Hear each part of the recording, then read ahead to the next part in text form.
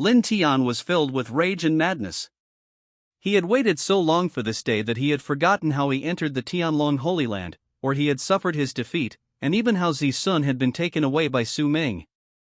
If Lin Tian could materialize his hatred, he could probably kill Su Ming 100 times over, but he just can't. Now it's different. Lin Tian has decided not to participate in the battle, nor to help these prodigies. Even if he uses his full power of the Heavenly Revelation Battle God Body, it might be useful, but he is determined not to join the fight.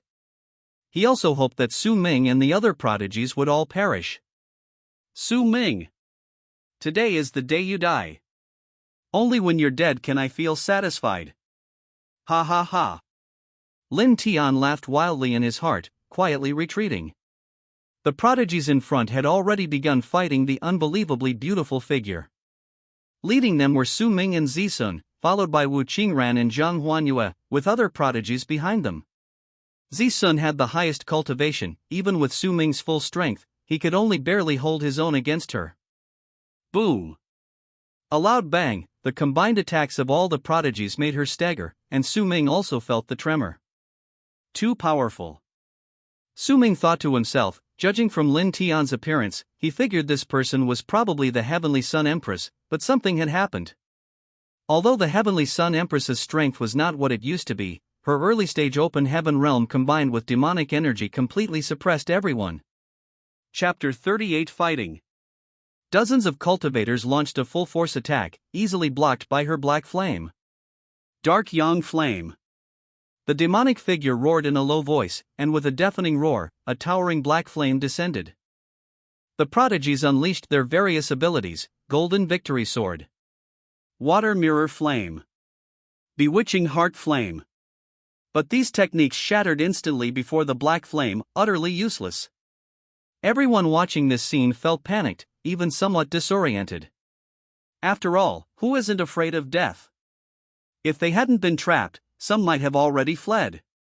But since they couldn't win and couldn't escape, and death was inevitable, they had no choice but to fight to the death, hoping to kill the demonic figure as soon as possible. Friends, stop holding back. If we can't defeat this demon, we're all doomed today. Friends, please help. Our sect has a 7-star sword technique, which requires 6 people to use together. Friends, please help. Our Holy Land has a 5 elements divine art, which requires 4 elemental masters working together.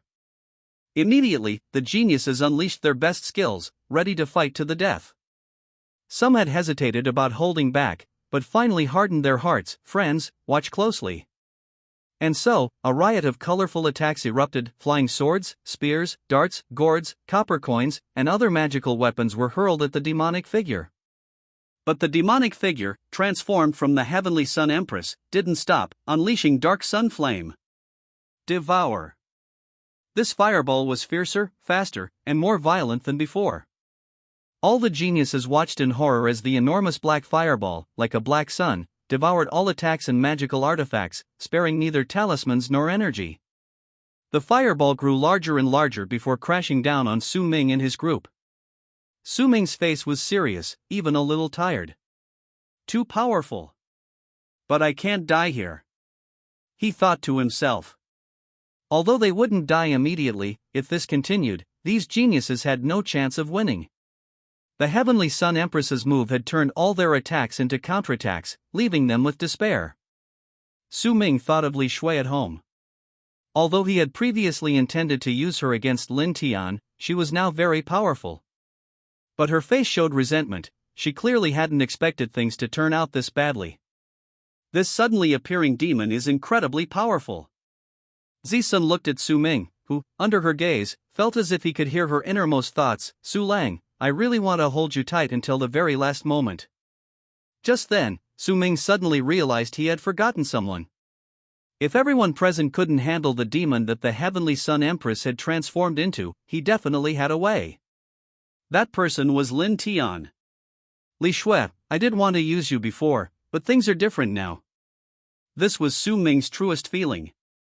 Since awakening the great villain system, he had been living the life of a villain every day.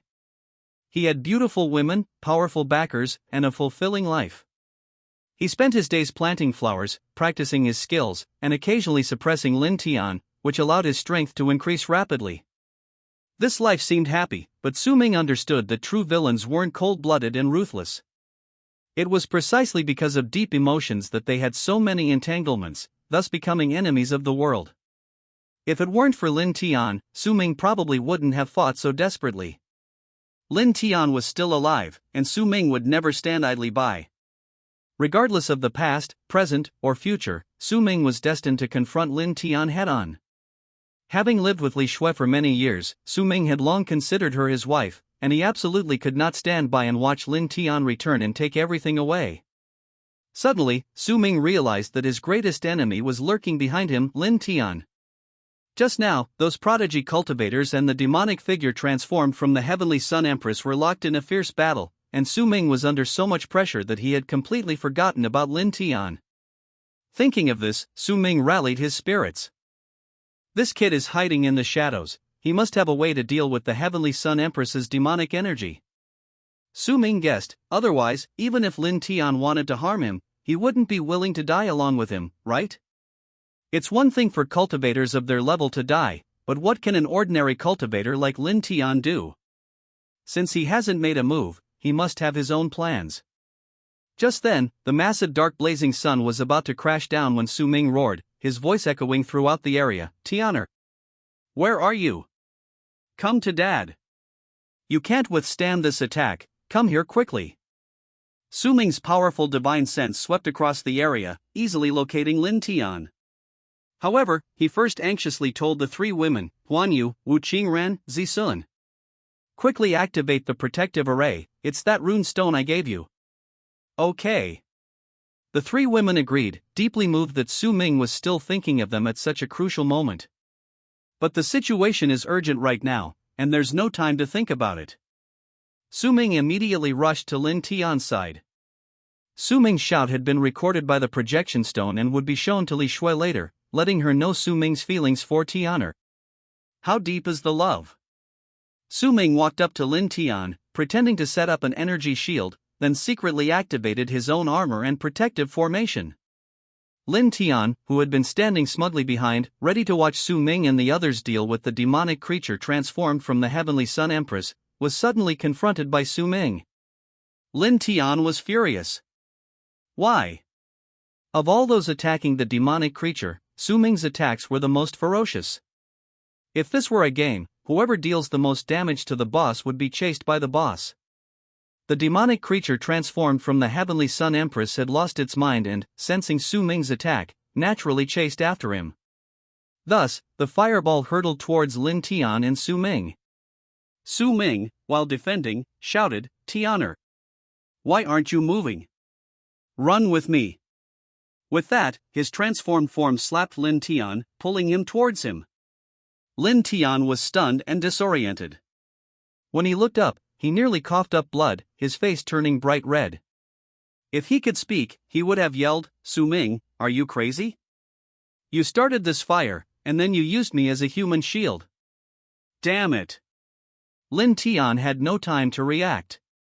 Su Ming seemed to be deliberately shielding him. Then, a jet black flame slammed down, hitting Lin Tian and Su Ming squarely. Boom!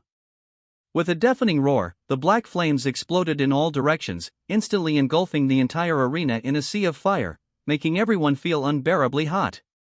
Lin Tian was the first to be hit, taking the heaviest blow. At the crucial moment, Su Ming flew in front of him, pulling him aside and using him as a human shield. Lin Tian was stunned. Only when he felt an intense heat, like being scorched by the sun, did he let out a heart-wrenching scream. Lin Tian was in excruciating pain all over his body. Worse still, the dark flame had absorbed the power and magical treasures of all the surrounding prodigies, leaving only his own body. He felt the flames not only burn through his skin but also reached his internal organs and even the depths of his soul. Amidst this agony, a sigh came from the ring. Alas, I still have to make my move. This person was Elder Wu, who had anticipated that Lin Tian wouldn't be able to withstand this attack. Su Ming's movements were too fast and smooth, Elder Wu hadn't even reacted. So, Elder Wu released a surge of spiritual energy from the ring, directly channeling it into Lin Tian's entire body. In an instant, Lin Tian's strength soared from the late stage of the divine will realm to the earth-shaking realm, almost reaching the mid-stage, nearly on par with Su Ming. Su Ming, you piece of trash! Lin Tian was about to curse when suddenly his whole body stiffened, and sweat beaded on his forehead. Boom! Lin Tian was blasted into the air, and before he even landed, an even stronger attack struck. Boom! Lin Tian was sent flying across the river, his head spinning. Fortunately, he had fused with several types of heavenly flames, and possessed the power of an Emperor Realm expert and a secret technique protecting him. His body was quite robust. Although he had suffered some humiliation, he wasn't going to die. Damn it! Lin Tian was furious, cursing under his breath, and began preparing to retaliate. His attacker was an avatar of the Heavenly Sun Empress. He had originally been watching the spectacle from the sidelines, but Su Ming had dragged him into the battle, even taking a direct hit and nearly killing him. He was only saved by Elder Wu earlier, otherwise he would have been dead. Now, after being blasted away repeatedly, coupled with Su Ming's provocation, Lin Tian's anger finally erupted. In his previous life, he was the affectionate emperor, dominating the world in his youth, and always harbored great pride.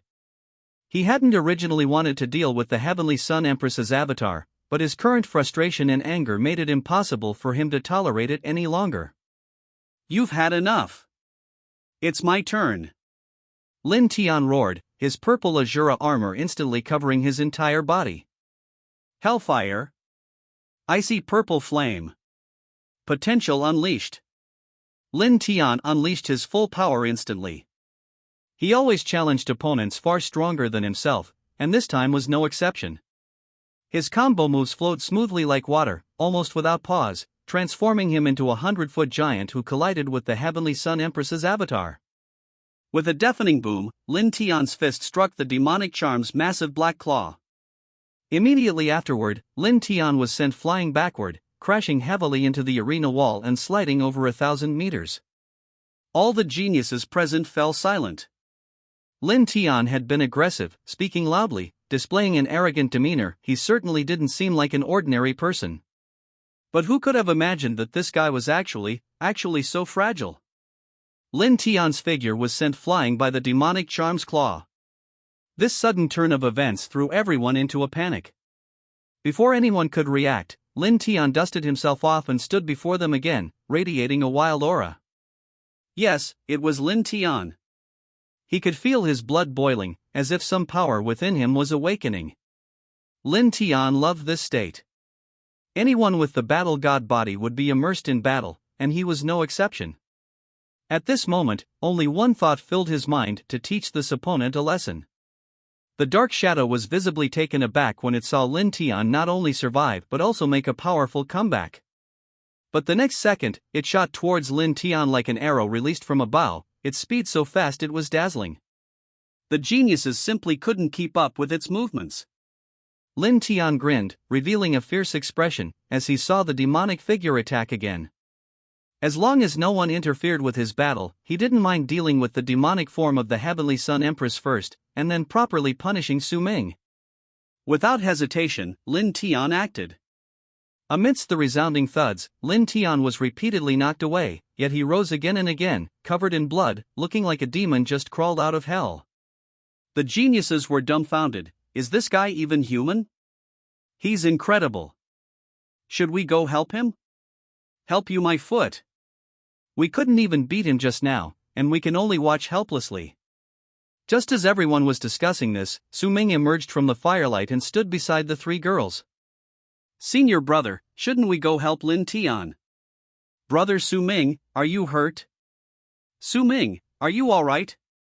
Zisun and Su Ming had agreed not to get too close for now, and to develop their relationship slowly later. After they finished checking on Su Ming, he spoke. He looked up at the intense battle scene between Lin Tian and the others in the sky, showing absolutely no intention of helping or stopping it. Don't worry, Lin Tian is very strong. He probably has some special physique. If we intervene rashly, we'll only disrupt his rhythm. Just watch from here, and we'll act when necessary. Look how spectacular his performance is. Lin Tian was blasted into the air, and before he even landed, an even stronger attack struck. Boom! Lin Tian was sent flying across the river, his head spinning.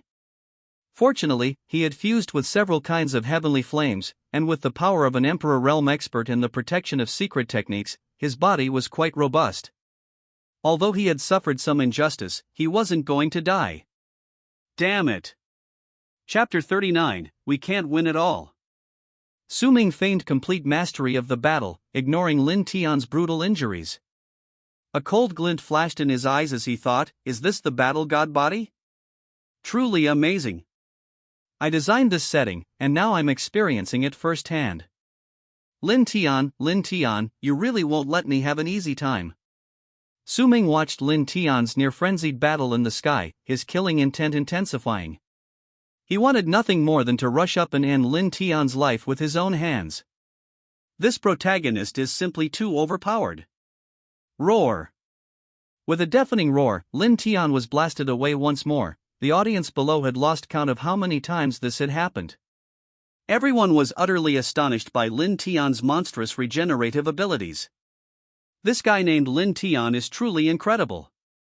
His opponent is a demonic cultivator. He's actually fighting him to a standstill, even holding his own for a long time. It's terrifying. Yes. And look at Tianlong's expression, he doesn't seem worried at all. It seems he has a lot of confidence in Lin Tian.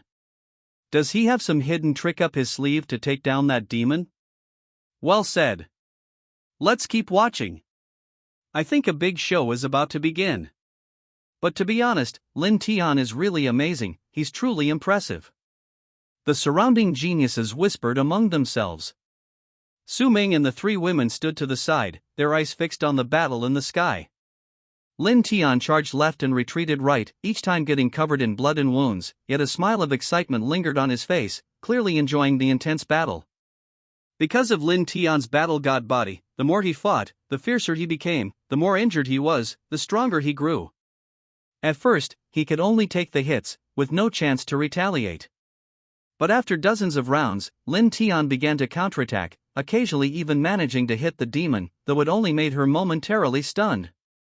This was far better than other geniuses who couldn't do anything at all. Bang! Lin Tian's counterattack became even more ferocious, instantly igniting the atmosphere. Some people excitedly stood up, shouting encouragement for him. Brother Lin Tian, go for it. Brother Lin Tian, defeat the demon. Go, Brother Lin Tian.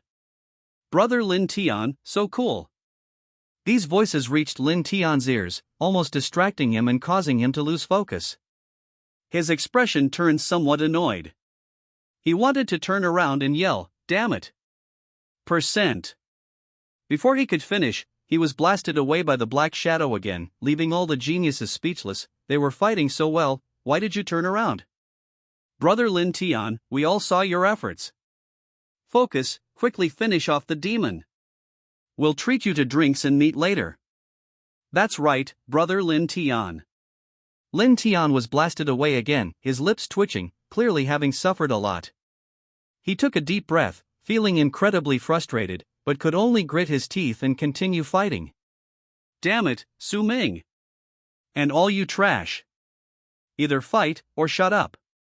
Brother Lin Tian, you bastard. Heavens, I really can't take it anymore. Even old man Wu in the ring next to him couldn't stand it anymore, not because of the shouts of the spectators.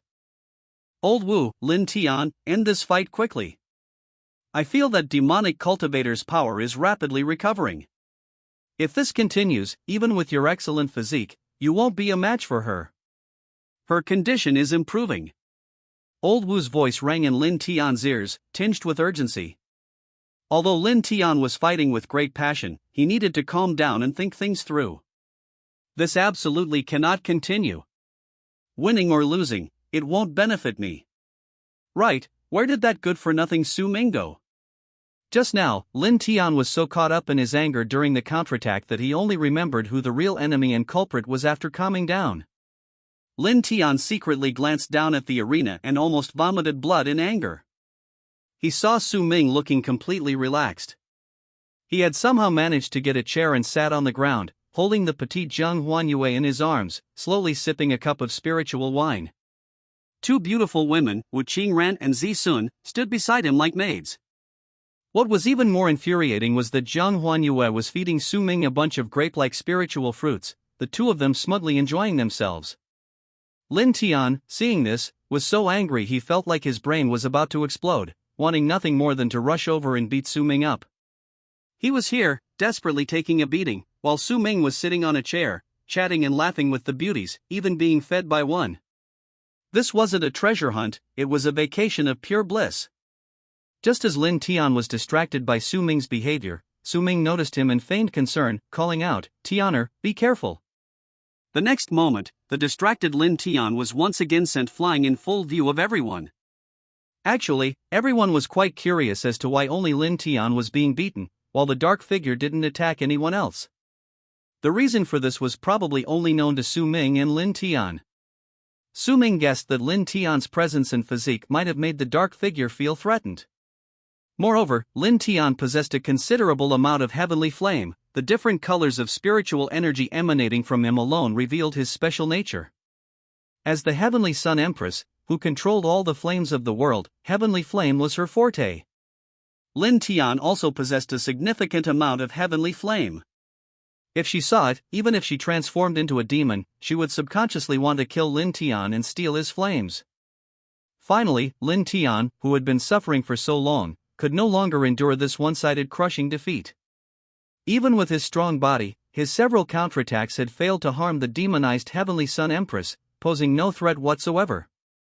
This made Lin Tian feel extremely frustrated. Initially, Lin Tian was immersed in the excitement of his awakened physique, but as time passed and the battle made no progress, his body continued to injure him, and he even felt that he was about to collapse. Thinking of this, Lin Tian understood that none of the spectators present could help him, he had to rely entirely on himself. Furthermore, Lin Tian knew that Su Ming would rather he die here. Lin Tian took a deep breath and silently prayed, "Master, please share some of your power with me.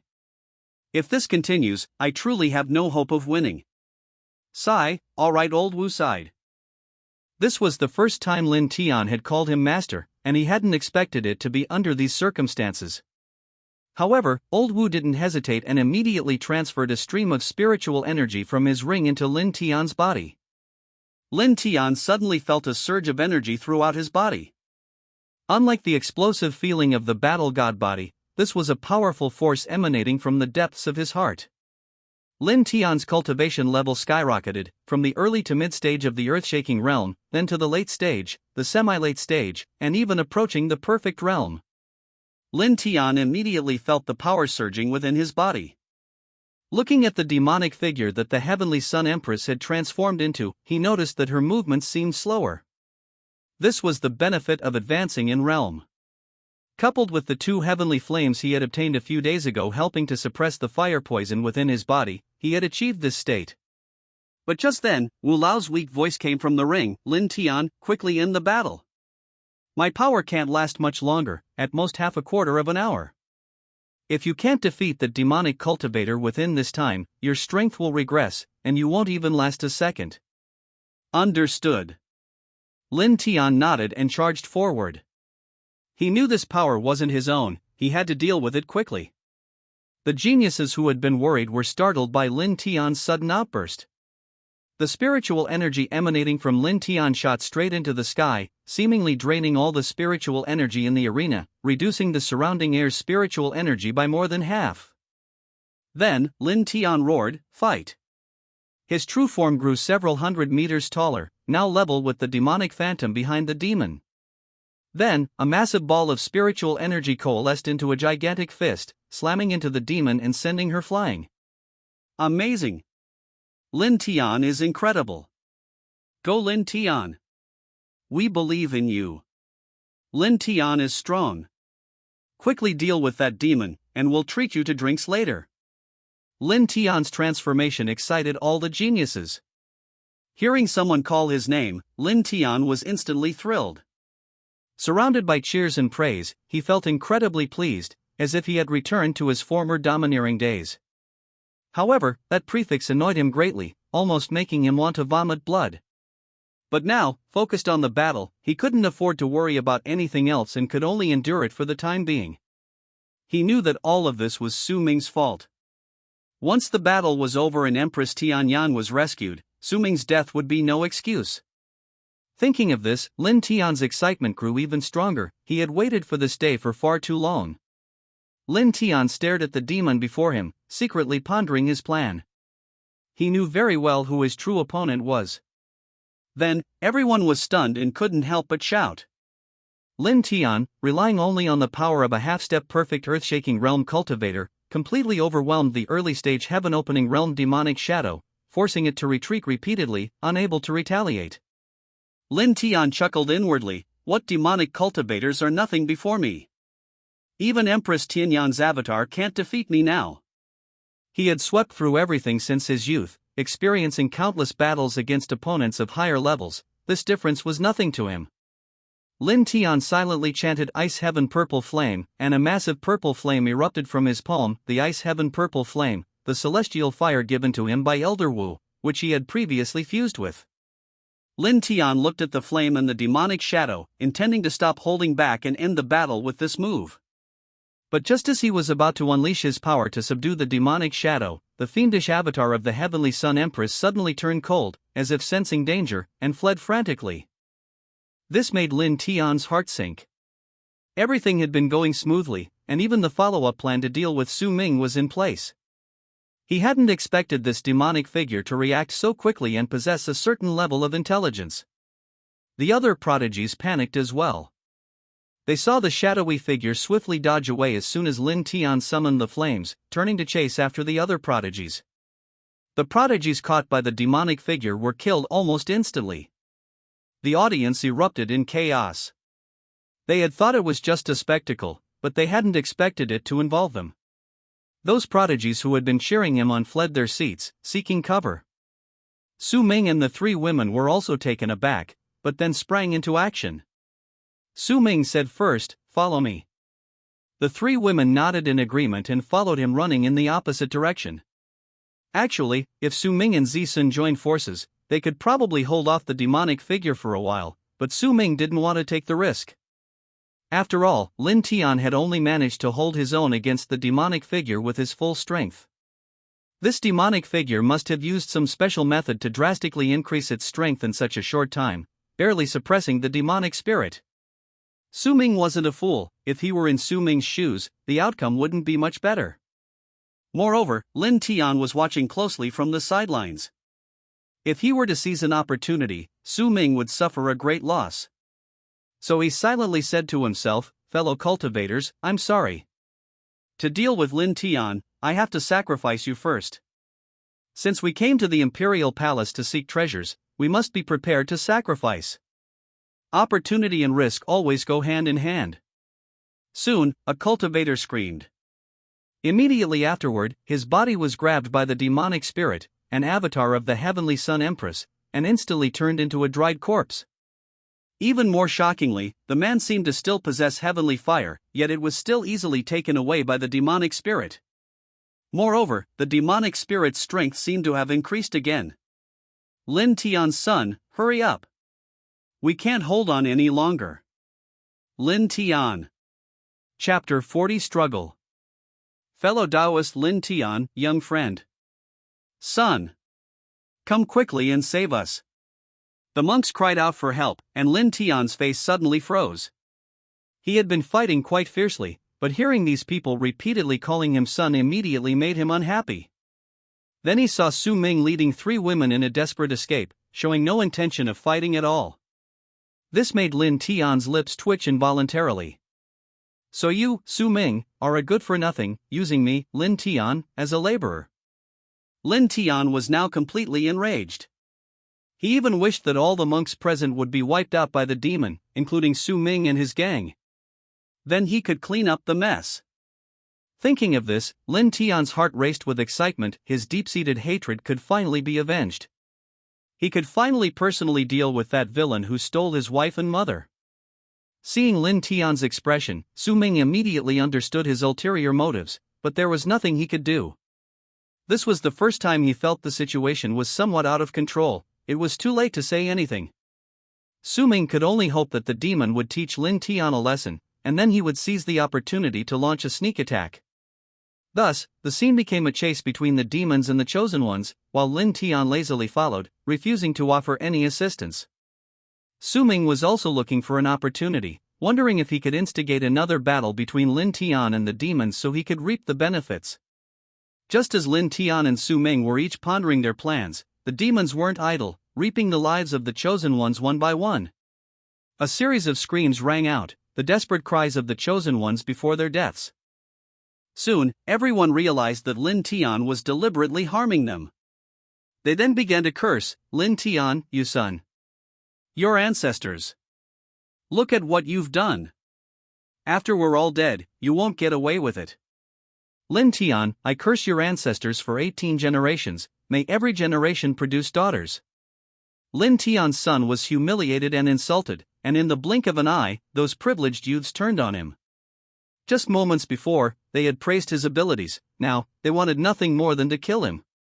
Lin Tian knew perfectly well that these people were only so ruthless because they feared he would endanger their lives. He was already numb to such insults, he was willing to do anything to achieve his goal. His earlier intervention wasn't to save the monks, but purely to divert their attention. Thinking that all of this was Su Ming's doing, Lin Tian became even angrier, wishing he could have the demoness deal with Su Ming immediately.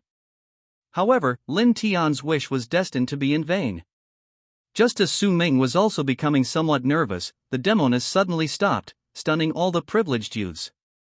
In a short time, the demoness had already killed more than 10 privileged youths, several of whom possessed heavenly fire. After absorbing the heavenly flames from these people, the demon let out a satisfied burp, slowly turning its head to stare in Lin Tian's direction. Lin Tian's heart sank, he knew things were bad, but it was too late. All the chosen ones also noticed this change, the demon had now turned its attention to Lin Tian. They didn't understand why, but Lin Tian knew perfectly well that he possessed 3 heavenly flames, which was the demon's instinct to eliminate him. Furthermore, Lin Tian had activated the power of fusion with Elder Wu, even if only temporarily, it was enough to threaten the demon's survival instincts. Lin Tian shouted, "It's over," but time was of the essence. Before he finished speaking, a massive black fireball hurtled towards him. He could only concentrate entirely on defense. With a deafening boom, the entire arena shook. Even Lin Tian, whose strength had increased considerably, was sent flying by the force, causing the geniuses present to gasp in shock. Su Ming, witnessing this, felt a chill run down his spine. "Lin Tian, you need to push harder. I'm counting on you to handle this demon. Otherwise, we're all doomed." Su Ming made up his mind, deciding to continue putting pressure on Lin Tian. He believed that the protagonist, Lin Tian, would not fall here. Even if he himself were in this situation, Lin Tian would definitely be able to turn the tide and solve the problem. This was Su Ming's intuition. He felt that Lin Tian hadn't used his full strength yet, otherwise he wouldn't have remained so calm as he watched the demon grow stronger, even threatening everyone's lives. However, events unfolded completely beyond Lin Tian's expectations. He had assumed that the Demon Queen, transformed from the Heavenly Sun Empress, would deal with the other geniuses first, and only then would it be his turn. But unexpectedly, after regaining some of her strength, the Demon Queen attacked him directly. Forced to fight, Lin Tian felt utterly powerless. He clearly realized that the Demon Queen's strength had increased again, and he seemed to be struggling to cope. Just then, the Demon Queen let out a piercing scream, "Die! I'll kill you!" The Demon Queen, transformed from the Heavenly Sun Empress, was shrouded in a cloud of black mist, making her face completely obscured. But her voice was strange, possessing both a demonic howl and a touch of feminine sweetness. Clearly, Lin Tian's previous attack had injured her, and now, having regained her strength, she instinctively wanted to kill him. Lin Tian cursed inwardly, "Heavenly Sun Empress, you bastard, you've given me a huge headache." He was filled with resentment and frustration. Meanwhile, Su Ming cheered him on loudly, "Go, son. I believe in you. Just a little more effort and nothing will be a problem." At the same time, Su Ming feigned an attack. Lin Tian thought Su Ming would attack the demon to distract her. But to his utter surprise, Su Ming's attack struck thin air, transforming into a massive protective shield that enveloped Su Ming, the three women, and the geniuses. The geniuses were incredibly grateful, exclaiming, "Thank you so much, Tianlong. It's a pity Lin Tian didn't inherit your virtues, it truly saddens us cultivators. Tianlong is such a good person. But how will Lin Tian handle this situation? Tianlong is indeed benevolent, but your stepson Lin Tian is utterly useless." After finding themselves temporarily safe, the geniuses began to murmur amongst themselves again. Their words made Lin Tian want to vomit blood. It seemed like everything was his fault. He not only had to fight desperately but also endure their accusations. Su Ming casually subdued all the geniuses present, earning their praise. Lin Tian was so enraged by Su Ming's actions that he almost cursed. "Su Ming, you bastard." Lin Tian couldn't hold back any longer and burst out with a string of curses. The next moment, with a boom, he was violently slapped away again. You see, he had just borrowed Elder Wu's power to reach the half-step perfect open heaven realm, and before that, he could suppress the demonic creature. But now the situation had reversed. This made Lin Tian somewhat regretful. He should have acted sooner, instead of letting this demonic creature, an incarnation of the heavenly sun, become so arrogant. But it was too late for Lin Tian's regret. Even Elder Wu was sighing inside the ring. Elder Wu said to Lin Tian, "Lin Tian, what can I say to you? During the battle, I told you to finish it quickly, because this demonic creature would only get stronger. But you wouldn't listen. Now, I can't give you any more power, it's all up to you." After that, Elder Wu went into silent mode, ignoring Lin Tian's calls. Clearly, Elder Wu was furious that Lin Tian had a chance to kill the demonic creature but didn't, leading to his current predicament. Everyone was blaming Lin Tian, even Elder Wu inside the ring. Lin Tian felt deeply aggrieved. He felt he hadn't done anything wrong, he was just unlucky. He had planned everything meticulously, but he hadn't expected this demonic figure, the incarnation of the Heavenly Sun Empress, to be so troublesome. Now, Lin Tian had no choice but to fight again, and he was being beaten so badly he was completely powerless, in excruciating pain. At the same time, he was also suffering a double blow, both mentally and physically. "I'm so angry." Lin Tian was so angry he wanted to finish off Su Ming as well. But he couldn't do that, he had to live, to witness Su Ming's death. Just at this critical moment, Su Ming made his move. With a flick of his sleeve, a powerful surge of internal energy struck the demonic figure, causing it to collapse to the ground like a kite with a broken string. Su Ming did this because he didn't want Lin Tian to die. Although he had cursed Lin Tian countless times in his heart, it would have been inexcusable for him not to intervene under these circumstances. Lin Tian finally breathed a sigh of relief. If that attack had landed on the demonic figure, he would have been severely injured, if not killed. Although Su Ming saved him, he showed no gratitude whatsoever. "Who told you to meddle? Do I need your help?" Lin Tian said coldly. Su Ming simply smiled, unconcerned. He had anticipated Lin Tian's reaction. "Lin Tian, cultivation is not easy. How can you let your millennia of cultivation be destroyed in an instant?" Su Ming's tone was calm, yet carried an air of authority. All eyes were fixed on Su Ming, whose figure appeared exceptionally imposing. "That's the demeanor of a grandmaster," someone praised. "Tianlong certainly has magnanimity, but this Lin Tian is truly ungrateful, failing to appreciate your kindness, brother," another person shook their head and said. "Like a dog biting Lu Dongbin, ungrateful for a kind heart." "In my opinion, Su Ming should have just stayed put," someone sneered. Hearing these words, Lin Tian lost face, inwardly cursing Su Ming. Lin Tian, seething with anger, thought, "You humiliated me today, I'll make you pay double." Before he finished speaking, he had already swiftly left the scene. Having suffered such a great loss here today, staying any longer would only bring more trouble. Meanwhile, the demonic enchantress had recovered and turned to launch an attack on Su Ming. A gust of cold wind swept by, and everyone felt an unprecedented sense of oppression. This demonic enchantress seemed even stronger, more difficult to deal with than before. Those around him couldn't help but hold their breath for Su Ming, but he remained as steady as a mountain, showing no sign of panic, simply standing there calmly. "Su Ming, be careful. The three girls warned in unison. Su Ming smiled slightly. Don't worry, this little thing can't hurt me. As soon as he finished speaking, 3 balls of heavenly fire appeared in his hands. When the demonic creature closed to within 3 feet, he suddenly attacked, the powerful force causing everyone present to tremble. This is the 9-flavor heavenly fire? Wasn't this thing long lost? That's right, it's the 9-flavor heavenly fire. I've heard of it, but never seen it in person. Today I've witnessed it firsthand. After the tremor subsided, the demonic creature lay on the ground 5 zheng away, completely lifeless. Everyone was stunned by this aura, while Su Ming simply waved his hand casually, appearing completely at ease. Su Ming, you're amazing. You're absolutely stunning.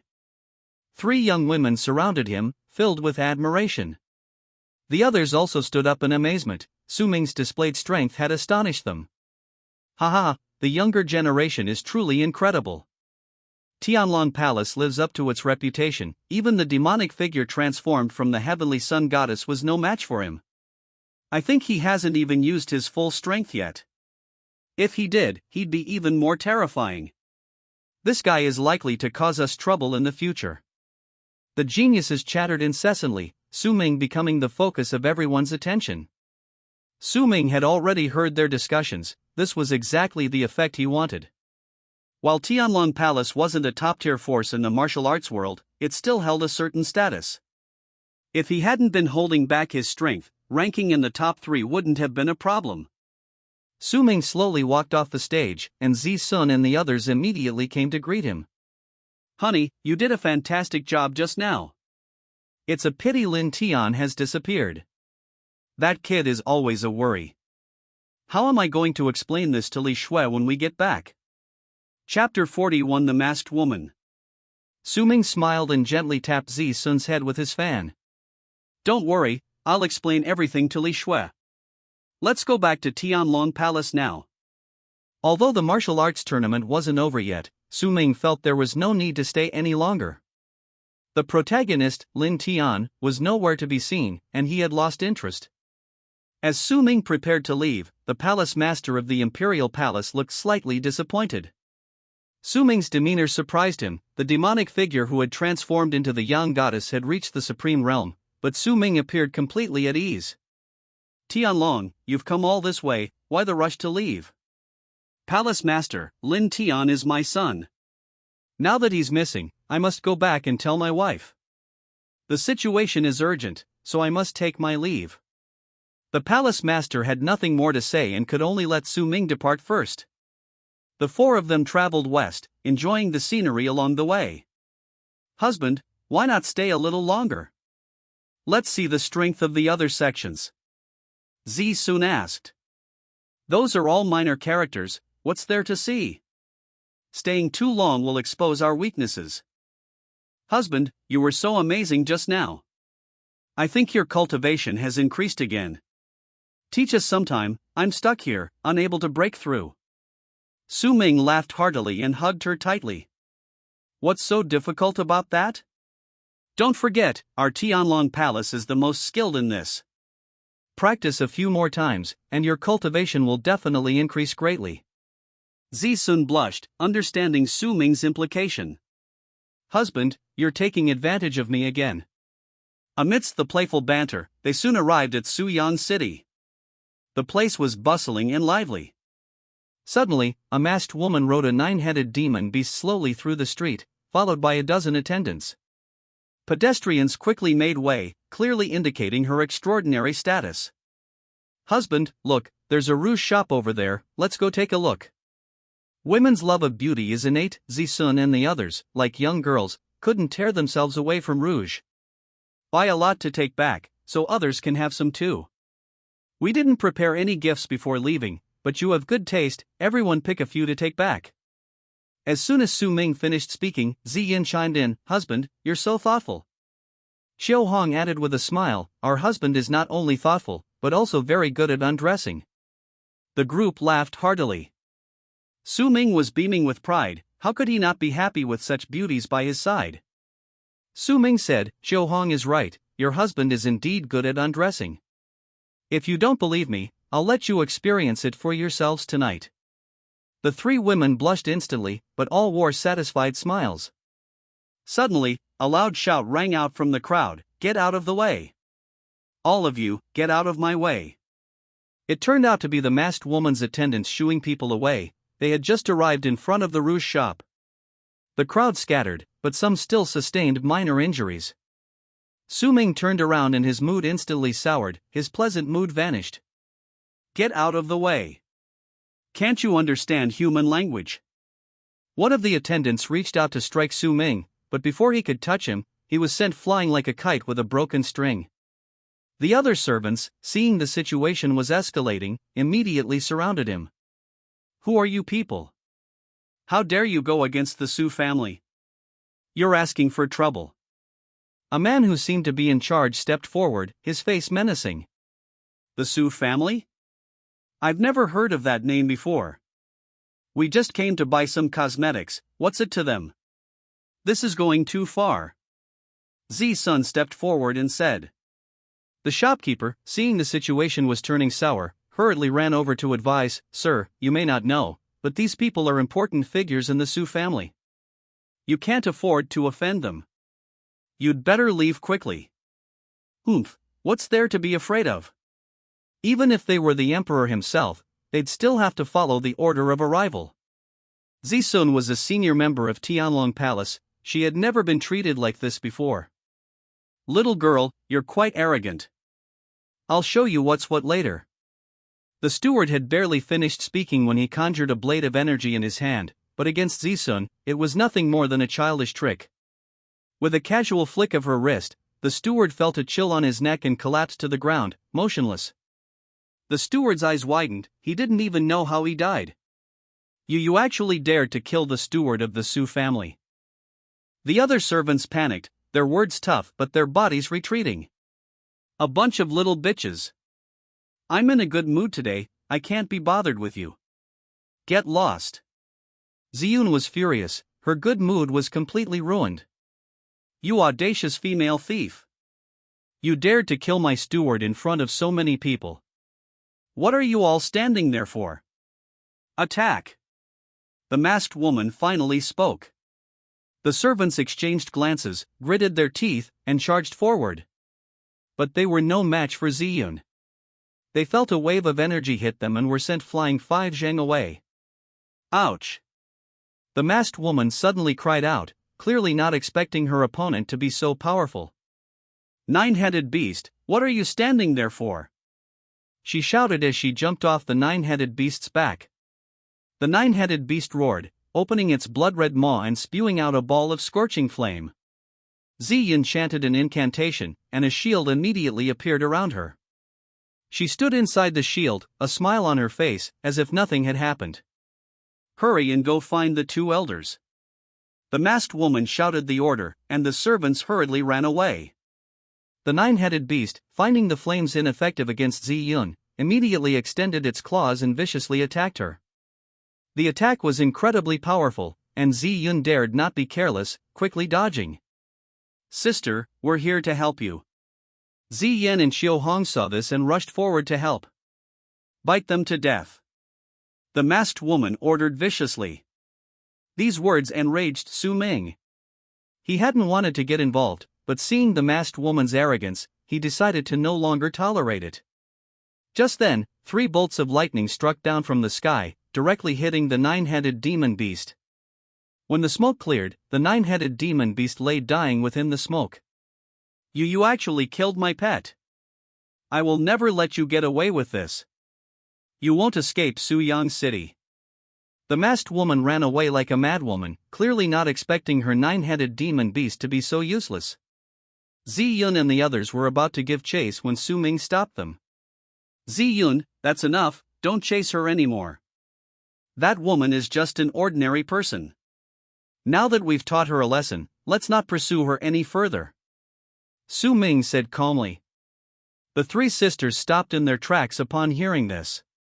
They always obeyed Ming, and since he was in charge, they didn't want to get entangled with a mortal.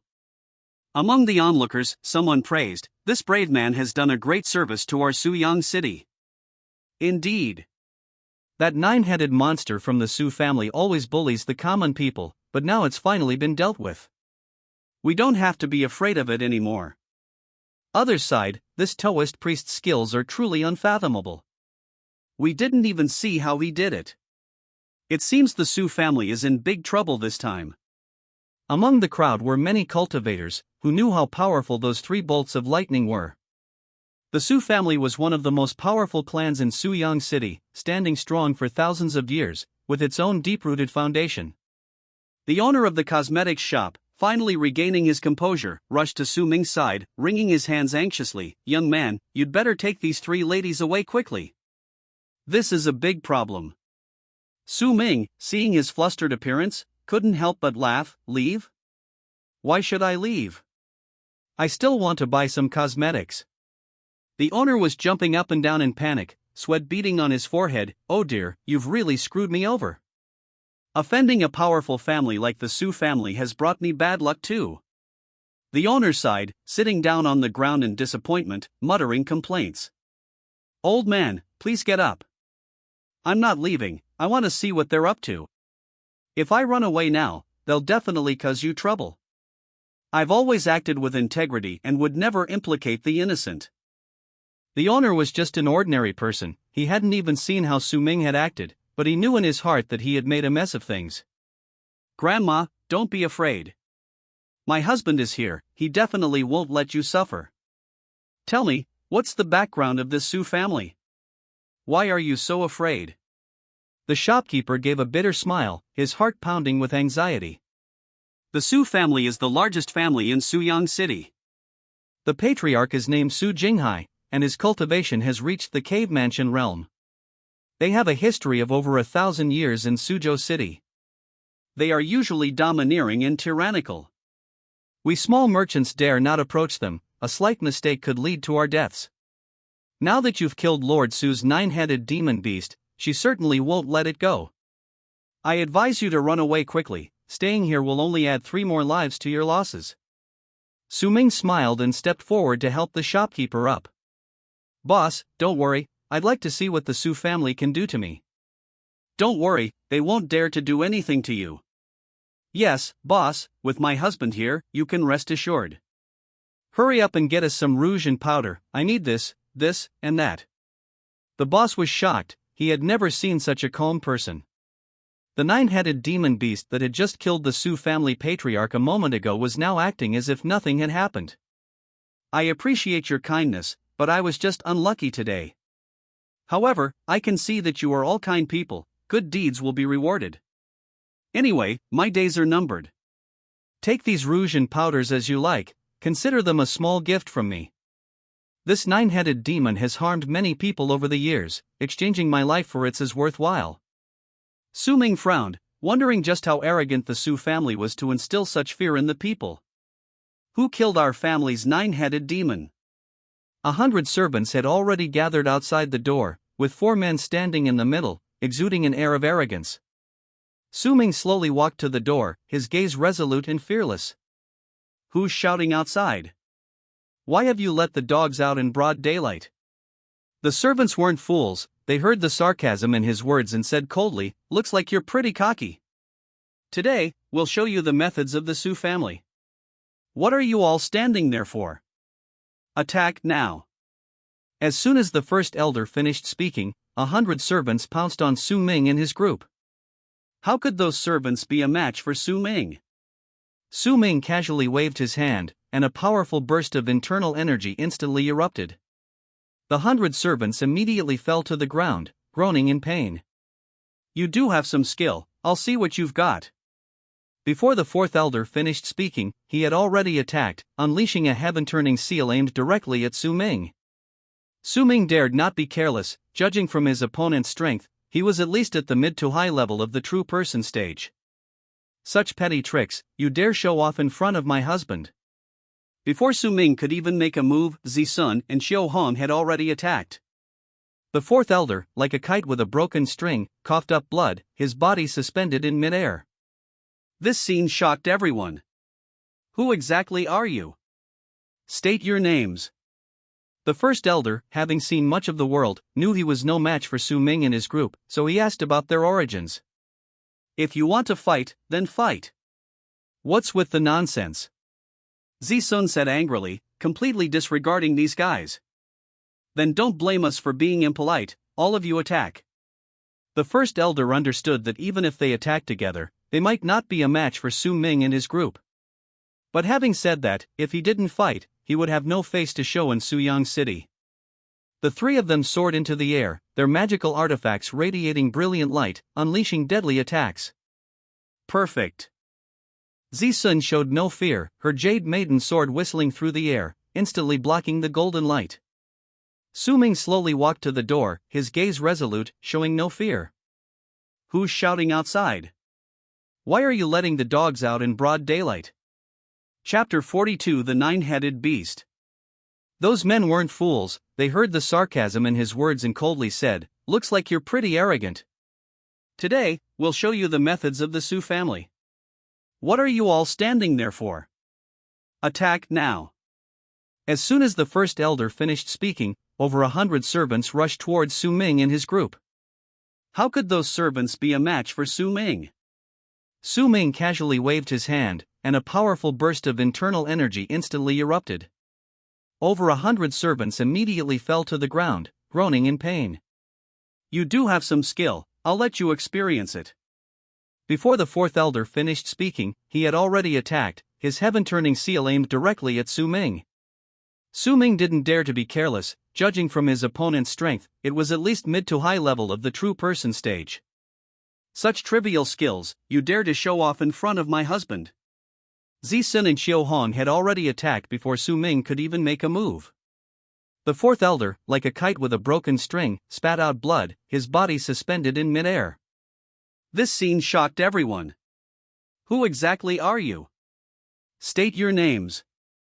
The Grand Elder, a man of considerable experience, knew he was no match for Su Ming and his group, so he inquired about their origins. If you want to fight, then fight. What's with the nonsense? Zisun said angrily, completely disregarding these people. Then don't blame us for being impolite. Attack together. The Grand Elder understood that even if they attacked together, they might not be a match for Su Ming and his group. But having said that, if they didn't fight, they would lose face in Suyang City. The three of them soared into the air, their magical artifacts radiating brilliant light, unleashing deadly attacks. Perfect. Zisun showed no fear, her jade maiden sword whistling through the air, instantly blocking the golden light. The three quickly adjusted their formation, a Tai Chi diagram appearing in the sky. From beginning to end, Su Ming didn't make a move, simply observing the situation silently. Although these three had some skills, Zisun and her companions were more than capable of dealing with them. They can even set up formations? Then let's try our Jade Maiden formation. Zisun and the other two changed formation in midair, their swords pointing skyward, a sword aura striking the center of the Tai Chi diagram. The Grand Elder sensed something was wrong, an invisible pressure descended from the sky. He hurriedly withdrew from the formation and retreated. Several loud booms followed, leaving a large crater in the ground. The sound was so deafening that everyone nearby suffered severe ear pain. The Grand Elder and the other two were forced back several steps before regaining their footing. These women are too ruthless. If I hadn't reacted quickly, I'd probably be dead by now. The Grand Elder thought to himself that he was no match for them. May the green hills remain and the clear waters flow forever. You gentlemen are truly masters among masters. We are no match for you. We hope the city lord can uphold justice for us. Zisun and the others laughed, thinking these guys were nothing special. You'd better leave quickly, we don't have time to waste. Hearing this, the men were terrified and fled. Their more than 100 men also helped each other and hurriedly retreated. Inside the Su residence, Su Meihui was pleading with the city lord, Su Jinghai. Father, you must stand up for me this time. That nine-headed monster was something I captured with great effort, it was my master's treasure. Now those outsiders have stolen it. You must help me avenge it. Su Meihui was Su Jinghai's only daughter. He only had her as his child, so he spoiled her from a young age, which fostered her domineering personality. Manhwa, anyone who can defeat the nine-headed monster in a single move is definitely not simple. I've already sent 4 elders to investigate. We'll discuss a plan when they return. Upon hearing this, Su Meiwei immediately grabbed Su Jinghai's arm. Father, I don't care about that. I won't be able to swallow this anger until we kill them. Besides, I can't explain this to my master. That nine-headed monster was a pet he gave me. What am I supposed to do now that this has happened? Just as they were talking, the first elder returned in a disheveled state with a group of servants.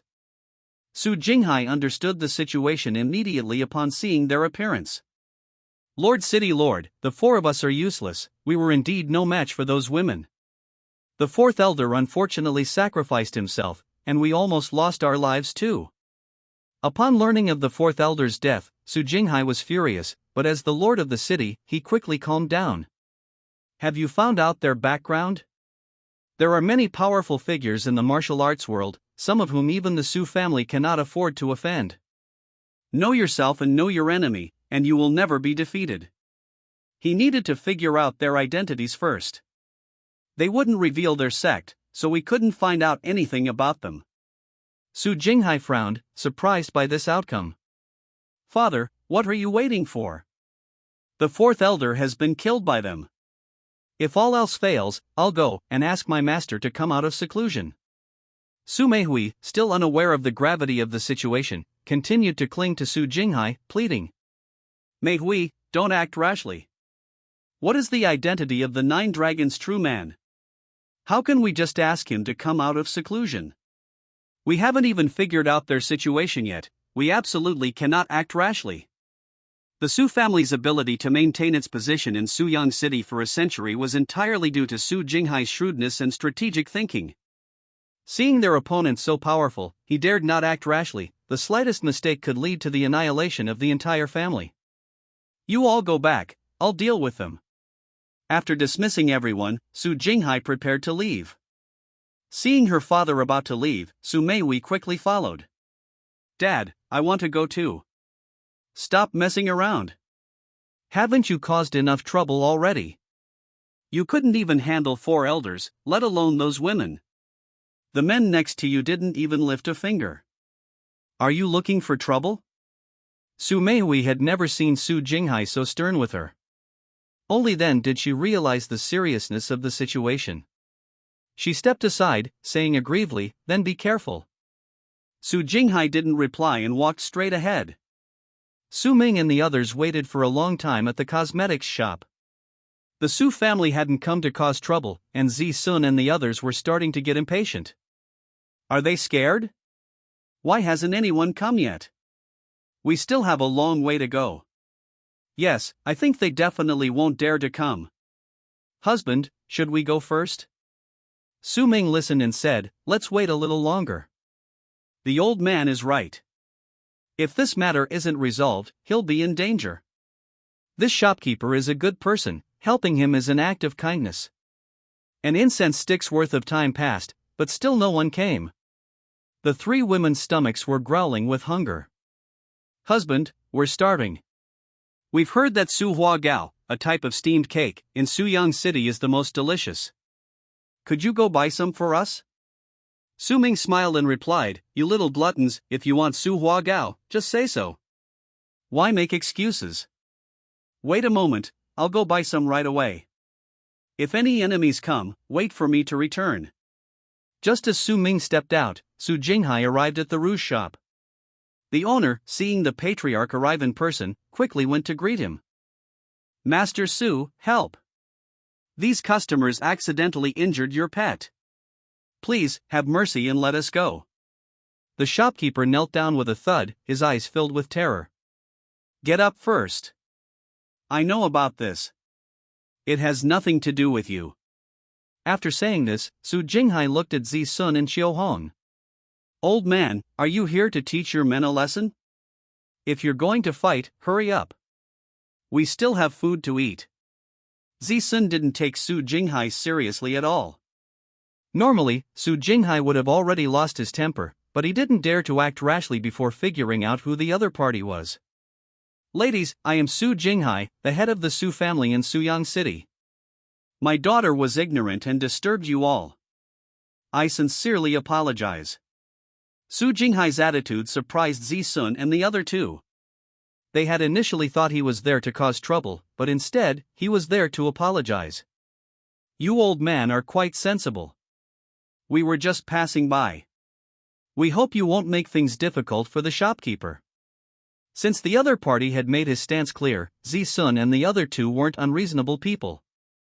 Su Jinghai nodded and said, "Of course, this matter has nothing to do with us. Ladies, I've prepared some refreshments as a token of my appreciation. Let's chat and not let the misunderstanding escalate. Let's all stay safe and sound." He finished speaking and bowed deeply.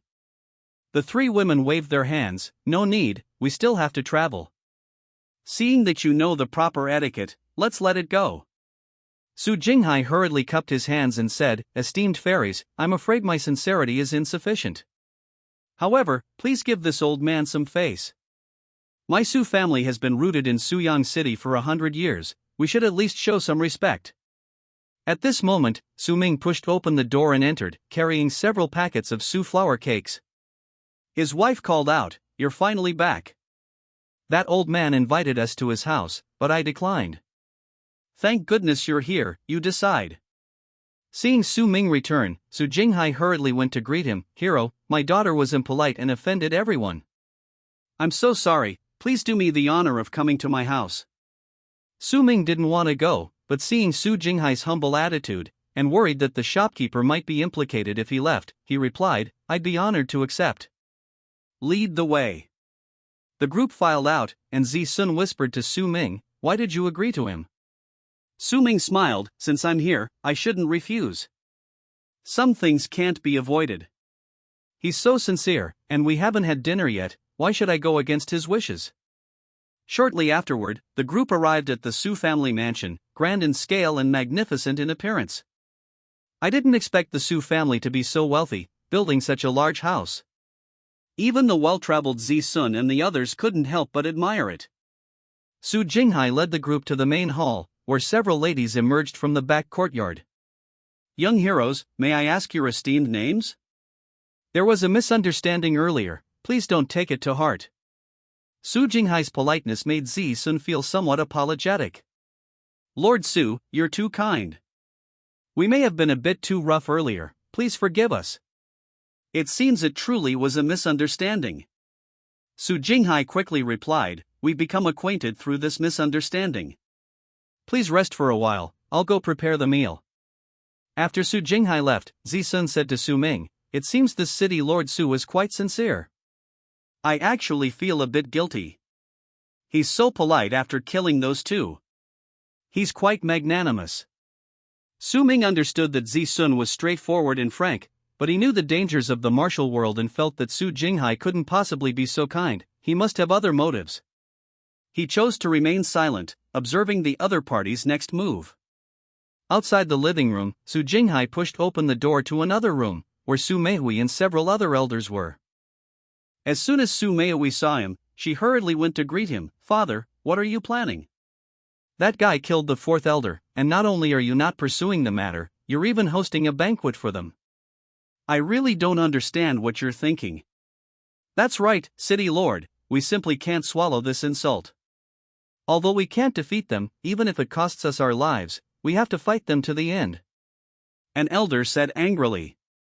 "Lord, second brother is right, let's fight them." Another elder echoed. Su Jinghai ignored them, slowly sitting down in a chair and speaking softly, "Those who do great things don't get bogged down in trivial matters. What do you think our chances of winning are if we fight them head-on?" The room fell silent immediately. Everyone understood that even if they joined forces, they were no match for those four. Seeing no one speak, Su Jinghai continued, "I've already had the kitchen put medicine in the food, this is the antidote prepared in advance for you. Once they take the medicine, their internal power will be sealed. If they try to circulate it forcefully, they'll definitely suffer a backlash. Then, won't it be a piece of cake?"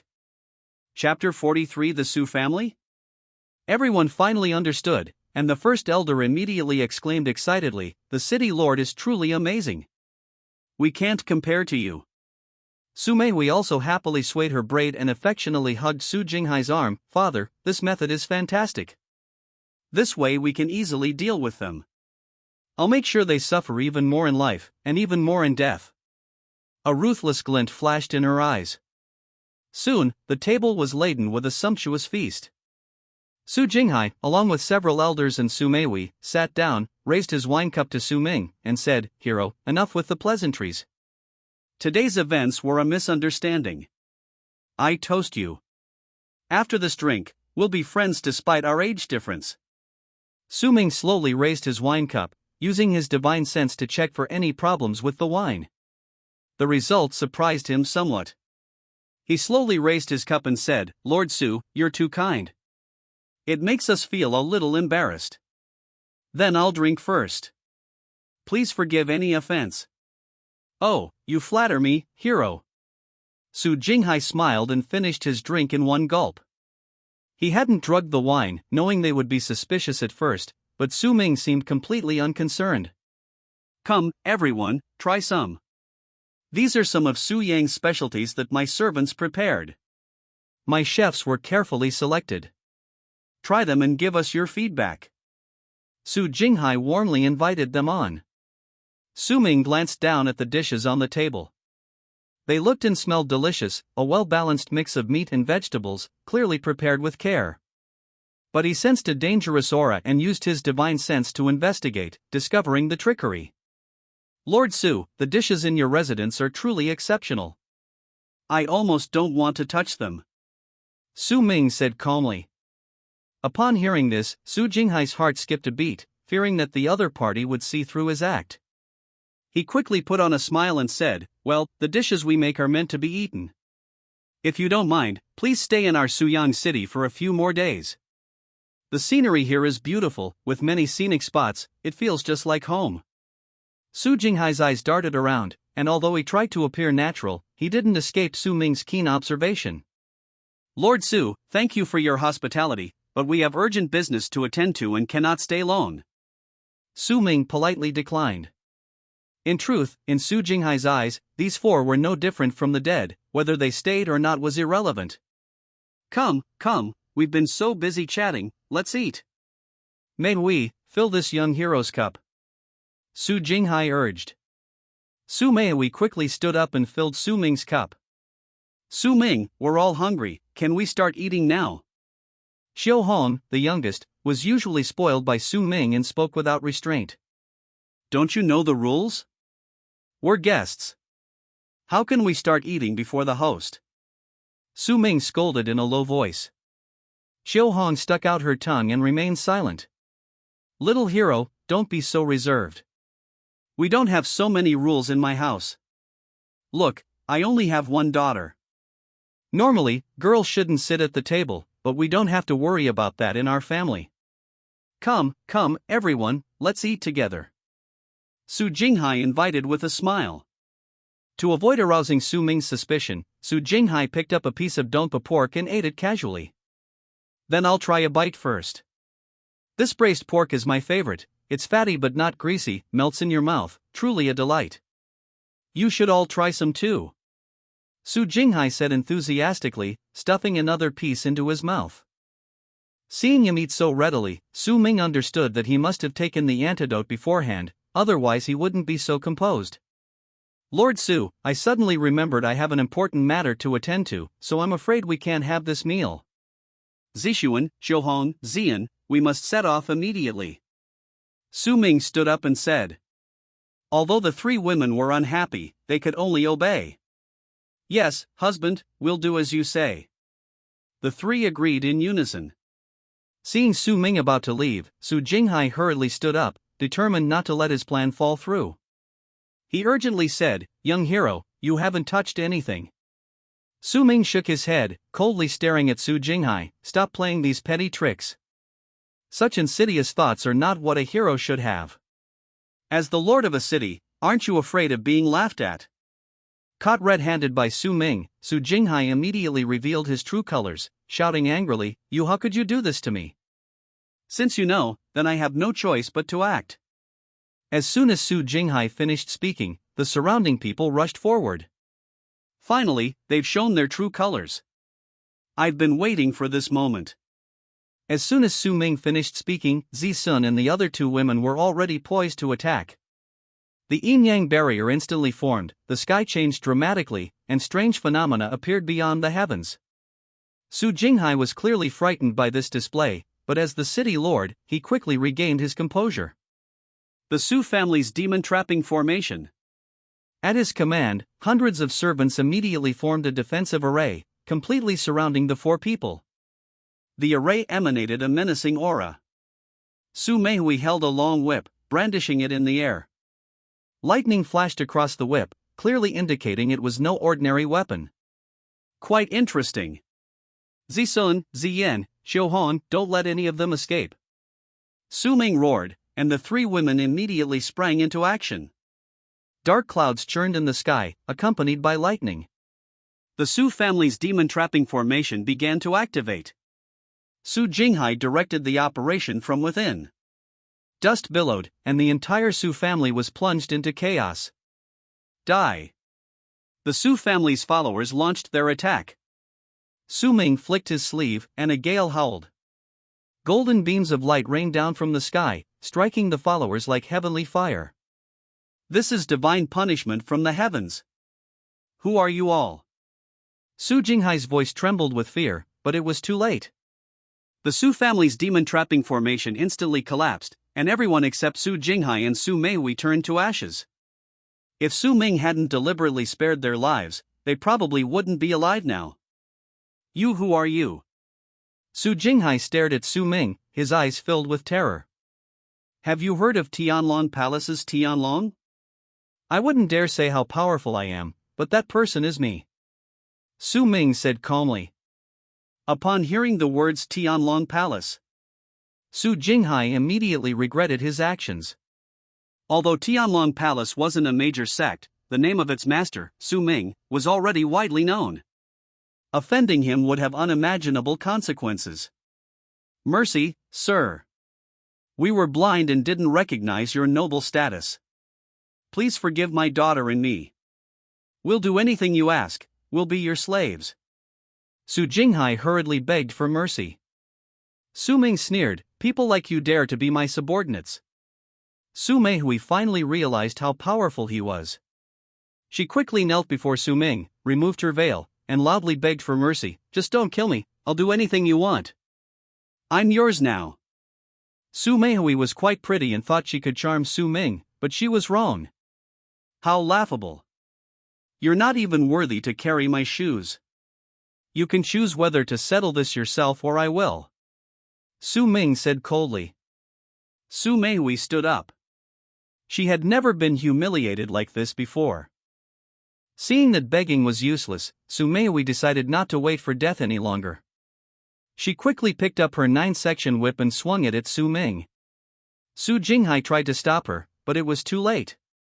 A deafening crash resounded as Su Ming caught the 9-section whip with his bare hands. Su Meihui's eyes widened in disbelief. This 9-section whip was a treasure given to her by her master, the 9 Dragons Immortal. No one had ever caught it barehanded before. You. She was speechless, unable to express her shock. Su Ming, however, calmly said, this whip is quite nice. I can go back and raise a few pets now. Your act is over. Now it's my turn, isn't it? Before he could finish speaking, a bolt of lightning struck, and Su Jinghai collapsed to the ground, his mouth full of blood, already dead. At the crucial moment, Su Jinghai had shielded Su Meihui from the attack with his own body. Father. Su Meihui held Su Jinghai, her heart filled with regret. She had offended someone she shouldn't have, resulting in the massacre of the Su family. You killed my father. I'll fight you to the death.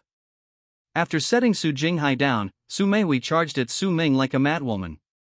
Overestimating yourself. Su Ming waved his hand lightly, a golden light flashed, but it didn't harm Su Meihui.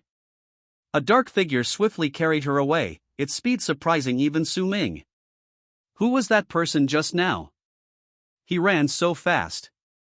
Zisun stepped forward, her face full of doubt. This person's skills are probably about the same as mine. I didn't even notice when he arrived. It seems heaven doesn't want the Su family to be completely destroyed, so it deliberately left Su Meihui as a troublesome figure. Husband, let's not stay here too long. Let's go back to Tianlong Palace as soon as possible. Zisun suggested. Su Ming nodded in agreement. This trip had indeed been quite long, and the women at home were all worried about him. So he said, yes, their identities are unknown, it's better to leave sooner rather than later. After Su Ming and his group left Suyang City, the city immediately descended into chaos. A major tragedy had befallen the Su family, Su Meihui was missing, and everyone else had perished. The city's inhabitants cheered. The Su family had always been arrogant and domineering, and many people had been bullied by them. Now that the Su family was finished, the people decorated the streets with lanterns and decorations, celebrating as if it were New Year's. Heaven has eyes. The Su family is finally gone for good. We'll never have to suffer like that again. Evil deeds always have their retribution. The Su family's sins were grave, this is heaven's will. It's such a pity we let Su Meihui escape. She was always so arrogant, and that nine-headed demon beast of hers made our neighborhood uneasy. Now, I wonder who did this, it's truly a relief. The common people were buzzing with discussion. The downfall of the Su family had been a huge weight on their hearts, and now that they could finally escape that oppression, how could they not be happy? Meanwhile, the owner of the rouge shop looked worried. He knew this was definitely related to those young people. However, to protect Su Ming's safety, he still reminded his men to keep the secret and not cause Su Ming any more trouble. In the void cave of Nine Dragons Mountain, Su Meihui kept complaining to the old man opposite her. Master, why didn't you save my father? If you had come a step earlier, he wouldn't have died. The old man remained silent, only meditating with his head bowed. Master, say something. Why won't you avenge me? Shut up. You all messed with the wrong people. It's a miracle we even managed to rescue you, any later and I wouldn't have survived. Su Meihui was stunned by Master Jiulong's words and couldn't help but cry. Disciple, that Tianlong is not easy to deal with. With my current abilities, I'm not confident I can handle him, so we need to plan carefully. Hearing Master Jiulong's words, Su Meihui stopped crying and asked, somewhat confused. Master Jiulong, Su Ming's master, sat there deep in thought. His disciple's question forced him to take it seriously. Although Su Ming was young, he had already reached the opening heaven realm, which was truly astonishing. Listening to her master's words, Su Meihui understood her own shortcomings. Her hatred for Su Ming had never lessened, in fact, it had deepened. The group was currently approaching Buzhou Mountain and would soon reach Tianlong Palace. Husband, we're almost home. I'll see Sister Li Shui again. How happy I am. Chapter 44 Going Home. Hearing his wife's words, Su Ming's smile widened. He promised to take them sightseeing when he had more free time.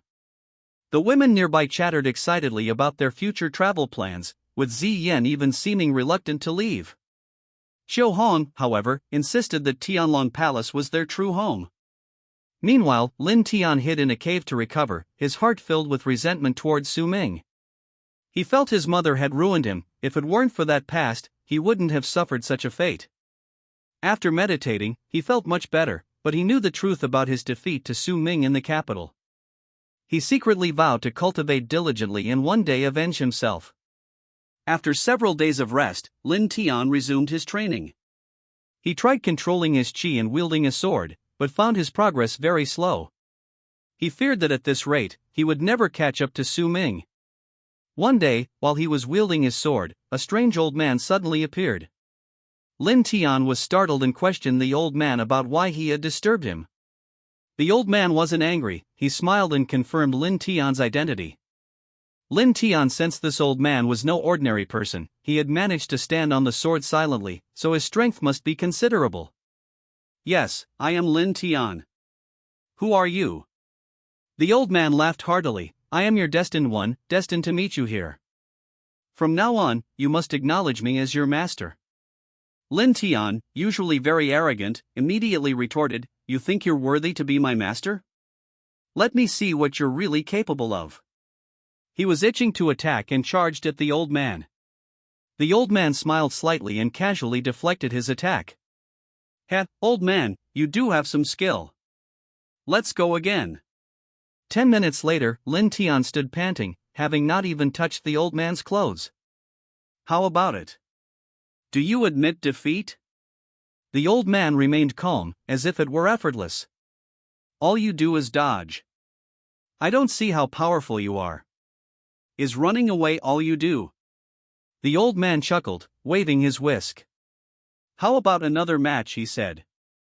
Lin Tian was indeed unconvinced. Hearing the old man's words, he immediately stood up, his movements suddenly shifting as he unleashed his primal power, attacking the old man again. The old man didn't dodge, taking Lin Tian's palm strike head-on. Lin Tian flew away like a kite with a broken string, his mouth bitter, his internal organs feeling like they were about to shift. He couldn't help but cough up blood, only then realizing the vast difference in strength between himself and the old man. He hurriedly knelt down and bowed, "Master, please accept this disciple's bow." The old man laughed heartily, thinking that this kid was like an untamed wild horse, he wouldn't be subdued without suffering a bit. Smiling, he said, "Good disciple, from today onwards I will accept you as my student. I will teach you unparalleled martial arts, completely transforming you." Lin Tian, seeing the old man's powerful aura and composure, even unable to discern his skill level, quickly wiped the blood from the corner of his mouth and asked, "Master, I would also like to ask your esteemed name and where you cultivate." Lin Tian searched his memory for well-known figures in the martial arts world, but had no recollection of this old man. The old man smiled slightly and said calmly, "My name? I can't even remember it. It's just a code name. Why bother with it?" Lin Tian was somewhat puzzled and asked again, "Then how should I address you?" The old man casually replied, "Whatever you like. You can call me master, or you can call me old man, I don't mind. It's getting late today. I'll be here waiting for you again at this time tomorrow." Lin Tian wanted to ask something else, but suddenly realized the old man was gone. He thought to himself, "This man is definitely a hidden master. If I want to defeat Su Ming, this is a perfect opportunity." Meanwhile, Su Ming returned to Tianlong Palace with 3 women. The news of Su Ming's return spread, and his concubines came out to greet him, surrounding him. "Husband, why are you only coming back now? We missed you so much."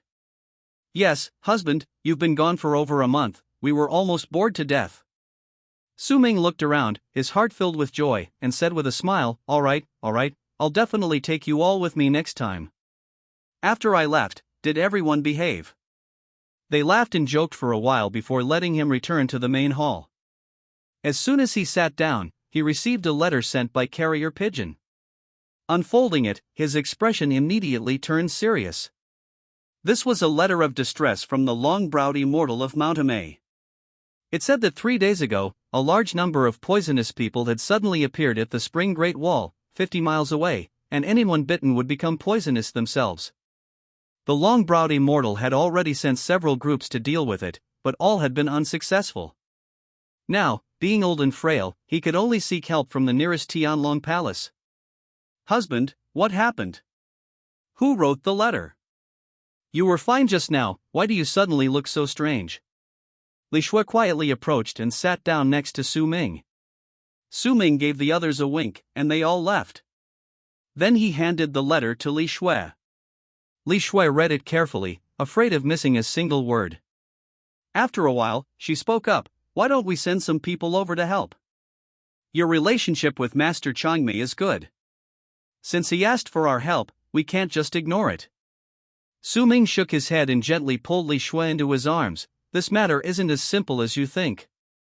I'll go myself. Having too many people will easily expose our whereabouts. It'll be more convenient for me to act alone, and maybe I can find out the truth more quickly." Li Shui, looking disgruntled, said, "Husband, you've only been back for a short time. Can't you spend more time with me? I've been longing for you day and night since you left. I finally got you back, and now you're leaving again. No matter what, you have to stay with me for 2 days. She hugged Su Ming tightly like a wronged wife. Enjoying her tenderness, Su Ming smiled and agreed, all right, I'll stay with you for a day. What are we waiting for? Li Shui immediately lowered her head shyly, wondering what would happen next, something she was eagerly anticipating. Husband, how could you be so naughty, wanting to do this in broad daylight? This is my territory, Tianlong Palace. Do you think I can't make the decisions? Let me keep you company. Su Ming said, picking up Li Shui and striding towards the bedroom. After some tenderness, a faint blush rose on Li Shui's cheeks, like a flower nourished by dew, even more beautiful and captivating. Swear, no wonder some say women are made of water. You look so beautiful now. Su Ming gently stroked her hair, his eyes burning with passion. Husband, can't you get enough of me? You're really taking advantage and still complaining. Li Shui said this, but inwardly she was overjoyed. How can I get enough of looking? I want to look for a lifetime. The two spent the afternoon cuddling in bed, but Li Shui didn't show up by dinner time, probably exhausted. Hey, where's Sister Shui? Dinner's almost ready, I'll go call her. Xiu Hong was about to go find Li Shui when Zi Yan stopped her. Are you out of your mind? My husband's been with Sister Shui all afternoon, he's already satisfied, why do you want to join in? Xiu Hong, usually quite naive, immediately understood Zi Yan's words and left with a smile. Absence makes the heart grow fonder. My husband is too capable, it's normal that Sister Shui can't get out of bed. He really wore me out last time too. Xiu Hong realized her mistake as soon as the words left her mouth. Her face turned as red as a ripe apple, and she quickly ran away. After dinner, Su Ming went to check on each woman's room, not returning to Li Shui's place until midnight. Li Shui saw him return and immediately went to greet him. Husband, is everything settled with everyone else? Su Ming nodded. Despite his experience, he was tired from all the work. Tired? This is ginseng soup I prepared for you. Have a sip while it's hot. Li Shui brought over a bowl of soup, blew on it, and spooned it to Su Ming's lips. This soup is delicious. Shui'er, you're so thoughtful. Li Shui was a few years older than Su Ming and usually took care of him like an older sister. She was very considerate of his daily needs and handled most of the palace affairs, saving Su Ming a lot of worry. Taking care of you is my duty, my husband, you don't consider me an outsider, do you? Su Ming laughed heartily. Having such a sensible older sister was truly a blessing. The next morning, Su Ming woke up to find Li Shui still asleep. Not wanting to wake her, he quietly left Tianlong Palace. The morning air was exceptionally fresh, and Su Ming was in a good mood, humming a tune and walking with a lighter step. He soon arrived at the Great Wall of Spring. The Great Wall of Spring was the second largest city in the capital, with a population of several million, and the streets were bustling. Su Ming concealed his strength, wanting to find the poisoners as quickly as possible and locate manhwa. Just as he stepped out, he saw a magnificent red sedan chair. The people on the street pointed and whispered among themselves. After listening for a few moments, Su Ming knew whose sedan chair it was. Isn't that Tang Qingyue, the eldest daughter of the Tang family? I've heard she's incredibly beautiful, but no one has ever seen her face. So what if you haven't seen her? What are you still thinking about? It's difficult for ordinary people like us to even catch a glimpse of her. That's right, the Tang family is home to the granddaughter of Tang Bicheng, the head of the Tang clan. The Tang clan is renowned for its mastery of poisons. Even if I were to marry their granddaughter, I'd be terrified. Su Ming didn't care. There were plenty of beautiful women in the world, he had several around him. He wasn't here for pleasure, he had serious business to attend to, so he headed towards a tea stall. This small tea house was frequented by people from all over, making it easy to gather information. Waiter, bring me a pot of top-quality Biluakun tea. The waiter promptly brought the fine tea. Su Ming drank his own tea, but mostly listened to the conversation. After listening for more than 10 minutes, Su Ming was disappointed. He hadn't heard any news about poisoners, everyone was still talking about the eldest daughter of the Tang family. Su Ming sighed, thinking to himself that heroes of this world truly do love beautiful women. Just as he was about to leave, the tea house suddenly erupted in commotion. He looked up and saw a woman in red entering. The eldest daughter of the Tang family is here. It really is the eldest daughter of the Tang family. Tang Qingyue slowly walked upstairs, her beauty drawing admiring glances. She seemed used to this, and with two maids, went straight to the second floor and sat down next to Su Ming. These people are so annoying, like flies, following us everywhere. Doesn't this just show how charming you are?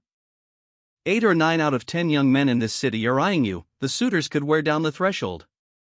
Tang Qingyue smiled, but didn't remove her veil. Stop talking nonsense, let's just drink our tea. Tang Qingyue's voice was very pleasant. Su Ming felt a little tempted, but he didn't dwell on it and turned to leave. Tea's here. The waiter called out. Su Ming looked over and saw that the waiter seemed to have tripped over something, and a pot of tea was about to spill on Tang Qingyue. Su Ming instinctively rushed over and pulled Tang Qingyue away. Tang Qingyue, not knowing what was happening, struggled and resisted, resulting in both of them falling down, and her veil falling off. When Tang Qingyue came to her senses, she found herself on top of Su Ming, in an awkward position. Her face flushed instantly, and she slapped Su Ming lightly, quickly putting her veil back on. How could you do this?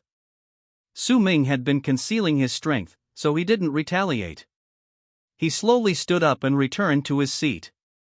Only then did Tang Qingyue understand what had happened. Chapter 45 Miss Tang. I'm so sorry, Miss Tang, it's all my fault. It has nothing to do with this customer. I almost tripped and fell.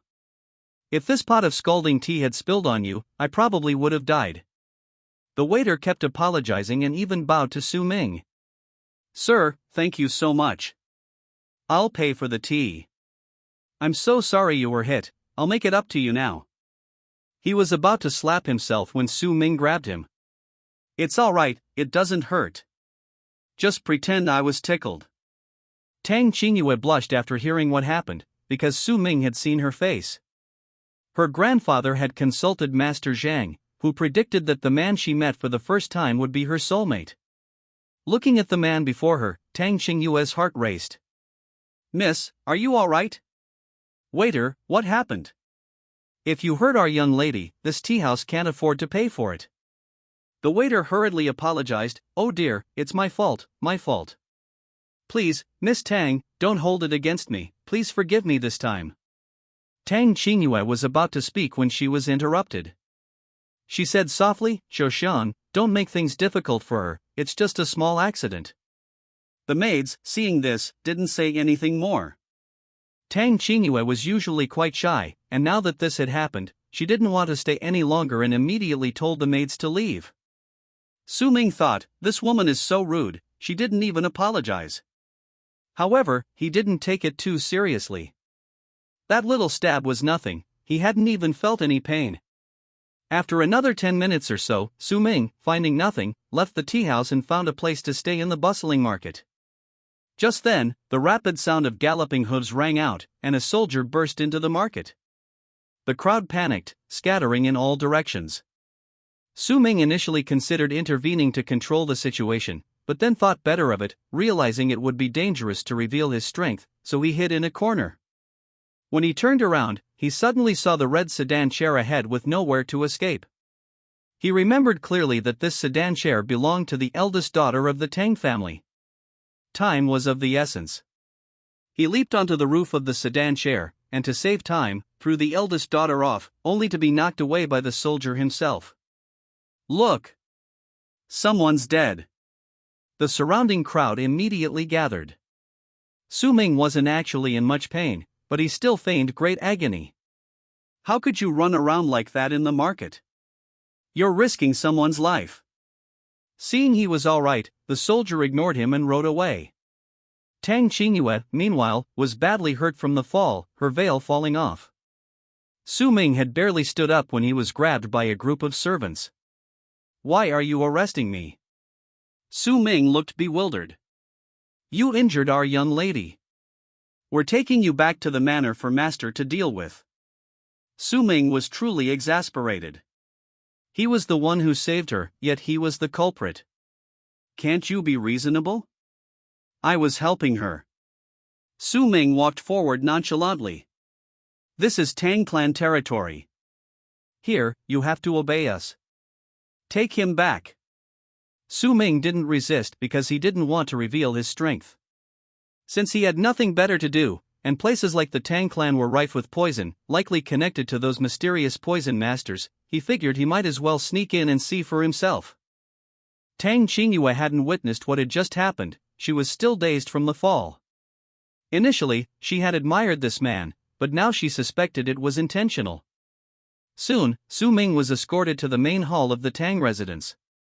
There were about 20 or 30 people inside, with an elderly man sitting in the middle, looking like a sage. Reporting to the patriarch, this is the man who injured the young lady. We've brought him here for you to deal with. To make his act more convincing, Su Ming said with a grin, I am the eldest master of the Tang family. You'd better take a close look. I was just saving the young lady, not trying to harm her. I've saved her twice now, but instead of thanking me, she captured me. Is this how your Tang family treats guests? Looking at Su Ming's innocent expression, Tang Bicheng asked, is what he said true?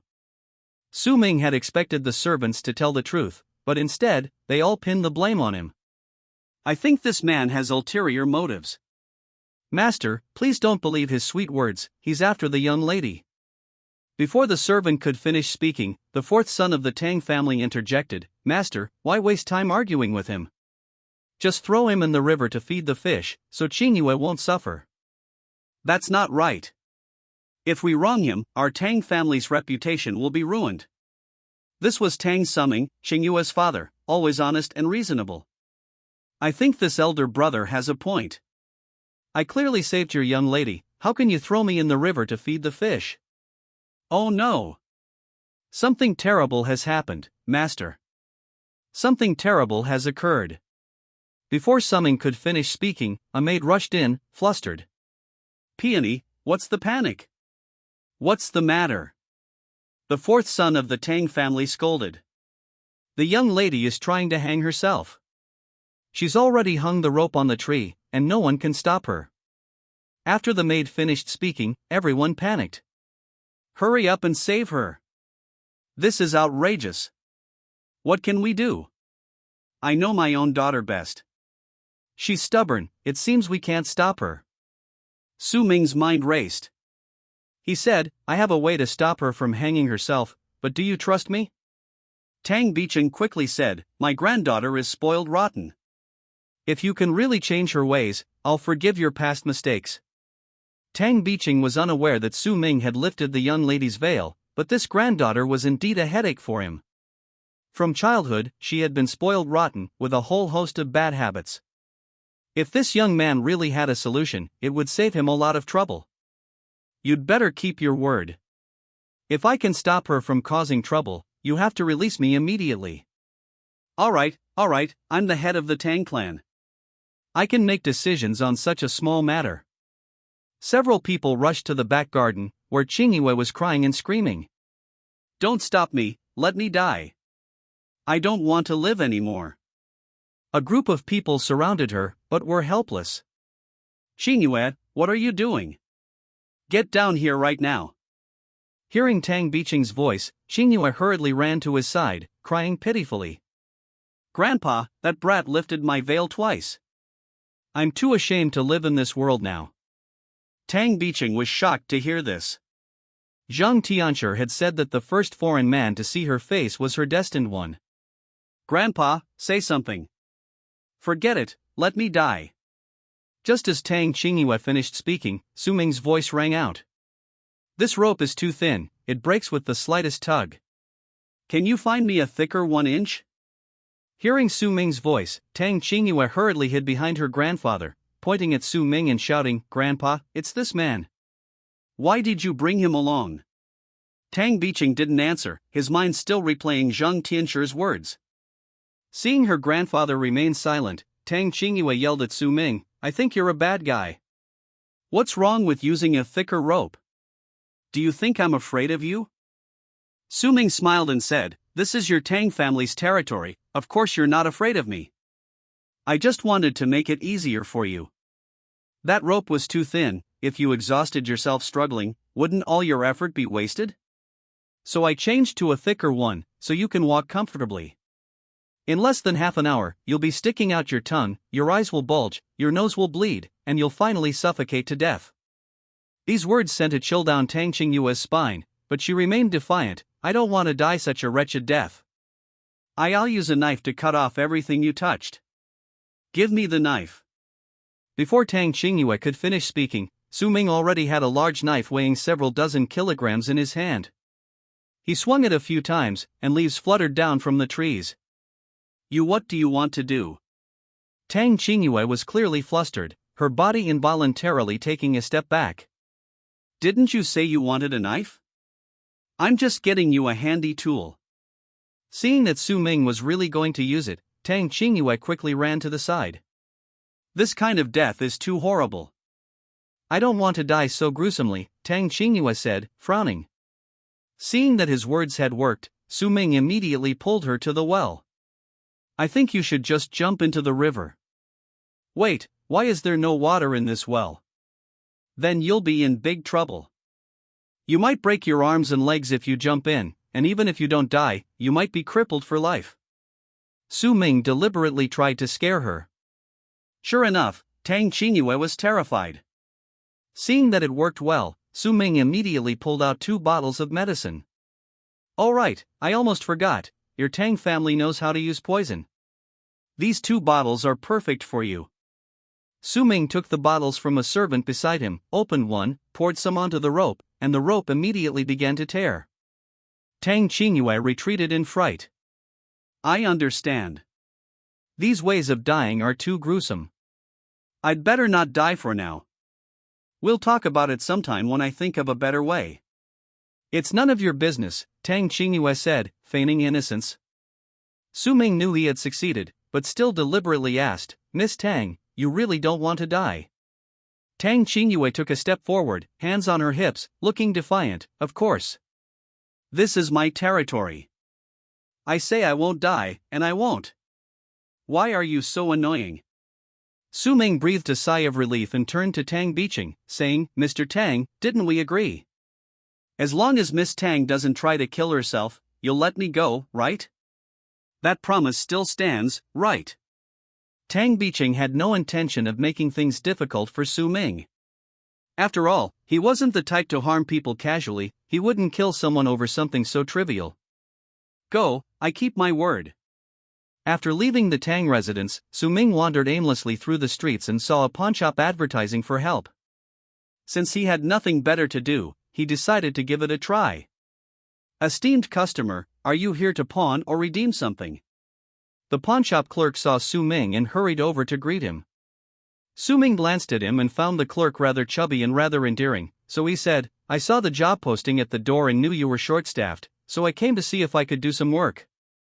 Upon hearing this, the clerk immediately became enthusiastic. Great! Boss, someone's here. He was overjoyed, finally, someone could help him with his work. Who is it? Who's applying? The shopkeeper came out from the back room, his voice preceding him. It's me, I'm here for a job. Su Ming replied. The shopkeeper sized Su Ming up before asking, 1.5 taels of silver a month, 3 meals a day included. Interested.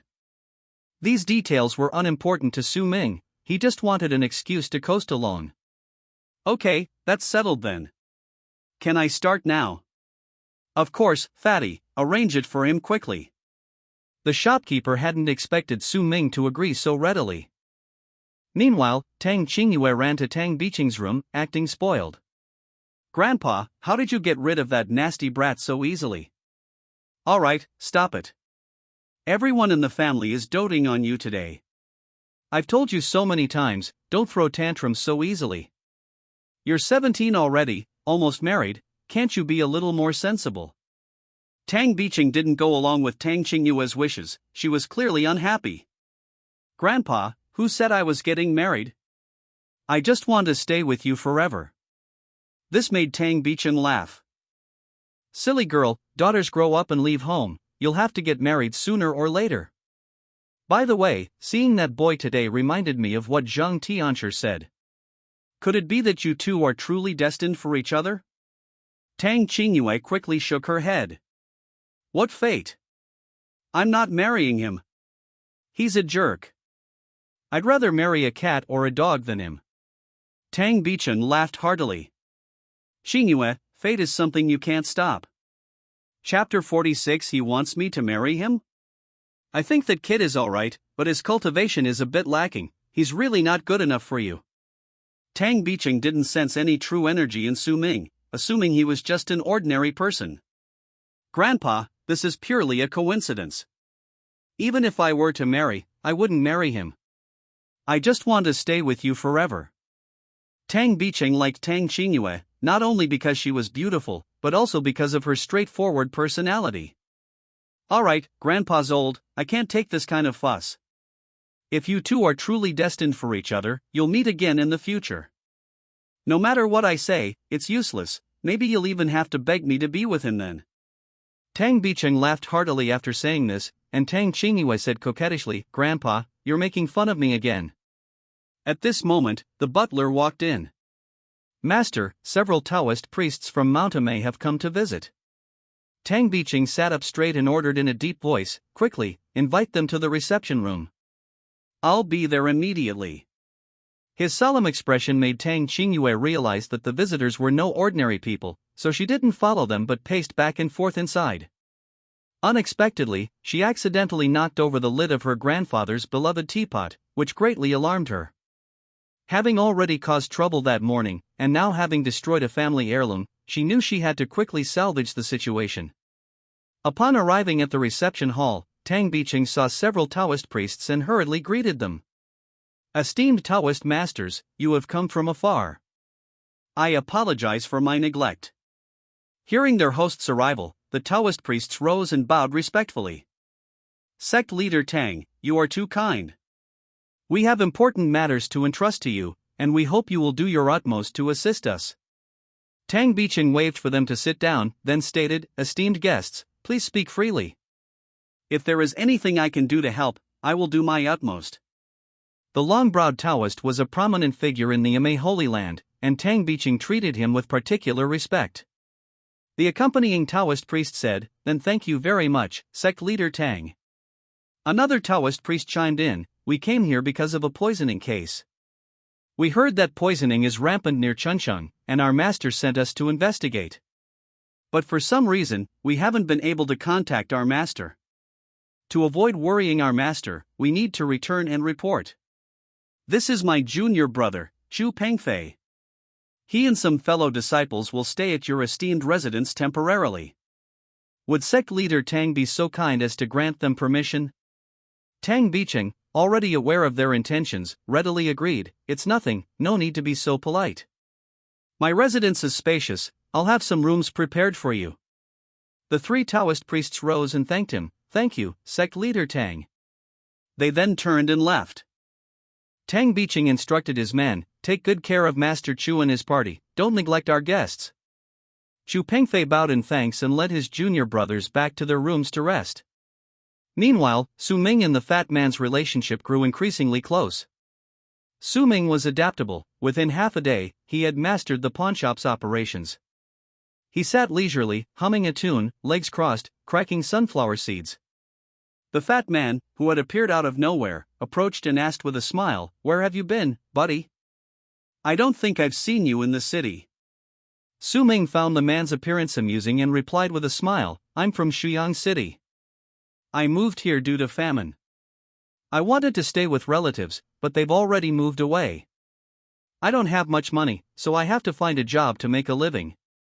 He couldn't help but chuckle as he finished speaking. He was the leader of Tianlong Palace, his status far surpassing that of the Tang clan. Accustomed to a life of luxury, a simple meal now and then tasted quite different. The fat man patted his chest and said heartily, you're 2 years older than me, so I'll call you Big Brother from now on. Don't always call me Fatty. My name is Wang Xinmin, and I've been an apprentice in this shop since I was a kid. Don't worry, if you ever have any trouble, just come to me.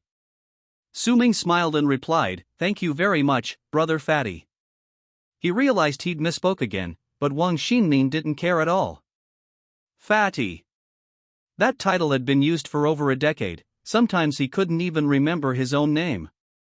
Just then, a familiar voice came from outside the door, "Is anyone home?" Su Ming looked up and saw Tang Qingyue. They exchanged a glance and both sighed inwardly, "What a small world. Why is it you again? What do you want? You've been following me. Explain yourself." Tang Qingyue demanded, hands on her hips. Su Ming calmly replied, "Miss Tang, how could I, working here, have time to follow you?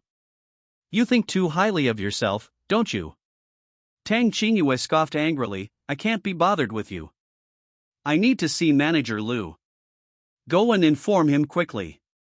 Despite the bickering, Su Ming didn't dare to delay and immediately went to the backyard to fetch Manager Lu. Manager Lu greeted her with a beaming smile, "Isn't this Miss Tang? What brings you here?" Tang Qingyue, not wanting Su Ming to know her purpose, said to Manager Lu, "Let's talk somewhere else." Manager Lu understood and led her into the inner room. Su Ming, of course, wouldn't miss the opportunity and eavesdropped using his divine sense. Tang Qingyue said softly, "Manager Lu, I've made a mess of things.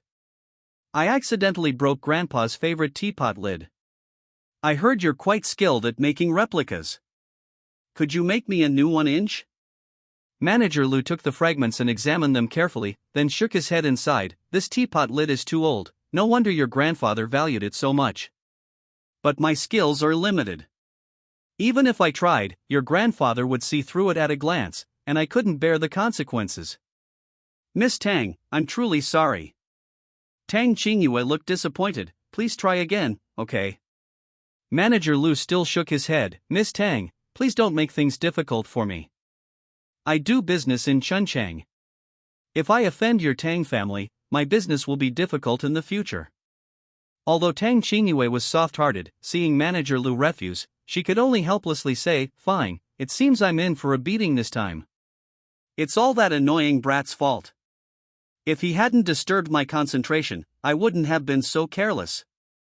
Just as she stepped out of the inner room, Su Ming stopped her with a smile, "Miss Tang, why don't you let me try?" Tang Qingyue immediately flew into a rage, "How can you be so shameless, daring to interrupt someone?" Su Ming found her angry expression particularly attractive and laughed, "All right, enough joking. I do have a way to fix the teapot lid for you, but if you don't believe me, then forget it."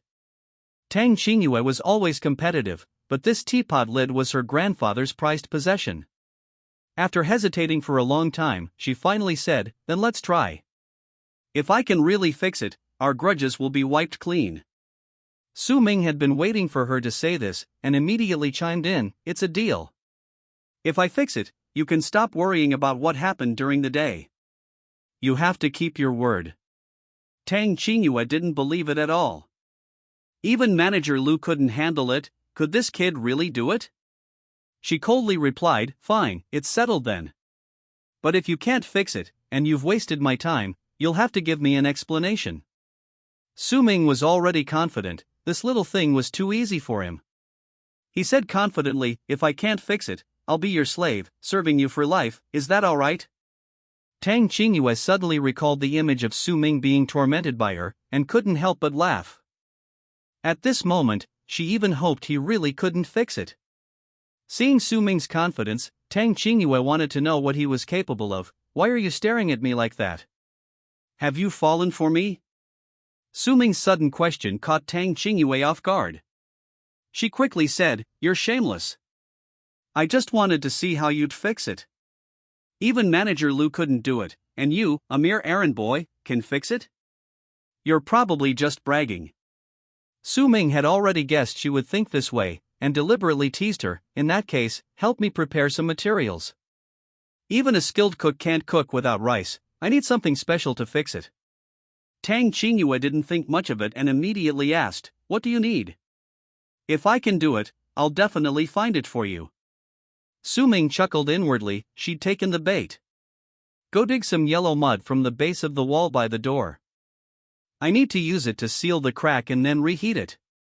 Tang Qingyue looked troubled. Most girls dislike getting dirty, and she was no exception. Now that no one was helping, she had to do it herself. What's wrong? Is there trouble? If you don't want to get dirty, then don't bother fixing it. Su Ming's provocation worked. Tang Qingyue gritted her teeth and said, "What's so difficult about that? It's just digging some mud.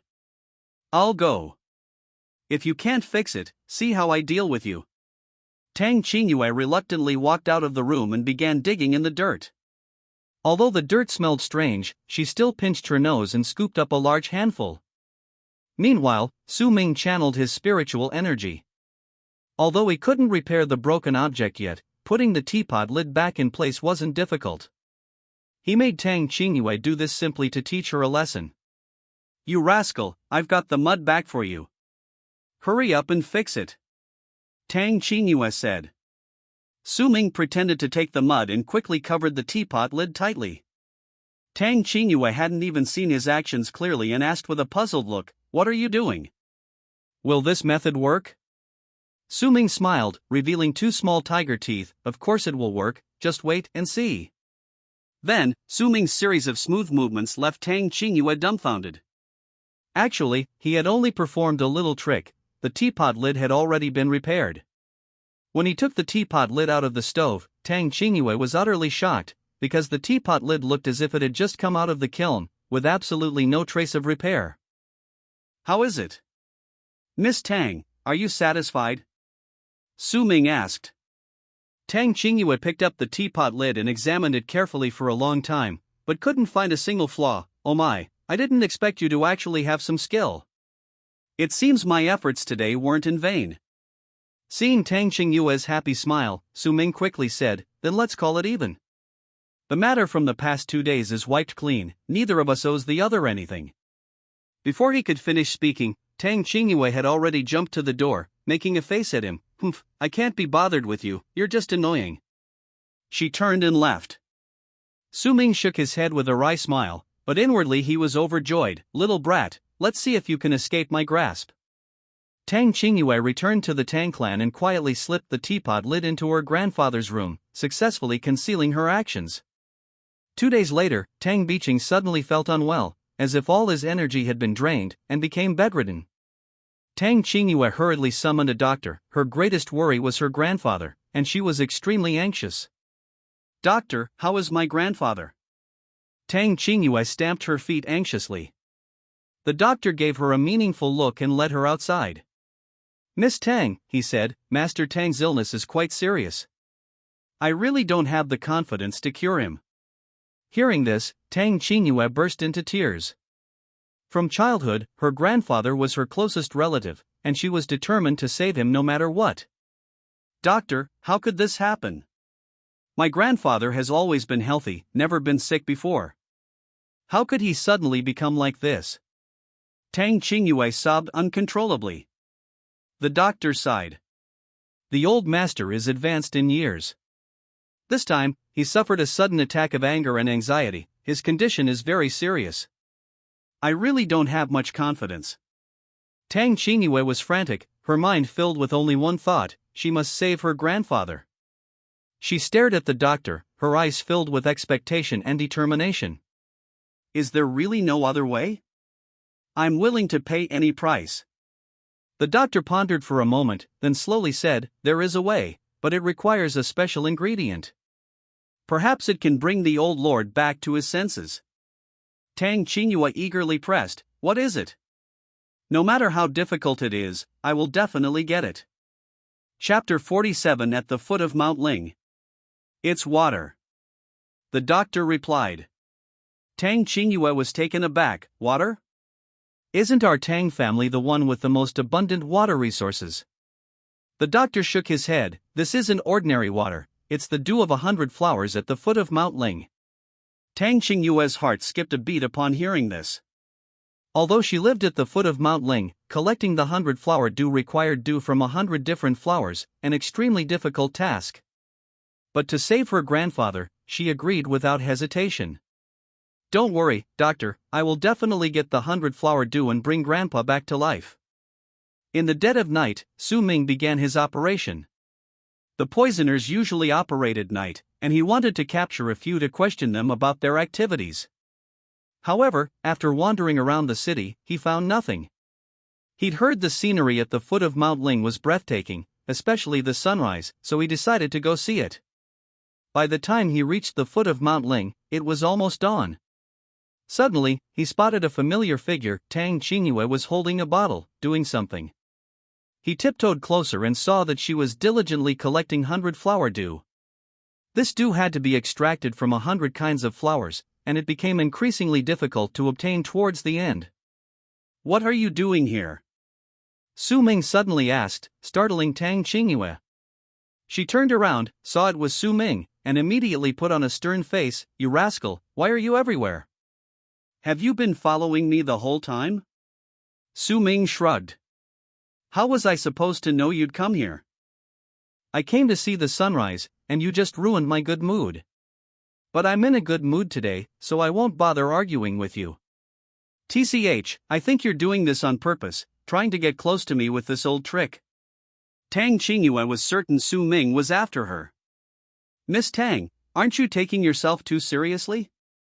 I don't have time to follow you, I really just came to see the sunrise," Su Ming said with a wry smile. Tang Qingyue didn't have time to pay him any attention. The time allotted for collecting the 100 flower dew was limited. If she missed it, it would all be wasted. The dew would evaporate as soon as the sun came up, and she had to finish her task before dawn, so she buried herself in her work. Suddenly, she heard a low growl, and then several dark figures appeared before her. "Hey, you rascal, look behind you." Su Ming turned around and, sure enough, those poisonous people were back. He feigned fear and hurriedly went to Tang Qingyue's side.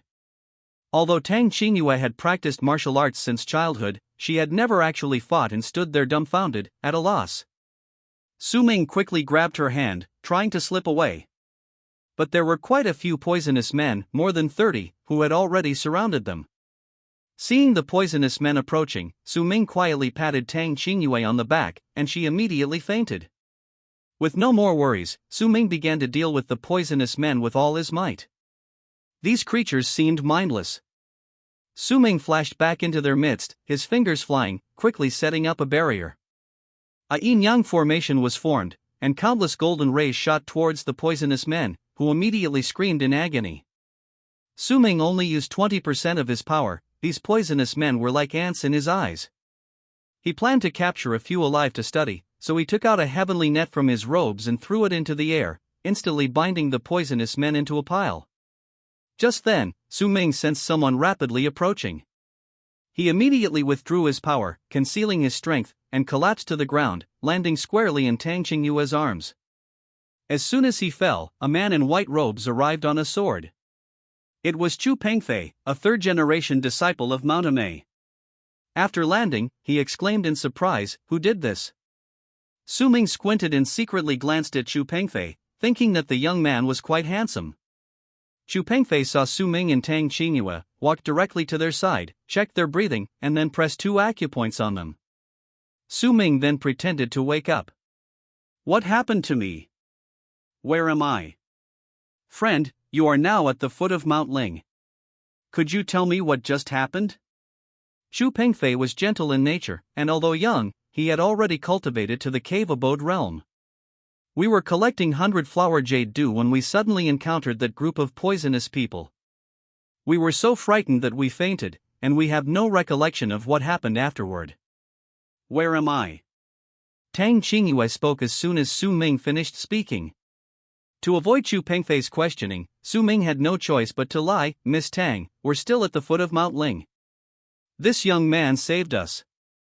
Tang Qingyue had already noticed Chu Pengfei. The man in white was handsome, and the great sword on his back made him appear even more dashing. "Thank you for saving me, great hero. My name is Tang Qingyue, and my grandfather's name is Tang Bicheng."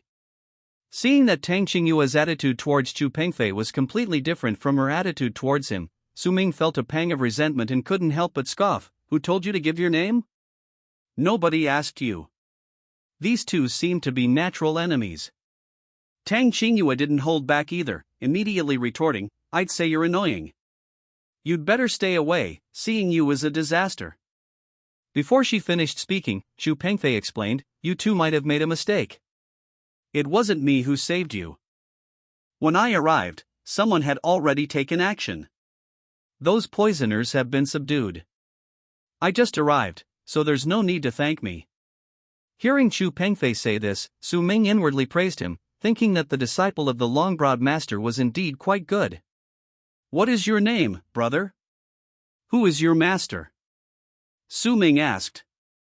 "I am Chu Pengfei, a third-generation disciple of manhwa, investigating the matter of the poisoner on my master's orders. It's fate that we meet today. Miss Tang, I'll be staying at your residence temporarily. My master and your grandfather are old friends." Tang Qingyue was a little surprised that Chu Pengfei was staying at her home. She quickly said, "You're a few years older than me. Should I call you Brother Chu or Hero Chu? I like your name, so I'll call you Hero Pengfei, okay?" Su Ming almost fainted from anger, pouting, "Can you stop being so mushy? It's creepy." Tang Qingyue rushed up and grabbed his ear.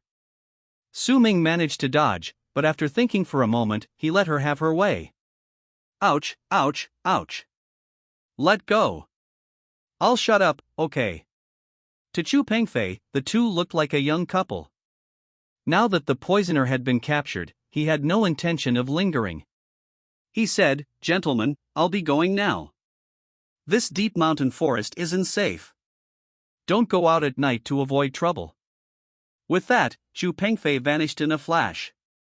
Su Ming nodded, his goodwill towards the young man increasing considerably. "What are you thinking about now?" Tang Qingyue suddenly asked, and Su Ming snapped out of his reverie, realizing she was still beside him. "How about I go collect dew for you? How long would it take you to collect it all by yourself?" Su Ming suggested. Although Tang Qingyue didn't particularly like Su Ming, she didn't exactly hate him either. She outwardly called him "you rascal," but actually found him quite interesting. "Then consider it atonement for your sins," she answered with a smile. Su Ming understood Tang Qingyue's directness and didn't say anything more. The two quickly began collecting floral dew, and 2 hours later they finally gathered enough 100 flower jade dew. Tang Qingyue excitedly ran back to the Tang residence and prepared a dose of medicine for Tang Biqing as instructed by the doctor. After drinking it, Tang Biqing's spirits improved significantly. With the help of internal energy input from Chu Pengfei and others, he became radiant. That day, Tang Qingyue arrived at her grandfather's door and heard his voice from inside. "Sect leader Tang, although your health is better, you still need to be careful. After all, you're getting old and can't act as recklessly as a young person." "Master Wang, don't I understand what you're saying?" "But Qingyue is my only daughter, and she's my biggest worry right now. My only hope is that she can find a reliable husband who is both scholarly and martial." "Sect leader Tang, don't worry too much. Qingyue is still young, she will naturally find her own destiny. Everything in the Tang sect is arranged perfectly now, you don't need to worry too much. Master Wang, I think your eldest disciple, Chu Pengfei, is quite good. Why don't we give them a little push? Perhaps we can help this couple get together." Tang Qingyue blushed instantly upon hearing this. Chu Pengfei's image flashed through her mind, and a strange feeling welled up inside her. After parting ways with Tang Qingyue, Su Ming decided to follow Chu Pengfei. After all, he had captured those poisonous people, and he wanted to see if he could find any clues. Chu Pengfei took the poisonous people to the inn and examined their bodies with his fellow disciples. Su Ming secretly climbed onto the roof. With his cultivation level, Chu Pengfei and the others were completely unaware. "Senior brother, these poisoned people are strange. It feels like their consciousness is out of their control, as if manipulated by an external force. Junior brothers, try the marrow cleansing pill. See if it can help them regain their sanity and figure out what happened." "Senior brother, I don't think the marrow cleansing pill will work. This great wall of spring is quite eerie. We can't contact Master with our divine sense either. There's definitely something fishy going on." Chu Pengfei sighed helplessly. This was a problem that was giving him a headache. This was the first time he had led his junior brothers down the mountain, and their first mission had already encountered such a major difficulty. Now we can only try our luck. Punju, you guys prepare the formation. As soon as he finished speaking, the marrow cleansing pill began to take effect, and a large amount of information flooded into the poisoned people's bodies. Su Ming shook his head and sighed on the rooftop. He thought this method was completely useless. Meanwhile, in a secluded place in the Great Wall of Spring, the third manager of the Tang family was sneaking into a secret room with a man.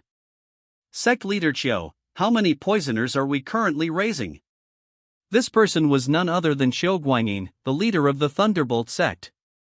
He had been colluding with the third manager of the Tang family, plotting to annex the Tang sect. Exactly 500 people, no more, no less. It seems our plan will succeed soon. The poison men stood ramrod straight, facing 03, their faces expressionless. Even the Tang family's third manager couldn't help but shudder at the sight. As he turned, he suddenly noticed a woman locked up beside him and asked, "Why is there another woman here? Wasn't it supposed to be young and strong men?" Xiu Guanyin laughed and explained, "Third manager, you don't know, this woman is the mother, the source of the poison in the past, the mother of all poisons. Just one bite from her, and we can control others." The woman before him looked extremely fierce, constantly baring her teeth at the Tang family's third manager. Sect leader Chiu, is this really a good thing? If the patriarch finds out, he definitely won't forgive me.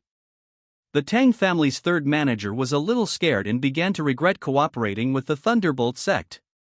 Xiu Guanyin turned around, glaring at him fiercely. "What, regretting it? The arrow is on the string and must be released. Now that you've come this far, there's no turning back." Before Tang San could speak, a servant beside him accidentally approached the mother body and was bitten on the neck. Now there are 501 people. Tang San, once the plan succeeds, I will fulfill my promise, and the Tang clan will be yours.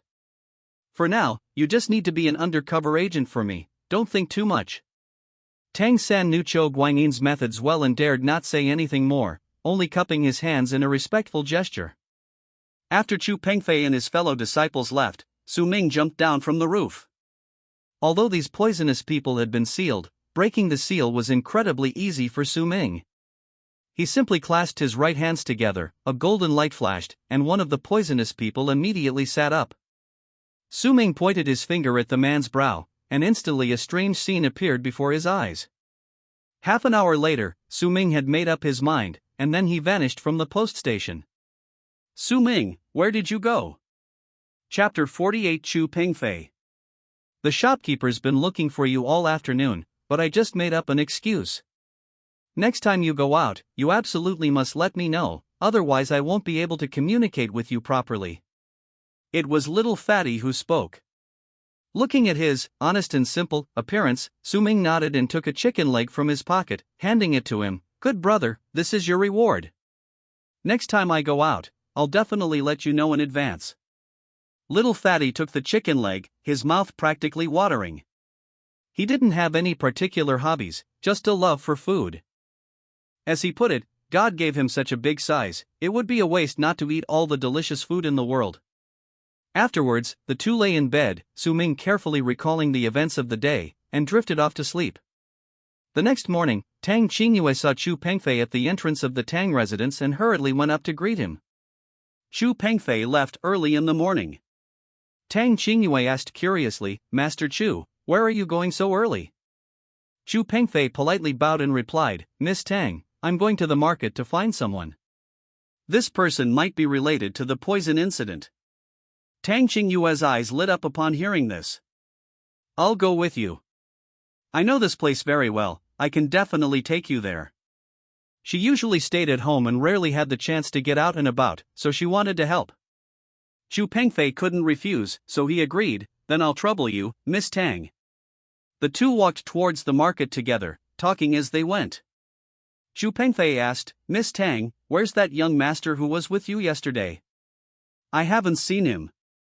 Tang Qingyue paused for a moment before realizing he was referring to Su Ming. "Oh, that annoying guy.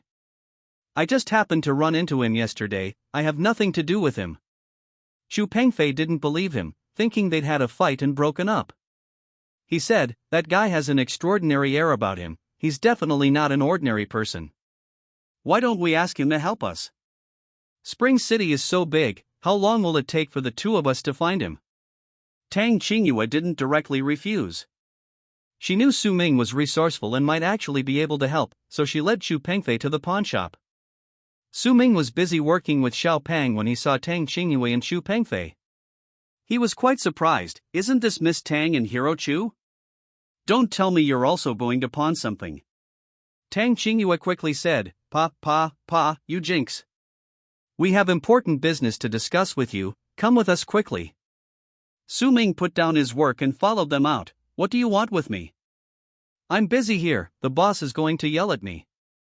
Xu Pengfei explained, Brother, I have something I'd like to ask you. We think someone's up to something big, related to the missing people. We're overwhelmed, so we'd like to ask for your help. Upon hearing that they wanted his help, Su Ming immediately became smug. Oh, Miss Tang, can't you learn from Master Chu? His attitude was so sincere. You're not begging at all. Tang Qingyue stepped forward and grabbed his ear. You're getting cocky. You rascal, are you coming or not? Su Ming hurriedly said, Yes, let go. Why does your Tang family always pull people's ears? Tang Qingyue reluctantly released her grip. Who told you to be so ungrateful? Quickly explain what you need to do and come with us right now. Do you expect us to carry you in a sedan chair? Su Ming went inside and gave Xiao Pang a few brief instructions, then went to the market with Tang Qingyue and Xu Pengfei. The three of them began searching one by one, asking everyone in the market and making a record. Su Ming was indeed skilled in this area, and soon compiled a list. Lin Tian felt he had made considerable progress since learning that strange martial art from the mysterious old man.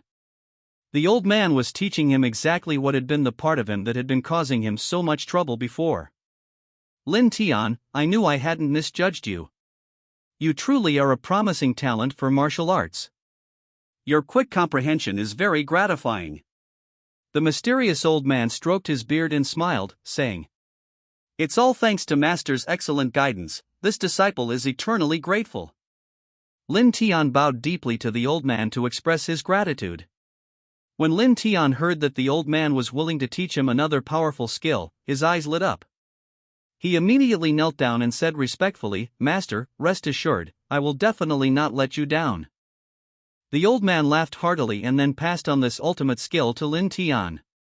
In just over 10 days, Lin Tian's strength increased by 2 levels. Previously, he was no match for Su Ming, but now he felt that his skills had reached their peak. Su Ming began urging everyone to rest and eat, because his stomach was growling loudly. Tang Qingyue complained that they had only walked halfway, but Su Ming ignored her and directly suggested eating at the noodle shop ahead.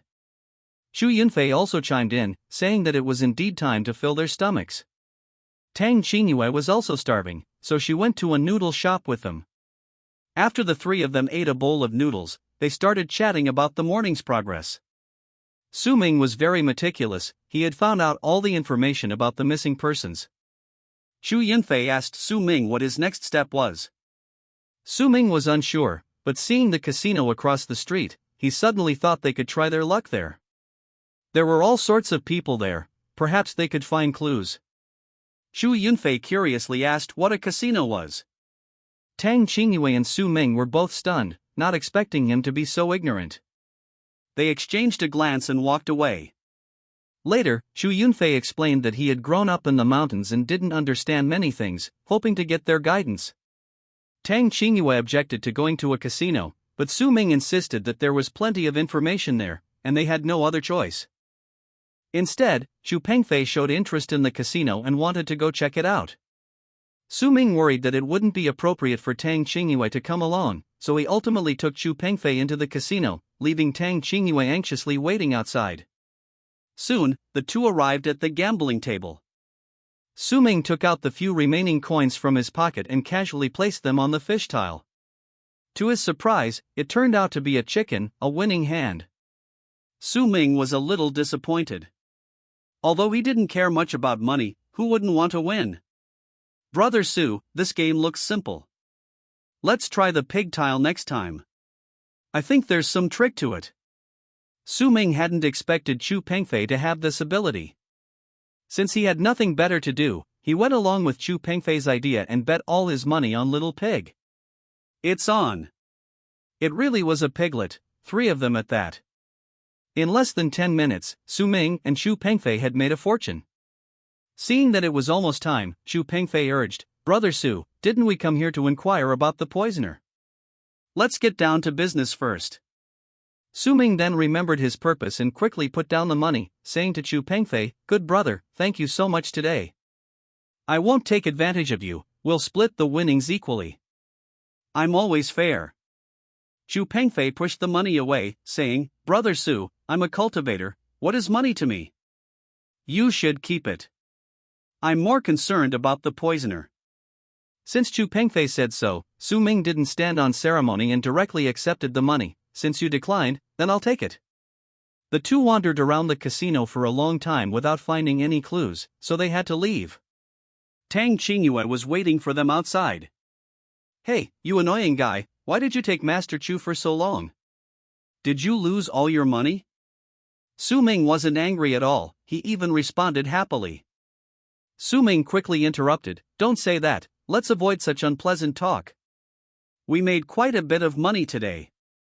Since it's almost noon, how about I treat you all to a celebratory meal?" Tang Qingyue, hearing about the meal, felt genuinely hungry. Why not take advantage of someone paying? Soon, the 3 arrived at Qingfeng Tower, the largest restaurant in the city. Tang Qingyue thought that since someone was treating, she would take the opportunity to squeeze a hefty sum out of Su Ming. They ordered a table full of dishes, including all sorts of delicacies. Su Ming loved to drink, so he specifically ordered 2 bottles of Shaoxing wine. Chu Pengfei didn't drink, but Tang Qingyue could manage a couple of sips. After eating and drinking their fill, the 3 began to chat. Tang Qingyue said to Chu Pengfei, "Great hero Chu, could you teach me some magic? That way, if we ever encounter someone poisonous, we'll have a way to deal with them." Chu Pengfei thought this made sense and nodded in agreement. "Since we're friends, I'll teach you anything I can if you need it." So, Chu Pengfei gave Tang Qingyue a flute, gave Su Ming a calligraphy brush, and taught them a few incantations. That was more than enough to deal with ordinary poisoners. As darkness fell, the 3 of them went their separate ways. Tang Qingyue returned to the Tang residence and found that Tang Biqing's illness seemed to have worsened, causing her great worry.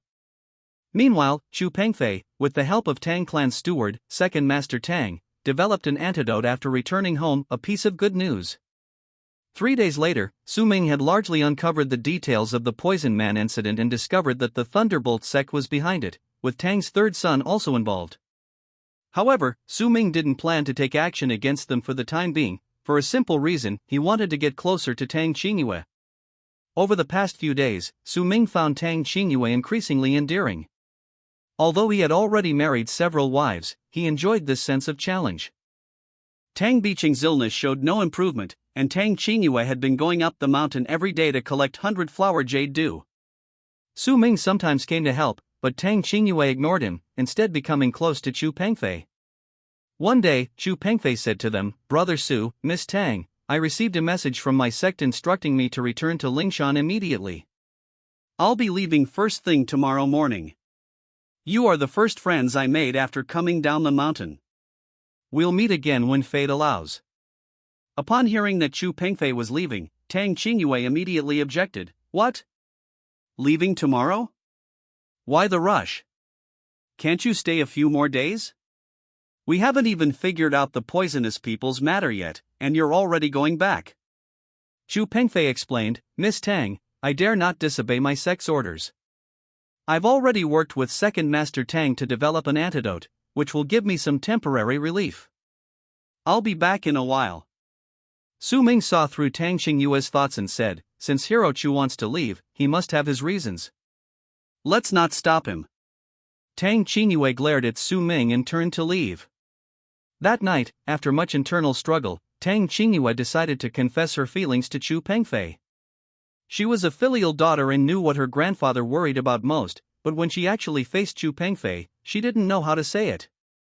"Miss Tang, what brings you here so late?" Chu Pengfei's voice pulled Tang Qingyue back to reality. "Aren't you leaving tomorrow? I haven't even shown you around the Great Wall yet." There are so many fun places here. This is your first time coming down the mountain, I don't know when you'll be back. Chu Pengfei smiled. What's the point of wandering around so late? Never mind, you can take me next time you come.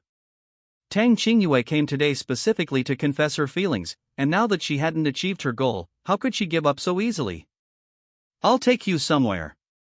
Since you're going back tomorrow, can you keep me company tonight? Seeing Tang Qingyue's earnest expression, Chu Pengfei felt a little embarrassed and replied, Since Miss Tang is interested, I'll accompany you. The two arrived at the foot of Ling Mountain, the place where Tang Qingyue collected 100 flower jade dew for Tang beaching every day. Miss Tang, do you collect flower dew here every day? To be honest, it's not very helpful for the old man's illness. Why do you still insist on coming every day? Tang Qingyue's heart was deeply touched by these words. She slowly sat down and said softly, I've never seen my parents since I was born, my grandfather raised me. There are no men left in my family in this generation, and my grandfather placed all his hopes on me. Chapter 49 reveals one's true feelings. He's been very strict with me since I was little. I know it's for my own good, hoping I can uphold the Tang family's honor. But I always stop halfway through things, just so he can teach me again and again. So I don't want anything to happen to him at all. Seeing Tang Qingyue's dejected look, Chu Pengfei comforted her, Miss Tang is truly filial, even the stars in the sky are moved. I think the old man has survived this long entirely because of your filial piety. Tang Qingyue nodded, sincerely hoping her grandfather would recover quickly. She mustered her courage and poured out her heart, actually, I know a way to cure Grandpa. He's always hoped I would carry the Tang family's banner, but I'm too weak on my own. If I could have a wise and skilled martial artist as my other half, I believe he would be happy. Would you be my other half? As soon as the words left her mouth, Tang Qingyue felt her face burning, but she didn't hear a response for a long time. Looking back, she saw that Chu Pengfei had fallen asleep sometime earlier, which greatly disappointed her. Why did you have to fall asleep at this hour? I was talking to you about something serious. Back home, Tang Qingyue tossed and turned, unable to sleep, her mind filled with what had just happened. She had finally mustered the courage to confess her feelings, only to find him asleep. It was awful. She didn't know how much time had passed before she finally drifted off to sleep. The next morning, Tang Bicheng and his family saw Chu Pengfei and his companion off. When Tang Qingyue arrived, Chu Pengfei was already gone, and she felt a deep emptiness. Qingyue, what are you thinking about? Are you thinking about that great hero Chu? Su Ming appeared beside her, jokingly. You annoying brat, why do you always follow me? It's never good to see you. What are you doing here? Tang Qingyue retorted irritably. Su Ming was already used to her attitude and wasn't angry. I came to see Chu Pengfei off, but I'm still a step too late. Why are you all sullen again? I didn't provoke you today. Tang Qingyue glared at him and said coldly, whether you provoke me or not, I hate you. You're just an annoying brat. Humph, I can't be bothered to talk to you. She turned and went into the mansion, leaving Su Ming looking bewildered. Just you wait and see. One day you'll be begging me. Su Ming hummed a little tune as he returned to the pawnshop. Actually, Chu Pengfei went back because Su Ming sent a message to Master Changmei reporting the situation, which is why Master Changmei allowed Chu Pengfei and the others to return. In fact, Su Ming had already mastered a method to deal with the poisoners, and this method was within the Tang clan. Legend has it that 800 years ago, there was a small demon beast called the King of 10,000 Poisons. Only by finding it could the problem of the poisonous people be completely solved. Unfortunately, Su Ming didn't know its exact location, perhaps only the current head of the family, Tang Bicheng, knew. Late at night, Su Ming and Fatty were chatting animatedly when they suddenly heard a woman's cry for help. The two rushed out and saw that the street was full of strange-looking poisonous people. Their eyes had turned from red to green, and their movements were becoming increasingly frenzied. A woman was huddled under an umbrella.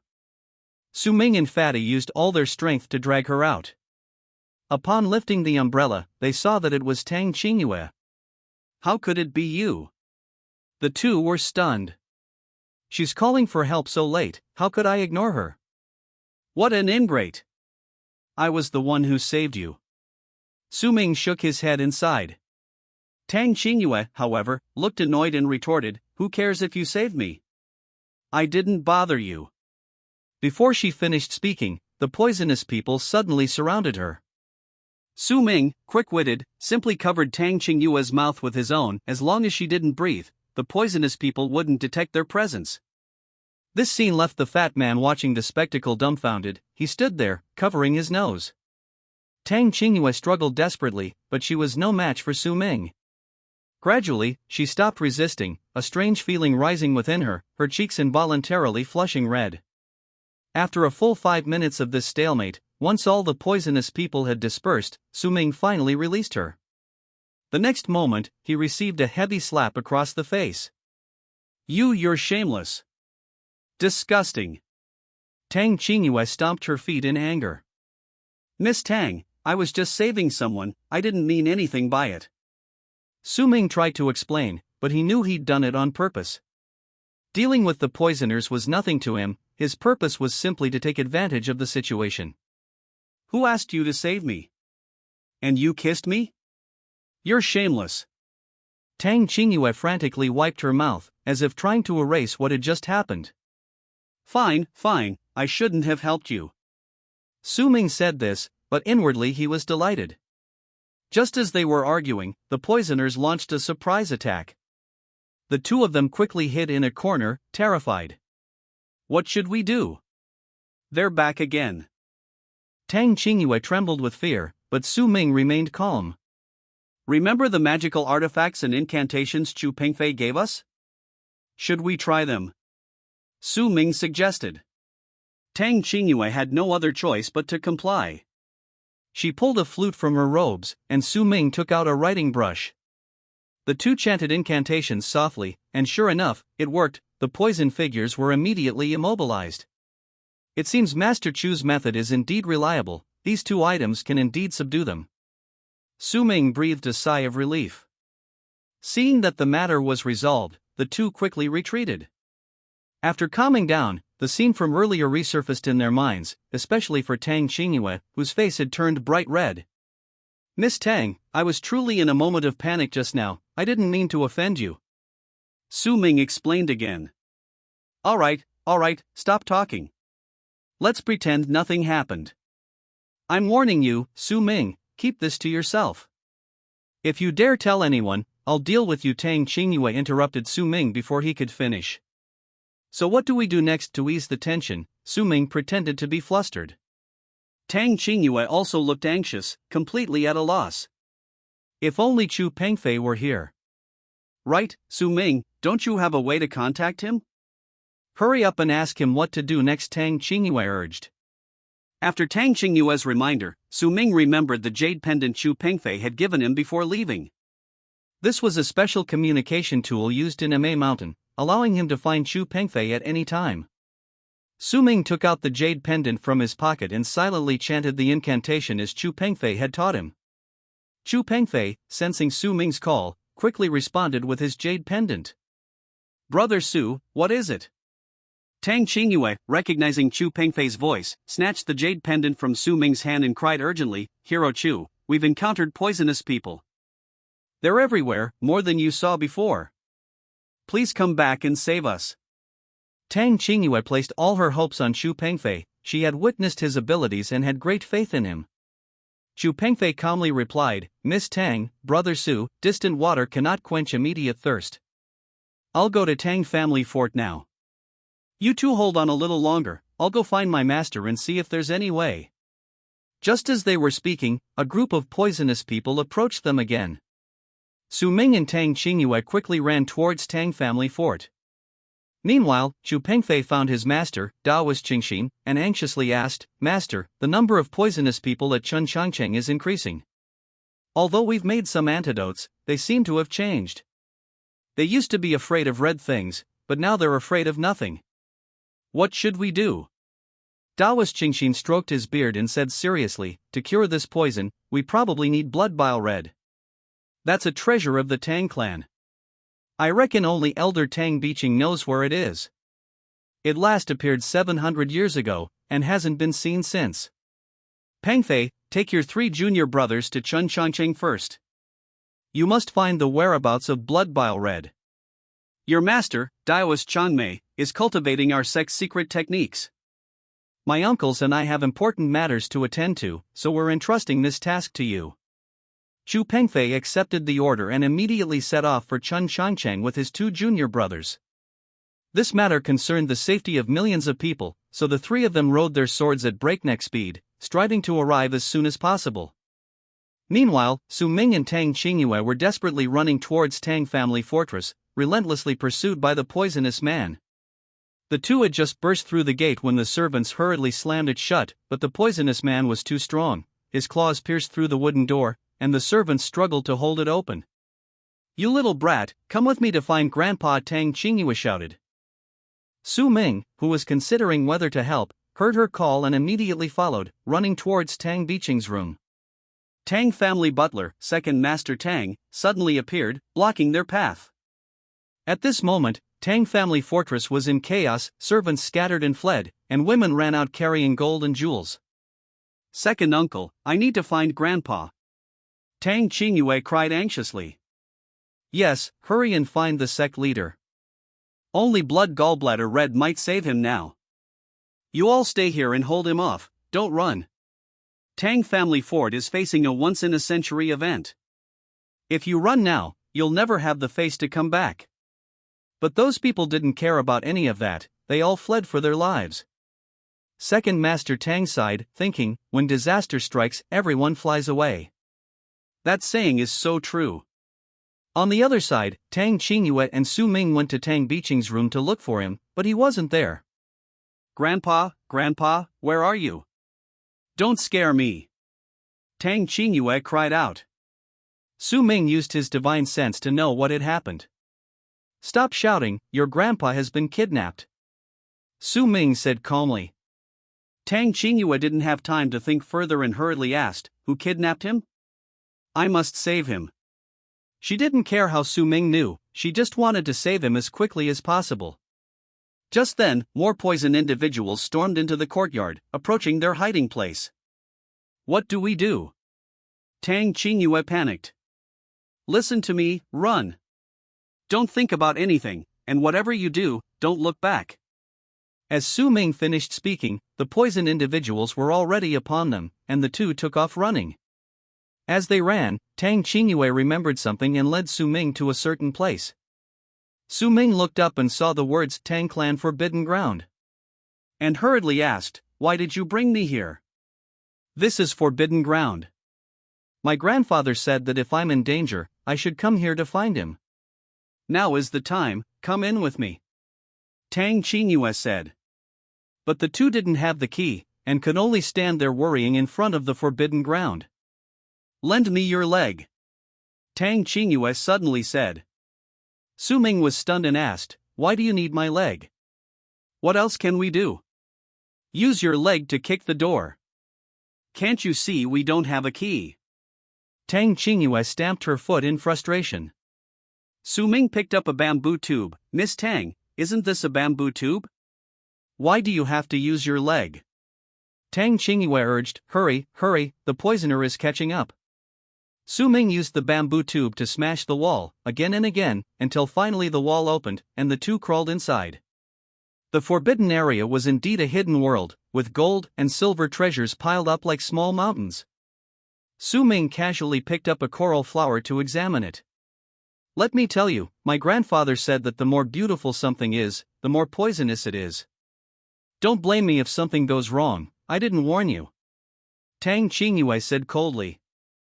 Upon hearing this, Su Ming quickly put down the coral flower and clapped his hands vigorously. The Tang clan is truly bizarre. This pile of gold and silver ingots is quite a lot, I wonder how many generations it's been passed down. Tang Qingyue was completely indifferent to the gold and silver. To her, money was merely an external thing. The most important thing right now was to find her grandfather. Grandpa, where are you? It's me, Qingyue. You said you'd come find me if I needed anything. Where are you hiding? As she spoke, tears streamed down her face. Chapter 50. The Tang Emperor is in trouble. From childhood, she had always lived with her grandfather, never leaving his side. Now that he had suddenly disappeared, how could she not panic? Just as she was about to give up, Ming accidentally bumped into a mural nearby, and suddenly a hidden door opened. The two hurriedly slipped inside. They hadn't gone far when they bumped into someone. It was Second Master. Before they could speak, Second Master shouted, "Xingyue, how dare you bring an outsider into the Tang clan's forbidden area? Didn't anyone tell you that outsiders aren't allowed here? Besides, you can't come in without your grandfather's permission." Second Master preemptively attacked, but Tang Xingyue retorted without backing down, "I heard only the Tang clan's leader can enter the forbidden area. How did you get in? Did you secretly make a copy of the key while Grandpa was away?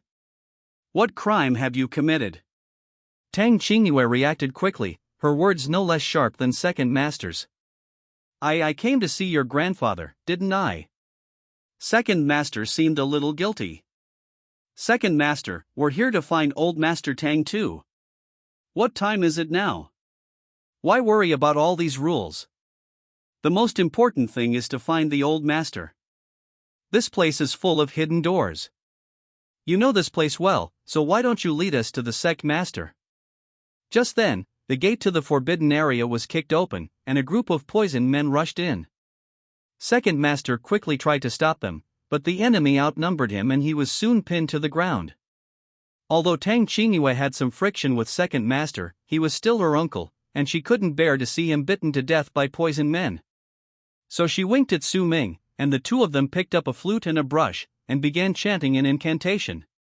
Sure enough, the trick worked. The poisoned person was subdued. Ming and Tang Xingyue quickly helped the Second Master into the house, but they couldn't think of a solution for the time being. Tang Xingyue was so anxious that she paced around in circles. Ming felt that there was an indescribable mysterious power flowing in the forbidden area. Could this be the legendary blood bile red? "Miss Tang, let's go a little further. Perhaps your grandfather is inside," Ming said. "But what about my second uncle?" Tang Xingyue was still worried about her second uncle. After all, they were family, connected by blood, and shared the same blood. "If we can't find your grandfather, we won't understand anything about blood bile red. Even if your second uncle comes to his senses, he'll become a poisoned person," Ming explained. Tang Xingyue thought Ming's words made sense, so she followed him. Suddenly, there was a colorful grid ahead. Ming felt there was something wrong with it, so he secretly adjusted his breathing and stepped over it. Tang Xingyue followed suit, but her power was insufficient, and the two of them were sucked into a nearby cave by a strange force. The cave was peculiar. A large vine was wrapped around the middle of the structure, and inside was a potato-like thing that was emitting light. Ming felt that the strange force was coming from there. He gently picked up the potato, and then something amazing happened. The potato transformed into a little elf with a pair of adorable wings, looking incredibly cute. "Wow, what is this? So cute." Tang Xingyue, being a girl who loved beauty, was instantly captivated by the adorable little creature. "This must be an elf.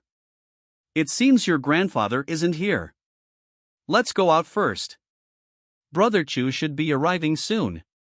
Let's wait for them at the door," Ming said. Upon hearing that Chu Pengfei was coming, Tang Xingyue immediately replied, "Then what are we hesitating for? As long as Master Chu is here, the poison man matter can definitely be handled." The two of them, along with the potato-shaped sprite, left the room and happened to run into Chu Pengfei arriving with his two disciples. Everyone was delighted to see each other. "Brother Su, Miss Tang, it's so good to see you safe and sound. I was worried sick the whole way here, afraid you'd encountered danger," Chu Pengfei said excitedly. He was indeed very concerned about their safety. After all, their martial arts skills weren't strong enough to deal with the poison man. "Brother Chu, you've come at the perfect time. My grandfather has been kidnapped by those villains. You must find a way to save him," Tang Xingyue cried out urgently. Chu Pengfei was somewhat surprised. Logically, no one could match old Master Tang's skills, which meant the other party was no ordinary person either. "Miss Tang, don't panic. I will definitely help you find your grandfather. But right now, we need to subdue the poisonous man. My 2 junior brothers, lock them in the underground dungeon first. We'll come back to rescue them after we find the blood gallbladder red. Just as Chu Pengfei finished speaking, the potato-like object in Tang Qingyue's hand suddenly flew up, circled twice in the crowd, and finally stopped beside Steward Tang. Suddenly, a golden light flashed, and the potato-like object transformed into a 16 or 17-year-old girl dressed in gold and red. She clasped her hands together, and a golden light shot straight towards Steward Tang. Immediately afterwards, a miracle occurred. Steward Tang's wound slowly disappeared, and he slowly opened his eyes. This scene stunned everyone present.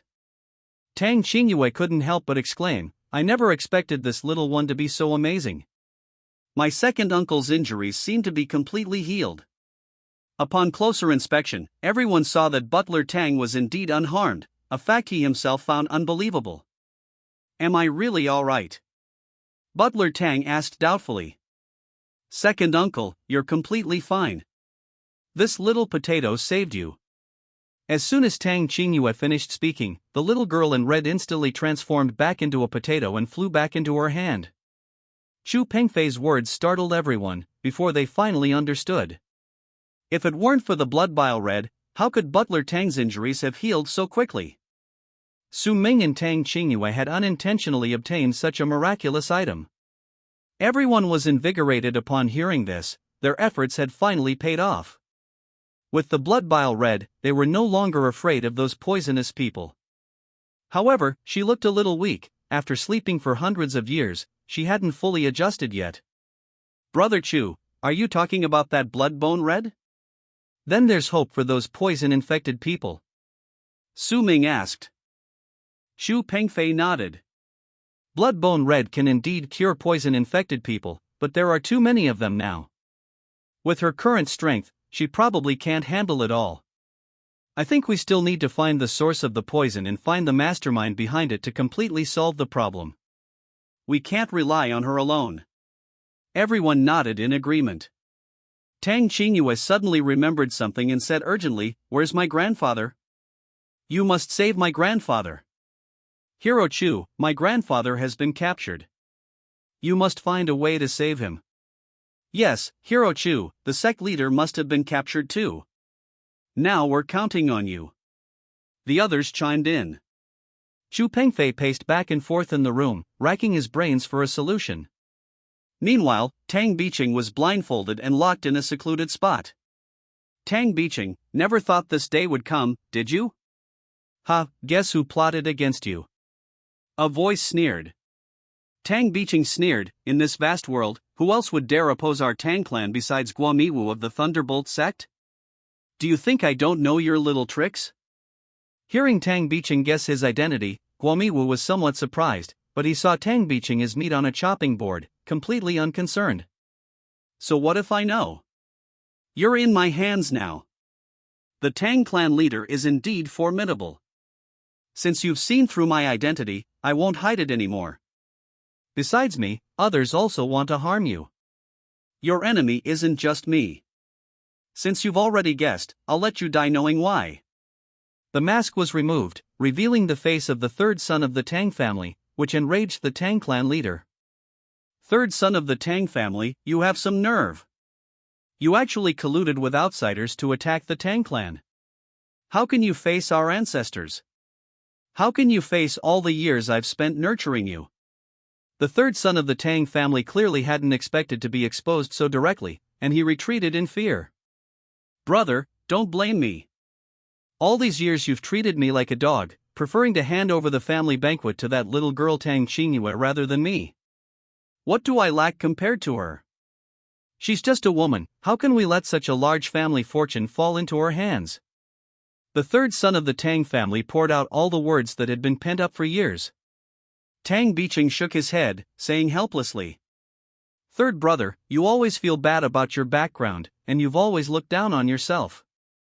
I'm harsh with you because I want you to succeed. But do you even know what you're doing? If you keep going like this, the Tang family's century-old foundation will be destroyed, and that villain will benefit too. Tang Biqing, stop trying to sow discord. Right now, I see you as an ant, I can crush you however I want. You're almost finished, and you're still bragging? It seems I won't let you experience my power until you know the methods of the Thunderbolt sect. After Guomiwu finished speaking, he took 2 steps forward, waved his palm above Tang Bicheng's head, and began to absorb his spiritual energy.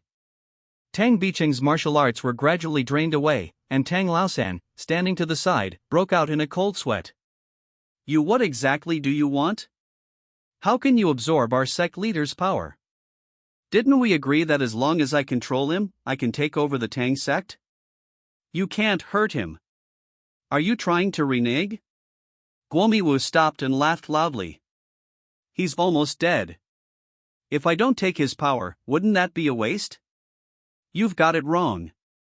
The Tang sect isn't under your control, it belongs entirely to the Thunderbolt sect. Just continue being your dog. Don't worry, I won't mistreat you. Upon hearing this, Tang Laosan realized he'd been tricked. Pointing at Guomiwu, he roared, You despicable scoundrel! The Thunderbolt sect is just a third-rate sect in the martial world, yet you dare compare yourself to the Tang sect? I will never let you succeed. With that, Tang Laosan charged at Guomiwu. The two began to fight in the secret chamber, but Tang Laosan was no match for Guomiwu.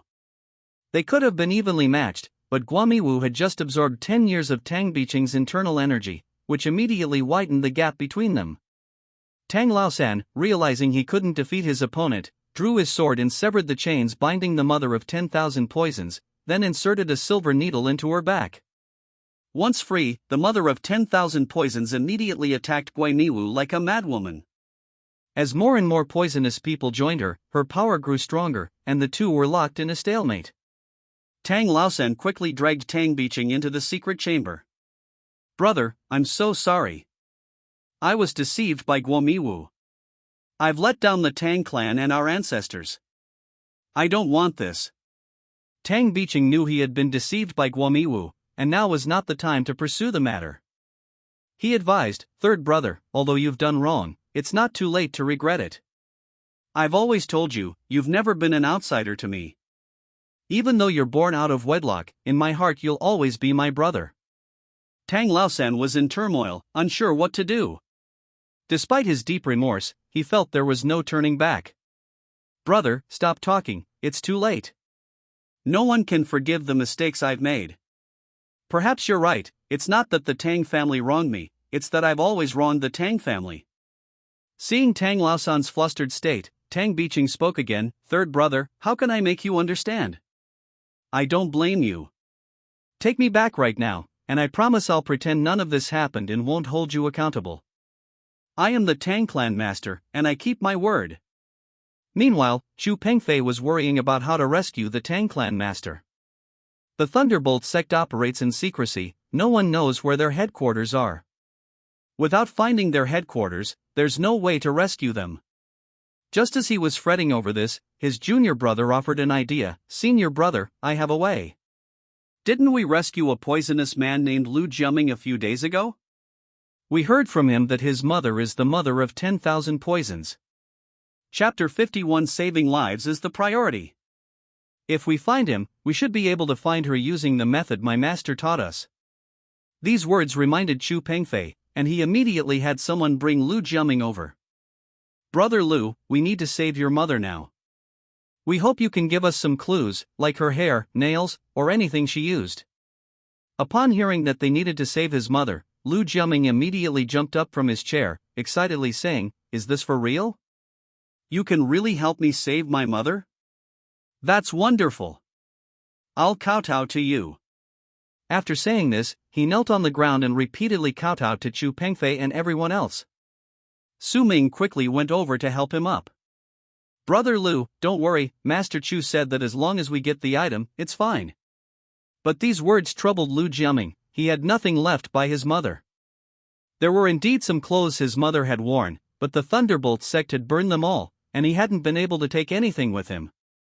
The house burned down by the Thunderbolt sect, everything's gone, Lu Jiaming's words were cut short as he suddenly clutched his chest, racked with pain. Mother, something must have happened to mother. A mother's heart is connected to her son's. Lu Jiaming immediately realized his mother might be in danger. Chu Pengfei quickly stepped forward, making a hand gesture in the air, and a golden light shot into Lu Jiaming's body. With Chu Pengfei's help, Lu Jiaming felt much better. At this moment, Chu Pengfei noticed a peculiar pattern on Lu Jiaming's clothes, as if it had been embroidered. "Did your mother embroider this pattern on your clothes?" Lu Jiaming nodded and said, "Yes, there wasn't a pattern here originally. Once, I accidentally tore it while working, and my mother embroidered a lotus flower for me. She embroidered it herself, stitch by stitch." Thinking of this, tears welled up in Lu Jiaming's eyes, but Chu Pengfei saw hope. He clasped his hands together, chanting incantations no one could understand, and then something strange happened. A thin thread slowly floated out from the lotus flower, gently flying away. "Everyone, hurry and follow. It will lead us to the Thunderbolt sect's lair." Hearing this, everyone quickly followed Chu Pengfei outside. "Master Chu, is this trick really going to work? With just this thread, can we find the Thunderbolt sect?" Chu Pengfei nodded and said, "A mother's thread in her hand, a traveler's clothes on his back. This lotus flower holds Lu Jiaming's mother's love. It will definitely lead us to the Thunderbolt sect. What are you two standing there for? Hurry up. My grandfather is still in their hands, I'm so worried." Tang Qingyue urged even more urgently, her heart aching at the thought of her grandfather possibly suffering. The two dared not delay and quickly ran along the thread. Not long after, they arrived at the place Su Ming and Chu Pengfei had been before, the backyard of the entertainment center. The thin thread floated in through a crack in the rocks. Su Ming exclaimed, "I get it. This entertainment center's backyard is the Thunderbolt sect's hideout. No wonder I kept losing at everything, they were behind it all." Chu Pengfei warned, "We don't know what's going on inside. Everyone, be careful." They pushed open the door. The room was quiet, the floor a mess. "This is definitely the Thunderbolt sect. We haven't come to the wrong place. Are you out of your mind? Isn't this the Thunderbolt sect? Didn't you see those 3 words on the wall, Thunderbolt sect? What are you still babbling about?" Su Ming looked up at Tang Qingyue's words, and sure enough, the 3 large characters were clearly written on the wall. "I didn't notice them just now. But why is it so quiet? It feels strange." Suddenly, a cold wind swept down Su Ming's back, and he dodged in a flash. The mother of 10,000 poisons claws fell, almost hitting him. If he hadn't reacted quickly, he would have been seriously injured. Seeing this, Chu Pengfei immediately led his disciples to fight the mother of 10,000 poisons. "What do we do next?" Tang Qingyue was a little flustered. After all, she was a young woman and didn't know what to do in this situation. "What are you standing there for? Go find your grandfather, they should be inside. You can't help here, go in and see." The two entered the inner room, a secret chamber, and saw Tang Bicheng earnestly trying to persuade Tang Laosan. Because his back was to Tang Laosan, he didn't hear what they were talking about. "Third uncle, what are you doing? Let grandpa go." Tang Laosan, feeling guilty, became agitated and hid behind Tang Bicheng, still holding a weapon. "Don't force me. This isn't what I wanted, really not." Tang Laosan had completely lost control. This incident had been a huge blow to him. "Do you know how serious the consequences of doing this are? What have we, the Tang family, done to you?" Tang Qingyue cursed angrily, feeling that the family shouldn't have fallen into such a state. "You're right, I've let the Tang family down. I don't deserve to be a member of the Tang family." With that, Tang Laosan raised his weapon to his neck. At that moment, the potato in Tang Qingyue's hand flew out, transforming into a tiny sprite, radiating golden light. His weapon was frozen in mid-air, unable to move. "Su Ming, quickly, take his weapon away." Upon hearing this, Su Ming rushed over and snatched the weapon. Tang Laosan was unharmed. The blood-red potato transformed back into a potato and returned to Tang Qingyue's hand. "Laosan, why did you do this? I already said I wouldn't pursue it. We're family, how can young people not make mistakes? At least you haven't caused anything too serious." Tang Laosan was filled with remorse and immediately knelt down. Sect Master, even if you forgive me, I can't get over this myself. I don't deserve to be a member of the Tang family. I'll be your slave in my next life. With that, Tang Laosan ran out without looking back, not even knowing where he was going. Where is third uncle going right now? He doesn't seem quite right. Tang Qingyue is too young to see anything wrong. Tang Biqing sighed and said, let him be. He's more miserable than if he were dead. He's too narrow-minded. Qingyue, remember, live with magnanimity, don't be petty. Tang Qingyue nodded and quickly ran to her grandfather, anxiously asking, Grandpa, are you all right? I was so worried. Tang Biqing was very weak at this moment because Guamiwu had absorbed half of his internal energy. But he didn't want Tang Qingyue to worry, so he forced a smile and said, Qingyue, Grandpa's fine, just a little tired. Let's go home. Su Ming and Tang Qingyue helped Tang Biqing walk outside. At this time, Chu Pengfei and his two junior brothers had already subdued the mother of 10,000 poisons. With the matter settled, everyone returned to Tang family fortress. What a pity, Guamiwu of the Thunderbolt sect escaped. It seems he came prepared. We were still a step too slow, Chu Pengfei said with some self-reproach. Tang Biqing quickly comforted him, Pengfei, don't blame yourself. That Guamiwu is always very cautious and well hidden. This isn't your fault. Grandpa is right, how can we blame you? You've done a great job. If it weren't for Brother Chu, we wouldn't have been able to rescue Grandpa and Lu Jiaming's mother so easily. We should all thank you. Tang Qingyue particularly admired Chu Pengfei, attributing all the credit to him. Chu Pengfei humbly said, Miss Tang, you're too kind.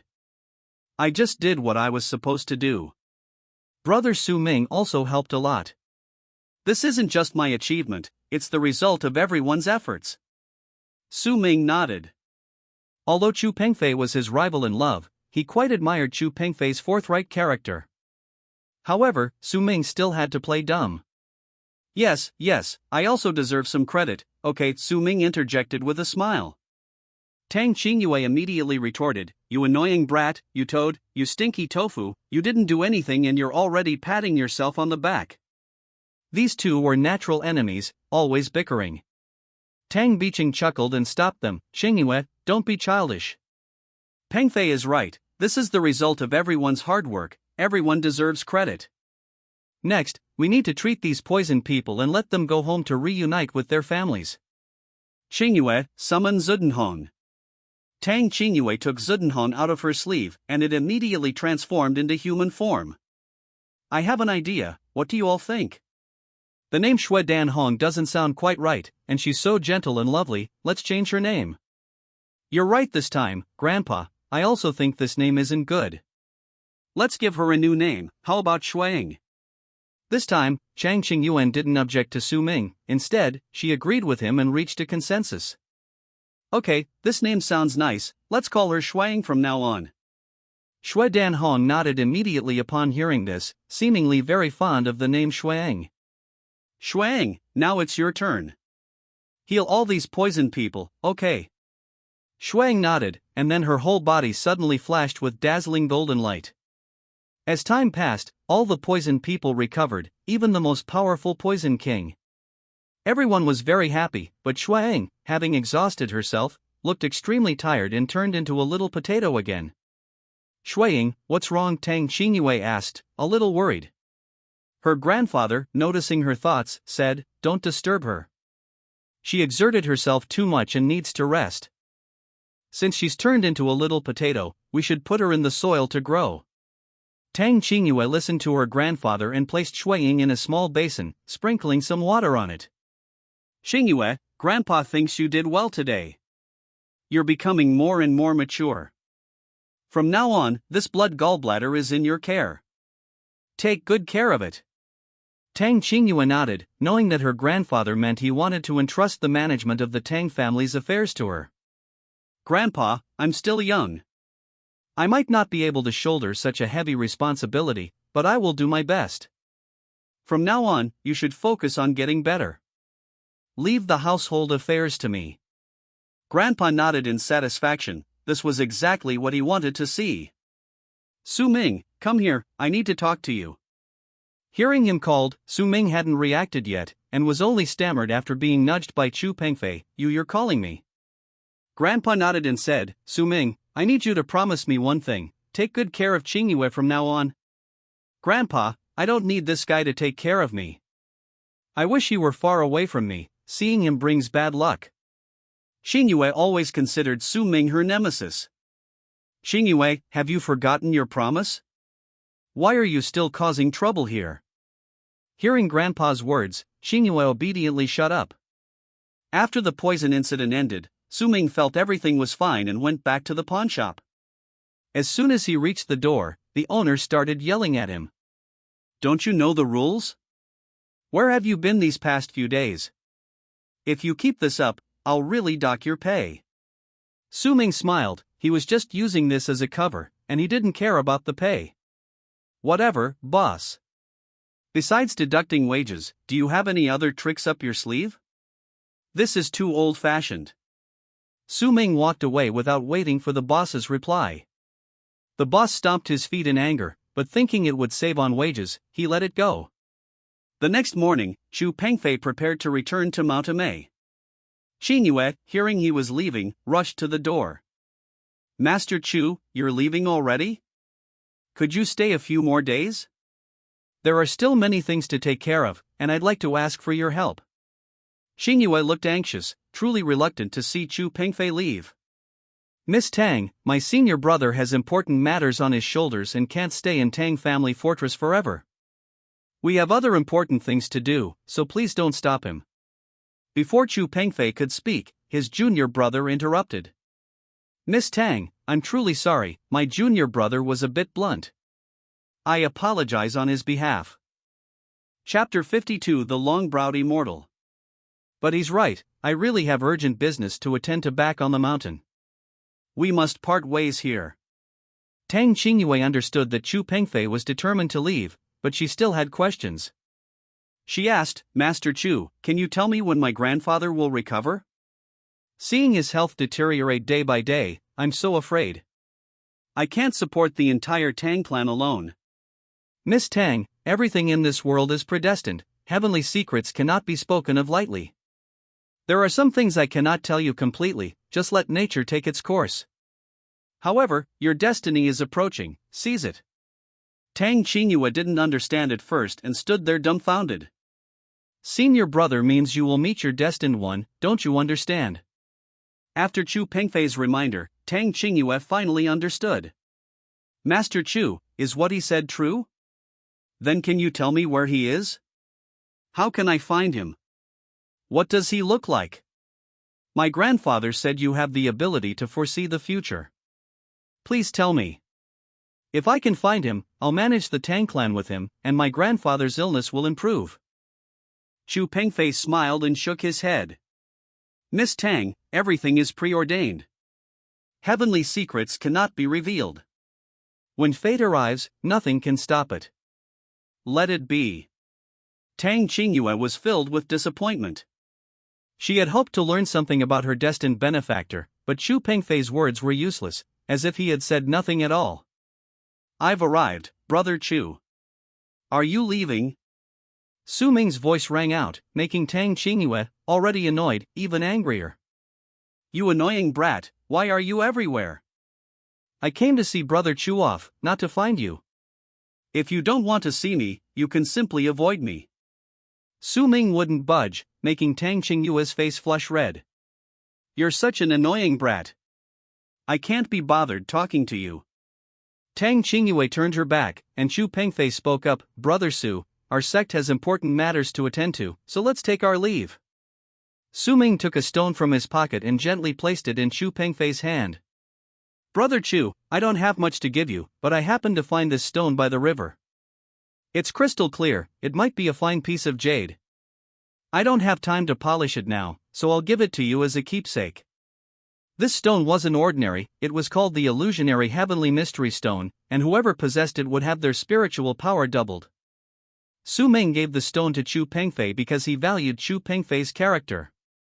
Upon receiving the stone, Chu Pengfei immediately sensed its power and was startled. He quickly said, "Brother Su, this gift is too much, I absolutely cannot accept it." Su Ming pushed the stone back, saying, "Since we're brothers, of course I should give you the best." Before he could finish, Tang Qingyue interrupted, "You rascal! Don't you understand what Master Chu means? Who's ever heard of giving someone a stone as a gift? He hasn't even said it directly, how can you be so rude?" Chu Pengfei hurriedly explained, "Miss Tang, you're mistaken. This stone is full of spiritual energy, it's incredibly precious, and can only be described as valuable." Someone nearby chimed in, "That's right, this isn't an ordinary stone, you just have no taste." Tang Qingyue's face turned pale with anger.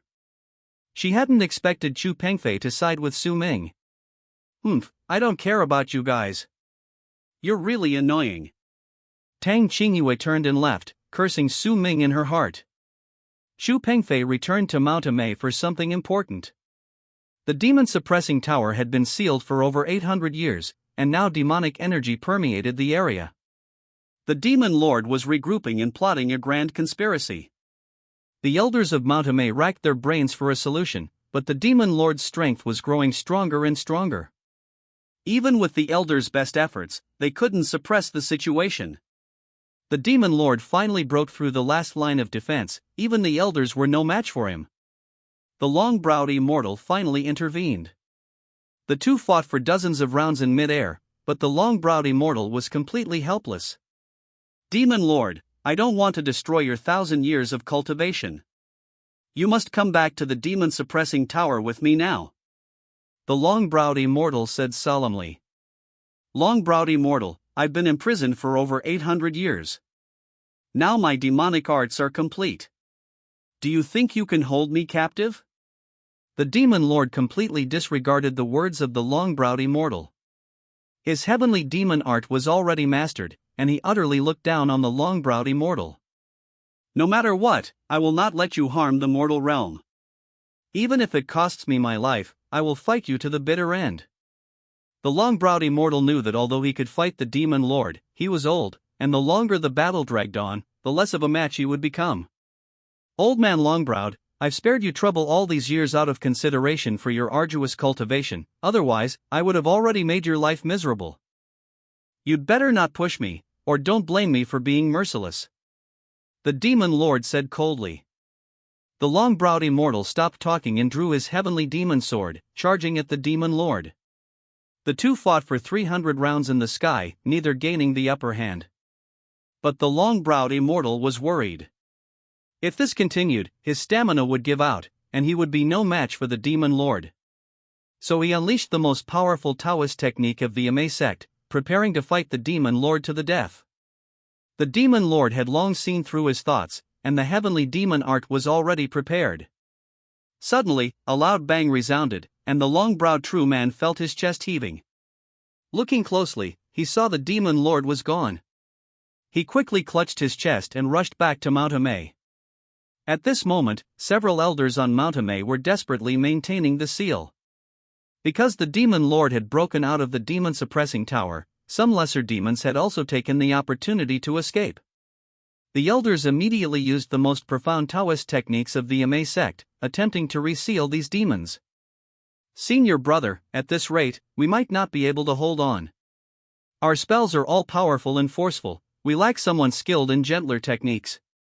Now that the sect leader is not here, what can we do?" Qingshu Taoist, hearing his junior brother's words, was also worried. These demons were like madmen, relentlessly attacking the seal. No matter what, we cannot let them escape. Even if we exhaust all our cultivation, we cannot let them succeed, Qingshu Taoist said firmly.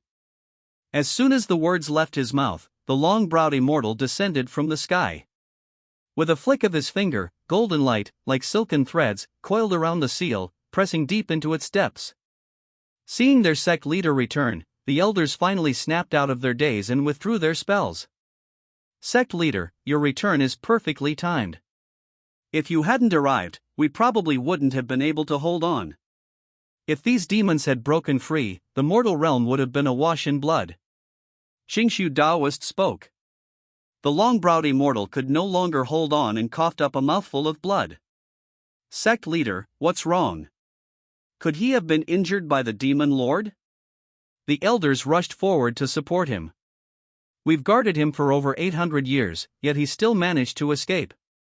His heavenly demon technique is unparalleled, I'm no match for him at all. The long-browed master sighed, his voice filled with helplessness. Upon hearing this, the elders' faces changed. Even the sect leader couldn't defeat the demon lord, this was truly a difficult situation. Sect leader, if you can't handle him, who in this world can stop him? An elder asked worriedly. Yes, sect leader. Although we just subdued those demons again, many followed the demon lord when he fled. It seems the mortal realm is about to suffer again. Another elder echoed. The long-browed master nodded, stroked his beard, and said in a deep voice, I understand what you mean. This is destiny. The demon lord has appeared in the world, with my current abilities, I am truly powerless. However, there is one person in this world who might be able to deal with him. Master Qingshu hurriedly asked, who is the sect leader referring to? Su Ming, the palace master of Tianlong Palace. His skill surpasses mine, the demon lord is no match for him. Master Changmei stroked his beard, his tone firm. Sect leader, it's said in the martial world that Tianlong Palace is only ranked 3rd, and you are number 1. If you can't even handle the demon lord, is Su Ming really capable? An elder asked skeptically. Master Changmei said seriously, it's just a rumor in the martial world. I'm old, they gave me an empty title. The fact that Divine Sword Manor is ranked 2nd was also deliberately placed there by Su Ming. In terms of true cultivation, none of us are his match. The elders were stunned upon hearing this. Master Qingshu asked again, I saw Su Ming at the last Imperial Capital Assembly. He was only in his 20s. Is he really that powerful? Master Changmei nodded, as if only he knew the true extent of his power, what you saw was only the surface. He has been hiding his true strength. Go and fetch Pengfei. I have something to discuss with him. Chu Pengfei, the eldest disciple of the 3rd generation, was teaching his disciples when he heard the sect leader's summons and immediately rushed over. Sect leader, you summoned me. Chu Pengfei asked respectfully. Master Changmei nodded, Pengfei, I entrust you with an important task. The demon lord has appeared. You must go to the Great Wall of Spring and invite Su Ming here. This matter depends on you. Chu Pengfei looked puzzled and couldn't help but ask, Sect leader, what does the demon lord's appearance have to do with Su Ming? As far as I know, he's just an ordinary person, he doesn't even have true qi. Why are you looking for him? The long-browed master laughed loudly and said, just go find him. He's probably the only one in this world who can deal with the demon lord. Don't ask so many questions, just go do what you need to do. Chu Pengfei knew the long-browed master's temperament well and dared not say another word. He understood that whenever the sect leader spoke, there must be a reason. Su Ming was frowning at himself in the mirror, annoyed that a few pimples had inexplicably appeared on his face after a long absence from his wives and concubines. He couldn't help but laugh self-deprecatingly. Suddenly, an old man jumped out of the mirror, it was the long-browed immortal. How can you be so rude? You just popped out like that. Su Ming frowned in displeasure. The long-browed immortal laughed heartily and stepped directly out of the mirror. Fellow Daiwas Su Ming, I've come today to discuss with you how to deal with the demon lord. Su Ming was taken aback, wasn't the demon lord always locked in the demon suppressing tower? How did he escape? Old man, you were too negligent. The long-browed immortal shook his head and sighed, the demon lord has mastered the heavenly demon art. We sealed him away for over 800 years, and now he's broken free. Even I can't handle him. Su Ming was shocked. He knew the long-browed immortal's cultivation level, even he himself might not be able to defeat him. The fact that the demon lord had escaped from his grasp showed just how powerful he was. Even you can't handle this, which is truly surprising. Then tell me, what should I do? The long-browed immortal smiled, having been waiting for Su Ming to say this. Now it's not a matter of whether you help me or not, but rather that you must personally confront the demon lord. I'm old and can't exert my strength anymore. This burden can only be entrusted to you. Su Ming was immediately displeased. Old man, aren't you setting me up? You were the one who let him escape, you should be the one to catch him. How did it become my problem? I've never met the demon lord before, we have no connection. Is it appropriate for you to drag me into this? He originally thought it was just a small favor, but he didn't expect the long-browed master to dump such a huge mess on him. He absolutely refused to take it on. The long-browed immortal said sternly, Fellow Daoist Su Ming, the demon lord's heavenly demon art is already at its peak, and few in the three realms can rival it. If you don't show yourself, the people of the world will suffer. Can you just stand by and watch them suffer?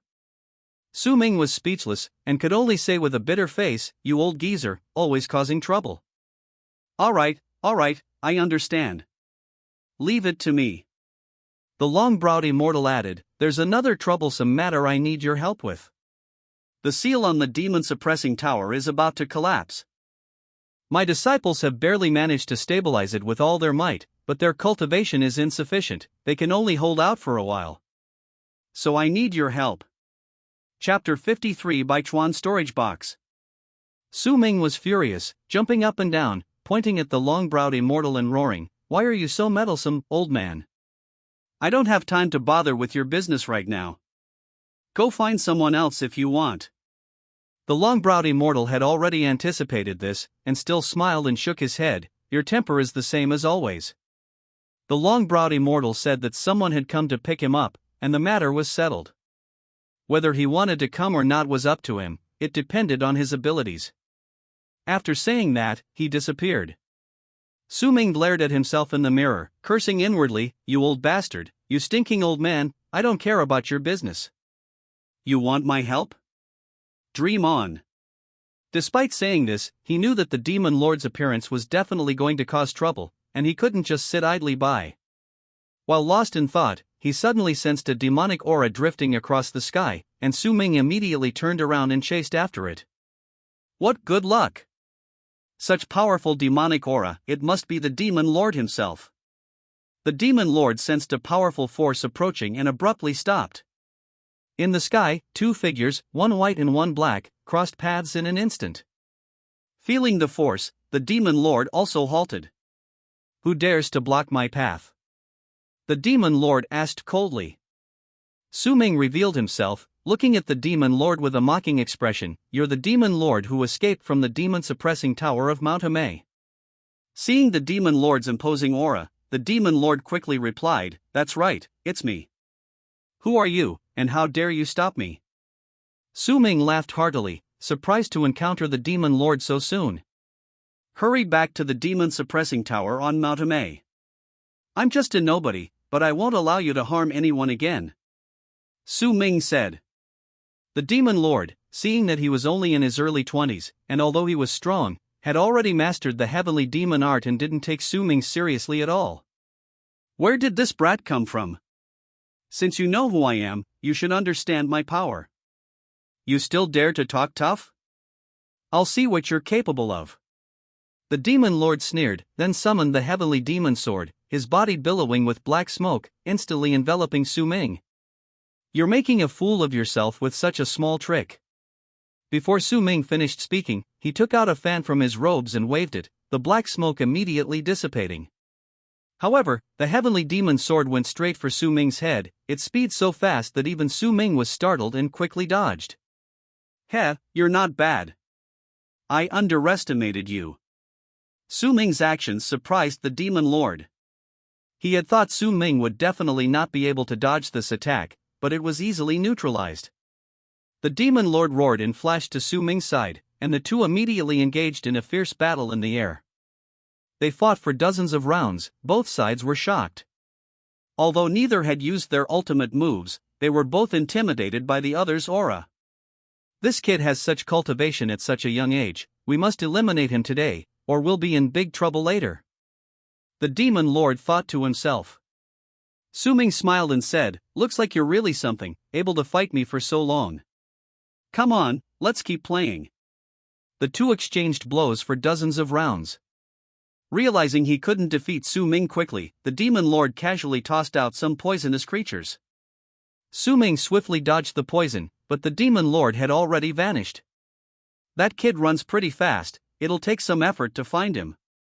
Su Ming thought to himself. The demon lord was in a terrible mood at the moment. Having just sparred with that young man, he discovered the opponent's formidable strength. His 800 years of cultivation were no match for a mere brat, which infuriated him. I can't tell which sect he belongs to. This kid must be eliminated, or he'll be in big trouble later. The demon lord made up his mind.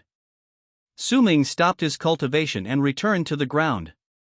He didn't chase after the demon lord, he knew he'd run into him sooner or later, and he was too lazy to bother. Having not seen Tang Qingyue for several days, Su Ming remembered his goal, to marry her and take her as a concubine. So he went to Tang family fortress. He heard her voice as soon as he entered. "Oh dear, what brings you here, you annoying brat?" Tang Qingyue wore a yellow dress and looked quite spirited. "Brother Tang, I came here specifically to see you, and this is how you treat a guest?" Su Ming said with a smile. Tang Qingyue rolled her eyes at him. All right, we're natural enemies. Every time we meet, it's nothing good. I've been quite comfortable without you these past 2 days." Su Ming turned to leave. "Since you don't welcome me, I'm going back. If this place won't keep me, there are other places." With that, he strode out the door. Tang Qingyue panicked. She had only said it casually, actually, she had been a little unhappy about not seeing Su Ming for the past few days. "You annoying brat, leaving just like that."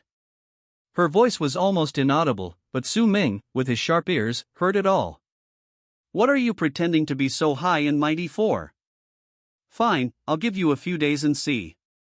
Su Ming chuckled inwardly, humming a song as he returned to the pawnshop. Meanwhile, Chu Pengfei arrived in the outskirts of the Great Wall of Spring and unexpectedly encountered the Demon Lord. The Demon Lord, having been humiliated by Su Ming, was furious, and seeing the Amei sect Taoists only fueled his anger. "Little Taoist, you're in for a world of trouble today. I'll take your life," the Demon Lord said coldly. Upon seeing the Demon Lord, Chu Pengfei inwardly groaned. He knew he couldn't defeat the Demon Lord, but his fierce nature made him fearless. "Demon Lord, today I'm going to capture you and imprison you in the Demon Refining Tower." Chu Pengfei didn't back down. The Demon Lord laughed loudly. "You choose death over heaven? Prepare to die." As soon as he finished speaking, the Demon Lord transformed into a giant red eagle and swooped down on Chu Pengfei. Chu Pengfei quickly mobilized his inner energy, rapidly setting up a Bagua protective shield.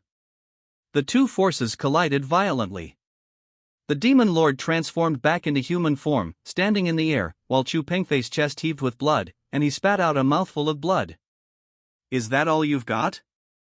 It seems the disciple of long eyebrows is nothing special," the Demon Lord said coldly. Chu Pengfei felt as if his internal organs were about to disintegrate.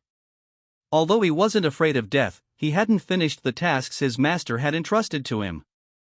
Was he really going to die here? Suddenly, he remembered his communicator with Su Ming. Although he wasn't sure if Su Ming could receive it, he still used all his strength to speak into the jade pendant at his waist. "Brother Su, see you in the next life. If you can hear me, hurry to Mount Amei. My master, Master Changmei, urgently needs your help." Just as Su Ming was busy at the pawnshop, he suddenly sneezed, and the jade pendant in his pocket emitted a sound. Hearing Chu Pengfei's words, Su Ming put down his work, concentrated, and leaped away, disappearing without a trace. Just as the demon raised his demonic blade to deliver the final blow to Chu Pengfei, Su Ming suddenly appeared beside him, an unseen force catching the demonic blade. "Stop," Su Ming said coldly, "trying to hurt my friend? Are you tired of living?" The demon dared not be careless. He had witnessed Su Ming's power before. After a few feints, he quickly retreated. Su Ming glanced at the unconscious Chu Pengfei and noticed his severe injuries. He hurriedly approached to check on him. Chu Pengfei's breath was weak, he was almost lifeless. Su Ming channeled a powerful surge of internal energy into his body. Chu Pengfei gradually felt a warm current flowing through him, and after a long while, he slowly opened his eyes. "Brother Su, did you save me?" Chu Pengfei asked weakly. Su Ming shook his head and said, "How could I possibly have that ability? When I arrived, you were already lying here, badly injured. Let me take you back first." Chu Pengfei shook his head and refused. "Brother Su, please take me to Montame and hand me over to my master." Su Ming immediately objected. "What? Carry you to Montame? That's over 20 miles of mountain road. I'd be exhausted to death carrying you there. This deal is too much of a loss." He paced back and forth on the ground as he spoke. Chu Pengfei pleaded desperately, "Brother Su, for the sake of our past acquaintance, please agree." Although Su Ming complained, he had already decided to help. Although he didn't want to display his strength in front of Chu Pengfei's life was hanging by a thread. He had to get him back to Montame no matter what, even if he had to walk those 20-odd miles. He was reluctant to do so. So she went to Chu Pengfei's side, used all her strength to carry him on her back, and set off towards Montame. After walking for a day, they finally arrived at the foot of Montame. Su Ming was panting heavily. "I didn't expect you to be so heavy. Now that we're at your Montame, you have to make it up to me." "Hey, I'm talking to you, why aren't you answering?" At this moment, Chu Pengfei was unconscious. He had suffered severe internal injuries. If Su Ming hadn't channeled internal energy into him earlier, he would probably be dead already. Su Ming quickly put him down and immediately channeled another surge of internal energy into him. He didn't have time to worry about anything else now, saving him was the priority. Seeing Chu Pengfei's eyelids twitch slightly, Su Ming immediately withdrew his internal energy, quickened his pace, and soon arrived at Montame. "Quick! Quick! Your senior brother is injured."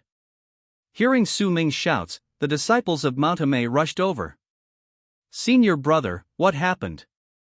Don't look at me, this has nothing to do with me." He encountered the demon lord. The disciples hurriedly carried Chu Pengfei into the house.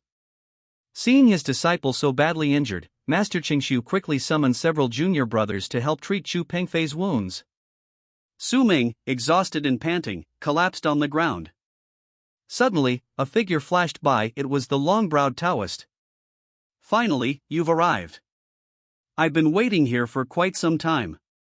Su Ming jumped up from the ground and said to the long-browed Taoist, "Old man, you've made me come all this way, surely not to deal with some trivial matter again."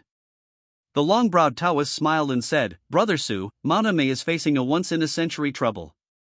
No one but you can solve it, so I asked Pengfei to invite you. Don't blame me, I truly had no choice." Su Ming glared at the long-browed Taoist and said, "I really didn't expect what could possibly be so difficult for you. Just say it directly.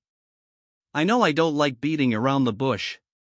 Long-browed Su Ming smiled warmly, already used to his personality. Although there was a significant age difference between them, they were like close friends, needing no formalities. "I must thank you for saving that kid Pengfei. It's getting late. Tomorrow morning I'll take you to the demon-suppressing tower, and you'll find out then." After a long day of hiking, Su Ming's feet were almost blistered and he definitely needed a good rest. The next morning, Su Ming opened the door and saw the long-browed Taoist standing outside, looking exhausted as if he hadn't slept all night. "You're awake.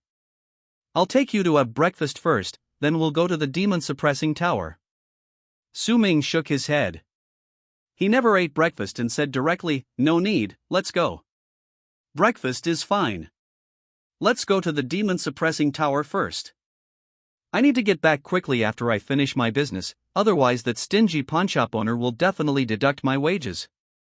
The two soon arrived at the demon-suppressing tower, where Qingshu and several other Taoist priests were struggling to maintain order inside. This tower has 17 floors, each imprisoning a ferocious demonic beast. Following the direction pointed out by the long-browed figure, Su Ming saw green lights flickering around the 15th floor. Qingshu and the others were trying their best to draw these green lights, but the blue light remained completely still. "Just a few streaks of blue light, what's so special about that?" Su Ming said nonchalantly. The long-browed figure stroked his beard and smiled. This shouldn't be difficult for you, but even the five of us, using every means at our disposal, failed. Do you remember this box? As he spoke, a delicate little box appeared in his hand. The 100 Rivers storage box? I didn't expect you to have such a treasure. How about giving it to me? It looks quite valuable. Su Ming took the box, examining it repeatedly, clearly delighted. Ha, it should have been yours anyway. Chapter 54 Tranquilizing Spell. However, you must first put that green light into the box, this is crucial for us. Long-browed explained. Su Ming understood. This 100 Rivers storage box was an ancient artifact, small yet capable of containing everything under heaven, a truly rare spatial magic treasure. What's so difficult about that? Watch closely. Su Ming clasped his hands together, and a purple light soared into the air. The green light seemed to be in fear, instantly being absorbed into the box. I told you, this is very simple. You've been struggling for days without success. Are you really getting senile? Su Ming's movements were clean and efficient, and Long-browed nodded with a smile. Su Ming asked with a puzzled look, Old man, you still haven't told me what's in this box. I took on this job without even knowing anything, that's not fair. Long-browed laughed heartily and said earnestly, Come, let me tell you a story. A man's voice suddenly came from inside the box, Let me out. Su Ming impatiently interrupted, Old man, do you all love telling stories? Just get to the point, stop beating around the bush. Long-browed man didn't care and continued smiling, Don't rush, let me tell you slowly. 25 years ago, the demon race and the evil spirit race suddenly launched an attack, wanting to devour humanity. Although we sent many people to resist, they were too numerous and too strong, our strength was completely insufficient. So, the five of us brothers decided to cultivate the Yamei Mountain's tranquil spirit technique. Su Ming interjected, Wait, isn't the tranquil spirit technique a forbidden technique of your Yamei? Knowing it won't work, why do you still do it? Long-browed man smiled and said, Brother Su Ming is indeed knowledgeable, you even know about our forbidden technique. The situation was critical then, only by cultivating the spirit tranquility technique could one instantly increase their strength 100-fold or 1,000-fold. After discussing it, we decided to take a risk. In the end, we defeated the demon race and the evil spirit race, but we also left a hidden danger for the world. Those few streaks of blue light were our evil thoughts. The spirit tranquility technique was originally used to cleanse evil thoughts, our ancestor knew the risks and therefore listed it as a forbidden technique. Su Ming understood everything after hearing this. You mean this box contains your evil thoughts? No wonder it's so powerful. But I didn't encounter any obstacles when I collected it just now, why? Long Eyebrow explained, because your aura is strong enough. Evil spirits fear the stronger, so it was obedient. Su Ming stood up, intending to leave. Since that's the case, my mission is complete. There's nothing else to do. I have to go back to work, that vampire is going to deduct my salary again. Long-browed man stopped him, Don't be in such a hurry to leave. We finally managed to get you here, and things aren't over yet. How can we just let you go like this? Su Ming grinned and said, Old man, are you clinging to me? What if I don't agree? Long-browed man said confidently, You won't disagree. This time, I'm taking you to the celestial realm. If someone else goes, you'll definitely come looking for me. Upon hearing celestial realm, Su Ming immediately perked up. Of the 6 realms, he wasn't afraid of the human realm, but he had never been to the celestial realm. He'd heard that celestials possessed the ability of the 6 paths of reincarnation. How interesting that would be. This was a new challenge for Su Ming. Seeing Su Ming remain silent, Long-browed man knew he'd hit the nail on the head. Fellow Daoist Su Ming, wouldn't you like to think about it carefully? You old bastard, you stinking old man, I'm starting to wonder if you're lying to me. Nothing good ever comes from being with you. Su Ming replied with a laugh. Long-browed man laughed heartily. He and Su Ming had always been close friends, and he especially admired Su Ming's character. He said, Whether I'm lying or not, we'll find out soon enough. Only you have this opportunity. I also want to go to the heavenly realm, but unfortunately, I don't have that destiny. You are destined for greatness, because you are the savior. This is a gift from heaven. These words sounded familiar. Ming felt as if he had heard similar words in a dream. He asked, "How do I test you? If I find out you're lying to me, I'll make sure manhwa is never at peace." "Come with me," long-browed man said.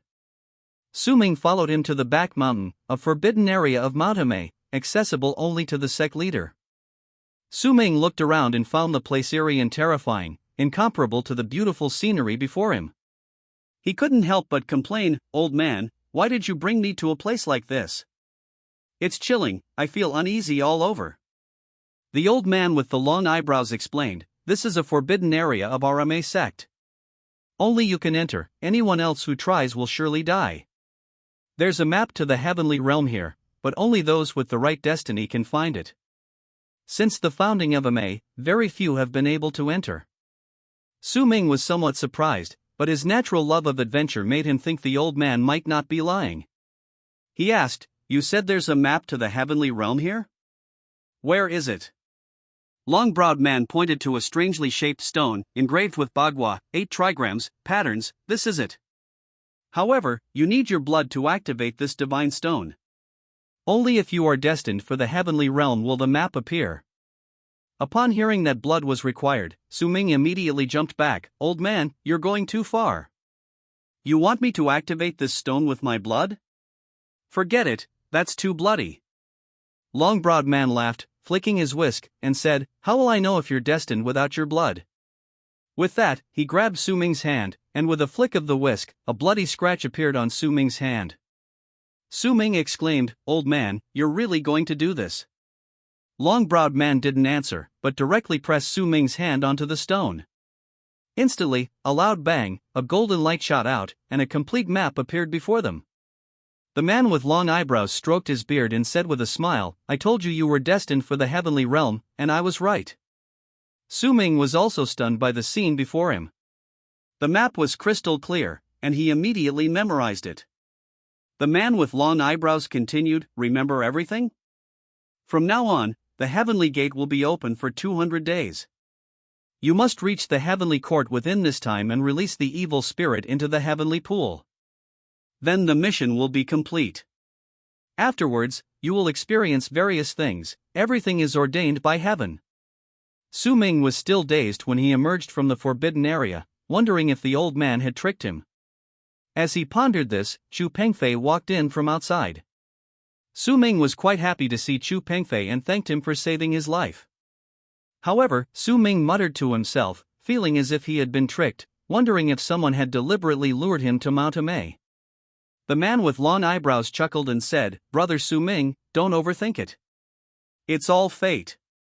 He was destined to meet Chu Pengfei, destined to meet that Miss Tang, and destined to meet himself. Chu Pengfei nodded in agreement, saying that their sect leader never lied, and that cultivators valued fate above all else. He felt a deep connection with Ming the moment he met him, and as he spoke, he suddenly coughed, his face turning pale, indicating that his injuries hadn't fully healed. The long-browed Taoist hurriedly told him to go back to his room to rest, saying he had something to discuss with Ming privately. After Chu Pengfei had walked away, the long-browed Taoist leaned close to Ming's ear and whispered, "This matter is entrusted to you. This concerns the safety of the entire world. Those evil things must be thrown into the heavenly pool for purification, otherwise, we'll be letting down the people." Ming nodded and then shook his head, suddenly thinking, if we put these evil things into the heavenly pool, given their close connection with the 5 of us, could they also be affected, perhaps even disappearing from the world? The long-browed Taoist admitted this was true, but he feared even more that these evil things would harm humanity in the future, making them eternal sinners. Therefore, he had to prevent this from happening, and Ming was the most suitable candidate. "Brother Ming, please keep this a secret for me. I don't want Pengfei to know. He's still young and might not be able to handle the blow. He considers you a good friend, and I'm truly afraid he won't be able to bear it." Chu Pengfei was one of the best among the 3rd-generation disciples, and the long-browed Taoist intended to entrust Mount Amei to his management. Ming naturally understood this. Ming felt this was a bit cruel. If Chu Pengfei dealt with those evil things with him and returned to find them all gone, how heartbroken would he be? Wouldn't he become the villain? The long-browed Taoist sighed and shook his head. This wasn't the outcome he wanted either. Brother Su Ming, there's no other way. If we don't do this, the people of the world will suffer. This is not what we cultivators should do. The long-browed Taoist gazed into the distance, as if prepared to sacrifice himself. Old man, don't be so pessimistic. Maybe we can find another way. The long-browed Taoist shook his head again. He had already foreseen the outcome. The long-browed Taoist said to Su Ming, please take good care of Pengfei during this time. He's been on the mountain for too long. Although you seem carefree, I know you're a reliable person. I'm leaving this matter to you. Su Ming was unhappy to hear this, feeling that the long-browed Taoist was entrusting his son to someone else, which made him feel uneasy. The two had a good relationship, and he didn't want to see him like this. Don't push this onto me. If you want to teach him yourself. I don't have that ability. Besides, what benefit would I get? I'd just be wasting my time. I'm not falling for that. The long-browed Taoist smiled and shook his head. I know you're tough on the outside, but you're very soft-hearted. I believe you won't let me down. After parting ways with the long-browed Taoist, Su Ming wanted to go see Chu Pengfei. At this moment, his snow-red jade pendant suddenly vibrated. He knew that Tianlong Palace was looking for him. He focused his attention on the jade pendant and heard Li Shui's anxious voice, "Where have you been for so long? I was so worried. When are you coming back?" Hearing her voice, Su Ming felt a warmth in his heart. Remembering her coquettish manner, he suddenly longed to go home. I still have some things to finish, I'll be back soon. How's everyone at home? Everything's fine, everyone's doing well, it's just that your sisters miss you. When you weren't here, we all lost our sense of direction. Now we realize how crucial you are. Everyone misses you, and I miss you too. Su Ming laughed heartily. Looks like I'm quite popular. Alright, I'm going back now. Don't slack off these days, practice yin-yang techniques diligently, it'll greatly benefit your cultivation. I have a friend to visit, so I'll hang up now. Su Ming regained his composure and headed towards Chu Pengfei's room. Chu Pengfei was lying there, his blood and qi surging erratically. Although the elders had helped heal his injuries, they were too severe, leaving him very frustrated. Thinking of how he had trained diligently for decades, yet couldn't withstand a single move from the demon lord, his spirit sank. Brother Chu, are you feeling any better? As soon as Su Ming finished speaking, Chu Pengfei sat up in bed, and Su Ming quickly helped him. You're weak, don't be so polite. We're about the same age, don't stand on ceremony. Chu Pengfei lay down again after hearing this. Brother Su, who are you? Even my master treats you with utmost respect. I've tried several times, but I haven't found any internal energy in you. There are two possibilities, either you're pretending to be humble, or you have unlimited potential. My master is strict with me, but he's never this kind to others. Su Ming didn't want to reveal his identity because he had promised the long-browed Taoist to keep it a secret. Brother Chu, don't guess. I'm just an ordinary person. But my master said I was some kind of savior, I guess he's getting senile. Chu Pengfei didn't think much of this and said directly, no matter who you are, I'll consider you a good friend. Although we haven't known each other for long, I always feel we have a special connection. And that Miss Tang, I can tell you like her, and she likes you too. I think you two will definitely have a future together. Mentioning Tang Qingyue made Su Ming's mind a little unsettled. Chapter 55. Old Tang is gone.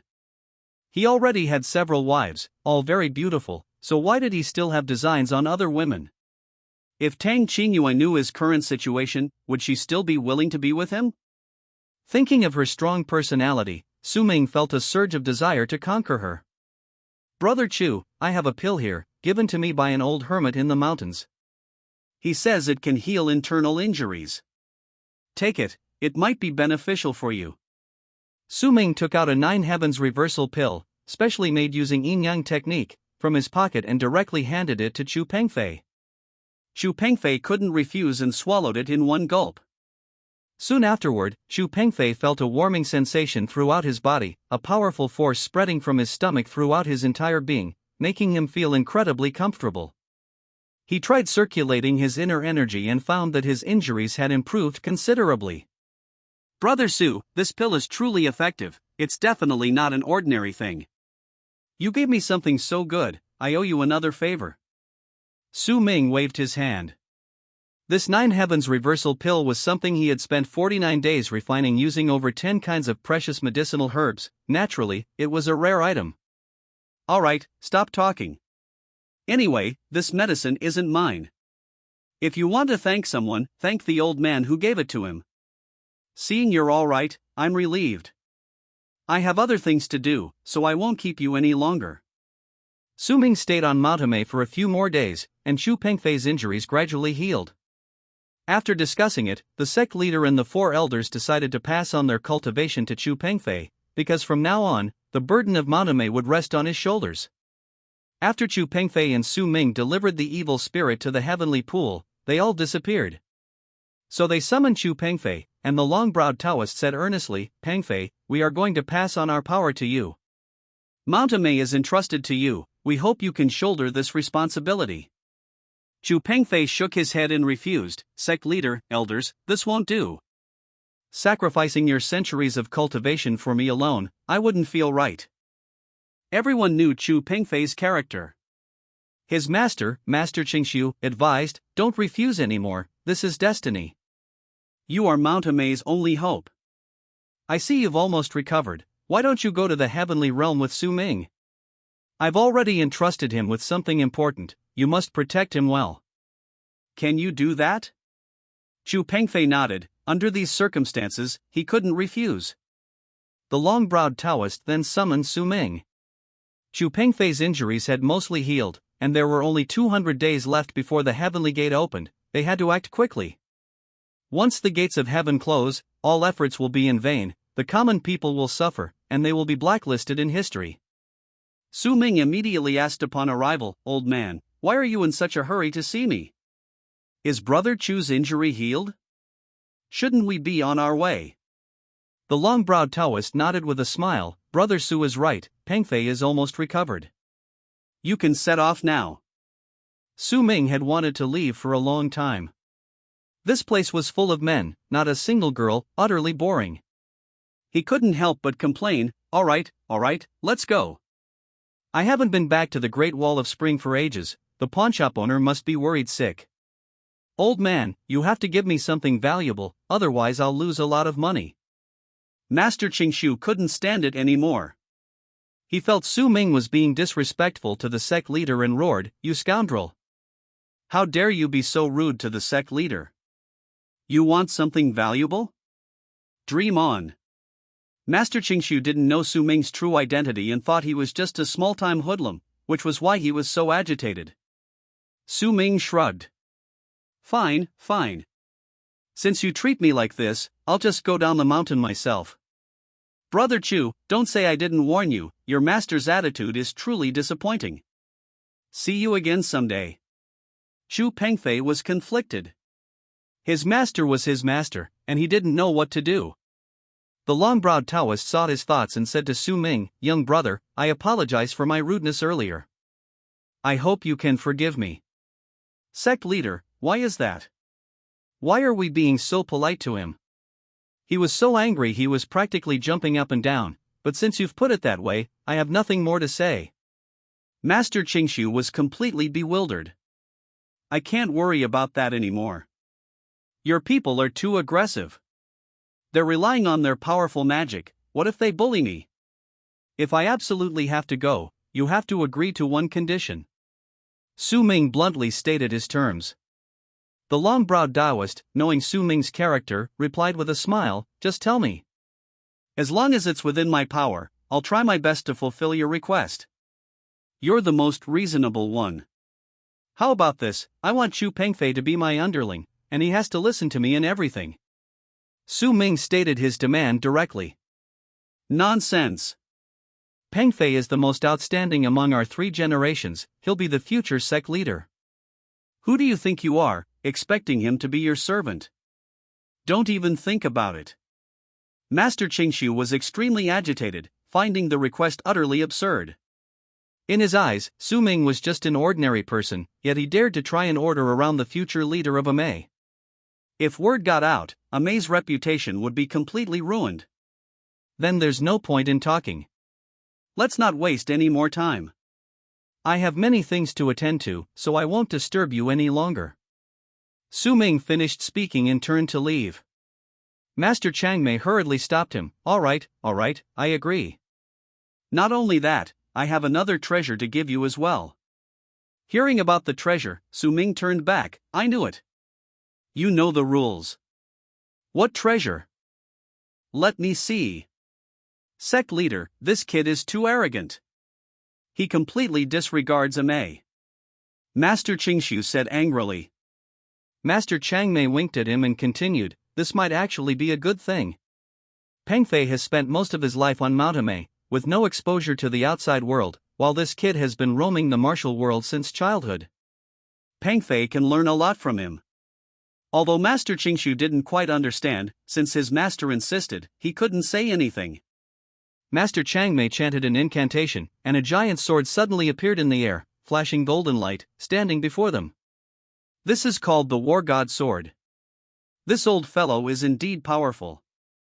Su Ming's eyes showed surprise. The War God Sword is an ancient treasure, said to have been the weapon of martial Tianping of the Heavenly Realm, a rare divine weapon forged from thousand-year-old coal iron. Alright, seeing how sincere you are, I'll agree. Brother Chu, what are you waiting for? Let's get going. Su Ming didn't waste any more words and walked straight out. The long-browed Taoist hurriedly gave Chu Pengfei a look, and Pengfei, quick-witted as ever, immediately followed. Sect leader, what do you mean by this? That brat was rude, and not only did you not scold him, you even gave him the War God Sword. This is an ancient divine artifact, we've guarded it for decades, and now you're just giving it away so casually? I don't understand.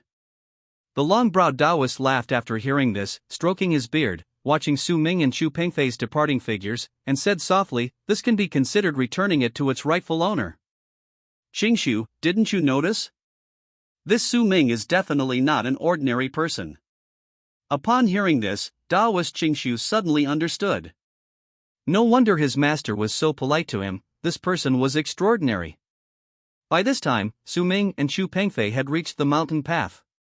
Because of the demon lord's appearance, many remaining demons emerged to surround them. The two fought their way through, eliminating demons and monsters, and finally returned to Chunchang City. Brother Su, the demonic energy here is too strong. It seems the demon lord has arrived, and those monsters are taking advantage of the situation to cause trouble. Chu Pengfei reminded them. Su Ming absent-mindedly toyed with the War God Sword. Although he didn't recognize the sword, it felt familiar, evoking a strange sense of kinship. How about this, I'll go back to the pawnshop first, and you deal with these monsters. We'll meet here tomorrow morning. Su Ming suggested. Chu Pengfei had wanted to do this for a long time. Exorcising demons was his duty, and he couldn't wait any longer. Hearing Su Ming's suggestion, he vanished instantly. That kid runs fast. He disappeared before I even finished speaking. Never mind him, getting back to the pawnshop is more important. Su Ming muttered. Little Fatty saw Su Ming and immediately rushed over to hug him tightly. You're finally back. Everyone was so worried about you. Where did you go? You didn't say a word for so long, the shopkeeper was angry. Su Ming smiled, having expected this. Don't worry, what's there to worry about? I just went to Madame to burn incense and pray, to clear my mind. Su Ming, you still know to come back? Let me tell you, since you didn't come to work, your salary for this month is definitely gone. The shopkeeper had entered unnoticed, speaking angrily. Shopkeeper, don't be so hasty. It's just a month's wages being deducted, I accept it. And listen, I won't take this year's wages either, consider it a gift from me, how about it? Su Ming said casually. The shopkeeper was overjoyed to hear this, a year's wages saved him a fortune. Alright, since you say so, let's consider this matter settled. Watching the shopkeeper's figure disappear into the distance, the chubby boy looked aggrieved. What are you doing? He just said he'd only deduct 1 month's wages, and you agreed to a whole year. I really don't understand what you were thinking. Su Ming chuckled and patted the chubby boy's shoulder. Let me tell you. Oh, I see. No wonder you agreed so readily. She'll definitely regret it now. After I left, did the Tang family contact me? Su Ming was worried about Tang Qingyue. He had been gone for over 10 days, and he wondered if the girl had come looking for him. Just as he was lost in thought, he noticed the chubby boy's troubled expression. I'm asking you a question. Did the Tang family contact me or not? You still don't know. The eldest daughter of the Tang family has been kicked out of the house. I don't know where she is now. Upon hearing this news, Su Ming immediately tensed up. What? She's been kicked out? What about Tang Biqing, the head of the Tang family? In Su Ming's eyes, Tang Qingyue was Tang Biqing's darling. How could such a thing happen? Hearing Su Ming mention Tang Biqing, the fat man's face also darkened, and he quickly explained, the Tang family patriarch is no longer here. Now the second son is in charge, and the first thing he did upon taking office was to kick the eldest daughter out of the house. That girl is so pitiful. Su Ming, where are you going? Su Ming had already rushed out of the courtyard. His purpose in staying in Chun was to take care of Tang Qingyue, and now, hearing that she had been kicked out, he was extremely anxious. After searching for a long time, Su Ming finally found her in a dilapidated temple. At this moment, Tang Qingyue was curled up alone in a corner, looking extremely helpless. Qingyue, what are you doing here? Come back with me now. Tang Qingyue glanced up at Su Ming, then hurriedly turned away, her face contorted with embarrassment, not wanting him to see her state. Go back, don't worry about me, I don't need your pity. Su Ming stepped forward, grabbed her shoulder, and turned her around. What exactly happened? Tell me quickly, I'll definitely get justice for you. I told you, I don't need your help, let me fend for myself. Tang Qingyue's tears streamed down her face. Having been pampered and spoiled since childhood, she couldn't accept this sudden turn of events. I'll say it again, what happened? If you don't tell me, I'll smash Tang family fortress to pieces. Chapter 56. Don't worry, I'm here. Su Ming was truly angry, completely forgetting to control his emotions. Tang Qingyue, intimidated by his imposing manner, finally spoke, Grandpa is gone.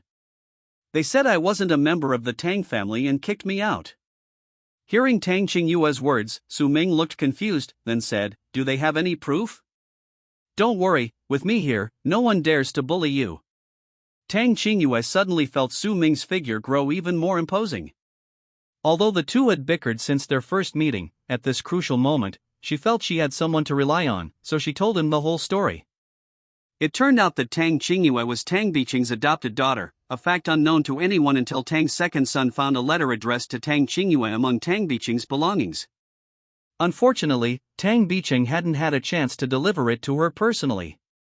Upon learning this, Su Ming was furious and turned to leave. Tang Qingyue seemed to sense something and hurriedly chased after him, asking, Where are you going? Su Ming said firmly, I must get justice for you.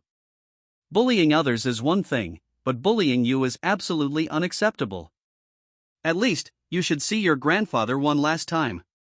These words struck a chord with Tang Qingyue. She didn't care about the position of Tang clan leader, but having grown up with her grandfather since childhood, her greatest desire at this moment was to see him one last time. In the instant she was stunned, Su Ming had vanished. Tang Qingyue rushed towards Tang family fortress. Su Ming arrived at Tang family fortress menacingly, but the servants at the gate immediately blocked his way. With a flick of his hand, they flew away like kites with broken strings. This time, Su Ming no longer concealed his strength, because their actions had thoroughly enraged him. They could mess with him, but they absolutely could not mess with his woman. The servants had just stood up when a gust of wind knocked them to the ground. Su Ming strode forward as if no one was there. At this moment, more servants and guards surrounded him.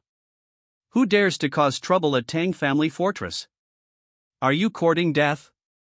More than 20 people attacked him together, but although these guards were stronger than the servants, they were still no match for Su Ming. Bring out the second son of the Tang family. Seeing that they were no match for him, the crowd hurriedly went to fetch the second son of the Tang family. So it's you, Su Ming. What exactly do you want? We've kept to ourselves, what is the meaning of this? The second son of the Tang family asked coldly. Su Ming glared at him with contempt, the image of Tang Qingyue crying before him flashing through his mind. He was instantly enraged and shouted, "Second son of the Tang family, who do you think you are? You actually expelled Qingyue from the Tang clan. Old Master Tang's body is barely cold, and you've already committed such a heinous act. Aren't you afraid of retribution?" Tang the second smiled sinisterly, "This is our Tang family's private matter. What business is it of yours, an outsider? I advise you to mind your own business. Offending Tang family fortress will not end well." Su Ming, too lazy to argue, raised his sword and slashed at him. Tang the second, being the steward, also knew some martial arts and hurriedly grabbed a pair of golden scissors to defend himself. But he was no match for Su Ming. If Su Ming hadn't shown mercy, he would have been dead long ago. Just then, Tang Qingyue and Little Fatty arrived at Tang family fortress. Tang the second, seeing Tang Qingyue, clutched his chest, his face grim. "Qingyue, you brat! You actually colluded with outsiders to come to Tang family fort. Grandpa just passed away, and you treat him like this? How can you face him after all these years of raising you?"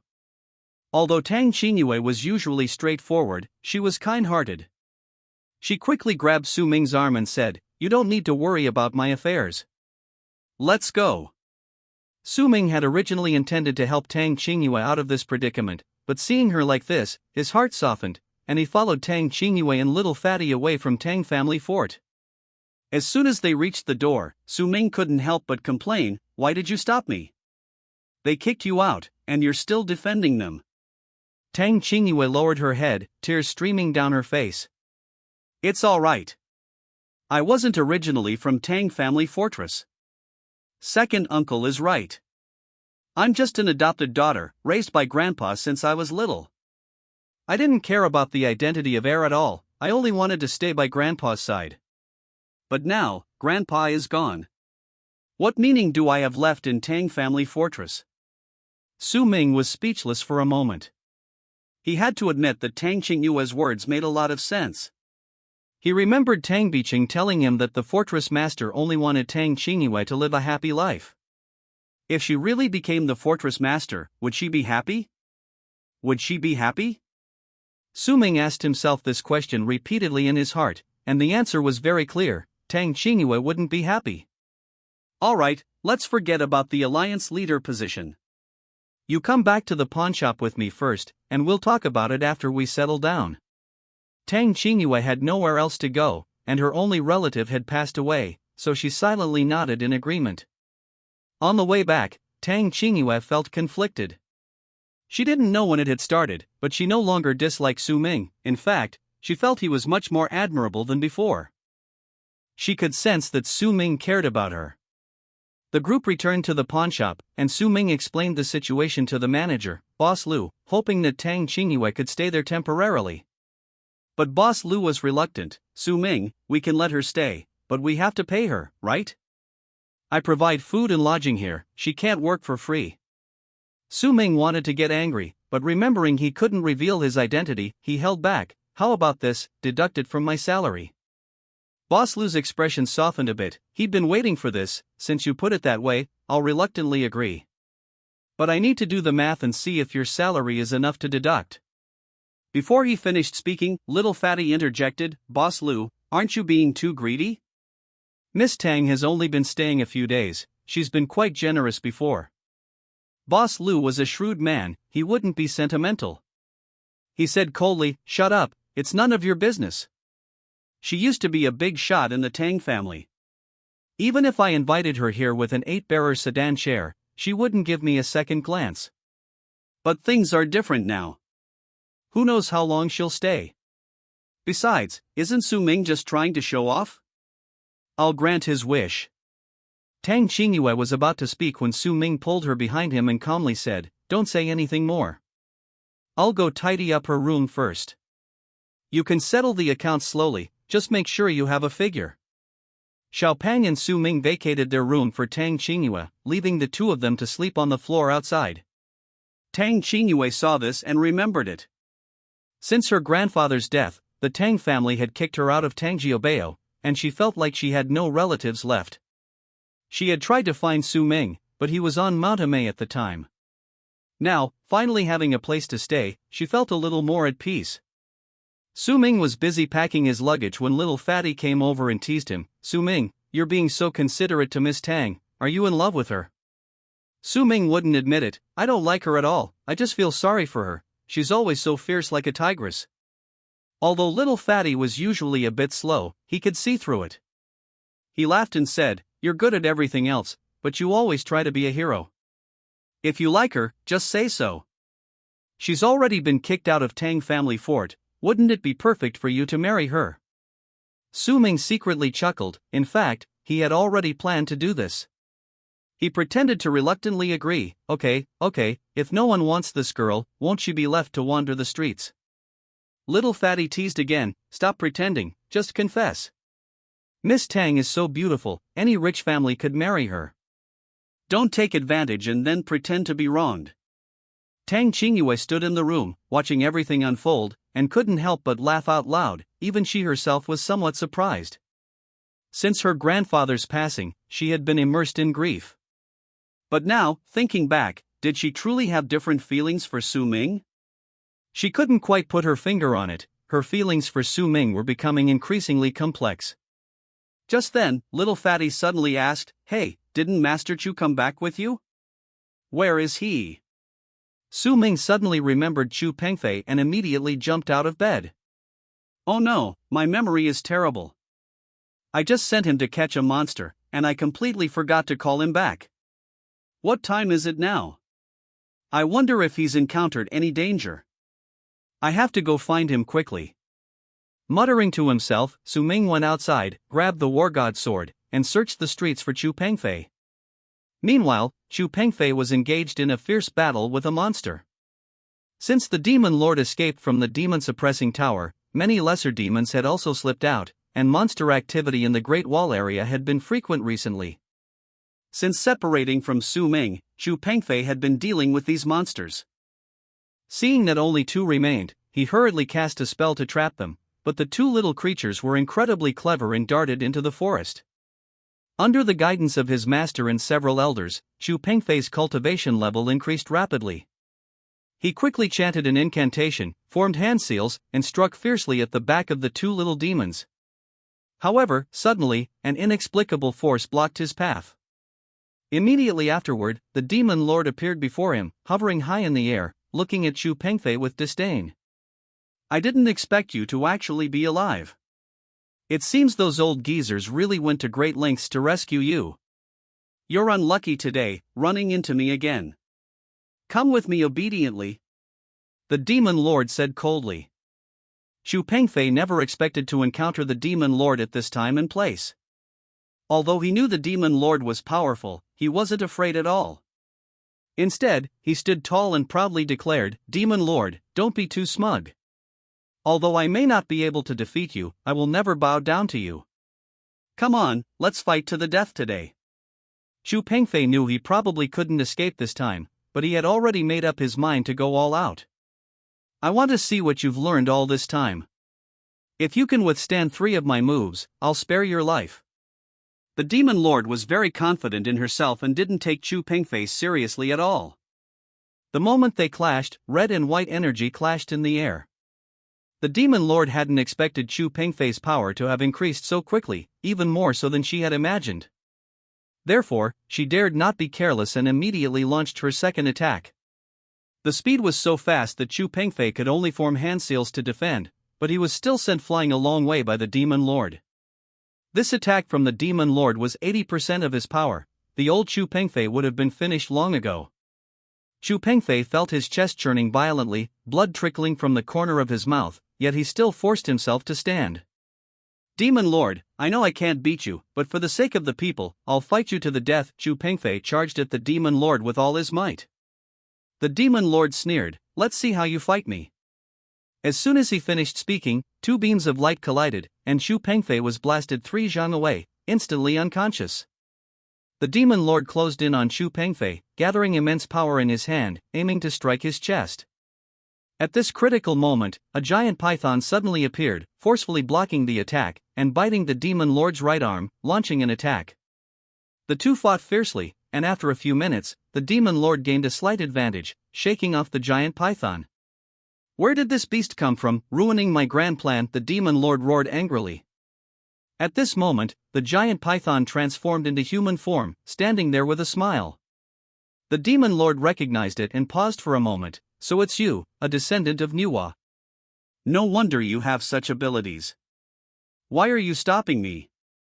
Let's keep to ourselves. Chapter 57 Demon Lord. The newcomer was Tang Xiaowan, a descendant of manhwa. She showed no fear. Demon Lord, I didn't want to get involved in your affairs, but that person is very important to me, and I can't let you harm him. The Demon Lord laughed loudly. You think you can stop me? You're overestimating yourself. Tang Xiaowan knew she couldn't win, but a thought struck her. It seems you're going to oppose our manhwa palace. Even if I'm no match for you now, if you touch me, the entire manhwa palace will hunt you down to the ends of the earth. Want to try? The Demon Lord frowned. Although he didn't care much for Tang Xiaowan, the power of the manhwa palace made him hesitate. Finally, he said coldly, fine, I'll give your manhwa palace face today. Next time we meet, I will show no mercy. With that, he vanished. Seeing the Demon Lord leave, Tang Xiaowan quickly flew to Chu Pengfei's side. She wouldn't have shown herself if it weren't for the urgency of the situation. Seeing his severe injuries, she hurriedly took him back to the manhwa palace for treatment. Upon arriving at the manhwa palace, the steward came out to greet them. Chu Pengfei was already unconscious. Although his injuries weren't fatal, they were serious. The steward sighed, Xiaohong, is it worth ruining 1,000 years of cultivation for a man? He's not the one you're looking for at all. He's been dead for years. Why are you still insisting? Gu Xiaohong, however, seemed unconcerned. She gently placed Chu Pengfei's head in her arms, as if it were an invaluable treasure. No, he is that person, the one I love most. In this life, his name is Chu Pengfei, but his face and his personality haven't changed at all. I know he is my lover from my past life. No matter how many lifetimes we've been through, he hasn't changed, and he won't change in this life either. The steward sighed and shook his head. For thousands of years, she had tried to persuade Gu Xiaohong, sometimes even speaking with great emotion, but Gu Xiaohong remained steadfast in her beliefs, seemingly unmoved by anything the housekeeper said. Aunt Lu, I know you mean well, but no matter what you say, I can't change my mind. Perhaps I've always been a sentimental person in these past lives, always feeling that he and I are a match made in heaven. I believe my feelings are right, he's always been by my side, as if he's never left. Silly child, he's long forgotten what you look like. In this life, he's a Taoist priest, devoid of worldly desires. No matter how hard you try, he won't remember you. Why make yourself suffer like this? Gu Xiaohong chuckled softly. In her eyes, Aunt Lu meant well, but she couldn't control her feelings. She had never questioned this relationship, even with Chu Pengfei's noble status, she only considered him an ordinary lover. Even she herself couldn't explain why she was so stubborn. Aunt Lu, please don't try to persuade me anymore. I trust my intuition. While he was unconscious, he kept calling my name. So, I'm certain he has never forgotten me, not in the past, not now, and not in the future. Gu Xiaohong's memory flashed back hundreds of years. Back then, she and Chu Pengfei were lovers, inseparable and incredibly sweet. Because of this deep affection, Gu Xiaohong waited for Chu Pengfei for hundreds of years. As a descendant of manhwa, this insistence would undoubtedly affect her cultivation, but she didn't care. She was willing to give everything just to be with him. Aunt Lu, seeing her stubbornness, could only shake her head and sigh. Alas, perhaps this is fate. Since that's the case, I have nothing more to say. Think it over carefully yourself. However, I must remind you, as a descendant of manhwa, you have your own responsibilities.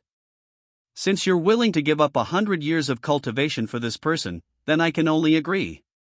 With that, Aunt Lu disappeared. Gu Xiaohan looked at Chu Pengfei in her arms. Aunt Lu's words didn't sadden her at all.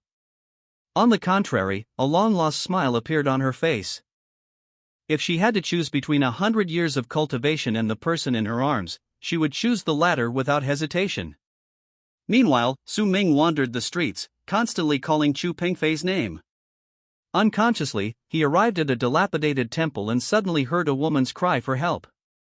He rushed inside. Several thugs were harassing a respectable woman.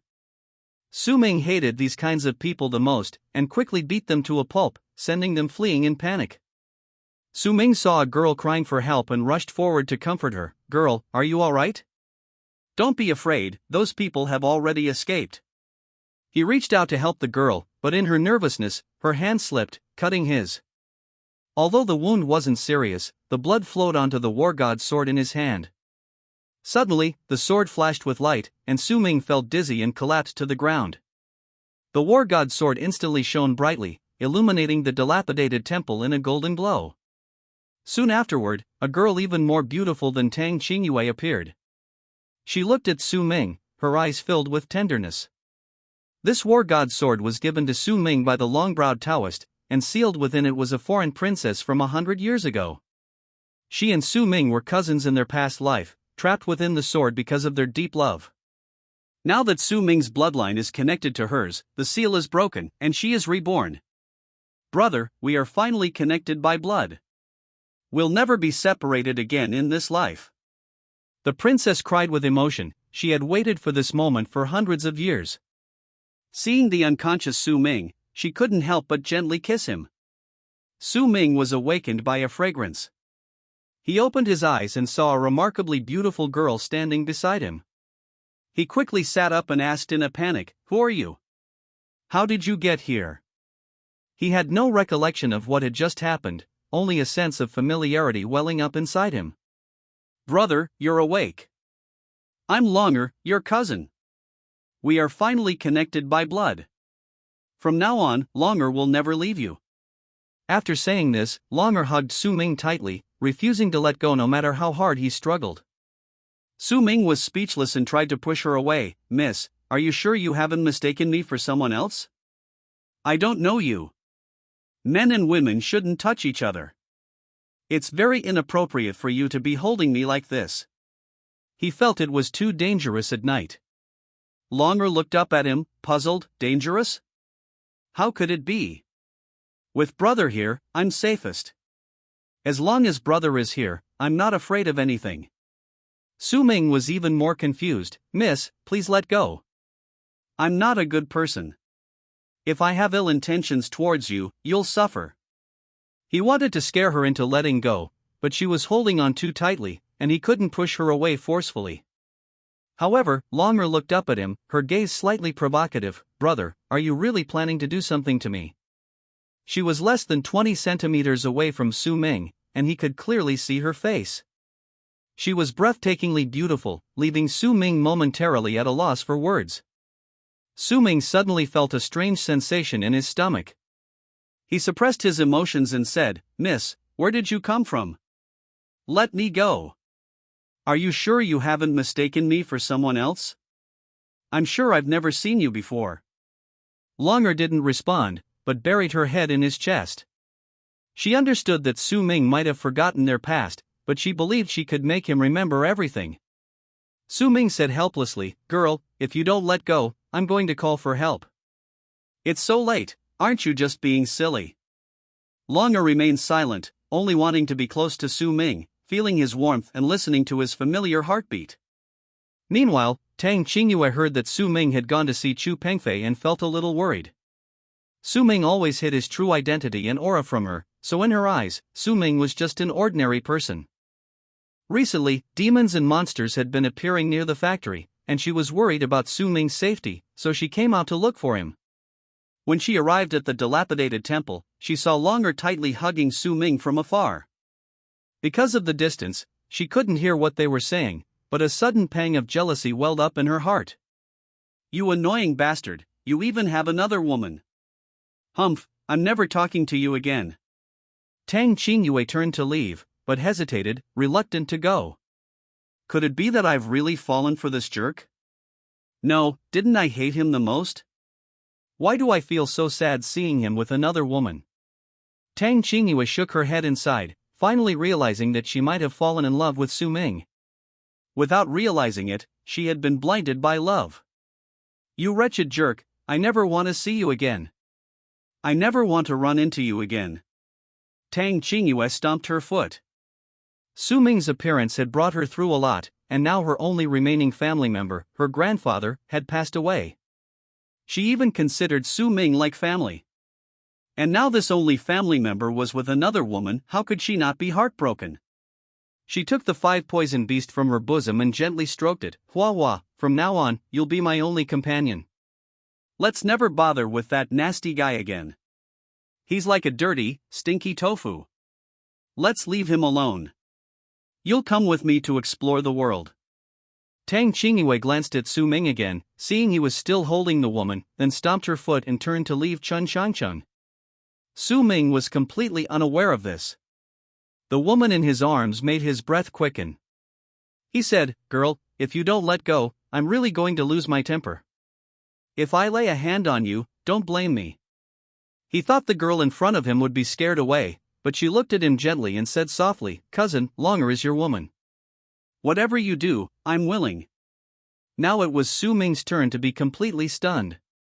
What was going on? Taking advantage of the moment Longer spoke, Su Ming quickly broke free. Longer still wanted to rush over and hug him, but he quickly pointed at her and said seriously, "Miss, let's talk this out. Don't do this. If you keep doing this, I'll really get angry." Seeing that Su Ming was about to get angry, Longer immediately stopped and said aggrievedly, "Brother, I won't move anymore, okay? Don't be angry, I don't want to see you angry. I just want you to be happy every day." Su Ming sighed and said helplessly, "Miss, you've mistaken me for someone else. I'm not your cousin. We've only met for the first time today, why bother? You're quite handsome too. If you're trying to extort me, you've chosen the wrong person." Upon hearing this, Longer's tears streamed down her face, her voice trembling with sobs. "Brother, how could I possibly mistake you? For you, I hid my soul within the war god's sword for hundreds of years. Back then, you wouldn't let me go to the battlefield, so I locked my soul within this sword. Through countless reincarnations, though you are no longer the prince of my memories, in my heart you will always be my brother. Since you've allowed me to see you again, I will absolutely not let you go." Upon hearing this, Su Ming seemed to suddenly recall something, but his memories of his past life were too hazy, he couldn't remember at all. He waved his hand and said, all right, how about this, you go back wherever you want, okay? I have very important things to do, I don't have time to spend with you." As soon as he finished speaking, Su Ming felt a warm force pull him tightly into a hug. He smiled wryly and said, "Oh, not again? Girl, can't you have some sense of propriety? I really can't take this anymore." It has to be said, Su Ming was indeed captivated, the woman before him was simply too alluring. Even with beauties by his side, such a beauty was a rare sight. Chapter 58 Entering Nyojio Village. Longer hugged him tighter, crying and pleading, "Cousin, promise me you won't send me away, okay? I searched for you for 1,000 years to find you, and now you want to send me away? Where can I go?" Su Ming was almost suffocating from her embrace, and could only beg, "Can you let go of me for a moment? I'm really suffocating." Longer stubbornly said, "Unless you promise me you'll never be separated from me for the rest of my life, I'll keep holding you like this." Su Ming shook his head helplessly, thinking that he used this tactic on others before, and now it was his turn. Finally, he had no choice but to agree, okay, I give up, I promise you, alright? Please let go of me." To calm Longer down, Su Ming could only nod first. He said again, alright, let go first, and we'll talk about it slowly, okay? Longer then let go and nodded. Su Ming looked her over and said, "Why are you all so dirty? Come back to the pawnshop with me, I'll find you some clean clothes." Longer's eyes lit up, and she said, "Brother, I want to wear that purple gold veiled robe, it's a gift you gave me." Upon hearing the words purple gold veiled robe, Su Ming immediately replied, "Okay, I'll go find it for you." This robe was an antique, hidden in the pawnshop for a long time. How strange, how did I know about this robe? Could this be fate? Su Ming was very generous. Although the robe was precious, he decided to use it to appease Longer. He secretly slipped back to the pawnshop, took the robe from a side room, and handed it to Longer. "I've given you the things. From now on, let's pretend we don't know each other. Don't bother me again. I'll say it again, I really don't know you." Upon hearing Su Ming's words, Longer cried sadly, her eyes dimming as she said, "Cousin, I know you don't remember me now, but I believe you will one day.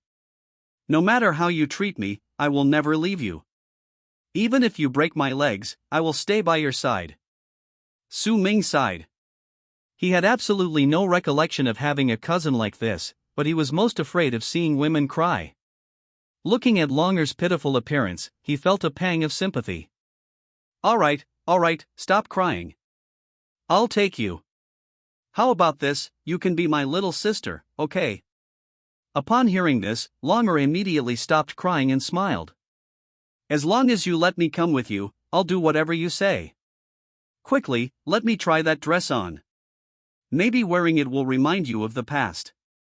Longer took the purple gold veiled robe, turned around, and changed in a flash, much to Su Ming's surprise. This girl was clearly not simple. "Brother, do you think this dress looks good on me?" Su Ming carefully examined her. The dress seemed to have been made especially for her, perfectly accentuating her figure. "I really didn't expect it to look so good on you. Look how thin you are, haven't you eaten for days? Come home with me." Longer nodded, happily taking Su Ming's arm. Since Su Ming had agreed to recognize her as his god-sister, she could come with him. The thought of that made her happy. Not long after, the two returned to the pawnshop and happened to run into the chubby boy who was coming towards them. "What are you doing in such a panic? What are you doing here in the middle of the night instead of sleeping?"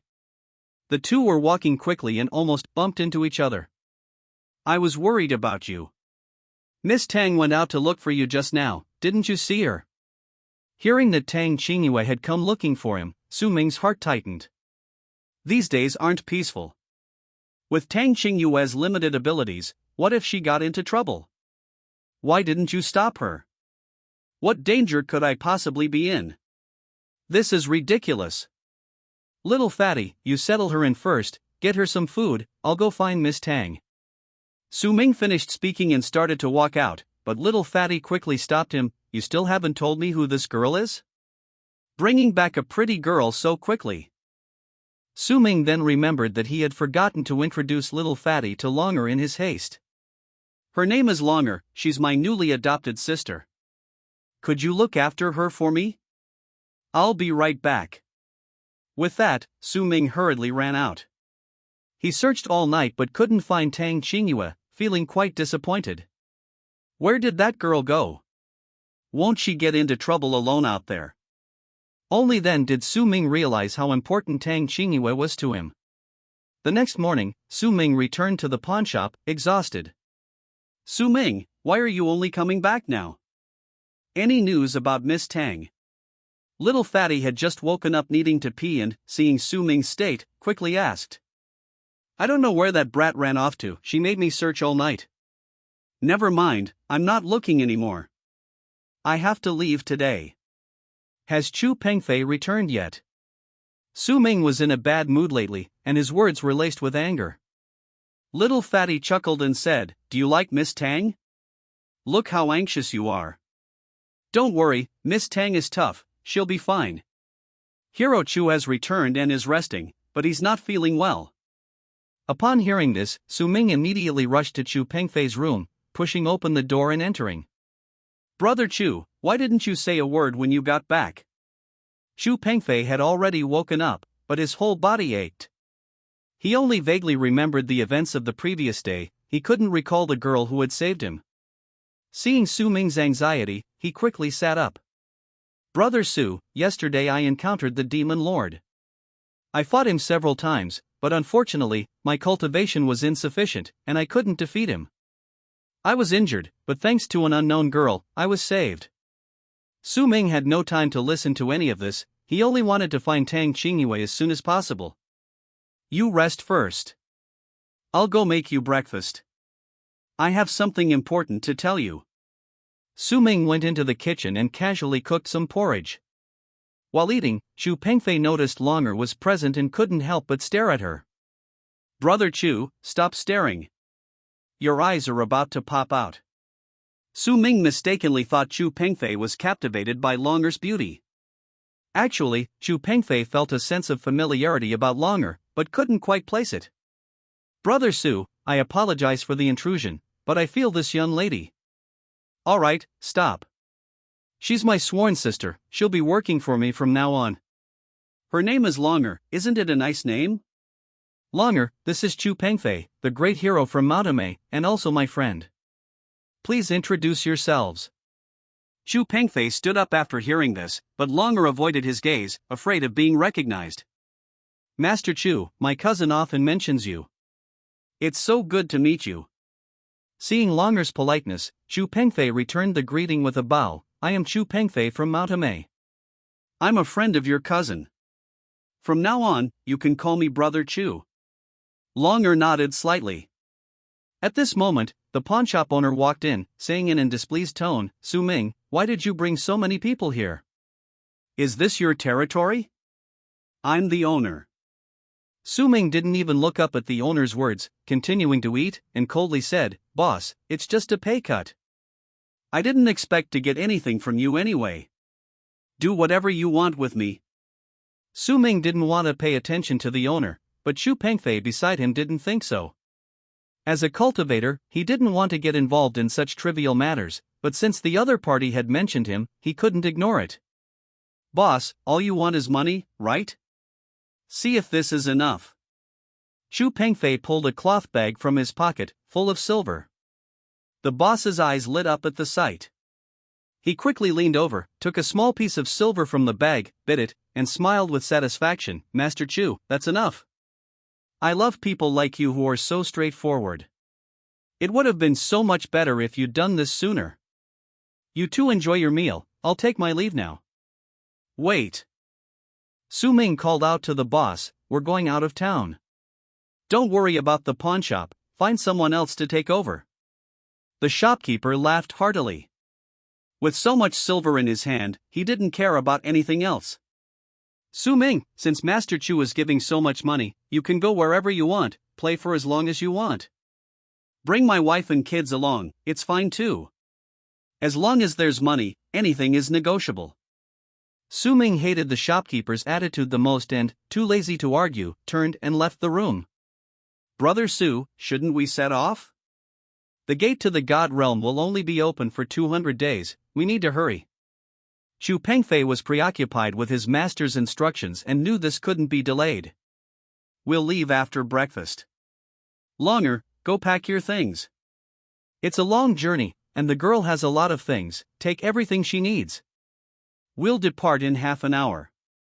Half an hour passed, and the group began their journey towards their destination. The first stop was Nyojo village, but as soon as they entered, the villagers scattered like they'd seen a plague. Brother Chu, what's wrong with them? They look at us like we've seen ghosts. Chu Pengfei took out his compass, pretended to chant a few incantations, and said, something's definitely wrong.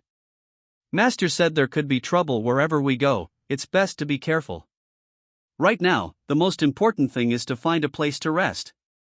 After hearing Chu Pengfei's words, the group entered the village and finally found an inn, pushing open the door. Are there any rooms available? The innkeeper poked his head out and, seeing it was a stranger, hurriedly said, I'm so sorry, we're full. You'll have to find somewhere else. Su Ming, seeing the inn was deserted, didn't believe it was full and sent little Fatty and Chu Pengfei to check. Sure enough, the inn was empty. Su Ming grabbed the innkeeper by the collar and angrily asked, Is this what you call full? What do you mean? The innkeeper's legs went weak with fear, and he dared not lie any longer. He hurriedly explained, Esteemed guests, it's not that I don't want you to stay, but someone died here, and I don't want you to be tainted by bad luck. I meant well. Upon hearing that something had happened here, Ming hurriedly asked what had occurred. It turned out that 10 days ago, the men here began to be murdered one after another, and all of them had the same result: their yang energy was completely drained.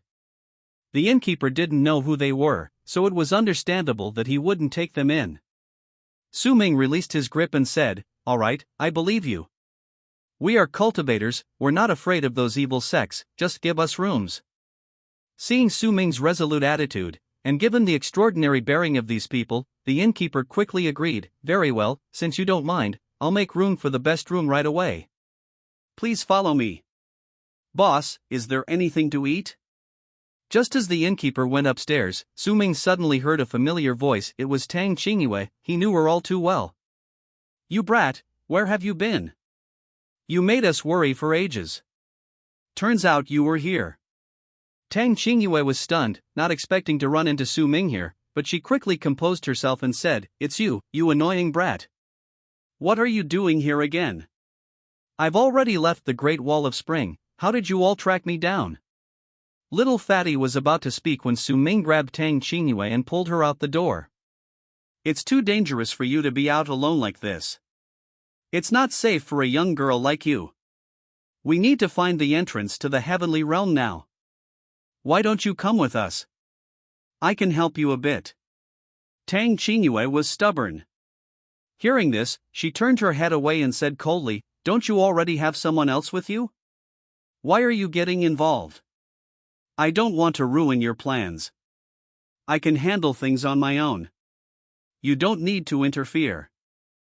Ming quickly explained, "She's just a little girl we met. We took pity on her and adopted her as a little sister." Chapter 59. Are you jealous? Are you jealous? Tang Qingyue blushed and quickly denied it. Who's jealous? She treats you like a sworn brother, but that doesn't mean you treat her like a sworn sister. I'd better not go with you, to avoid getting in the way. Ming smiled, understanding Tang Qingyue's intention, and said, "Hero Tang, we need your help. Let's go on our adventure together, how about it?" Sure enough, this worked. Tang Qingyue's expression softened, and she reluctantly said, "Since you need my help, I'll reluctantly agree. What can I say, I'm just a kind-hearted person." She tossed her hair as she finished speaking, and Ming chuckled to himself. All right, miss, we know you're a heroine, and we'll need your help in the future." Ming teased. The others in the shop were still worried that the two of them might start arguing. They won't come to blows, will they? I think Miss Tang has quite a temper. Longer glanced out the window every now and then, a little worried. Don't worry, they won't fight. Although they're sharp-tongued, they both care about each other. It'll be all right. Little Fatty said with a smile. That's right, Miss Longer, Ming and Miss Tang just had a misunderstanding. They'll be fine after talking it out. Chu Pengfei echoed. Hearing this, Longer felt a little relieved. Just then, Tang Qingyue and Ming returned smiling, as if nothing had happened. I told you it would be all right. Little Fatty said confidently. It's good that Miss Tang is back. Ming was so worried about you these past few days, and we searched everywhere for you. Thank God, we finally found you. Chu Pengfei said with a smile. Tang Qingyue had always liked Chu Pengfei. After hearing his words, she replied, Master Chu, I wouldn't have come if it weren't for you. That guy is always so glib, I can't be bothered with him. Chu Pengfei understood Tang Qingyue's personality. He knew that although she said that, she still cared about Ming. All right, everyone's hungry. Tell the waiter to bring the dishes. Soon, the innkeeper had the waiter bring 4 small dishes. Since no one had drunk alcohol, they ate quickly. As soon as they entered the village, they smelled a strange odor. Chu Pengfei thought there might be a fox spirit causing trouble and planned to go with Ming to investigate. Tang Qingyue immediately perked up at the suggestion and insisted on going alone, saying that she couldn't be left out of such an event. Longer, not to be outdone, pestered Ming to go too. Chu Pengfei glared at them and said, dealing with monsters is a man's job. You two shouldn't interfere. Longer had no choice but to agree to stay and wait for Su Ming, instructing him to tell her no matter how late it was. That night, Su Ming and Chu Pengfei, swords in hand, searched the streets for the fox spirit. After walking for a long time without seeing a trace, Su Ming was a little discouraged. Chu Pengfei, however, said confidently that his intuition was correct, the creature was hiding nearby. Just then, a shadow flashed past, and the two quickly gave chase. After searching for more than half an hour, the shadow disappeared into the forest. Su Ming asked Chu Pengfei if he had been mistaken. Chu Pengfei said no, the creature wasn't very powerful, otherwise it would have run away long ago. Remembering Chu Pengfei's skills, Su Ming decided to learn more from him in the future. Chu Pengfei suggested they go back, since the commotion at night would be too much, and the vixen wouldn't come out again. Su Ming was also tired after a long day, so he went back with them. Tang Qingyue paced back and forth in her house, thoroughly annoyed. She wanted to go out with Su Ming, being alone was too boring. Her little pet, Hua Hua, seemed to be circling around her feet. Tang Qingyue told it to stop circling and just turn back into a potato shape. Hua Hua was very obedient and actually turned into a potato. I'm so angry. That wretched Su Ming, he's like a block of stinky tofu, why is he stopping me from leaving? With his skills, what if he gets into danger? Tang Qingyue muttered a complaint. Actually, Tang Qingyue already had feelings for Su Ming, but she hadn't realized it herself. What she hadn't expected was that Su Ming's strength had already reached the painting realm, even Chu Pengfei's master, the long-browed Taoist, might not be able to defeat him. However, Su Ming had been hiding his true strength, and Tang Qingyue was still unaware of it. On the other side, Longer hesitated. Her personality was complex, gentle on one side and ruthless on the other, but both sides deeply loved Su Ming. At this moment, her two conflicting thoughts clashed fiercely. Kill Tang Qingyue, and Su Ming will be mine, the ruthless side said. But if we do that, my cousin will be angry, and he might never forgive us, the gentle side retorted. We can't be soft-hearted. If we don't stop them, and they develop feelings for each other, my cousin will leave us, the ruthless side insisted. No, Miss Tang is innocent. I can't hurt her, the gentle side still disagreed. Then you can just wait for your cousin to leave you. You say you love your cousin, but where is your love? The ruthless side said coldly. Finally, Longer was blinded by desire and decided to deal with Tang Qingyue. Tonight was a good opportunity, Su Ming and Chu Pengfei were both away, and even if she made a commotion, no one would notice. After making up her mind, Longer secretly slipped into Tang Qingyue's room. As soon as she entered, Hua Hua spotted her and hurriedly rubbed against Tang Qingyue. Hua Hua, what are you doing? Why aren't you asleep so late? What are you doing? Before Tang Qingyue could finish speaking, she felt a gust of cold wind and quickly rolled away. Who are you? Tang Qingyue asked warily. The other party didn't answer, but a claw was already reaching for her. Tang Qingyue had practiced martial arts since childhood and reacted quickly. In the dim moonlight, she only saw a red shadow. When it got closer, she recognized it as Longer. You wicked woman, I knew you weren't anything good, Tang Qingyue shouted. The two immediately began to fight. Longer wanted to finish quickly, so she casually drew a bow and arrow and shot it at Tang Qingyue. Miss Tang, are you alright? Su Ming and Chu Pengfei's voices suddenly came from outside the door. Longer took the opportunity to jump out of the window. When Tang Qingyue rushed over, her sister was nowhere to be seen. Tang Qingyue lit an oil lamp, instantly brightening the room. Miss Tang, we just got back and heard fighting coming from inside. Are you alright? Chu Pengfei entered the room before Su Ming. Tang Qingyue didn't speak, only fuming. Miss Tang, Brother Chu is asking you a question, didn't you hear him? Su Ming couldn't help but interject. As if she had been waiting for this question, Tang Qingyue immediately exploded, it's all because of your good sister. She actually tried to harm me. I told you she's not a good person, but you wouldn't believe me. Tang Qingyue's words startled both Su Ming and Chu Pengfei. Su Ming quickly said, she can't even catch a chick, how could she possibly harm you? Are you sure you haven't mistaken her for someone else? Tang Qingyue became even angrier, I'm not blind, how could I be wrong? Does she think she can get away with it by changing into red clothes? Su Ming remembered that Longer didn't have red clothes, so he said, whether it's her or not, just go check her room, and we'll know. Tang Qingyue had been waiting for this. She immediately stood up. Fine, let's go now, I want a face-to-face confrontation. At this moment, Longer had already returned to her room, becoming quiet and obedient, lying there. Hearing someone break in, she instinctively wrapped herself in the blanket, her voice filled with fear. Who are you? Longer, don't be afraid, it's me. Su Ming's voice reassured Longer slightly. Cousin, what do you want with me so late? Before Longer could finish speaking, Tang Qingyue was already beside her. Keep pretending. You think you can hide your red clothes by covering yourself with a blanket? You think we can't see you? Tang Qingyue said coldly. Longer looked aggrieved, pulling the blanket tighter around herself. Qingyue, what are you doing? You scared me to death. Seeing Longer's appearance, Su Ming quickly stepped in front of her. Is there any point in you two making a scene like this? This is absolutely impossible. Qingyue, are you sure you haven't mistaken her for someone else? How could she have the strength to harm you? Is there someone else who looks like her, or some other reason? Tang Qingyue's face was terrifyingly dark. She had known Su Ming for so many years, and she never expected him to trust someone he had only known for a few days. This infuriated her. You'd rather believe her than me? Fine, then you'll see her true colors. With that, Tang Qingyue forcefully pushed Su Ming away, ripped the blanket off Longer, and swiftly and cleanly pulled it off.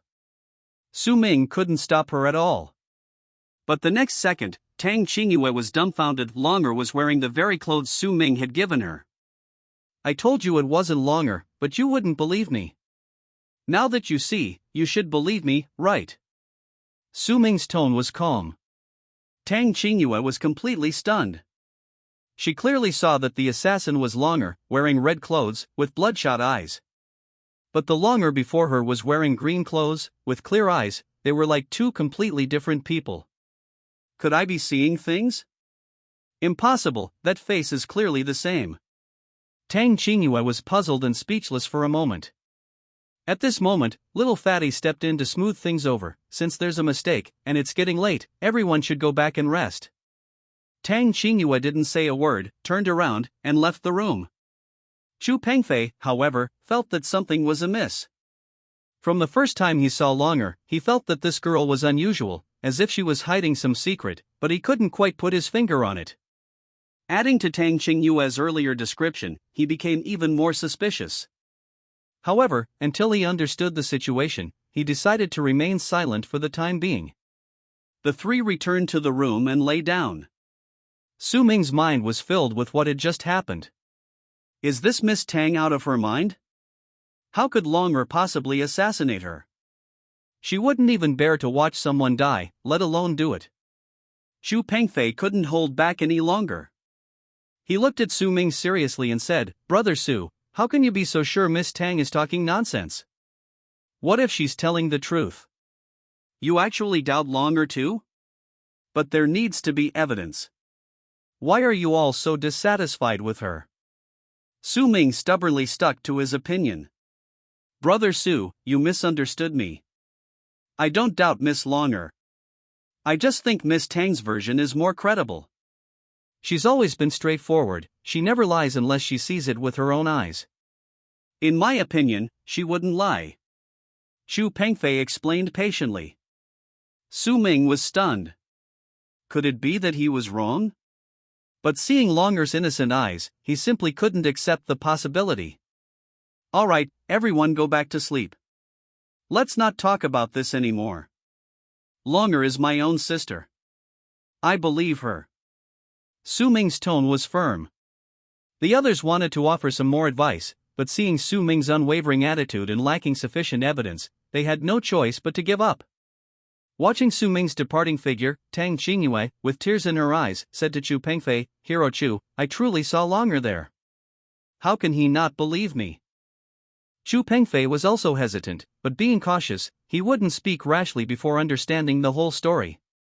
He said to Tang Qingyue, Miss Tang, it's so late, you should rest early. We can talk about it tomorrow. I'm staying in the second room next door, just call if you need help. Everyone went to sleep with their own worries, and the night passed in a daze. The next morning, sunlight streamed through the windows, and everyone got up one after another, quickly washed up, and went downstairs for breakfast. Chu Pengfei, not wanting to waste time, said to Su Ming, "Brother Su, Master instructed us to find the Earth Spirit Orb. I think we can split up and search today, maybe we can find some clues and discover something else along the way. Something must have happened here. I suspect it's that fox spirit's doing." Chapter 60 Split Operations. Su Ming nodded, understanding his task, and replied, "Brother Chu is right, let's split up then. You and Miss Tang are one group, and I'll be with little Fatty. We'll meet up again tonight." Su Ming had originally intended for Chu Pengfei and Tang Qingyue to be a group, but in the end, it was him and Tang Qingyue who partnered up. Su Ming was puzzled and asked Tang Qingyue why the pairings had changed. Tang Qingyue retorted arrogantly, "Who says I have to listen to you? I can be with whomever I want, it's none of your business." Su Ming smiled wryly. He knew that Tang Qingyue appeared stubborn but was soft-hearted. She had probably discussed the switch with Chu Pengfei herself. Tang Qingyue said smugly, "It's good that you understand. With me here, I'll keep you safe." In her heart, she was thinking that she knew some martial arts, while Su Ming and little Fatty were ordinary people who needed her protection more. She had successfully persuaded Chu Pengfei. Meanwhile, in the Nuwa Palace, Ziyan and the goddess Nuwa were arguing about something during their casual conversation. The goddess said displeasedly, "Ziyan, why are you so stubborn? Lin Changsheng is no longer the same person. He is now Chu Pengfei. What's the point of clinging to the past? Have you forgotten your responsibilities? Our Nuwa clan has always aimed to uphold justice. How can we let personal feelings interfere with our important affairs?" The goddess thought Ziyan was too confused, but Ziyan's mind was made up. She said, "Holy maiden, you don't understand our feelings. We have loved each other for 2 lifetimes, and I believe he loves me deeply. I don't want to be some chosen one, I only want to spend my life with him. Aunt, please grant my wish. For him, I can give up everything." The two argued for 100 years without reaching a conclusion. The goddess insisted that Ziyan inherit her mantle and fulfill the mission of the Nuwa clan. "How can I explain this to you? Chu Pengfei is destined to ascend to immortality in this life, and you two are destined to be apart." The goddess spoke earnestly, hoping Ziyan would understand and turn back before it's too late. "Aunt, it's precisely because this is his last life that I must seize this opportunity. I can't let him go. For him, I'm willing to do anything. Aunt, please grant my wish." Ziyan's tone was resolute, her eyes unwavering. The goddess shook her head helplessly. This had happened many times before, with the same result each time. You won't turn back until you hit a wall. One day you'll understand that you're not in the same world at all, each with your own mission. Let nature take its course." With that, the goddess turned and returned to her palace to continue her cultivation. Watching her aunt leave, Ziyan began to waver. Her aunt was right, to achieve anything, she had to let go of her emotional ties. But for hundreds of years, she had been unable to let go of this obsession. Suddenly, she sensed a demonic aura approaching and coldly shouted, "What kind of demon dares to cause trouble in Nuwa's palace? Show yourself." A figure appeared in the living room, Li Ruobing, the owner of the ruse shop. "How dare you, you fiend, trespass into Nuwa's palace? You're tired of living." Ziyan's voice was icy, devoid of any emotion. Li Ruobing said to Ziyan, "My husband is very ill, and I believe you can save him. I know you are a kind person and will definitely help me with this." She spoke with utmost sincerity, her eyes filled with pleading. Ziyan, who could read minds, silently chanted an incantation and saw many scenes, confirming that Li Ruobing hadn't lied to her and truly loved her husband. "All right, I'll help you, but according to the rules of our Nuwa palace, you must give me something in exchange." Li Ruobing was willing to do anything to save her husband. She firmly stated, "As long as it can save him, even my life doesn't matter." "Tell me what I need." Ziyan asked, "Are you willing to exchange your sincerity?" Li Ruobing thought for a moment and resolutely agreed. Thus, the two reached an agreement. Ziyan told Li Ruobing to go back and wait for news. Actually, saving Li Ruobing's husband wasn't difficult for her, but rules are rules. As Li Ruobing left, she encountered Chu Pengfei and Xiao Pang. Because she was a fox spirit, she always carried a special scent, so she used strong perfume to cover it up. Chu Pengfei found her by following this scent. Xiao Pang told Chu Pengfei, "Look, that fox spirit is over there." Chu Pengfei immediately chased after her. Li Ruobing, knowing she was outmatched, transformed into her original form and fled towards the Nuwa Palace. Chu Pengfei and Xiao Pang chased after her into the Nuwa Palace, but Ziyan discovered this and managed to help Li Ruobing escape. Xiao Pang was too slow, and Chu Pengfei told him to return to the inn, but he stubbornly refused to leave. Finally, Chu Pengfei left alone, leaving Xiao Pang staring blankly at his retreating figure. Chu Pengfei followed the scent to the Nuwa Palace, but Ziyan had already transformed it. "You vixen, stop right there." Chu Pengfei grabbed her arm abruptly, but when he turned around, he was stunned. The woman before him was breathtakingly beautiful, and he felt a strange sense of familiarity, a feeling he couldn't shake, yet he couldn't place it. "Are you going to let go or not?" Ziyan said coldly. Chu Pengfei quickly released her grip, saying apologetically, "I'm sorry, I mistook you for someone else. I was chasing a fox spirit, I didn't know I had offended you, please forgive me." Ziyan suppressed her inner turmoil, her tone calm. "Then do you think I look like a fox spirit?" With Chu Pengfei's cultivation level, he could tell at a glance whether someone was a demon or not, and this woman clearly wasn't. "Of course you don't." "Miss, I was rash just now, please forgive me." Ziyan snorted coldly, "Want me to forgive you? Then come in and have a drink with me." "You men, you can't take your eyes off pretty girls." Ziyan went into the house, and Chu Pengfei, for some reason, followed her in. "Miss, in this desolate place, how come you live here?" Chu Pengfei asked curiously. Ziyan smiled faintly and retorted, "Do I need to explain to you where I live? Didn't you say you wanted to apologize? Then have a drink with me." Chu Pengfei looked hesitant and cupped his hands, saying, "I am a cultivator, drinking is a violation of my vows." Ziyan wouldn't budge. "If you're not sincere, you can leave." Chu Pengfei felt a mix of emotions. Ever since he saw Ziyan, his gaze had been fixed on her. "All right, to apologize, I'll make an exception this time." Once the banquet started, it never stopped. Before long, Chu Pengfei was completely drunk and unconscious. Ziyan helped him to bed and didn't sleep a wink all night. She gently stroked his burning face, her thoughts drifting back hundreds of years to her happiest moment, a memory still vivid in her mind. Waking up the next morning, Chu Pengfei saw Ziyan sitting by the bed and cried out in fright. "Miss, where is this? How did I get here?" Ziyan almost laughed, suppressing her laughter as she said, "This is my boudoir." Chu Pengfei then realized he was naked from the waist up and hurriedly covered himself with the blanket, anxiously asking, "Miss, did I do something to betray you last night?" "I was so wrong." Ziyan calmly said, "Death won't solve anything. You've already broken your vows, do you still intend to continue your cultivation?" Chu Pengfei panicked, completely unable to recall what had happened the night before, but the most important thing now was to get dressed quickly. "Miss, can I get dressed first? I will give you an explanation." Ziyan felt a surge of joy and turned her face away. Chu Pengfei quickly dressed, went to Ziyan, and knelt down. "Girl, if I did anything to wrong you last night, I will take full responsibility." Ziyan was secretly delighted, thinking he finally understood, and asked with a smile, "Then how do you plan to take responsibility?" "I will come back a year later to personally apologize to you and give you an explanation. This was my fault. I broke the rules and hurt you, it was all my fault." Ziyan's rapid-fire questioning made Chu Pengfei a little flustered. He hurriedly explained, "I have important things to do right now. I haven't finished the task my master assigned me.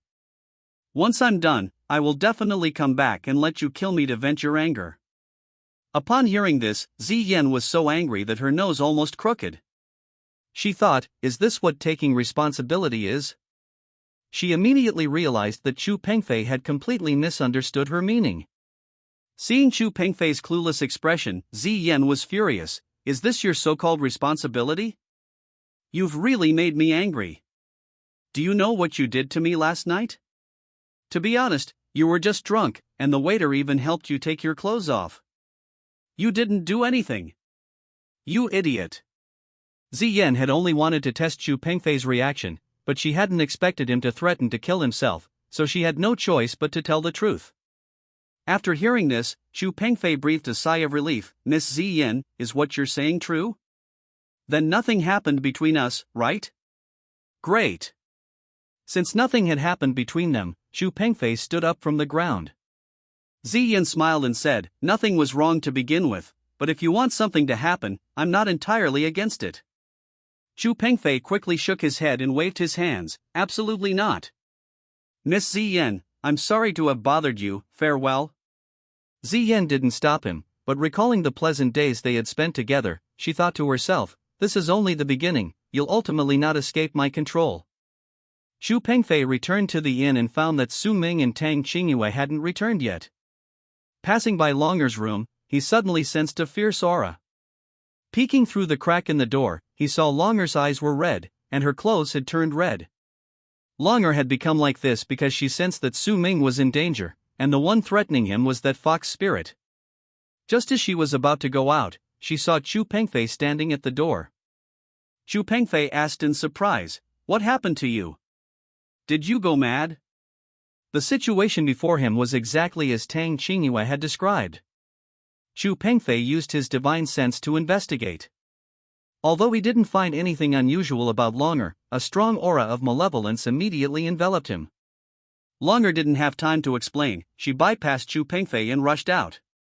Chu Pengfei couldn't stand idly by, and the two immediately began to fight. Longer conjured a bow and arrow and swiftly attacked Chu Pengfei. Chu Pengfei clasped his hands together and silently chanted a protective incantation. A golden light enveloped his entire body, rendering the bow and arrow ineffective. But when he opened his eyes, Longer had vanished. Su Ming and Tang Qingyue followed the strange scent in the forest and indeed found the fox den. Su Ming took out the war god's sword and wildly slashed at the den entrance. At this moment, Li Ruobing, who was caring for her husband, suddenly felt dizzy and rushed out of the den. Who's causing trouble? Li Ruobing stepped out of the cave and saw Su Ming and Tang Qingyue. You two, I know you. I'm not a bad person, please let me go, Li Ruobing pleaded desperately. Tang Qingyue, straightforward by nature, wasn't about to let her off easily. After all, this woman was an anomaly. Enough talk. You drained those men of their life essence, they're all dead. You've harmed so many people, how can we forgive you? Tang Qingyue attacked, and Li Ruobing dodged while explaining. These people's deaths really have nothing to do with me, please believe me. Li Ruobing only dodged, not retaliating. Seeing this, Su Ming became suspicious, thinking she didn't seem like a murderer. What are you standing there for? Hurry up and help. Tang Qingyue was anxious. In the moment Su Ming was distracted, Li Ruobing transformed into a fox and disappeared into the forest. It's all your fault. You let her get away. What were you thinking just now? Tang Qingyue complained. I was thinking, maybe she really didn't harm anyone. Look, she was just hiding, she didn't seem like a bad person. Su Ming explained. She's a vixen, don't be fooled by appearances. We finally found this place, and she still got away. Chapter 61 Longer. I'm not happy about this, Tang Qingyue said, dissatisfied. Su Ming still felt that Li Ruobing wasn't the real culprit. The two returned empty-handed to the inn. Chu Pengfei approached Su Ming and said, Miss Tang is right, Longer is indeed a suspect. I just fought with her, her skills are quite good. We need to investigate her identity further. Everyone must be careful. Su Ming said impatiently, can you guys stop bringing this up? She's just a weak woman, how could she be as fierce as you say? You stubborn rock, you won't listen to anything we say. You've only known her for a few days? You don't even know who she is. She called you brother a few times, and you couldn't control yourself. Tang Qingyue was clearly unhappy. Alright, no matter what you say, I have no ill intentions towards Longer. Let's leave it at that. Su Ming turned and went back to his room after saying this. Seeing that they couldn't persuade him, the others had no choice but to give up. After dinner, Chu Pengfei walked alone on the street when he suddenly saw a familiar figure and followed it. Inside the Nuwa temple, the goddess was discussing Chu Pengfei with Xian. The goddess advised Xian that if she couldn't let go of worldly affairs, how would she inherit her mantle? Xian, you can't always dwell on the past. The Chu Pengfei of today is no longer Lin Zhangyang, nor Zhu Changshang, he's just a Taoist priest on Maotame. Why are you still clinging to the past? Chu Pengfei is about to become an immortal. If you truly love him, shouldn't you let him be? Xian was in pain. Though reluctant, she understood her aunt's reasoning. However, her heart couldn't let go. For thousands of years, she had been obsessed with this love, causing her cultivation to stagnate. Aunt, I know you mean well. I want to restrain myself, but I really can't bear to. This is his last incarnation, and I want to cherish this opportunity. Aunt, I promise you, as long as we can be together, even if only for a year, I will let go of this relationship and dedicate myself to cultivation, so you won't have to worry about me anymore. The goddess shook her head helplessly. This is just unrequited love. Do you know his attitude towards you? Perhaps he remembers you, but for the sake of cultivation, he chose to abandon you. Ziyan quickly shook her head and went to her aunt's side. Ziyan firmly believed that Chu Pengfei still loved her, even though he seemed to have forgotten everything from the past. She believed their love spanned not just one lifetime, but two. She couldn't accept that their memories had truly vanished. The goddess suggested a bet with Ziyan. Ziyan would rescue a person named Longer, promising the result the next morning. The goddess found Tang Qingyue, claiming to be a descendant of Nuwa. She offered to tell Tang Qingyue the secret about Longer, but only if Su Ming listened. She hinted that the secret was hidden inside Su Ming's helmet. Tang Qingyue quickly found Su Ming, only to discover he was changing clothes, creating an awkward situation. Tang Qingyue explained that an old man knew about Longer and asked Su Ming to wear the helmet when he went to see him. Su Ming initially refused to wear the helmet, as he had been warned it was dangerous. But the goddess insisted that wearing it would reveal Longer's secret. Finally, Su Ming couldn't resist his curiosity and put on the helmet. The scene that appeared before him astonished him. Su Ming remembered everything from his past life. The king of Jiang had two children, Su Ming and Longer, who, though half-siblings, shared a deep bond. One day, a neighboring country attacked Jiang Kingdom. Su Ming's father led the army to resist, repeatedly repelling the enemy, but Jiang Kingdom grew weaker day by day. To help his father alleviate the burden, Su Ming also joined the war. When he was desperate, he sought out a reclusive master and learned the war god sword technique. It was said that if this sword technique was mastered, one would be invincible. However, the most difficult part of the war god sword required the blood of a royal virgin as a catalyst, and only Longer met the requirement. Brother, for the sake of the people, I am willing to help you complete the war god sword. Longer said firmly. Absolutely not. You are my sister, I will never allow you to do this. Su Ming refused. Despite Longer's repeated pleas, Su Ming remained resolute. Finally, outnumbered and outmatched, Su Ming was defeated and died. Upon hearing of her brother's death, Longer threw herself into the sword-forging furnace, and the war god's sword was finally completed. Afterwards, Longer was imprisoned in the demon ceiling tower, suffering endless torture. As time passed, another side of her personality emerged. When everyone removed their masks, they were all deeply moved. I misunderstood Longer. She truly is a person of great loyalty and righteousness. If it weren't for her dual personality, she would have collapsed long ago. Tang Qingyue regretted her attitude, never expecting Longer's fate to be so tragic. I must go find Longer right now. Su Ming hurriedly stood up. Me too. Little Fatty and Tang Qingyue followed closely behind, while the goddess's face was grim. If it weren't for Ziyan, I wouldn't have done this. On the other side, Chu Pengfei also recognized Longer. He chased her into the forest and stopped her. What exactly do you want? Longer glared at him coldly. Mind your own business. We'll leave each other alone. If you continue this entanglement, don't blame me for being ruthless. Seeing the crazed Longer, Chu Pengfei drew his sword and said sharply, if you've done anything wrong, I will see it through to the end. You feigned weakness in front of Su Ming, but in reality, you harbored malice. Today, I will make Su Ming see your true colors. The two immediately started fighting.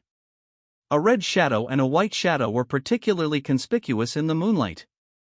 After several dozen rounds, Longer slowly became unable to defend herself and wanted to escape, but there was no way out. Just as Chu Pengfei was about to subdue her, a purple light flashed. Chu Pengfei quickly dodged and turned around to see that Ziyan had arrived. Miss Ziyan, what are you doing? Can't you see? I'm going to save her. You'll know why tomorrow. I'm taking her away now. If you stop me, we'll have to fight. Ziyan assumed a fighting stance, ready to attack, but Chu Pengfei sheathed his sword. Every time he saw Ziyan, he felt an indescribable feeling, as if she had some kind of connection with him, and he couldn't bring himself to kill her. Miss Ziyan, why must you do this? She's fallen into evil ways, I can't let her go. Chu Pengfei's attitude was resolute. It's not what you think. Longer is truly devoted to Su Ming, she would never harm anyone. She has unspeakable reasons for becoming like this, please don't make things difficult for her. Give me a day, and I'll give you a satisfactory answer. Ziyan pleaded earnestly. Chu Pengfei was always stubborn, he wouldn't give up until Ziyan explained herself. Miss Ziyan, I won't lay a hand on you because you saved my life. But can you explain yourself clearly? That way I can have an explanation. Chu Pengfei persisted.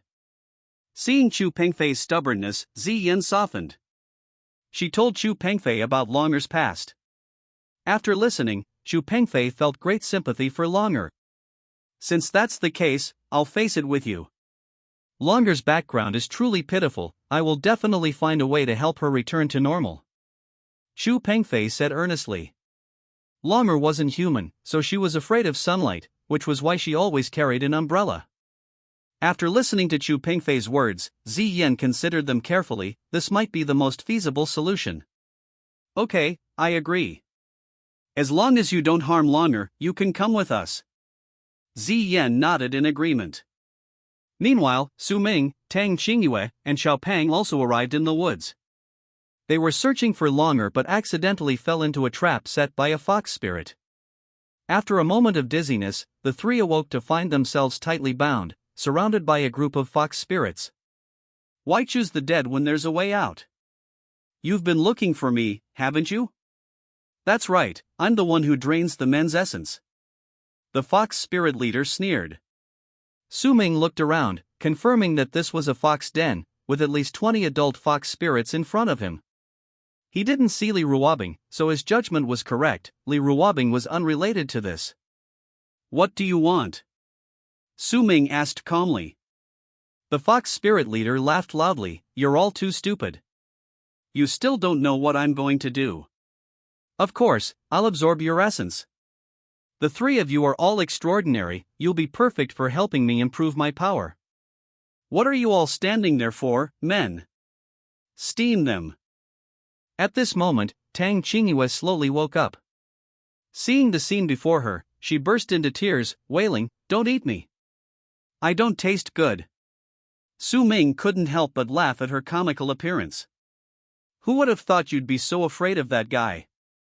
Just eat him already. Look how white her skin is, her flesh is definitely more tender than mine. As soon as Su Ming finished speaking, Tang Qingyue began to curse.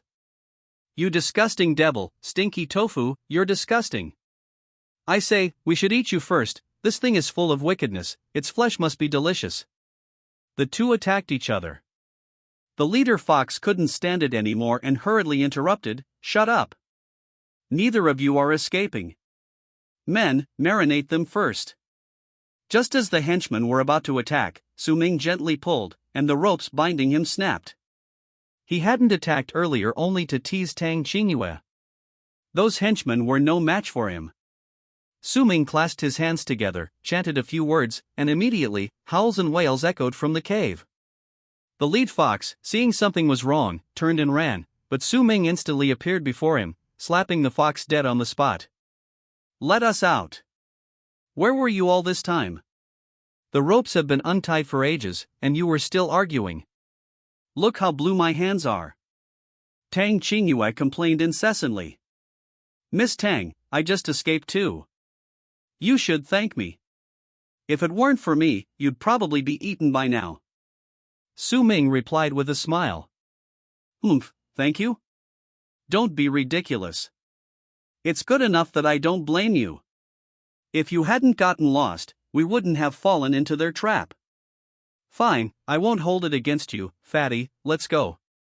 Tang Qingyue muttered. Su Ming shook his head and smiled.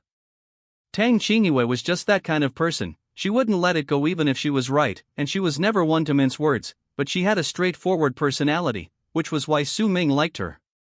After leaving the fox den, Tang Qingyue was a little confused and turned back to ask Su Ming, "Fatty, where do we go next?" "Let's keep going.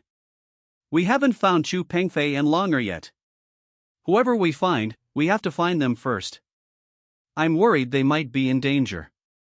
Su Ming replied. The three continued forward. Su Ming suddenly sensed a powerful internal energy fluctuation not far ahead and said, "There seems to be a cave ahead. Let's go check it out. I think Longer might be there." Su Ming wasn't wrong. Inside the cave, Chu Pengfei was helping Longer exchange blood. It was a crucial moment. He also sensed someone approaching, but he couldn't afford to be distracted now. If he were, all his previous efforts would be wasted. This method was taught to him by Ziyan. Ever since learning Longer's true identity, Chu Pengfei had wanted to restore her to normal, as a way of giving his brother an explanation. When Su Ming and Tang Qingyue arrived at the cave, they saw Chu Pengfei and Longer enveloped in a golden light. Chu Pengfei's longsword was swirling between them, and Longer's expression showed extreme pain. Longer, what's wrong?" "Chu Pengfei, let her go." Su Ming shouted urgently. Completely unaware of the situation, Su Ming thought Chu Pengfei was going to harm his sister, and he became agitated, shouting loudly. Seeing that Chu Pengfei didn't react, he tried to use his inner strength to break through the golden light. This golden light was set up by Ziyan and Chu Yunfei together. Even with Su Ming's strong inner strength, it wouldn't be something he could break through quickly. He immediately drew his war god sword and slashed at the golden light with all his might. A powerful force erupted from the sword, and the golden light finally cracked open. Chu Pengfei and Longer both collapsed to the ground in agony. Chapter 62 Blood Transfusion. Ever since learning Longer's identity, Su Ming had been very concerned about her. At this moment, he could no longer control his emotions and instinctively placed the war god sword against Chu Pengfei's neck. "Brother, don't do this. Brother Chu did this to save me. He used his own blood to replace mine, so I can live like a normal person and no longer be afraid of the sun," Longer hurriedly explained. Hearing this, Su Ming realized he had wronged Chu Pengfei and was filled with remorse. He quickly sheathed the war god sword. "Brother, I'm so sorry. I was too impulsive just now. I truly apologize." Chu Pengfei was extremely weak at this moment. The blood transfusion had exhausted him greatly, and he could only weakly say, "Now is not the time to apologize. We must replace Longer's blood with ordinary blood before dark, otherwise it will all be for nothing." "Then use my blood. We were brothers in our past life, connected by blood. Let me do it." Su Ming walked to Longer's side, gently stroking her thin cheek, and said affectionately, "Sister, I've remembered what happened before. Don't worry, from today onwards we will never be separated again. I will take good care of you." Longer was overjoyed to hear this. There were so many things she didn't know how to tell Su Ming, but now that he knew, she finally had someone to listen to her grievances. "That's wonderful, brother. I never want to leave you again. We're finally reunited." They hugged tightly, Longer crying with emotion. Su Ming's eyes were resolute. He vowed to protect Longer from now on and never let her suffer any injustice. "Brother Su, we need to hurry and give Longer the blood transfusion. Time is running out. If we miss this window, we might not have another chance. Ziyan told me it must be done before dark. Chu Pengfei reminded him. Time was of the essence, and Su Ming dared not delay. He immediately asked, Brother Chu, what should I do? Chu Pengfei had the two men extend their index fingers and gently draw them with the sword. Their blood flowed down their fingers into the sword. Then he clasped his hands together, chanting a blood exchange incantation, and the two streams of blood mingled. Su Ming and Longer exchanged a glance, both revealing blissful smiles. At this moment, their hearts were connected, they could feel each other's deepest emotions without words. 15 minutes later, the blood exchange was complete. Chu Pengfei slumped to the ground. The operation had exhausted him, he felt utterly weak and weary. Su Ming quickly went to help him up. Seeing his pale face, he asked worriedly, Brother Chu, are you all right? Chu Pengfei waved his hand, forcing a smile, I'm fine, I just need some rest. I used a bit of strength, it's nothing serious. Brother Su, as Master instructed, we need to go to Wangyue Island to find the Earth Spirit Orb. We can only continue after we get it. Su Ming patted his shoulder, his tone resolute, you should rest now. Leave the rest to me. Chu Pengfei knew he did need to recover, so he didn't refuse. As the group left the cave, Longer jumped up and down with joy, Brother, this feels so good. I haven't been in the sun for so long. The sunlight is so warm, and I can finally watch the sunrise like a normal person. Brother Chu, thank you so much. Longer, who had been imprisoned for 1,000 years, was extremely excited to regain her freedom. Su Ming, feigning jealousy, laughed and said, You thank him but not me. Longer quickly ran to his side, hooking her arm around his and pouting, Aren't we family? Family doesn't need to be so formal, why are you being so polite with me?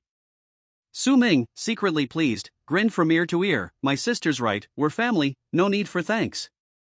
When we get home, we'll have a good meal, it's on me. At this moment, Longer pulled Tang Qingyue aside for a private conversation. The two had a minor disagreement before, and now was the time to clear things up. Longer said sincerely, Sister Tang, I offended you before, but I had my own difficulties.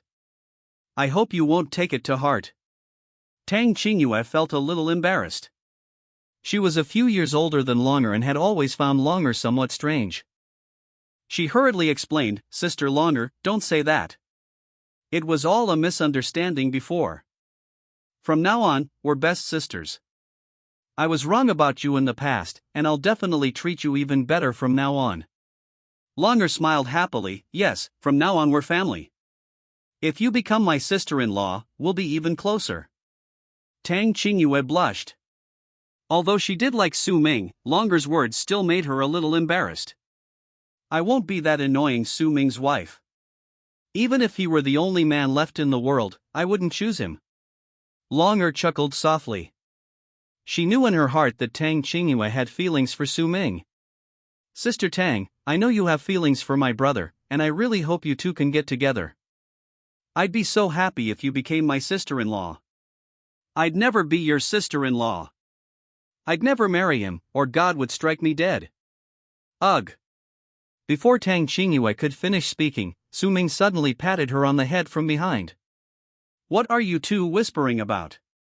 When Su Ming arrived, Longer quickly replied, I said I wanted Sister Tang to be my sister-in-law. Let her be my sister-in-law? Don't even think about it. I have so many wives, how could she possibly squeeze in? Dream on. Su Ming deliberately teased Tang Qingyue, and Tang Qingyue indeed got angry. You rascal, you think I'm not good enough? I don't even look at you. The two immediately started bickering, while Longer watched the scene with a smile. These two were clearly a match made in heaven, but as the old saying goes, enemies are destined to meet, they would eventually get together. The group returned to the inn, chatting and laughing. After eating and drinking, they began discussing their itinerary for the next day. According to the map, this is the ancient tomb, and the Earth Spirit Orb is right there. Our biggest opponents are the Vajra Spirit and that old guy, the ancient Tomb Elder. They both have over 1,000 years of cultivation, so we need to be extra careful. Chu Pengfei said cautiously. Brother Chu, don't be so nervous. It's just an old man and a little monkey. What's there to be afraid of? Don't worry, leave it to us. Su Ming said casually, making the 2,000-year-old spirits sound like an ordinary old man and a little monkey. Tang Qingyue immediately retorted, "Are you out of your mind? Master Chu is the most skilled martial artist here. If you don't let him go, are you expecting us to go? I don't even think you're qualified to fill in someone's teeth." Chu Pengfei also said worriedly, "That's right, Brother Su, Miss Tang is right. I think it's safer for me to go. The few of you might not be able to handle them, so don't let your guard down. I heard that the ancient Tomb Elder and the Vajra spirit have cultivated for over 100 years, they're probably invulnerable to weapons. I'm really worried about your safety." Su Ming, however, looked relaxed. Chu Pengfei had recently exhausted himself. If he were around, it would be inconvenient for Su Ming to use his true skills, and it would waste time. Su Ming advised Chu Pengfei, "Just stay home and rest. You've exhausted yourself trying to save longer, your eyes are so red. In our hometown, that's considered an unlucky omen. Just listen to me, get some rest at the inn." Seeing that Su Ming didn't support Chu Pengfei going with them, Longer chimed in, "Yes, Brother Chu, you're my savior.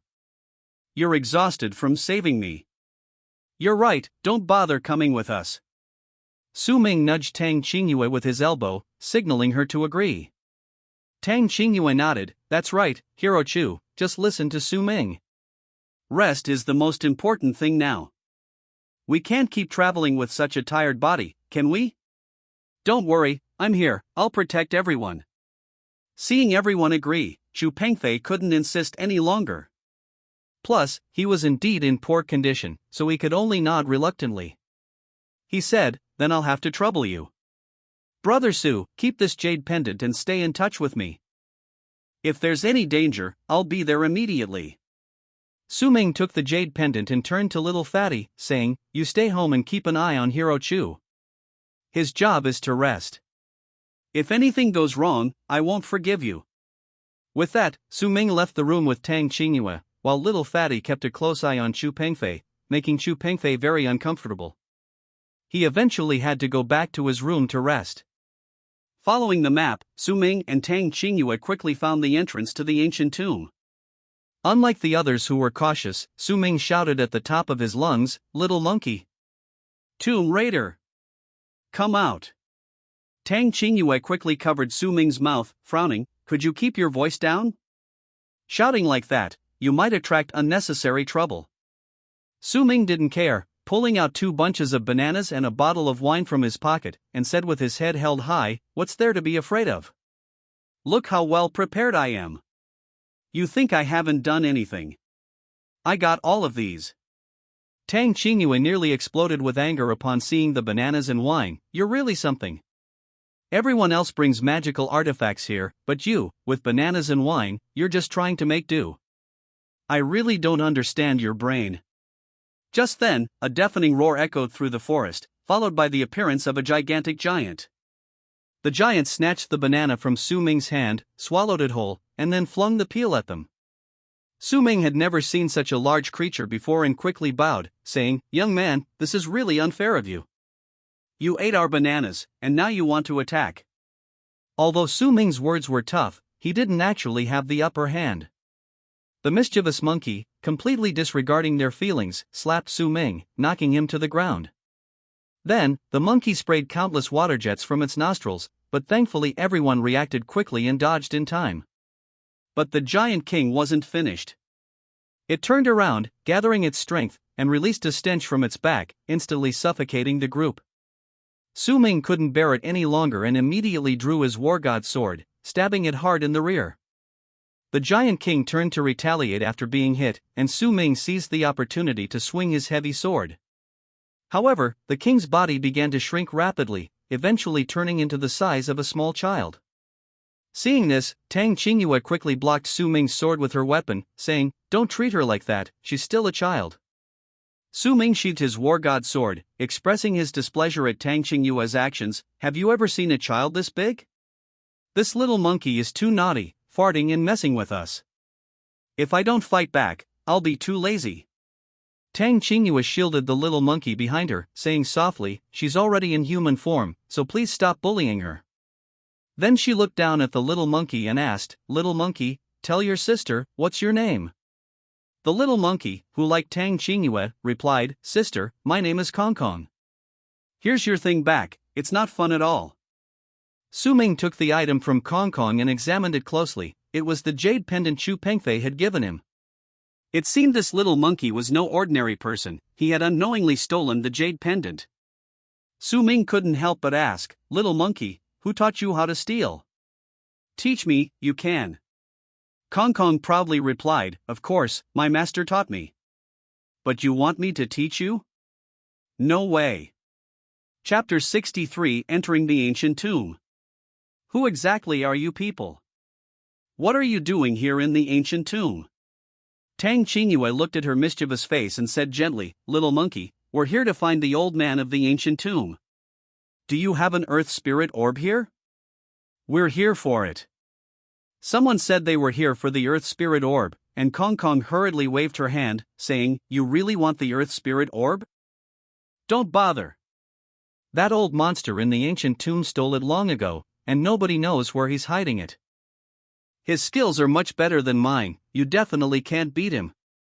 I advise you to go back, don't waste your lives. Although the little monkey meant well, how could Su Ming let it go so easily? He said, this is none of your business, Xingyue. Let's continue looking for the old man of the ancient tomb. Xingyue nodded, determined to get the earth spirit orb. She patted Kong Kong's head, thank you, Kong Kong. The earth spirit orb is too important to us, we must find it no matter how difficult it is. Farewell, Kong Kong, I look forward to seeing you again. Before Kong Kong could reply, they had already entered the ancient tomb. After the time it takes for an incense stick to burn, the path ahead was blocked. Xingyue suddenly felt a cold wind, and then the old man appeared. Hee, no one has dared to venture here for hundreds of years. You young people are quite good. The old man laughed. This sudden appearance of the old man made them instinctively step back. Who are you? Why are you blocking our way? Xingyue drew her sword and asked warily. This is the ancient tomb. Of course I am the old man of the ancient tomb. Aren't you here to find me? The old man replied. Upon hearing his identity, everyone felt relieved. We've searched high and low, only to find it right under our noses. So you're the old man of the ancient tomb. We've been looking for you, we need to borrow the earth spirit orb. Xingyue said. The old man of the ancient tomb laughed loudly, you greenhorn brats, quite the boastful bunch.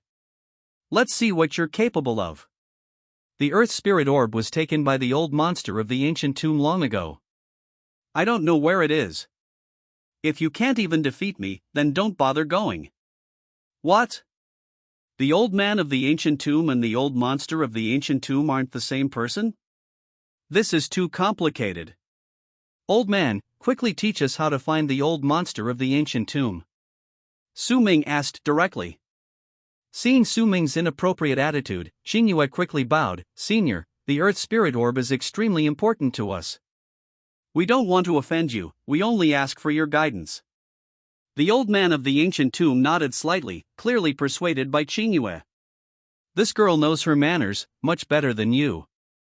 Since we're destined to meet, how about a bet? If you win, I'll let you pass. And if you lose?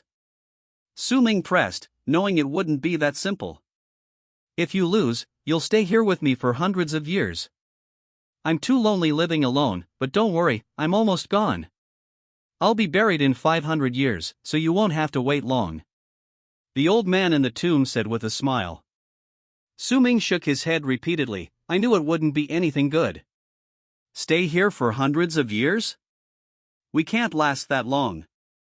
This bet isn't fair. You can refuse, right? The old man in the tomb chuckled softly, no problem. Just go back the way you came, and it'll be as if nothing ever happened. But they'd already come this far, how could they turn back? Alright, you win. Tell me, what are we betting on? The old man in the tomb knew they would keep pestering him, he knew perfectly well they wouldn't give up easily. Okay, I can read minds. If I can guess what you're thinking, I win. If I can't, I'll admit defeat. Upon hearing this, Tang Qingyue immediately shook her head bobbing like a rattledrum.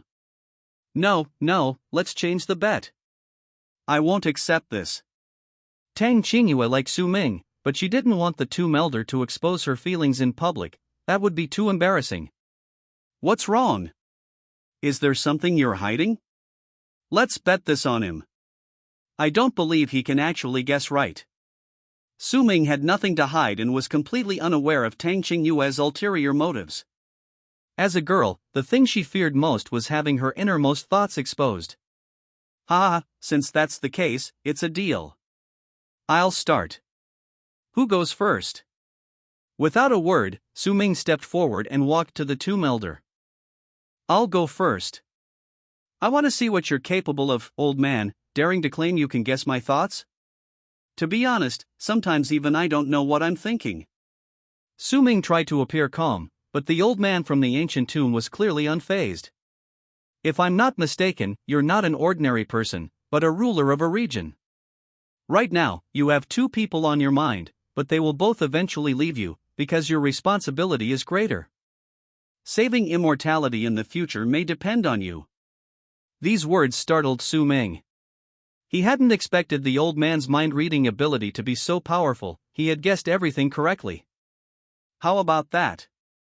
I told you so, didn't I? So, who's next? Seeing that her brother's thoughts had been guessed, Longer immediately stepped forward. Since you're so capable, then guess what I'm thinking. The old man from the ancient tomb stroked his beard, glanced at Longer impassively, and suddenly burst into laughter. Of all of you, your thoughts are the easiest to guess. You just want to stay with your cousin. Am I right? Everyone looked surprised. They hadn't expected the old man to guess correctly again. Tang Qingyue nervously said to Su Ming and Longer. I told you not to gamble with him on this. Now look what's happened. He's figured out everything you're thinking. This time, not only you, but I'll be stuck with him for life. What a waste of my youth.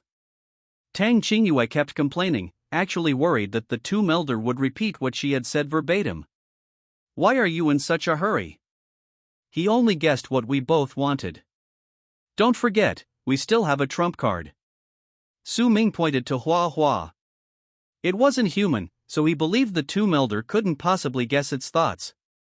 After Su Ming finished speaking, Hua Hua slowly flew to the two melder's side and began circling him in the air. If I'm not mistaken, you are that fire-poison beast, and your master gave you a lovely name, Hua Hua. You were formed from the spiritual energy of heaven and earth, and you have a particular fondness for nature. Moreover, the person you love is that girl. Am I right? Everyone was stunned. Even their secret had been exposed. Su Ming wanted to deny it, but seeing Hua Hua nodding vigorously, he could only admit defeat. It's over, it's completely over. He even knows Hua Hua's feelings. It looks like we'll have to live here forever. Tang Qingyue had completely given up hope, but Su Ming remained optimistic, smiling as he said to her, What are you afraid of? Even if we have to stay here forever, we'll still be with you, won't we? I'd like to see what you're really thinking. Tang Qingyue's face flushed instantly, and she began to panic. What would she do if the two melder revealed her thoughts? I'm an old man, and I haven't asked the last one yet. I want to see what she's thinking. The two melder looked at Tang Qingyue and suddenly said in surprise, That's strange. I can't see through this girl's thoughts. Everyone hadn't had much hope, but hearing the two melders say this, they immediately perked up. You really can't guess what she's thinking, can you? Great. Does that mean we've won? The two melder gently shook his head and said to Su Ming, Young man, don't be impatient. Let me calculate. After saying that, the two melder began to calculate with his fingers, and Tang Qingyue's heart was pounding in her throat. All right, I won't bother anymore. You can go now. The old man of the tomb was kind-hearted. Since he already knew Tang Qingyue's thoughts, he didn't make things difficult for them and let them continue. You really can't guess what I'm thinking? Great, see? If it weren't for me, you'd all be stuck here. Su Ming also showed a surprised expression. He was somewhat skeptical that the old man of the tomb couldn't figure out Tang Qingyue's thoughts, so he said to the old man, "Hey old man, are you deliberately letting us win? This spoiled and willful Miss Tang, don't you know what she's thinking?" The old man of the tomb laughed heartily, then disappeared into the woods, leaving behind his last words, "Let fate decide. This girl is no ordinary person. Heavenly secrets cannot be revealed. I concede." Just then, a path suddenly appeared before them, and the group quickly followed it towards the cave ahead. About half an hour later, they arrived at a strange cave. The stone walls were covered with various strange characters, and there were several strange beast statues on the doorposts. This should be the lair of the ancient tomb monster. The earth spirit orb is definitely hidden inside. After saying this, Su Ming led Longer and Tang Qingyue into the cave. But the cave was empty, with only a gigantic tree standing in the center. Suddenly, countless vines silently approached them. The group hurriedly dodged, but the vines seemed to have a life of their own, relentlessly pursuing them. Soon, they were trapped in mid-air. At the critical moment, the war god's sword on Su Ming's back was drawn with a whoosh, severing all the vines. "How dare you trespass into my ancient tomb?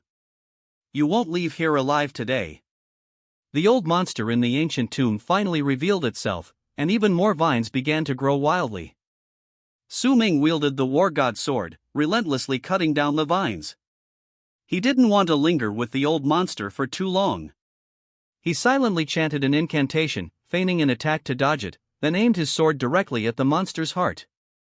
With a scream, the earth spirit orb flew out of the monster's mouth.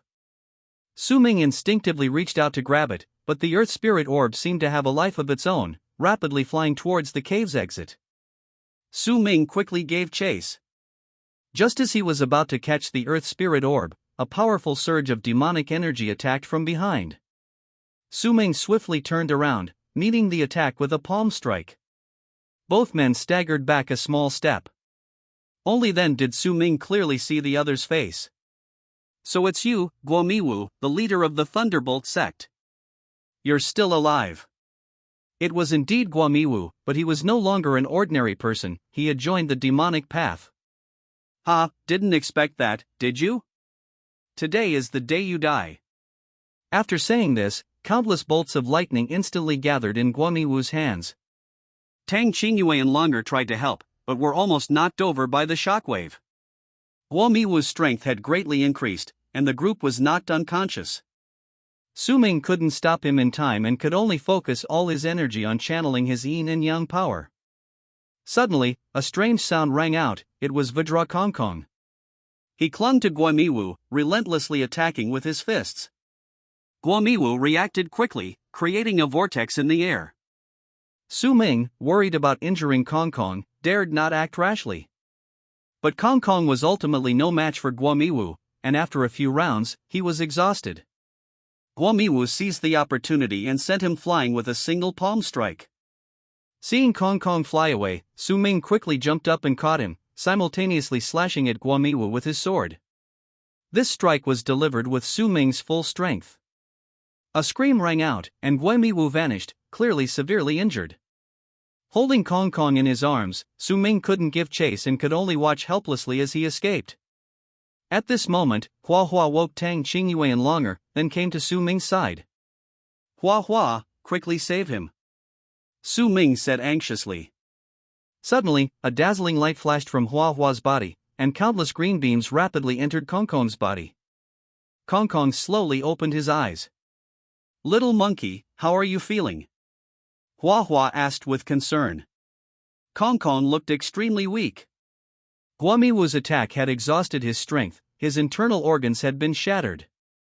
Hua Hua could only temporarily restore his consciousness. I might not make it. I can go see my master now." Kong Kong understood his situation, and the image of his master appeared in his mind. Chapter 64, Searching for the Earth Spirit Orb. "Little monkey, be strong. I believe you'll be all right. Hua Hua, hurry and think of something. I don't want this little guy to leave us." Tang Qingyue's eyes welled with tears as she looked at the adorable monkey, her heart filled with indescribable sorrow. Kong Kong laughed heartily. Don't be sad for me. These are all things destined to happen. I've stayed here for hundreds of years, perhaps all for this day. I've done right by my master, the great hero of the Central Plains, Li Mingchun. That scoundrel certainly didn't expect that I had already stolen the Earth Spirit Orb. Now I'm giving it to you. You're all good people, and good people are rewarded. Kong Kong smiled and handed over the orb. Tang Qingyue took the Earth Spirit Orb and quickly said, "So the great hero of the Central Plains is your master? I often hear Grandpa talk about him, he's a true hero." "Little monkey, you haven't disgraced your master." Hearing that someone remembered his master brought Kong Kong a small measure of comfort. "My master was once renowned throughout the land, no one in the martial world feared him. Unfortunately, his life was short, and I couldn't be by his side to fulfill my filial duty. Now, it's all right, I'm going to see my master. I'll tell him I haven't disgraced him." "Su Ming, you want to learn thieving skills from me? Come here, I'll teach you now," Kong Kong said. Seeing the weak Kong Kong, Su Ming couldn't bear to let him teach him at this moment. "Little monkey, healing your injuries is the priority. It's not too late to learn after you're fully recovered," Su Ming advised. Kong Kong shook his head urgently, saying, "Why so slow? It'll be too late if we wait any longer. I can't let my master's ultimate skills end with me. I'll teach you everything today, hoping you can uphold justice and become a true master thief." Su Ming reluctantly walked to his side. Kong Kong smiled, then clasped his hands together and lightly touched Su Ming's forehead with his fingertips. Streams of true energy surged into Su Ming's body, imparting the ultimate skills to him. A moment later, Kong Kong let out a long howl, and his figure vanished into thin air. Tang Qingyue gazed at the Earth Spirit Orb, tears streaming down her face. "Don't be sad, the little monkey has gone to see his master. We should be happy for him." Su Ming didn't know how to comfort her. "The deceased is gone, the living must move on. Yes, Sister Tang, my brother is right. Let's go back and find Hero Chu." Tang Qingyue nodded. Having experienced so much, she was no longer as naive as before. "Yes, he's gone to see his master. We should be happy. Let's go back to the inn." Just as they left, Li Ruobing appeared on the spot. She hadn't expected Chu Pengfei to not perform the ritual for longer as Zi Yan had wished. This news needed to be told to Zi Yan immediately. In the Nuwa Palace, the goddess and Zi Yan discuss Li Ruobing's matter. "Holy Maiden, please do me a favor, please help Li Ruobing. I promised her I would save her husband." The goddess Nuwa shook her head, sternly telling Zian, "How many times have I told you, don't meddle in other people's business? Li Ruobing is just a fox spirit, why are you bothering with her? Our Nuwa clan has always been irreconcilably opposed to demons and monsters. You want me to save an alien? You're dreaming." The Holy Maiden's face was cold, and Zian quickly knelt down. "Aunt, Li Ruobing isn't a bad person. Although she's a fox spirit, she's never harmed anyone. Everything she did was to save her husband. Please, have mercy on her, for the sake of her sincerity, grant my request this time, it will fulfill my wish. Bold demon, show yourself now." Before Zian could finish speaking, the Holy Maiden smelled a demonic aura, and Li Ruobing immediately revealed her true form. "Holy Maiden, I truly didn't mean to offend you. I only beg you to save my man. I promise I'll steal the Earth Spirit Orb. Didn't Miss Zian still want my heart? I'm willing to give it to her too, just please save my man." The Holy Maiden glanced at Li Ruobing, then at Zian, and finally softened. She smiled bitterly and said, "Both of you, get up. All right, I promise you, I'll cure his illness. But you have to agree to one condition: after this is done, leave this place forever, and never let me see you again." To grant Zian's wish, the Holy Maiden made an unprecedented exception, hoping that after this, Zian would completely sever ties with Chu Pengfei. Because she couldn't be disturbed during her recovery, the Holy Maiden had Zian guard outside. Just then, little Fatty spotted Li Ruobing and followed her to a courtyard. Knowing he couldn't beat Li Ruobing, he ran back to seek help from Chu Pengfei. After a full day of rest, Chu Pengfei had recovered most of his strength and was more than capable of dealing with Li Ruobing. So he followed little Fatty to the courtyard. As soon as they stepped inside, they saw Ziyin sitting expressionlessly by the door. Chu Pengfei quickly asked, "Who are you? Why are you helping that vixen? And who's in this house now?" Ziyin was now utterly despondent. Having already promised the Holy Maiden, she didn't want to dwell on this relationship anymore. "Who I am or who I help doesn't matter, there's actually no one in the house." Little Fatty clearly saw Li Ruobing enter the house, but Li Ruobing said no one was there. Chu Pengfei's expression turned serious. "Miss Ziyin, I don't want to make things difficult for you, but my friend saw that vixen enter the house with his own eyes, yet you insist there's no one there. I think you're lying." Ziyin initially didn't want to fight, but hearing his disbelief, she flew into a rage. "Believe it or not, I said there's no one there, and that's it. If you want to force your way in, don't blame me for being impolite." Chu Pengfei, stubborn by nature, grabbed his longsword and was about to rush in when Ziyin intervened. The two exchanged blows, neither gaining the upper hand. Little Fatty seized the opportunity to sneak towards the house. Ziyin was prepared. She flashed past and grabbed Little Fatty's arm. "If you dare take another step forward, I'll kill him right now." Chu Pengfei hesitated, looking at Ziyin's fierce eyes. The two remained locked in a stalemate.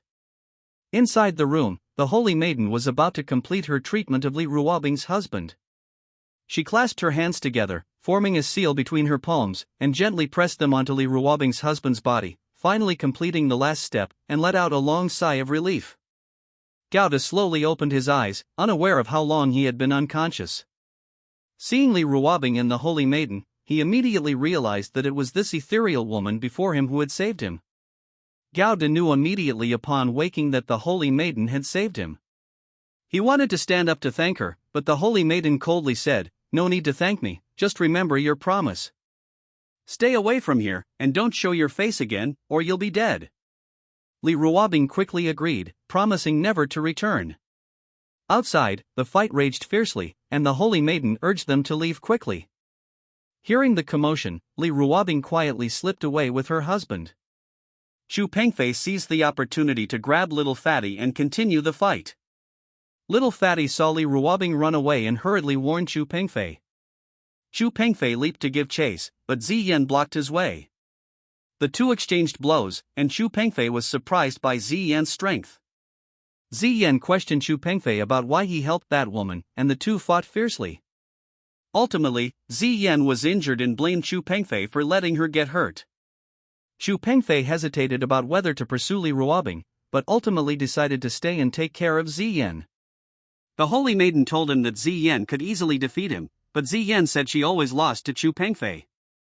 The Holy Maiden felt sorry for Ziyin and wanted to heal her wounds, but Ziyin refused.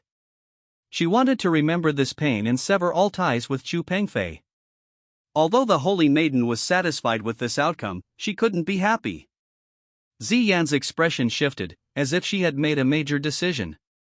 Her feelings for Chu Pengfei were too deep. To completely let go required immense courage. Now, she had made her decision. "Aunt, don't worry, I've thought it through. From now on, I have nothing to do with him anymore. I will focus on my cultivation and complete the task you entrusted to me." Ziyin turned and left after speaking.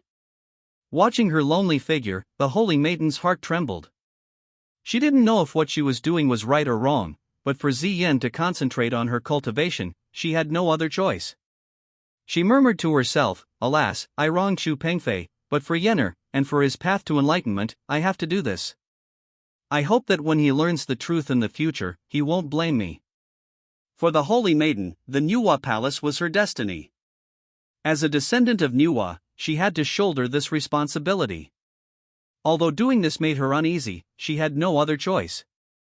Chu Pengfei and Xiao Pang couldn't find Li Ruobing and her husband, because the Holy Maiden had cast an illusion. What they saw was merely a mirage.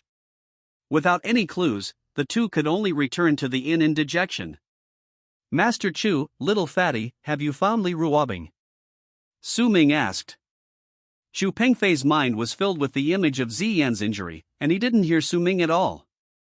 We saw her, but Miss Ziyan kept blocking us, so they escaped. Little Fatty quickly chimed in when Chu Pengfei didn't respond. Who is Miss Ziyan? Why was she blocking us? Is she in cahoots with Li Ruobing? Tang Qingyue listened blankly to Little Fatty's words, a series of questions popping into her head. Miss Ziyan is exceptionally beautiful, always wears purple, and is very skilled in martial arts. I don't know why, but every time she sees Brother Chu, she tries to attack him. I try to break it up, but she only hits me. Little Fatty explained. Upon hearing this, Su Ming had a guess in mind. He stepped forward and put his arm around Chu Pengfei's shoulder. Brother, do you have someone you like? Chu Pengfei quickly jumped away, excitedly saying, Don't talk nonsense. I'm a monk, how could I have worldly desires? If you keep this up, I'm really going to lose my temper. Chu Pengfei walked away after saying that, and Su Ming knew he had guessed correctly. Usually she was calm and composed, but her reaction to this matter was so intense, indicating that her heart was already in turmoil. What's wrong with Master Chu? I've never seen him so angry. Tang Qingyue ran to Su Ming's side, asking with a puzzled look. You're really clueless, don't you understand? Master Chu has someone he likes, looks like you have no chance. Su Ming joked. Tang Qingyue grabbed Su Ming's ear, puffing out her cheeks, and said angrily, You annoying brat, you stinky tofu, what nonsense are you spouting? Su Ming and Tang Qingyue had been laughing and joking all the way, but Tang Qingyue was secretly unhappy. This guy didn't understand her feelings at all, and even pushed her towards someone else. Actually, Su Ming just wanted to test her. He could tell from that day in the ancient tomb that Tang Qingyue still liked him.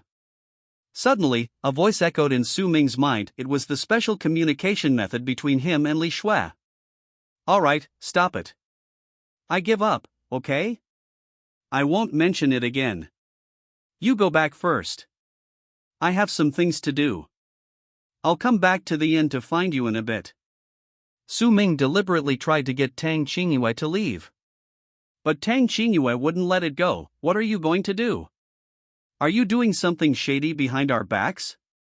No, I have to come with you. Su Ming smiled wryly.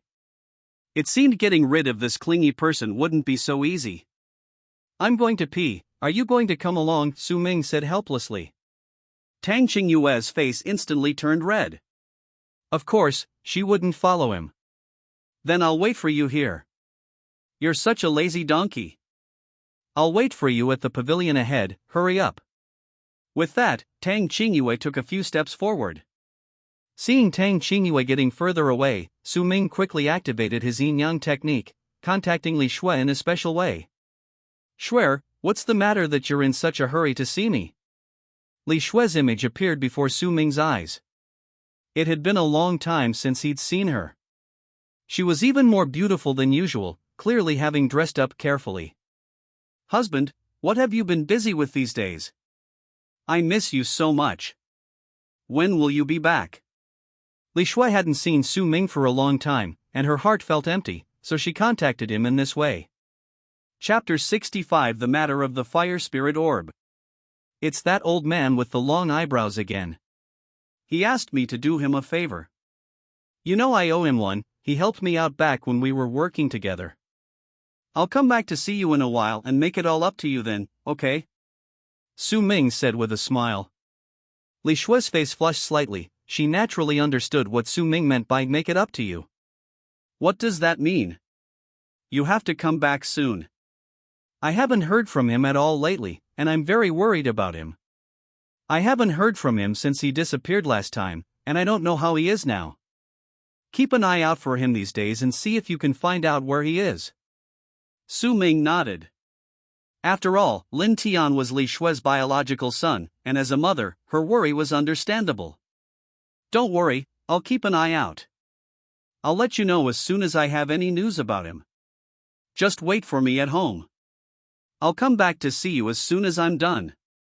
Seeing that it was almost time, Su Ming quickly ended his conversation with Li Shui. Tang Qingyue was clearly getting impatient and kept urging Su Ming. Are you done yet? It's been so long. What's the rush? I had to go to the bathroom, that's why I came out. When they returned to the inn, the others had already finished lunch. Ming hadn't eaten much all day, and his stomach was growling loudly. You guys are so inconsiderate, you didn't even call me to eat. Ming said, brother, I'll have someone make you another meal. We've been waiting for you for ages. We don't even know if you've eaten yet. You were starving, that's why you ate first. Longer quickly stood up and headed outside. Ming said, Little Su, we really have been waiting for you for a long time. Longer has gone to call the waiter. We should get down to business. Ming only wanted to fill his stomach, he didn't care about anything else. He said, for me, eating is the most important thing right now. What else could I possibly need to do immediately? The Earth Spirit Orb has been found. Next is the Fire Spirit Orb. We need to hurry and inform the elders. I bet they're getting impatient. I can inform them after I finish eating, right? I can't speak properly on an empty stomach, it'll affect my mood. Ming was somewhat resistant to Chu Pengfei's idea, feeling that this matter could be postponed. Since they had the Earth Spirit Orb, there was no need to rush. If we wait any longer, the elders will probably be taking their afternoon nap. Alright, stop dawdling. We could have finished this much earlier. Before Ming could reply, Chu Pengfei pulled out a unique communication tool from Maotame, the jade pendant he had given Ming before. He clasped his hands together, forming a strange hand seal, and the figures of 5 elders immediately appeared. Ha, we've been waiting for you for so long. Pengfei, is everything going smoothly? Ming found the 5 figures intriguing. These 5 old men, whom he hadn't seen in a long time, quickly stepped forward and said, I told you old folks you've been living quite comfortably on Maotame, while we too have suffered quite a bit. But heaven has eyes, and we finally got our hands on the Earth Spirit Orb. The elders were all very happy to hear this. I knew you two would succeed. Excellent, fantastic. Ming suddenly felt that these words sounded familiar, as if he had heard them somewhere before. While they were lost in thought, Chu Pengfei spoke up. Elders, we owe a great debt to Brother Su this time, and we even had a fortuitous encounter. What do we do next? Please advise us, masters. The long-browed Taoist stepped forward, looking at Ming, and said, I knew I hadn't misjudged you, you are the chosen one. Entrusting this matter to the 2 of you was the right decision.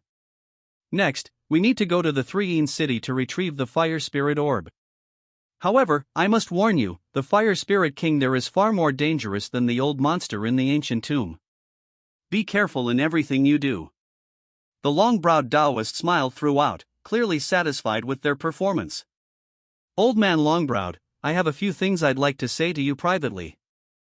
Ming's sudden statement surprised everyone. What could he possibly be hiding from them?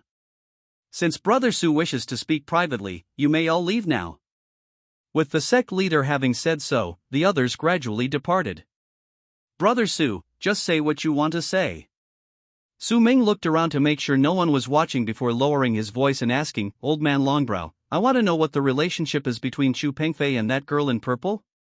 Don't tell me they're nothing to each other. The long-browed Taoist chuckled, as if he had already anticipated Ming's question. Telling you is fine, but you have to swear an oath that only you can know about this. If a second person finds out, you'll be punished. Seeing the long-browed Taoist's secretive demeanor, Ming knew this was definitely not ordinary. He was naturally curious, so he readily agreed. Alright, old Longbrow, you want me to swear a solemn oath, right? Fine, I promise. If I tell anyone, may I never find a wife, and may I never be able to have children. Is that harsh enough? The long-browed Taoist nodded with a smile. That happened over 200 years ago. The long-browed Taoist spoke for over an hour before finally finishing the story of Ming and Ziyan's past and present lives. The plot was intricate and bizarre, leaving Ming trembling with fear, finally understanding the entanglement between the two. No wonder I felt something was off about them, it turns out they had such a tragic fate. It seems Miss Ziyan doesn't intend to let Chu Pengfei off easily. Speaking of which, they're quite pitiful, clearly in love yet unable to be together. It seems you and that fellow called the Holy Maiden are both stubborn. Mentioning the Holy Maiden, the long-browed Taoist seemed surprised and hurriedly asked, Holy Maiden? You've met the descendants of Manhwa. Ming nodded. He hadn't intended to hide this from the long-browed Taoist anyway. Yes, I've seen her. Is there a problem? Forget it, forget it. That's all in the past. Let's not talk about it. Brother Su, is there anything else you want to ask? Ming thought carefully and decided he had nothing more to ask, so he said, No, nothing. Let's rest here tonight and head to San'in City tomorrow to get the fire spirit orb. After a night's rest, everyone felt much better and decided to set off that day. After breakfast, they prepared to depart. Hey, can we split into 2 teams? This woman is too troublesome. She's always nagging, like a housekeeper. Tang Qingyue, of course, understood the implication in Su Ming's words and immediately retorted, You think I want to go with you? Fine, let's split up then. Longer, let's be in one team and see who gets to San'in City first. After saying that, she stormed off westward. Miss Tang. Don't try to persuade me. I keep my word. If we're separated, we're separated. Tang Qingyue was always stubborn, especially towards Su Ming. She said one thing but meant another. Miss Tang, you're going the wrong way. Besides, don't we know how to fly on swords? Why do we have to walk?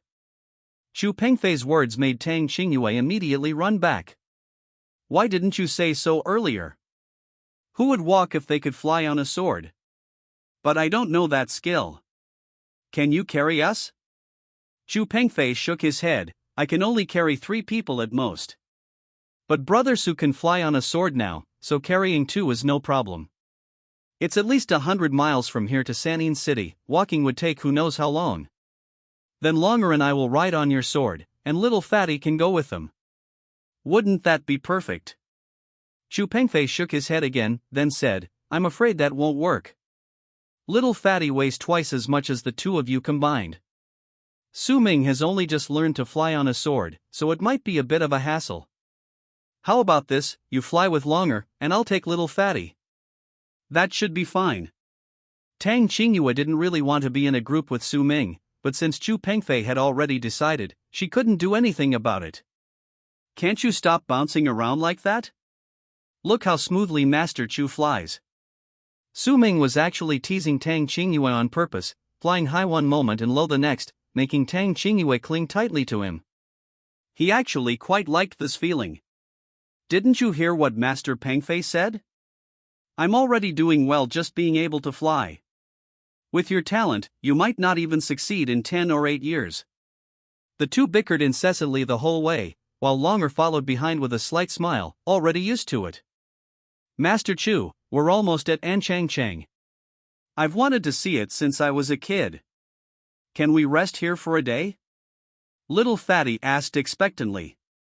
Chu Pengfei was only thinking about getting to San'in City as quickly as possible and didn't answer immediately. Brother Chu, little Fatty's biggest wish since childhood has been to go to Anchangchang. He's my best friend. Let's stay here for the night. Besides, we're almost at the city gates. We can't just go straight in, can we? Su Ming advised. After hearing Su Ming's words, Chu Pengfei nodded and flew down to the ground. All right, let's make do here for the night and set off tomorrow morning. Not long after, the 5 people and 1 beast landed by a small river in the suburbs. After flying for half a day, everyone was tired and thirsty, and quickly took out their dry rations to eat. I heard that Anchangchang is very lively, with lots of delicious food and fun things to do. This time, we must have a great time. It's been our dream since we were kids. Little Fatty looked at Anchangchang not far away, his eyes shining, and suddenly he plopped down on the grass.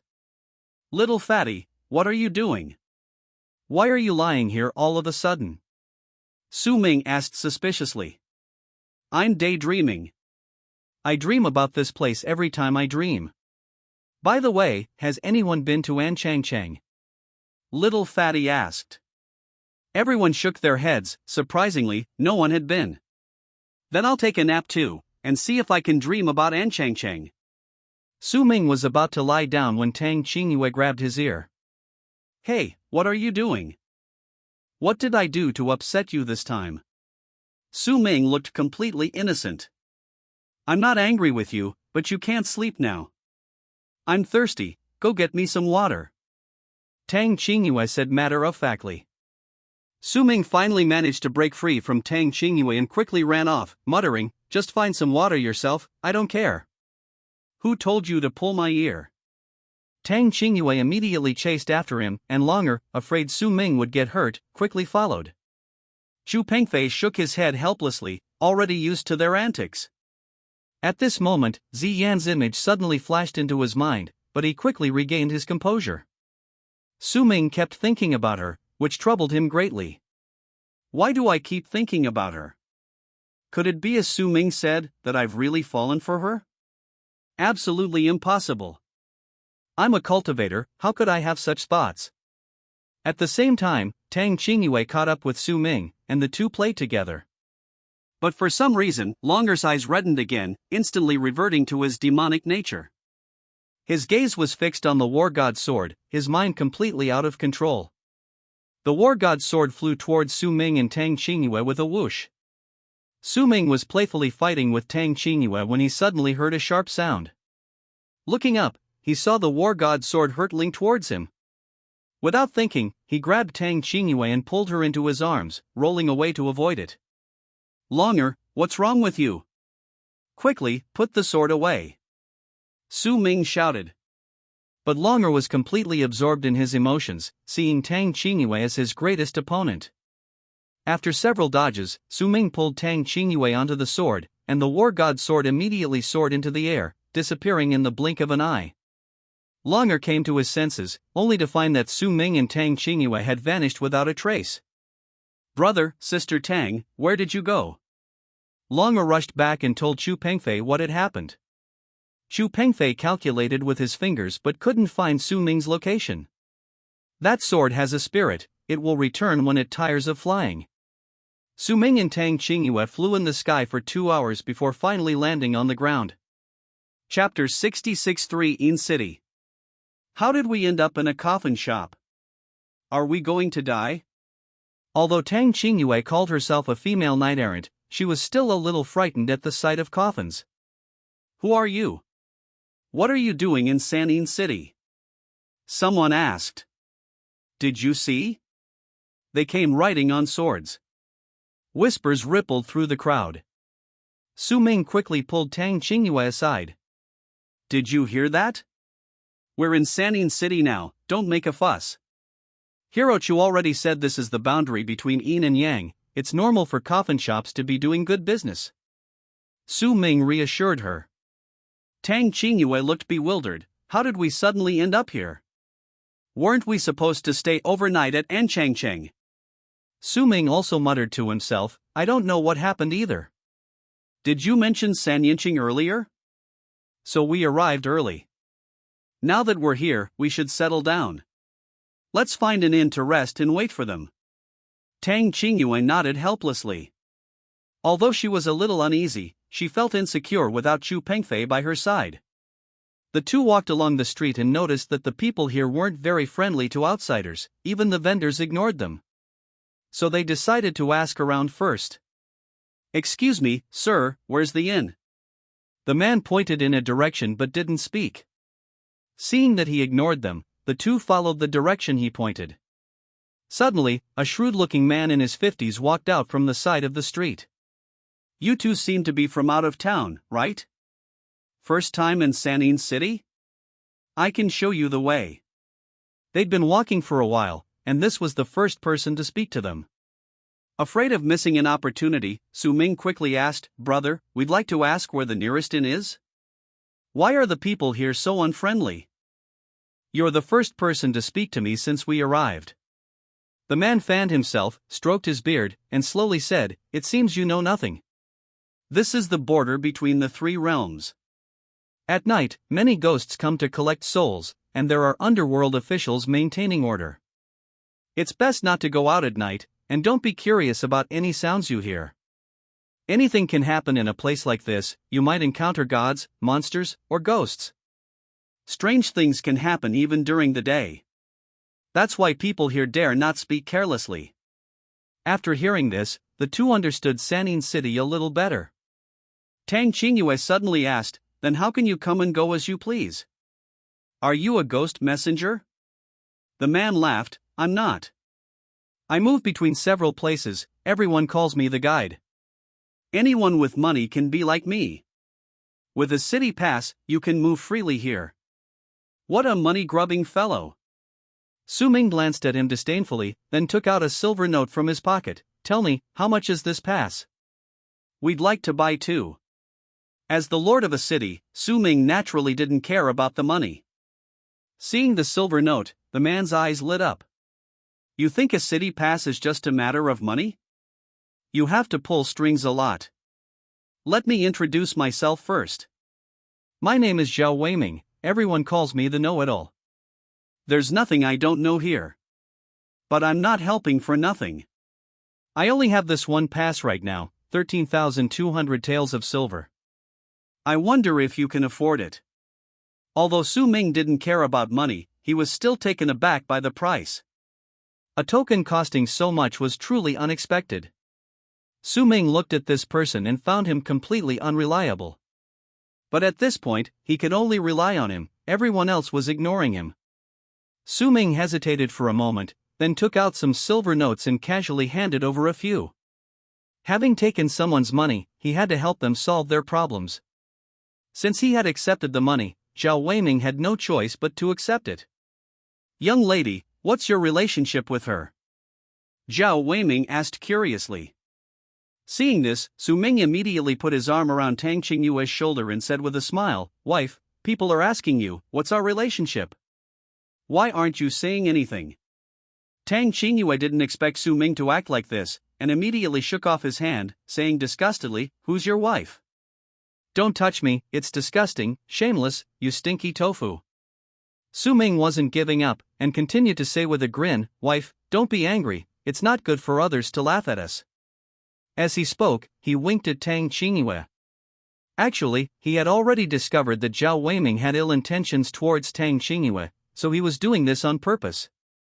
Meanwhile, Chu Pengfei and Longer waited for a long time, but Su Ming still hadn't returned. Longer was almost in tears. "Brother Chu, where are my brother and sister Tang? Why haven't they come back yet?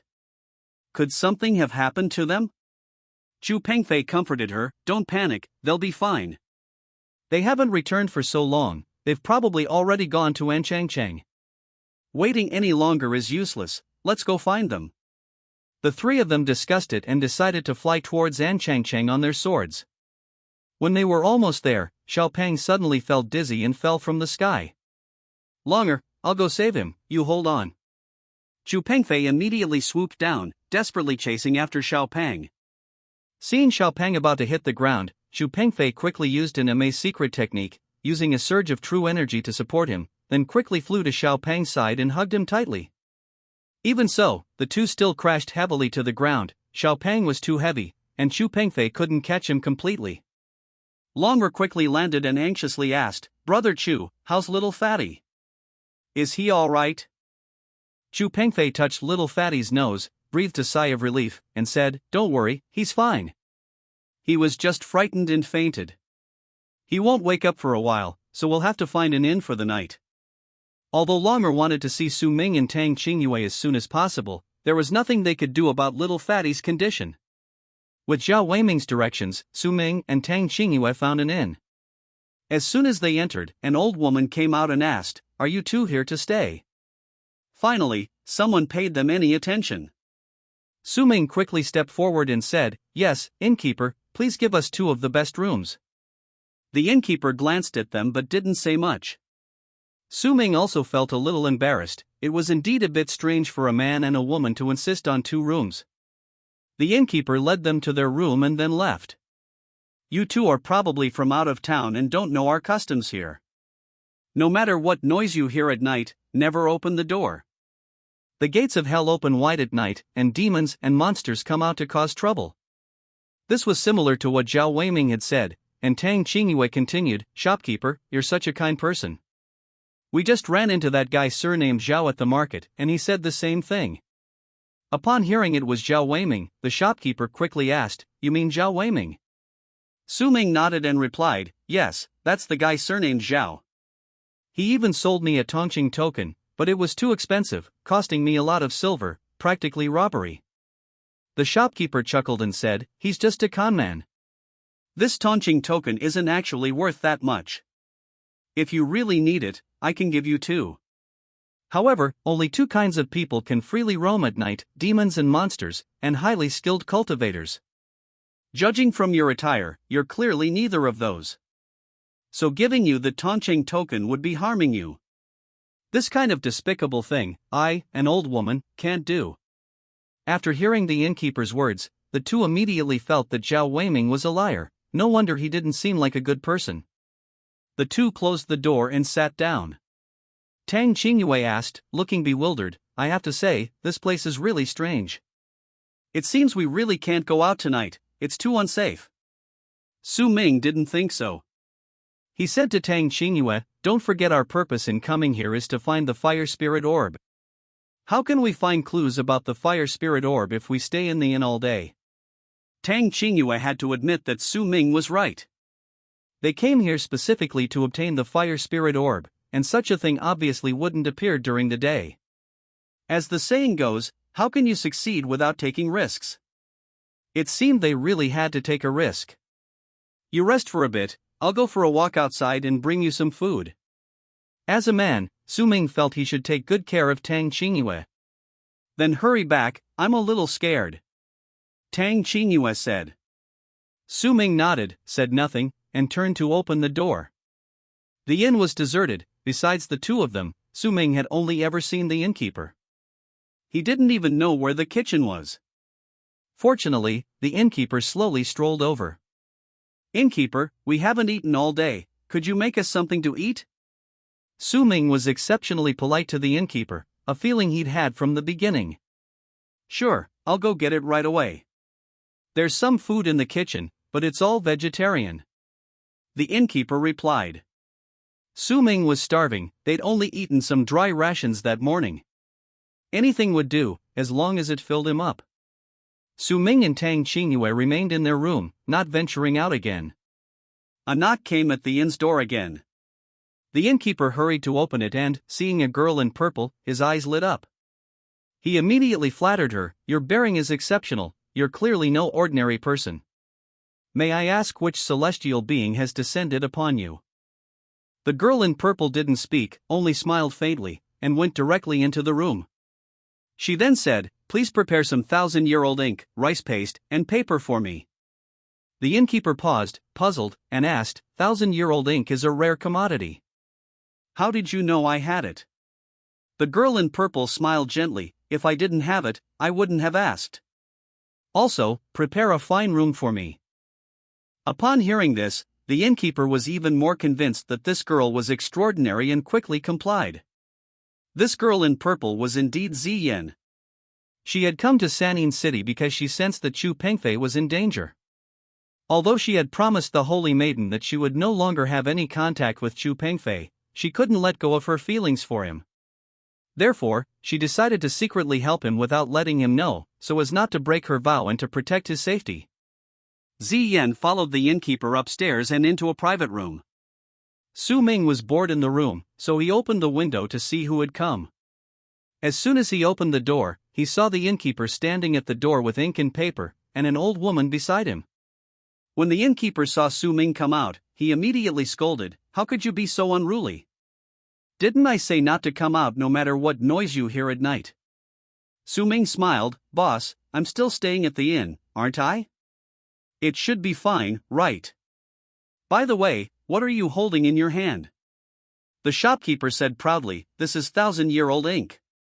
It's been sitting for at least 1,000 years. If you write with it, it won't disappear even after 1,000 years." Su Ming immediately became interested. "Sir, can I borrow it to play with?" The shopkeeper quickly moved the item aside. "Do you know how precious this thing is? Why should I lend it to you? That girl over there isn't an ordinary person, I dare not offend her."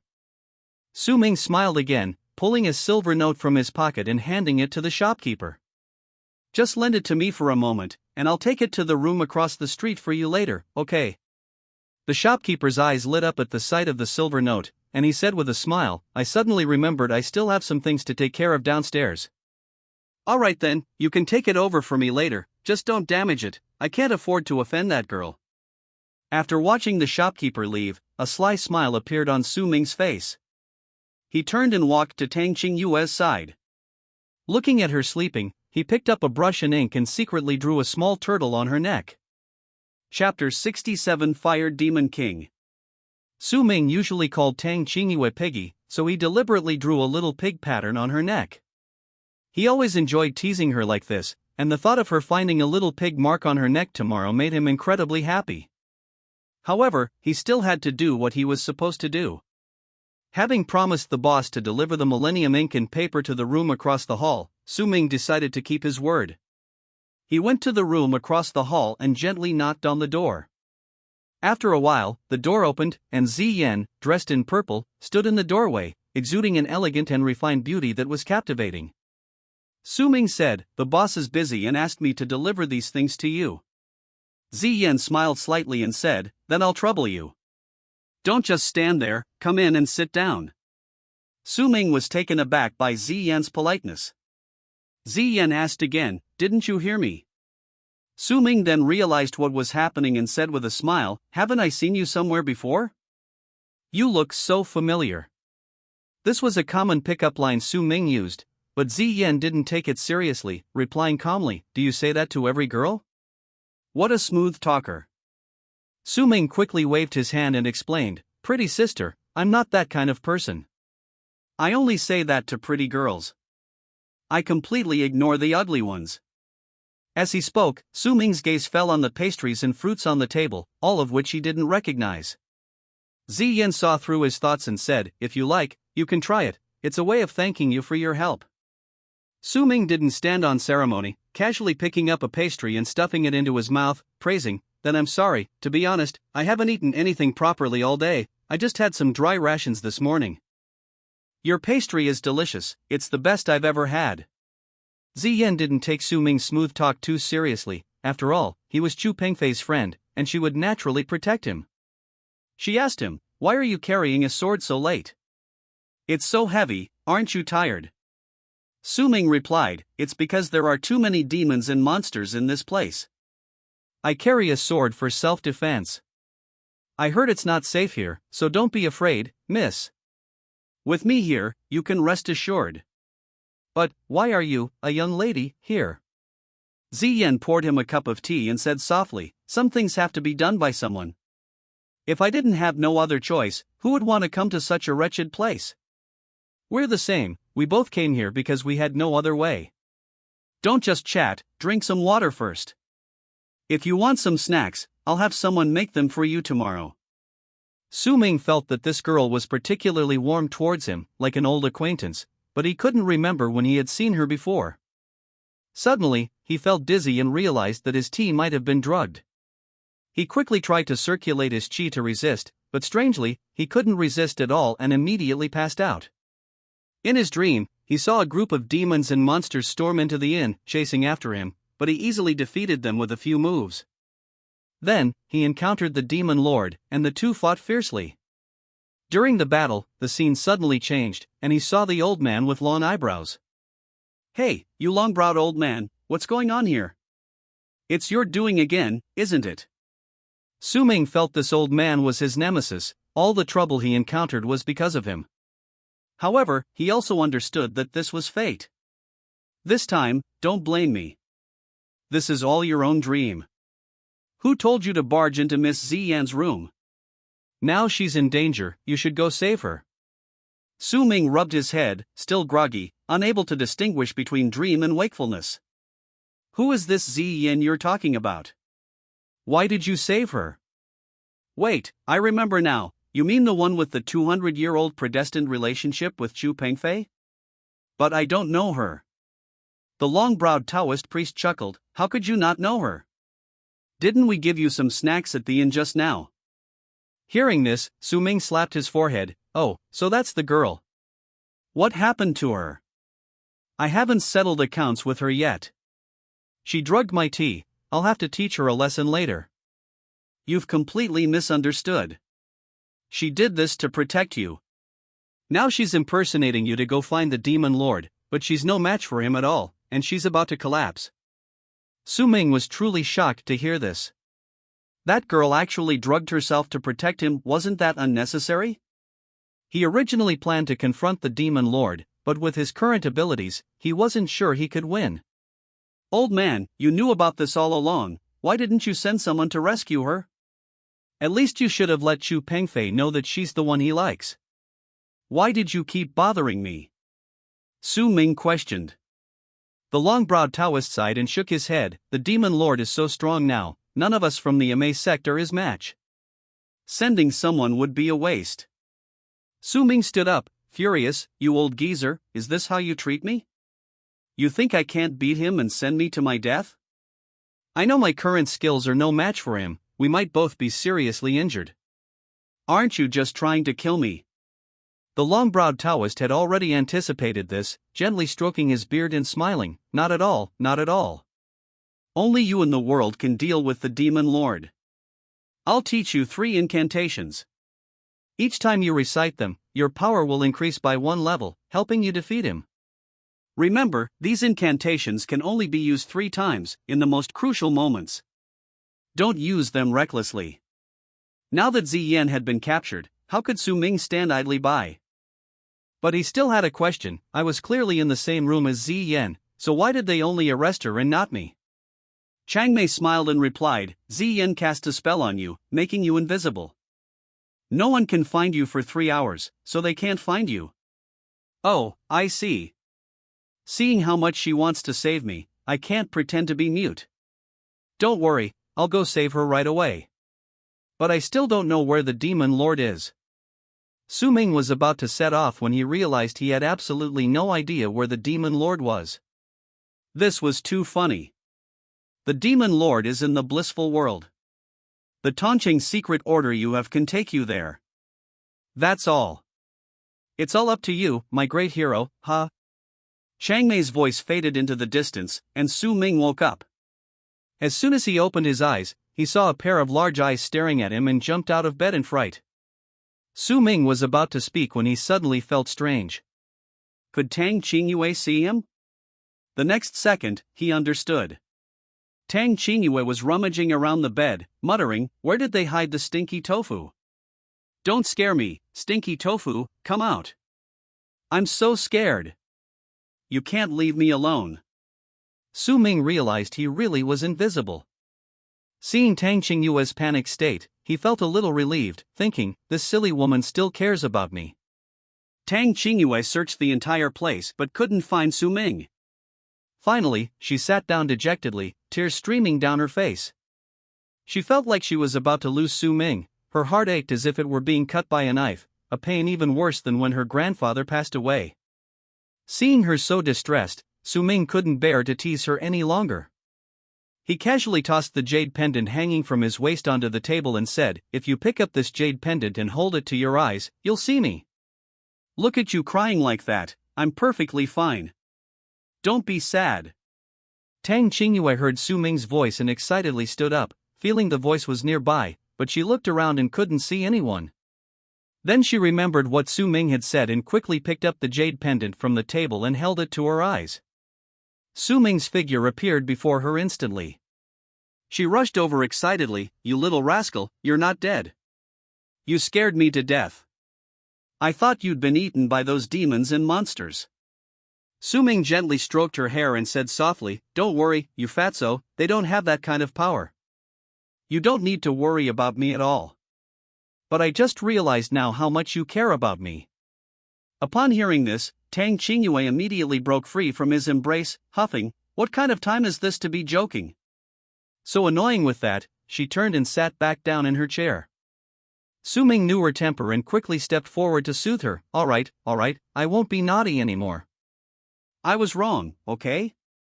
Seriously, Miss Ziyan is in danger. We need to find a way to save her. Upon hearing this, Tang Qingyue immediately turned around, but couldn't see Su Ming. Then she remembered to hold the jade pendant in front of her. Su Ming reappeared, and she hurriedly asked, "Something seems off. What danger did Miss Ziyan encounter? How did you know?" Su Ming chuckled inwardly. Women are such a hassle, always asking a million questions. But seeing how heartbroken she was just now, he didn't want to argue with her too much. The person who delivered the paper and ink was actually Miss Ziyan. She probably sensed Su Ming's danger and used magic to make herself invisible, while Su Ming took her appearance to fight the Demon Lord. Unfortunately, she couldn't defeat the Demon Lord and had now been captured and taken to the paradise. They had to leave quickly. Any later, Miss Ziyan's life might be in danger. Although Tang Qingyue had never met Miss Ziyan, she knew her relationship with Chu Pengfei, so she quickly grabbed Su Ming and ran out with all her might. "Can you be gentle? Why are you in such a hurry? Where are we going? Didn't you say Miss Ziyan was in danger? Then what are we waiting for? Let's get to paradise." Su Ming pushed her hand away and said seriously. "Can you calm down? Do you even know where paradise is?" Hearing Su Ming's words, Tang Qingyue finally let go. She truly didn't know where paradise was. "What should we do? Are we just going to wait here? You need to think of something. Ziyan was captured by the Demon Lord to save you. You can't be heartless."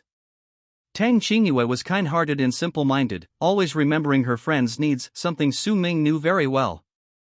"Don't worry, let's go ask the innkeeper. He definitely knows how to get to the paradise." Tang Qingyue nodded, finding Su Ming's words reasonable, and the two went downstairs together. The innkeeper was busy tidying up the tables and chairs. Seeing them come down, he hurriedly said, "Didn't I tell you not to wander off? Where's the young man who was with you?" Tang Qingyue then remembered that Su Ming was currently invisible, no one else could see him, so the innkeeper only saw her. Meanwhile, in the paradise, the Fire Ghost King was cultivating with the Fire Spirit Orb. She looked like a young woman, but she had cultivated for 1,000 years, maintaining this appearance entirely with the spiritual energy of the Fire Spirit Orb. She was very confident in her appearance and wouldn't let any handsome man pass her by. "My men, do you think I'm beautiful?" "The Ghost King is the most beautiful in the world." The henchmen answered in unison. Just as everyone was cheering, a person suddenly flew in from outside. Her subordinates rushed to stop him, but they were no match for him and were quickly beaten and knocked off their feet. "Fire Ghost King, I am Jianyu, the Demon Lord's messenger. I am here on the Demon Lord's orders to deliver a message. If you encounter these two men in the portrait, you must bring them here. This place has been temporarily requisitioned by the Demon Lord." The Fire Ghost King laughed heartily upon hearing this. Although she had never met the Demon Lord, she was under his command and dared not disobey. However, she thought Jianyu was young, handsome, and charming, and had some designs on him. After receiving the order, the Fire Ghost King couldn't help but ask Jianyu, "Are all the Demon Lord's men this handsome?" Chapter 68 Collecting Tears. "Want to stay for a drink?" Jianyu glanced at her coldly, then unleashed a beam of purple light, smashing the chair next to the Fire Ghost King to pieces. He said coldly, "You dare to plot against me? Watch your life." With that, Jianyu turned and left. The Fire Ghost King stared at the shattered chair, a chill running down his spine. He realized he was no match for him. If even the Demon Lord's envoy was this powerful, how much more terrifying must the true Demon Lord be? Meanwhile, Su Ming and Tang Qingyue were still arguing with the shopkeeper. Because Su Ming had been invisible, the shopkeeper only saw Tang Qingyue and assumed she was negotiating alone. Tang Qingyue said, "Shopkeeper, we have a Tongqing token. You just need to tell us how to use it." They had bought a Tongqing token from Zhao Weiming specifically for today. But the innkeeper stubbornly refused. "No, you're just ordinary people. There are demons and monsters everywhere outside. I can't let you risk your lives. Go back to your room." No matter how Tang Qingyue pleaded, the innkeeper wouldn't agree, so she had no choice but to return to her room. "What should we do now? We can't get out at all. How can we save Miss Ziyan?" Tang Qingyue asked anxiously. Su Ming lightly tapped her head, making her cry out in pain, "You annoying brat. Don't think I can't see you just because you're invisible. As she spoke, she casually picked up the jade pendant on the table, and Su Ming's figure immediately appeared. Su Ming smiled and said, "Are you really an idiot?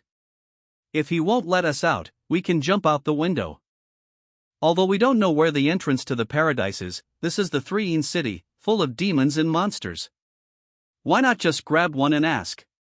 Tang Qingyue suddenly understood. Although not entirely happy, she still said, "This time you came up with a good idea." The two climbed out of the window and strolled through the quiet streets late at night. It was the middle of the night, and there wasn't a soul in sight.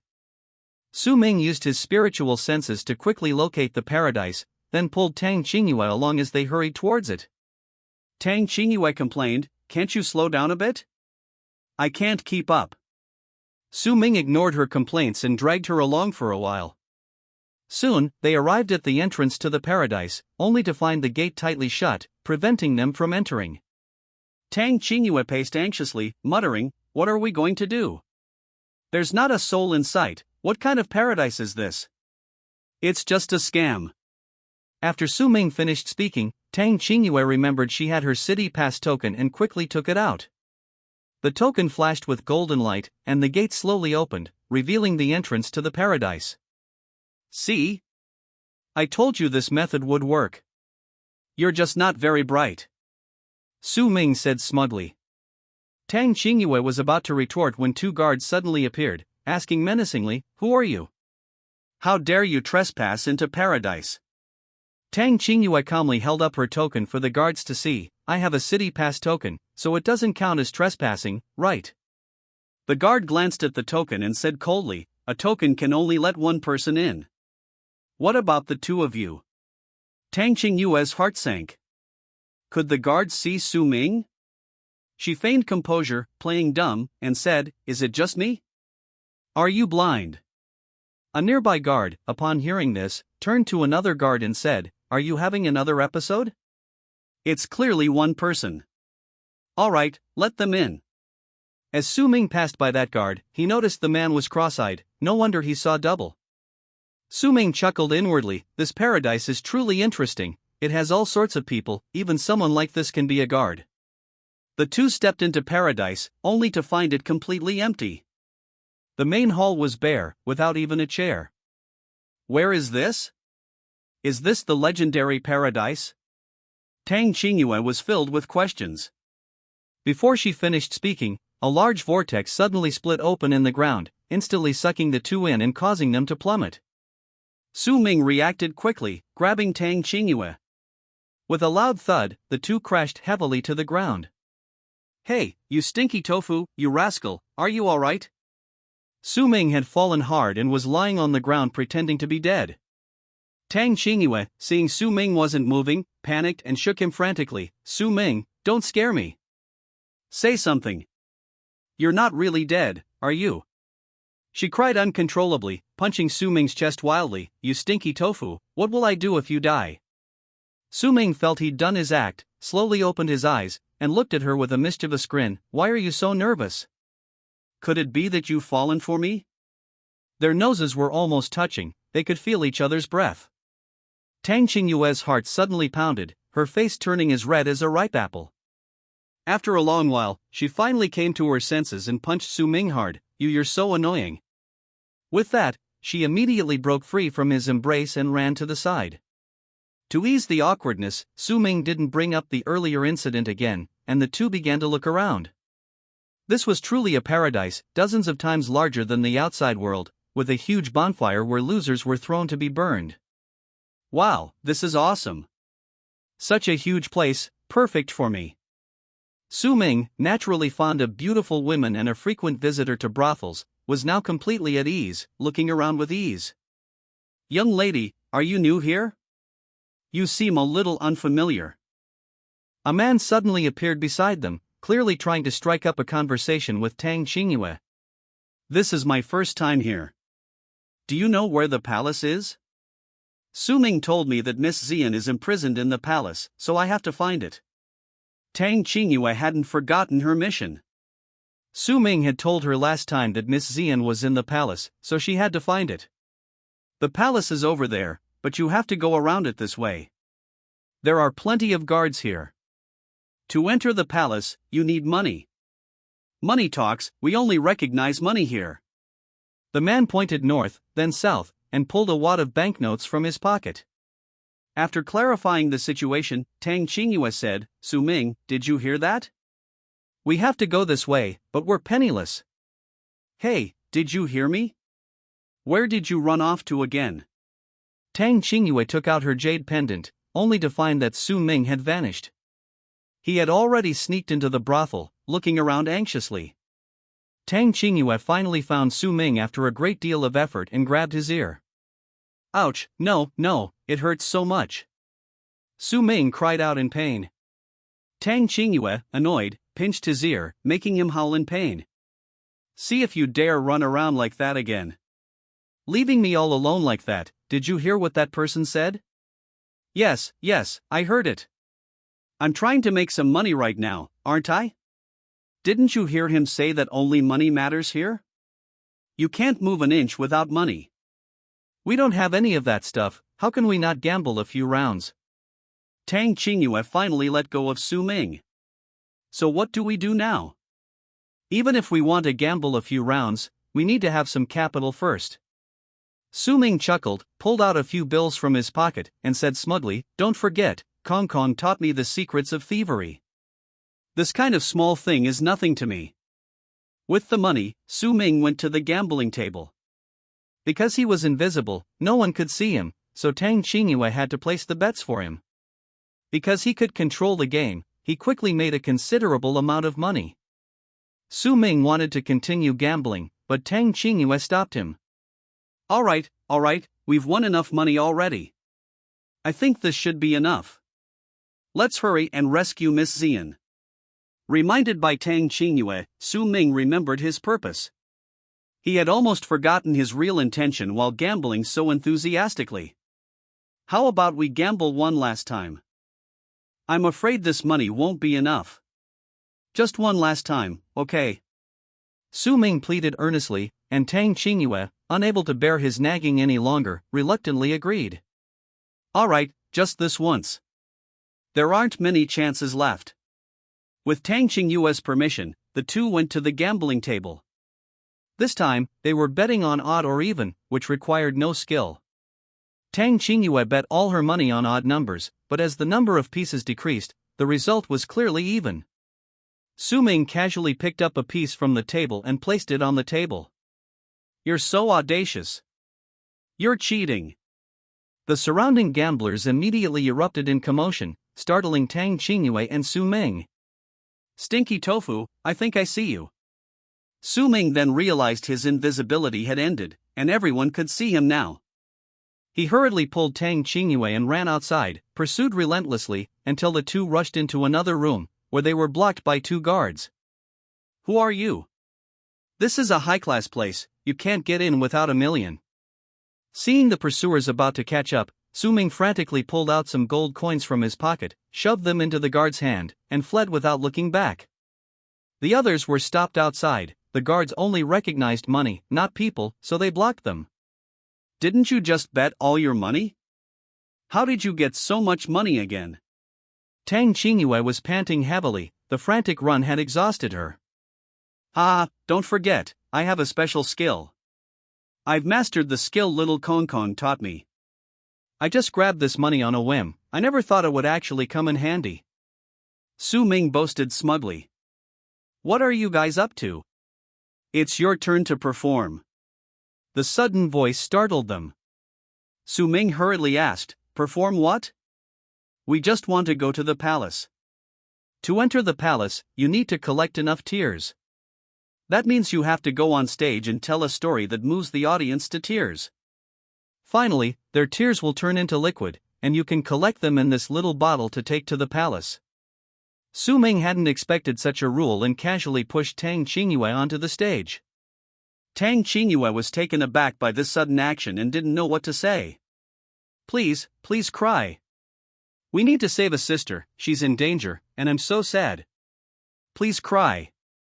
Tang Qingyue's words drew laughter from the audience. Instead of being moved, they thought she was acting. You idiot, that won't work.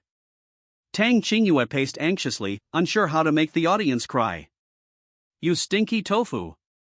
If you're so capable, say it yourself. Why did you push me up here? If we don't talk about this, I really don't know what to say. Su Ming suddenly had a flash of inspiration, remembering Tang Qingyue's grandfather. To make someone cry, you have to expose their most vulnerable spot.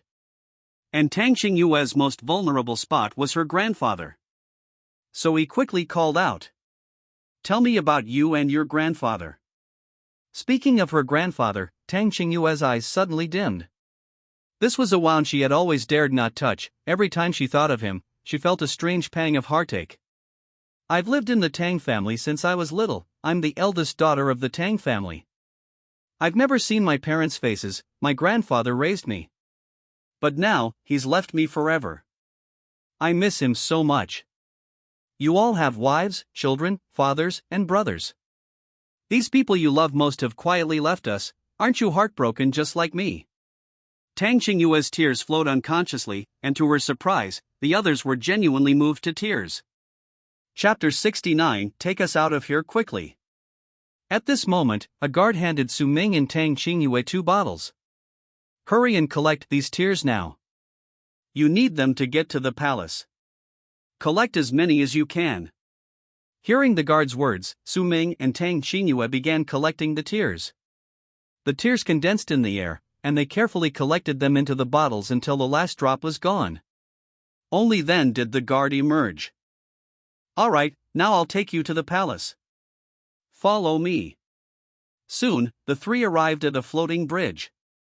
The guard pointed to a tall building in the distance and said to the 2 men. That's where the palace is. But before that, you must cross this floating bridge. Below are raging flames. Only by extinguishing them with your tears can you reach the palace. Many people have tried to come here before, but because they didn't have enough tears, they were burned to ashes halfway.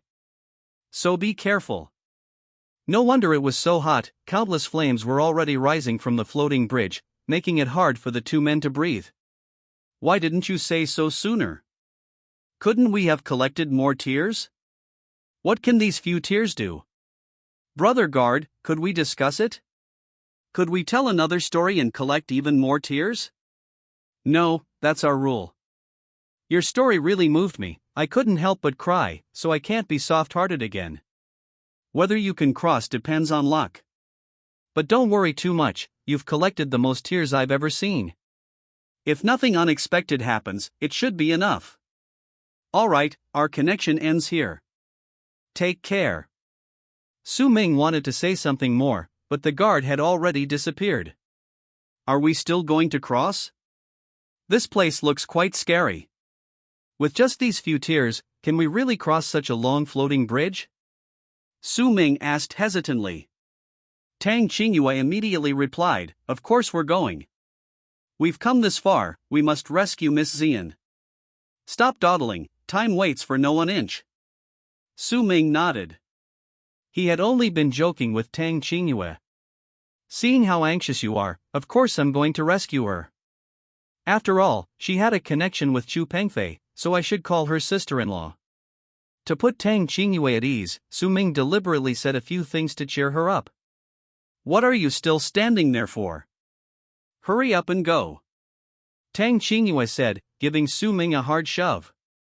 Su Ming lost his balance and nearly fell off the pontoon bridge, dropping the bottle of tears in his hand into the water. Oh no, half a bottle of tears is gone. We've only extinguished a few fires, and this is just the beginning. Looks like we're not going to make it. Su Ming was dejected. Tang Qingyue also realized she had caused trouble. If she hadn't been careless, Su Ming wouldn't have failed. I'm so sorry, it's all my fault. But no matter what, I have to save Miss Xian. Let's go. The 2 cautiously stepped onto the pontoon bridge, Su Ming in front, using his tears to extinguish the flames one by one. Wherever there were tears, the fire went out. Take it easy, we only have this much tear left. Don't run out halfway across. Tang Qingyue was a little worried. She was the one who spilled the half bottle of tears. It was already precarious, and now with only half left, it was even more uncertain. Alright, stop nagging. I know I'm saving them for later, Su Ming said impatiently. Just as the two were about to reach the last floating bridge, Su Ming suddenly realized that not a single tear remained in the bottle. Oh no, not a single tear left. What are we going to do? Su Ming stamped his feet in panic. At that moment, the two were separated by two floating bridges, flames shooting into the sky, preventing Tang Qingyue from crossing. You brat, you go across yourself, don't worry about me. Anyway, I have no ties, I must save Xian. Tang Qingyue cried, her face streaked with tears. She wasn't afraid of death, but she couldn't bear to leave behind so many things. What nonsense are you talking about? How could I abandon you? Wait, I'll carry you across right now. I'll protect you, don't be afraid. Su Ming was also very nervous. After all, Tang Qingyue was just an ordinary girl, she couldn't withstand such a raging fire. Don't come any closer. If you do, I'll jump over right now. You should go by yourself. If you come, neither of us will be able to leave. Grandpa's gone. I have no other family. But you're different. You still have little fatty, longer, and things you haven't finished. Despite her resentment, she had no choice. No matter what, Su Ming wouldn't abandon Tang Qingyue. Who says you have no family? You still have Hua, and you still have me. No matter what, I'll definitely rescue you. Su Ming turned around and found Tang Qingyue already standing beside him. Startled, he asked, "How did you get here?" Tang Qingyue wiped away her tears and softly replied, "It was my tears that put out the fire." They smiled at each other, hugged tightly, and only separated reluctantly after a long while. The palace is just ahead. Let's hurry and save Miss Xian. Inside the palace, Xian lay on the ground, saying to the demon lord, "Even if you kill me, I won't let you harm Chu Pengfei and Su Ming. Even if I exhaust my last breath, I won't let you have your way." The demon lord snorted coldly. He had no intention of opposing the descendant of Manhwa, so he said, "Why are you doing this? This has nothing to do with you, and I have no intention of causing them any trouble. It's just that my duel with Su Ming isn't over yet, so don't get involved." Xian struggled to her feet, her tone resolute, "No way, unless I die." Before she finished speaking, she charged at the demon lord, who easily dodged. At this moment, Xian was so weak that even the demon lord didn't need to lift a finger. "Miss Xian, we've come to rescue you." Su Ming and Tang Qingyue stepped into the palace. The demon lord, seeing Su Ming, laughed excitedly. "Su Ming, we've finally met again. Today we can have a fair fight." Su Ming inwardly cursed his bad luck. His strength was sealed, making him no match for the demon lord, but he couldn't afford to lose in terms of momentum. "Demon lord, release Miss Xian immediately. Let's settle our own affairs. Why make things difficult for a woman?" "I didn't make things difficult for her. She insisted on helping you. Ask her yourself. If she hadn't forced me to act, I wouldn't have hurt her." "Alright, enough talk, take this." As soon as he finished speaking, Su Ming's body suddenly swelled, instantly closing in on the demon lord. He hurriedly drew his demonic sword to defend himself.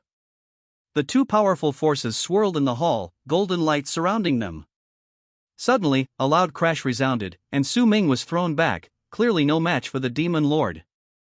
Seeing Su Ming injured, Tang Qingyue quickly put down Ziyan from her arms and rushed over. "Su Ming, are you alright? Are you hurt?" "I can't believe it," Tang Qingyue asked, her voice filled with worry. Su Ming looked at Tang Qingyue and suddenly remembered the 3 spells the old man with white eyebrows had taught him, one to make the demon lord happy, one to make him angry, and one to move him with emotion. "Demon lord, let's have a good fight today. I promise I'll do my best," Su Ming said.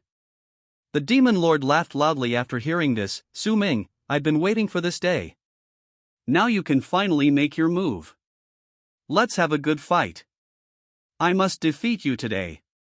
Seizing the opportunity, Su Ming immediately chanted the incantation, and the demonic sword instantly radiated light. This is the mind enlightenment mantra. Ziyan immediately recognized the incantation. Tang Qingyue looked bewildered and hurriedly asked, "Miss Ziyan, what is this mind enlightenment mantra?" The mind enlightenment mantra is the most powerful incantation of the Amei sect. Chanting it when the enemy is off guard can instantly multiply one's strength several times over. It seems that the long-browed Taoist has taught it all. Ziyan explained. Using the power of the incantation, Su Ming swung the demonic sword to attack the demon lord. The demon lord was prepared and met the attack with a set of fiery fist techniques. The two fought fiercely, evenly matched. "Demon lord, that's all you've got? Watch how I deal with you." Su Ming's words thoroughly enraged the demon lord. His entire body erupted in crimson flames, and his true energy surged several times over. This was the moment Su Ming had been waiting for. He blurted out his second incantation. The demonic sword suddenly burst forth with a blinding green light. Su Ming charged towards the demon lord, and the two exchanged several more rounds of combat. Su Ming gradually felt his strength waning.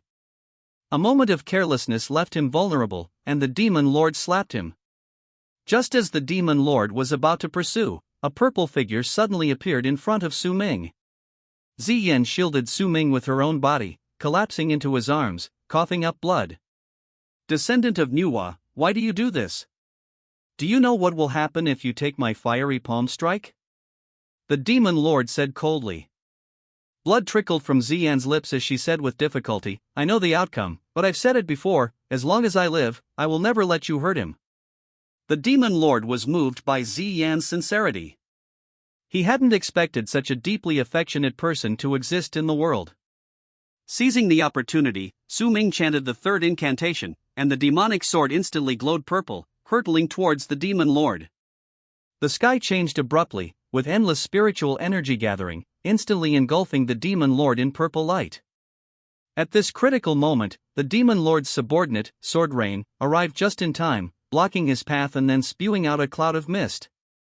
When the mist dissipated, the demon lord in Sword Rain had vanished without a trace. Su Ming lay on the ground, letting out a long sigh of relief, thinking, that was close. That old man with the long eyebrows incantation really worked. Beside him, Tang Qingyue hugged Ziyin tightly, anxiously asking, "Miss, are you all right?"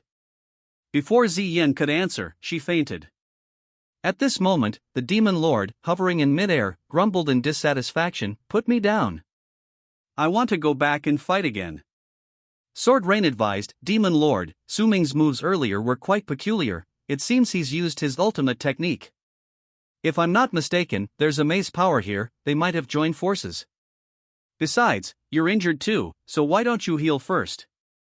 The Demon Lord felt a burning pain in his chest, his true energy was damaged, and he could only nod helplessly. Su Ming and the others helped each other to their feet when they suddenly heard a seductive voice, "Ha, welcome to the land of bliss. Let me introduce myself, I am the Fire Ghost King, the most beautiful woman in the world." Tang Qingyue immediately drew her weapon, shielding Su Ming and Ziyin behind her, and asked warily, "What do you want?" The Fire Ghost King laughed, "Don't be nervous, I won't make things difficult for you today. There's plenty of time. I like handsome guys. I really like the one behind you. We'll meet again someday." Although the Fire Ghost King was beautiful, she wasn't Su Ming's type. Hearing her words, Su Ming felt nauseous. "I don't want to see you again, you vixen. Get lost." Tang Qingyue then realized her mistake and hurriedly left with Su Ming. They passed through the alley behind the palace, quickly escaping the Fire Ghost King's territory, only to find there was no exit. "What should we do? Should I go ask that demon?" Su Ming suggested. "Don't go. From what she said, she seems interested in you. Are you interested in that old demon too?" Tang Qingyue was filled with jealousy. Su Ming explained with a bitter face, "My goodness, that woman is probably hundreds of years old. How could I like her? We're trapped here." Although Tang Qingyue understood that Su Ming was right, she was still a little unhappy. "This won't work either. I refuse to believe we can't find our way out." Women's feelings are always very possessive, she would never allow anyone to have any improper thoughts about Su Ming. Just when the two were at a loss, Zhao Weiming came out of the palace, smiling, and asked, "Are you looking for the exit?" Su Ming saw this guy and suddenly had an idea. Perfect timing. Quickly take us out. Chapter 70 Descendants of Manhwa. Zhao Weiming ignored Su Ming, instead staring at Tang Qingyue with a strange look. "We definitely need to get out, but don't forget what you promised me." Su Ming then remembered that he had promised Zhao Weiming that he would give him the first person he would hug. At the time, he was thinking of little Fatty, so he naturally understood Zhao Weiming's intentions. "Why are you talking so much nonsense? Hurry up and find the exit. I'll definitely keep my promise." Hearing this, Zhao Weiming suddenly laughed. "The exit is right in front of us. I'll take you out now." It turned out that there was a hidden door in front of Su Ming and Tang Qingyue, which required a special key to open. Zhao Weiming took out a cross-shaped object from his pocket, placed it on the hidden lock, and a door immediately appeared in the wall. The group then entered. "Don't forget what you promised, ha! I'll let you have your fun for a few more days. After 3 days, everything will be mine." Zhao Weiming was naturally cunning and loved to bargain.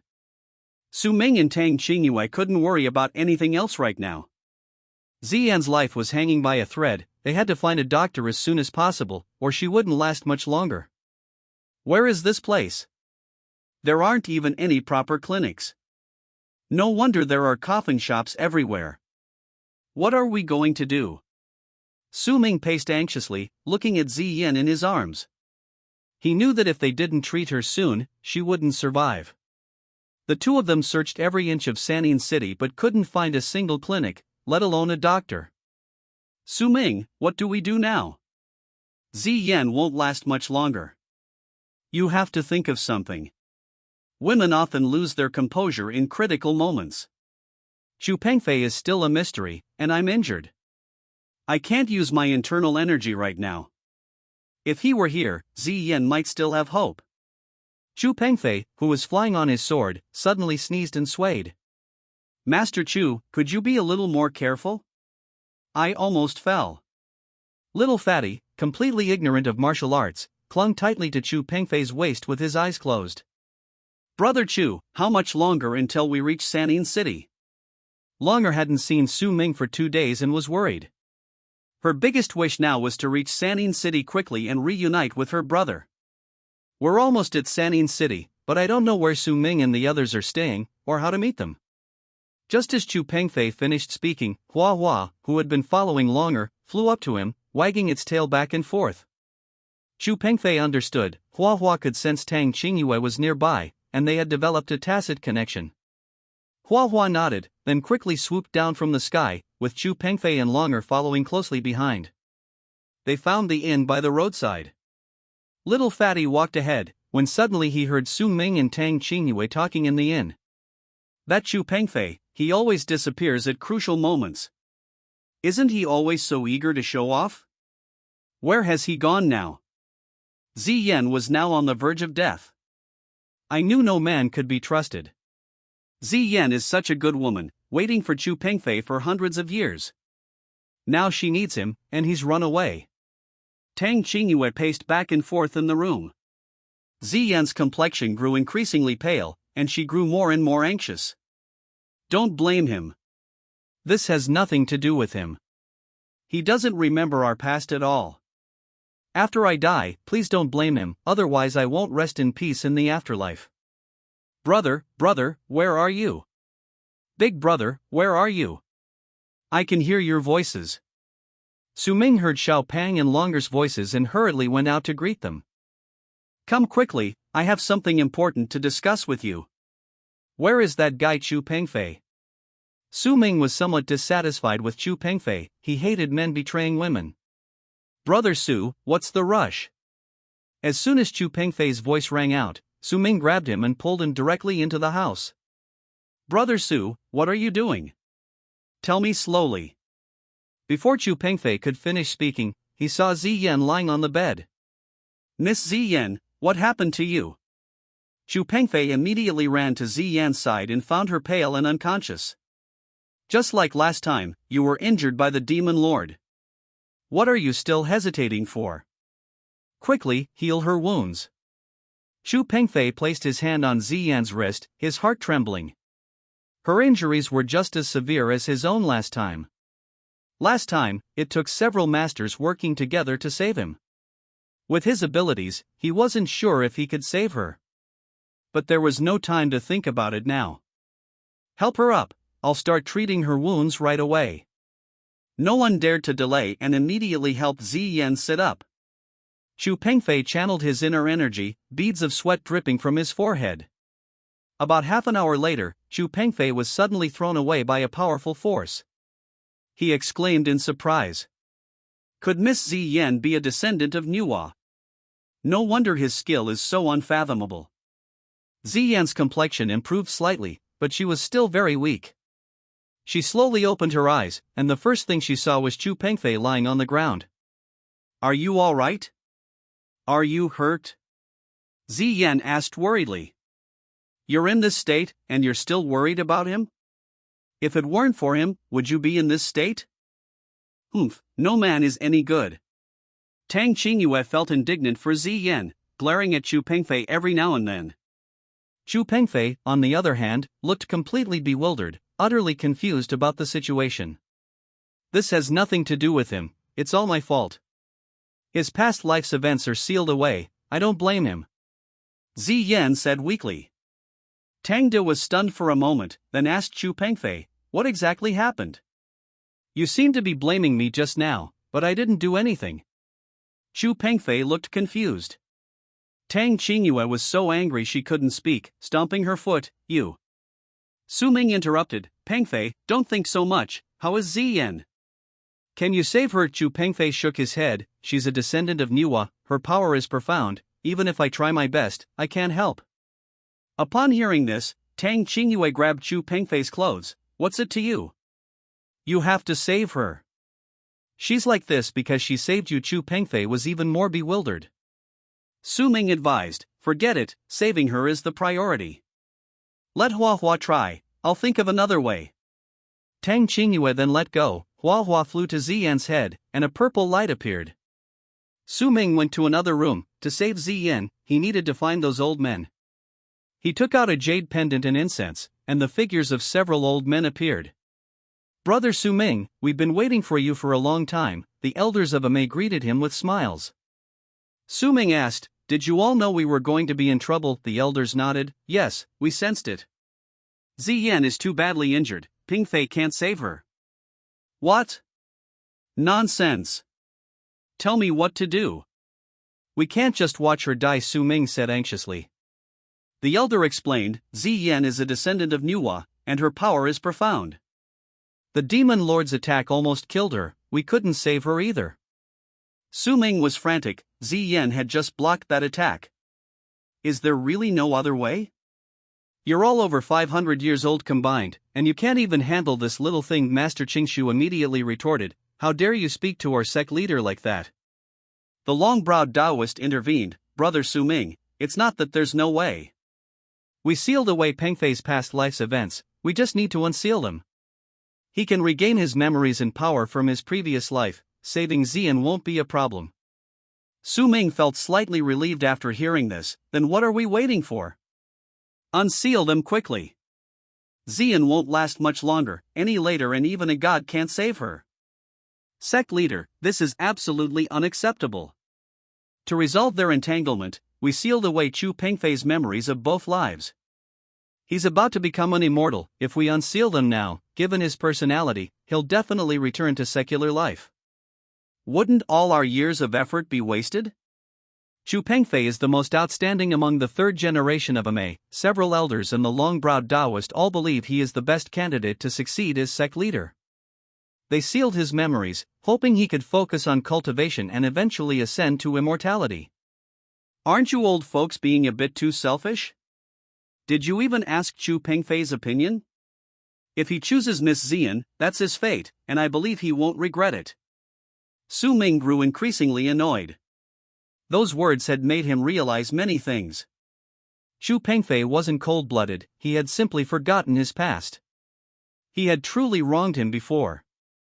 Sect leader, this absolutely won't do, or all our years of effort will be wasted. This is fate.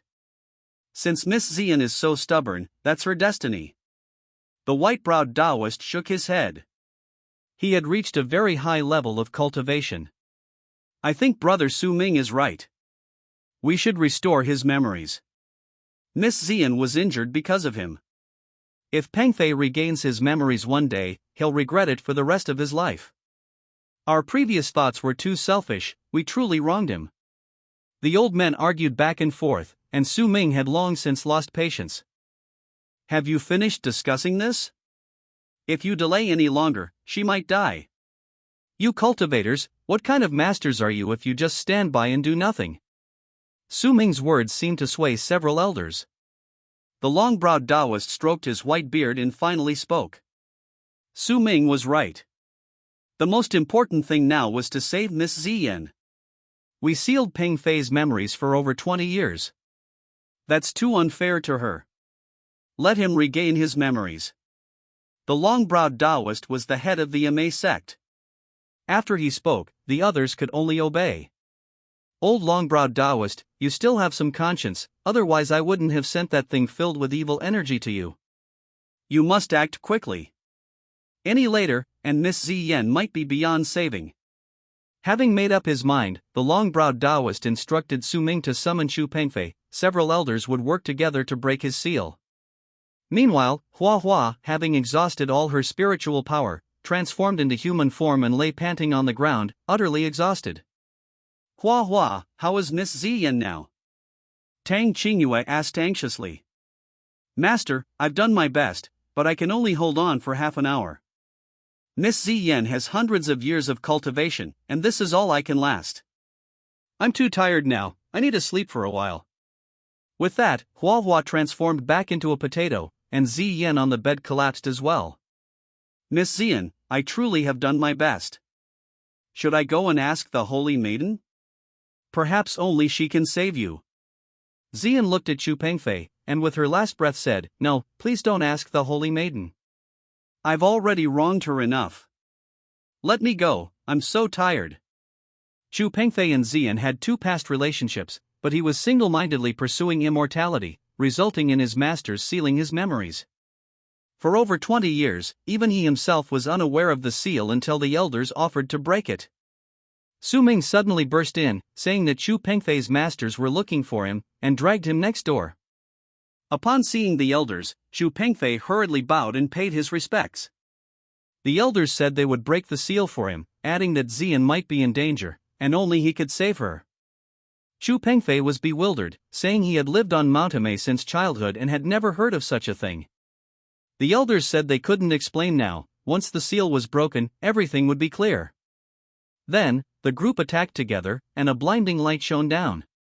Chu Pengfei's memories gradually returned, including his first encounter with Xian. The demon lord was recuperating, still resentful, feeling that Su Ming had only won by relying on the Ame sect's heart-clearing mantra, and therefore not by true skill. Jian Yu stepped forward to help him up. The demon lord coughed a few times, saying that his injuries were nothing, but he couldn't swallow his anger and insisted on a rematch with Su Ming. Chapter 71 Who's Thinking of Me? Jian Yu advised the demon lord to take care of his health first and not rush into revenge. He was more worried about Xian. After all, she was a descendant of Nuwa, and her injuries were quite severe. What if the Holy Maiden came looking for trouble? The demon lord laughed, saying that the woman had brought it upon herself, it had nothing to do with him, and he wasn't afraid even if the Holy Maiden came. He also said he would go into seclusion for a month, leaving matters to Jian Yu during that time. Jian Yu immediately agreed. Meanwhile, Lin Tian was cultivating in a secluded place. Since meeting a mysterious old man, his cultivation had progressed by leaps and bounds. Now he was full of confidence in defeating Su Ming. However, recently he had been stuck at the 9th level of cultivation, which was very frustrating. The old man reminded him that his unsettled mind was affecting his progress. Lin Tian quickly asked what to do, saying that he had suffered too much, especially hating Su Ming to the core, and was determined to fight him to the death. After saying this, he shattered a nearby boulder with a single palm strike. Lin Tian's heart was filled with resentment, preventing his cultivation from progressing beyond the 9th level. The old man advised him to go out for a walk, to let go of his obsession, otherwise he would never be able to defeat Su Ming. Lin Tian pondered the old man's words. To defeat Su Ming, he decided to leave temporarily and go to Anshan City to relax. He realized he had been too impatient for quick success, so he packed a few simple belongings and set off for Anshan City. Li Shui had been worried about Lin Tian. Since their last separation, she hadn't received any news from him. After all, he was her own flesh and blood, how could she not worry? Sister, are you thinking about Tiana again? Don't worry, he'll be alright. Zi Xian entered unnoticed, trying to comfort her. My sister's here, how can I not worry? This child has always been stubborn. Ever since he married Su Ming, he's hated me and won't even speak to me. But he's my child, how can I not worry? Li Shui looked distressed, and Zi Xian didn't know how to comfort her. If only my husband were here, he'd have so many ideas, he could definitely help us find Tiana. Zi Xuan sighed. My husband has been gone for 2 months, I don't know what he's been up to, leaving us sisters here while he enjoys himself. No, I have to find him. Li Shui's mind was preoccupied with only 2 things, her biological son, Lin Tian, and Su Ming. These past few days, she had thought of them constantly, and she had lost a lot of weight. Sister, don't be like this. Don't you know your husband? He wouldn't abandon us unless it was something serious. How about this, I'll send someone out to look for Tiana right now.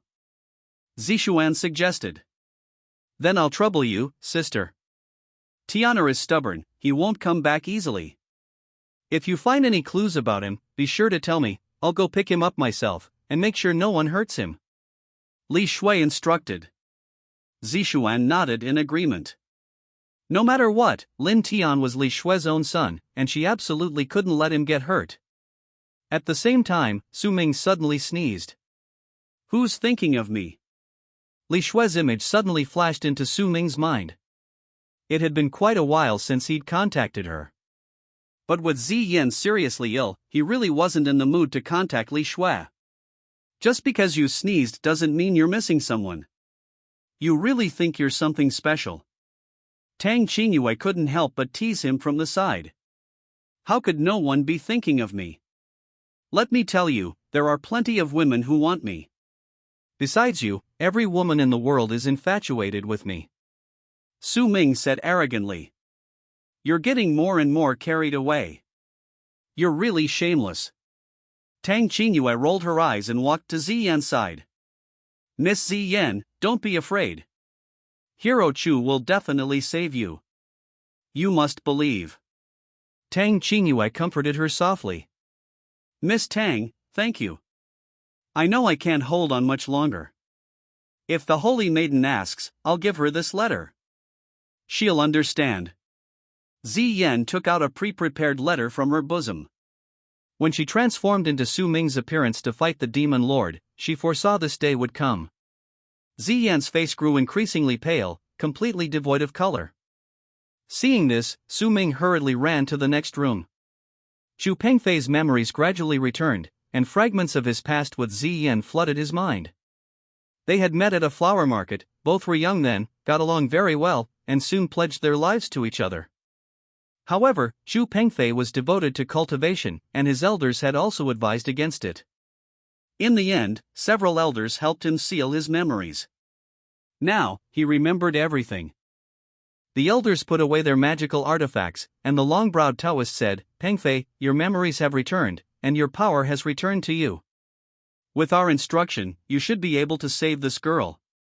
Chu Pengfei had no time to think further, he immediately stood up and hurriedly walked outside, bumping into Su Ming. Su Ming said urgently, I've been looking for you. Come with me quickly, Zi Yan's condition is critical, if we don't act soon, she might not make it. Upon hearing this, Chu Pengfei quickly followed Su Ming into the house. He gently helped Zi Yan up and channeled a stream of true energy into her. Zi Yan felt a powerful force coursing through her body and suddenly coughed up blood. She knew it was Chu Pengfei healing her, and although she wanted to refuse, she couldn't muster the strength. Don't be nervous, I'm channeling my inner energy into you. Don't overthink it, or we'll both get hurt, Chu Pengfei said softly. Su Ming, Tang Qingyue, and the others stood by, watching the two of them, their foreheads beaded with sweat. Tang Qingyue reached for a handkerchief to wipe Ziyan's sweat, but Su Ming stopped her. What are you doing? That will cause your inner energy to rebound. Su Ming's voice rose. What are you yelling about? If you don't want to do it, then don't. Why are you being so fierce? Tang Qingyue said, somewhat displeased. Su Ming realized he had been too hasty and quickly let go, apologizing. Sorry, I panicked just now. They can't be disturbed now, let's go out.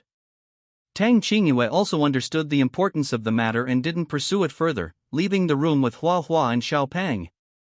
Do you think Master Chu can save Miss Ziyan? Tang Qingyue had only met Ziyan once, yet she felt a sense of familiarity, perhaps because they were both women.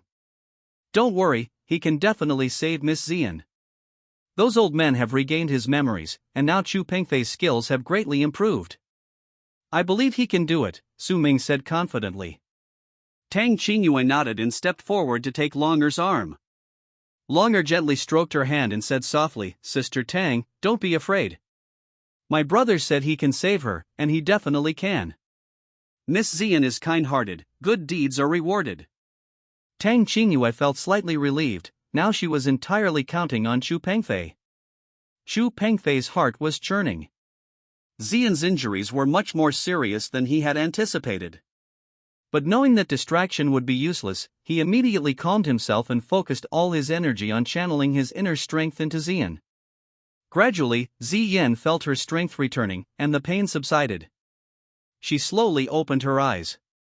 You'll hurt yourself like this. Stop. Ziyan understood that Chu Pengfei might have exhausted all his power to save her, a result she couldn't accept. Don't speak. Concentrate, or all our efforts will be in vain. No matter what, I won't give up, Chu Pengfei said resolutely. As a descendant of Manhwa, Ziyan knew the dangers of distraction. If she let her mind wander, it would only deplete Chu Pengfei's power. So she immediately focused her mind and concentrated on receiving his treatment. At the same time, the five elders released Chu Pengfei's seal, and memories of the past surfaced in his mind. The two of them had shared a deep and unforgettable love in both their past and present lives. Chu Pengfei finally understood why Tang Qingyue and Longer saw him as a heartless man, because they thought he had forgotten everything from the past.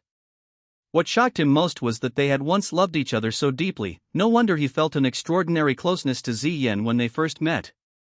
Outside the door, Su Ming, Tang Qingyue, Longer, and Little Fatty waited anxiously, completely unaware of the situation inside. Tang Qingyue asked anxiously, "What's going on inside?" "I'm so worried. Is Sister Ziyan still alive?"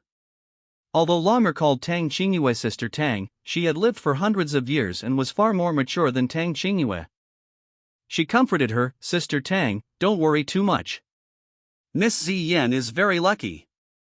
Besides, Hero Chu has remembered his past and will definitely do his best to save Miss Ziyan.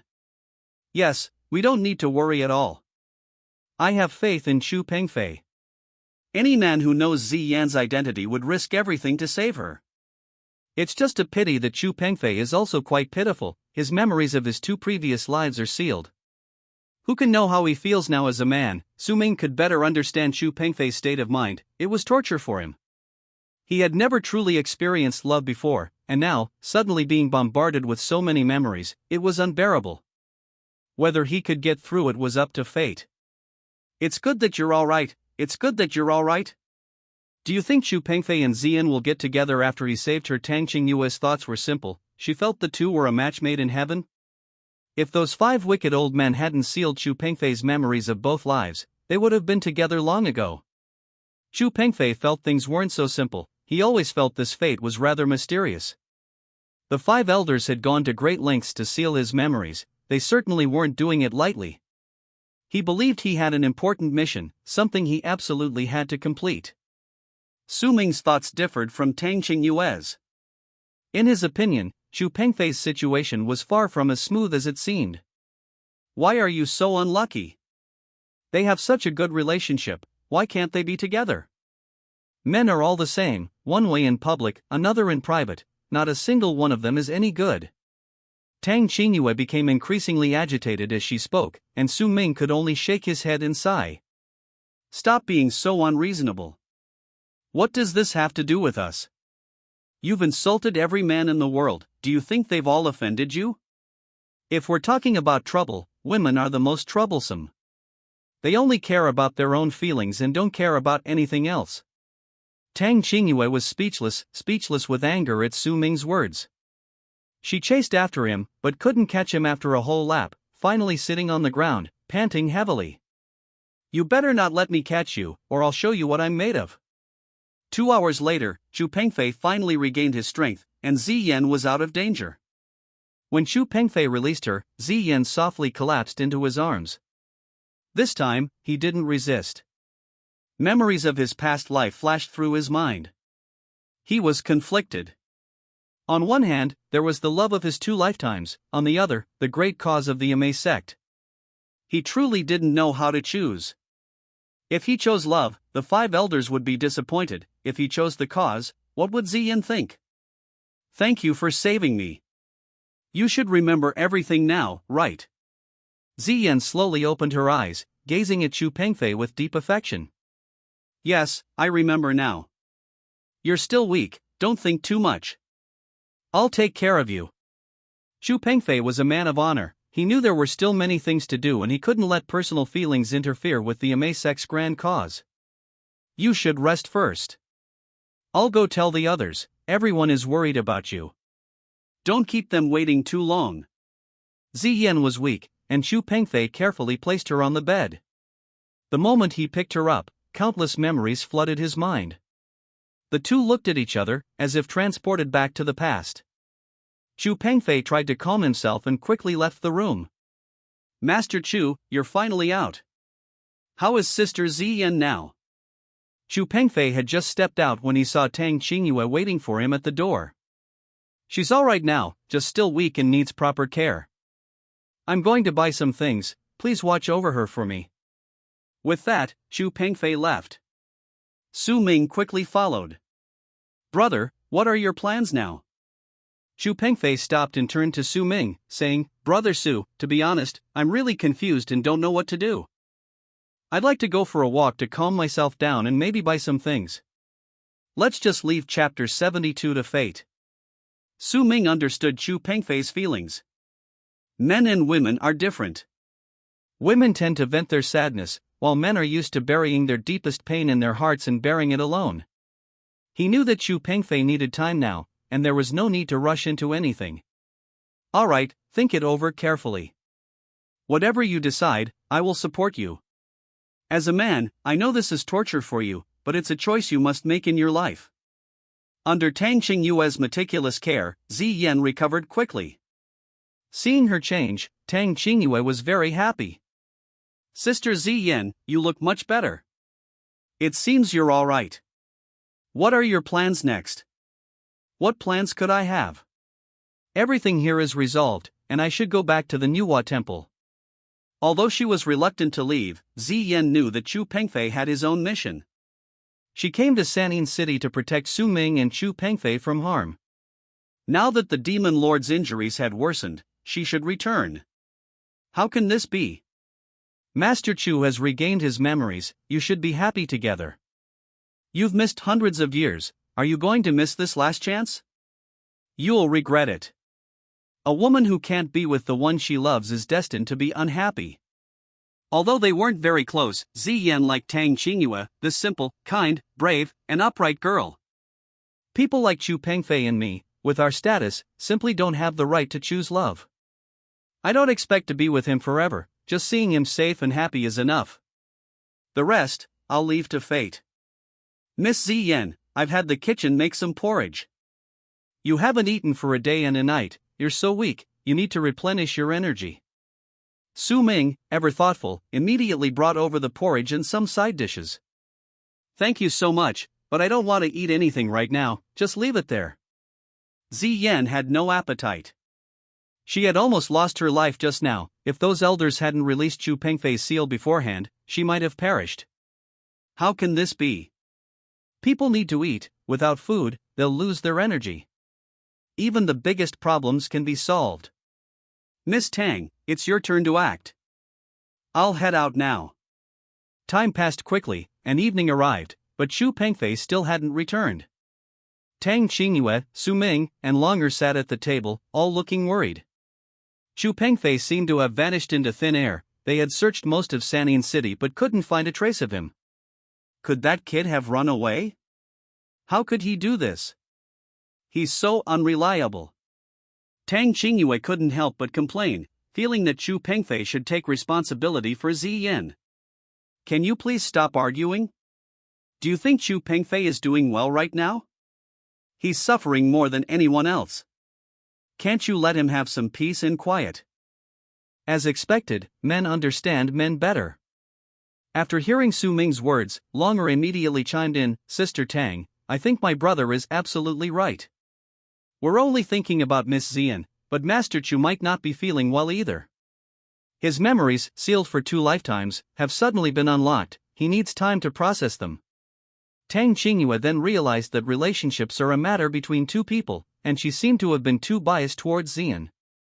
She sighed, sat down in a chair, rested her chin on her hands, and said aggrievedly, Why can't lovers be together? Must I go through so many trials? She suddenly thought of herself. What was she like in her past life? What exactly happened between her and Su Ming? What would the future hold? These thoughts flooded her mind, making her afraid to think any further. Grandpa had already left her, now only Hua Hua and Su Ming remained. If one day they were separated too, could she bear the pain? Sure enough, Chu Pengfei was sitting by the river, watching the rising moon, his heart filled with emotion. So he and Ziyan had such a deep connection, no wonder he felt so familiar with her every time he saw her. What should he do? If he gave up cultivation to spend his life with Ziyan, it meant abandoning his mission. But if he continued cultivation, how could the people of the world be saved?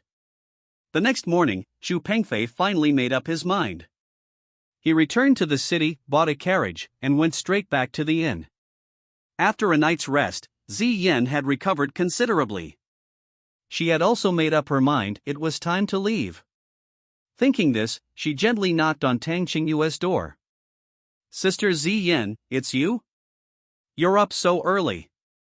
By the way, are you feeling better? Ziyan smiled and nodded, genuinely liking this brave and upright girl. Sister, I'm almost fully recovered. I came to say goodbye today. My business is finished, and it's time for me to go back. Hearing Ziyan say she was leaving, Tang Qingyue immediately asked anxiously, Are you really leaving? What about Hero Chu? Are you going together? Ziyan shook her head helplessly, surprised that this girl was so innocent and adorable. Unfortunately, things rarely go as planned. Perhaps this really was the last time she and Chu Pengfei would see each other. No, I'll leave alone. I need to focus on my cultivation from now on. We may never meet again in this lifetime. I came specifically to say goodbye to you. I won't bother anyone else. Goodbye, dear sister. You and Su Ming are destined to be together. Don't end up like me. I will pray for you from afar. With that, Ziyan turned and left. Tang Qingyue quickly chased after her, bumping into Su Ming who had just come out. What's the rush so early in the morning? Su Ming asked, frowning. Miss Ziyan is leaving. I'm going to see her off. Hearing that Ziyan was leaving, Su Ming also followed. Ziyan had just reached the entrance of the inn when she encountered Chu Pengfei, who had just returned. The two stood there blankly, not saying a word, but their eyes remained fixed on each other. Chu Pengfei, are you still daydreaming? Miss Ziyan is leaving, why don't you stop her? The atmosphere suddenly became awkward. The two had so much to say, yet neither could utter a single word.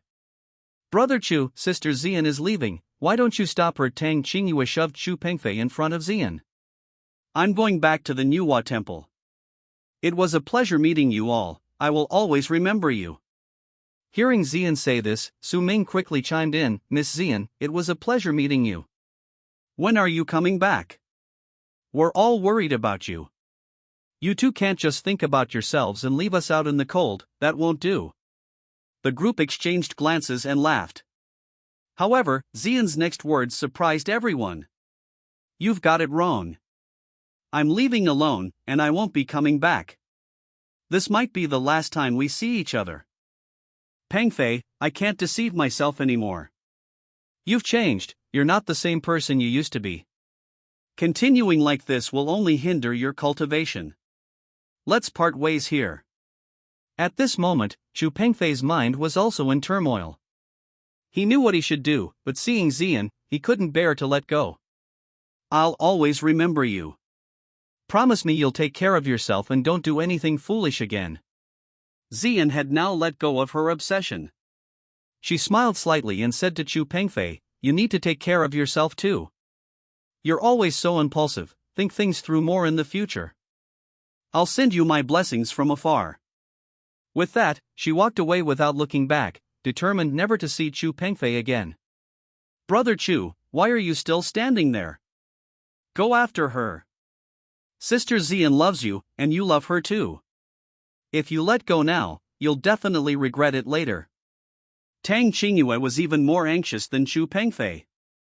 She liked Su Ming, so she understood women's minds very well. Our relationship is over. Let's not hurt each other anymore. The most important thing right now is to find the fire spirit orb. If you're willing, we can look for it together. If you think I'm not being loyal, then I'll look for it myself.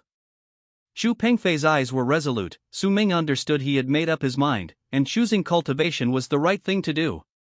Let's respect his choice. Some things aren't as simple as we think. Don't blame him.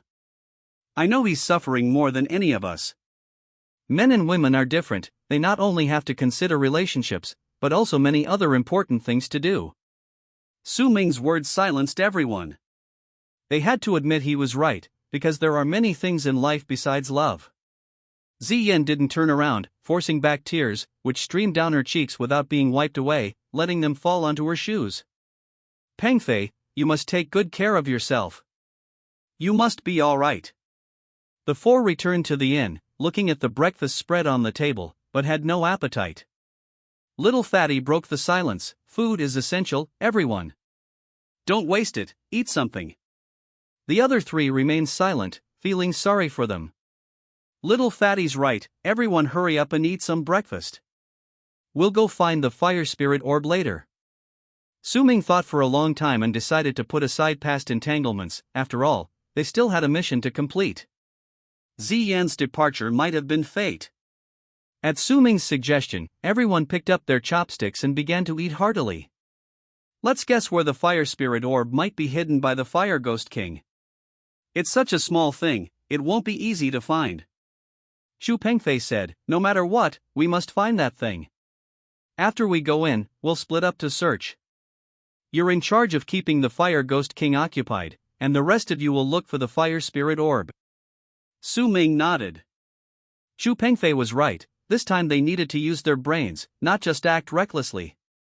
This whole thing depended on Su Ming.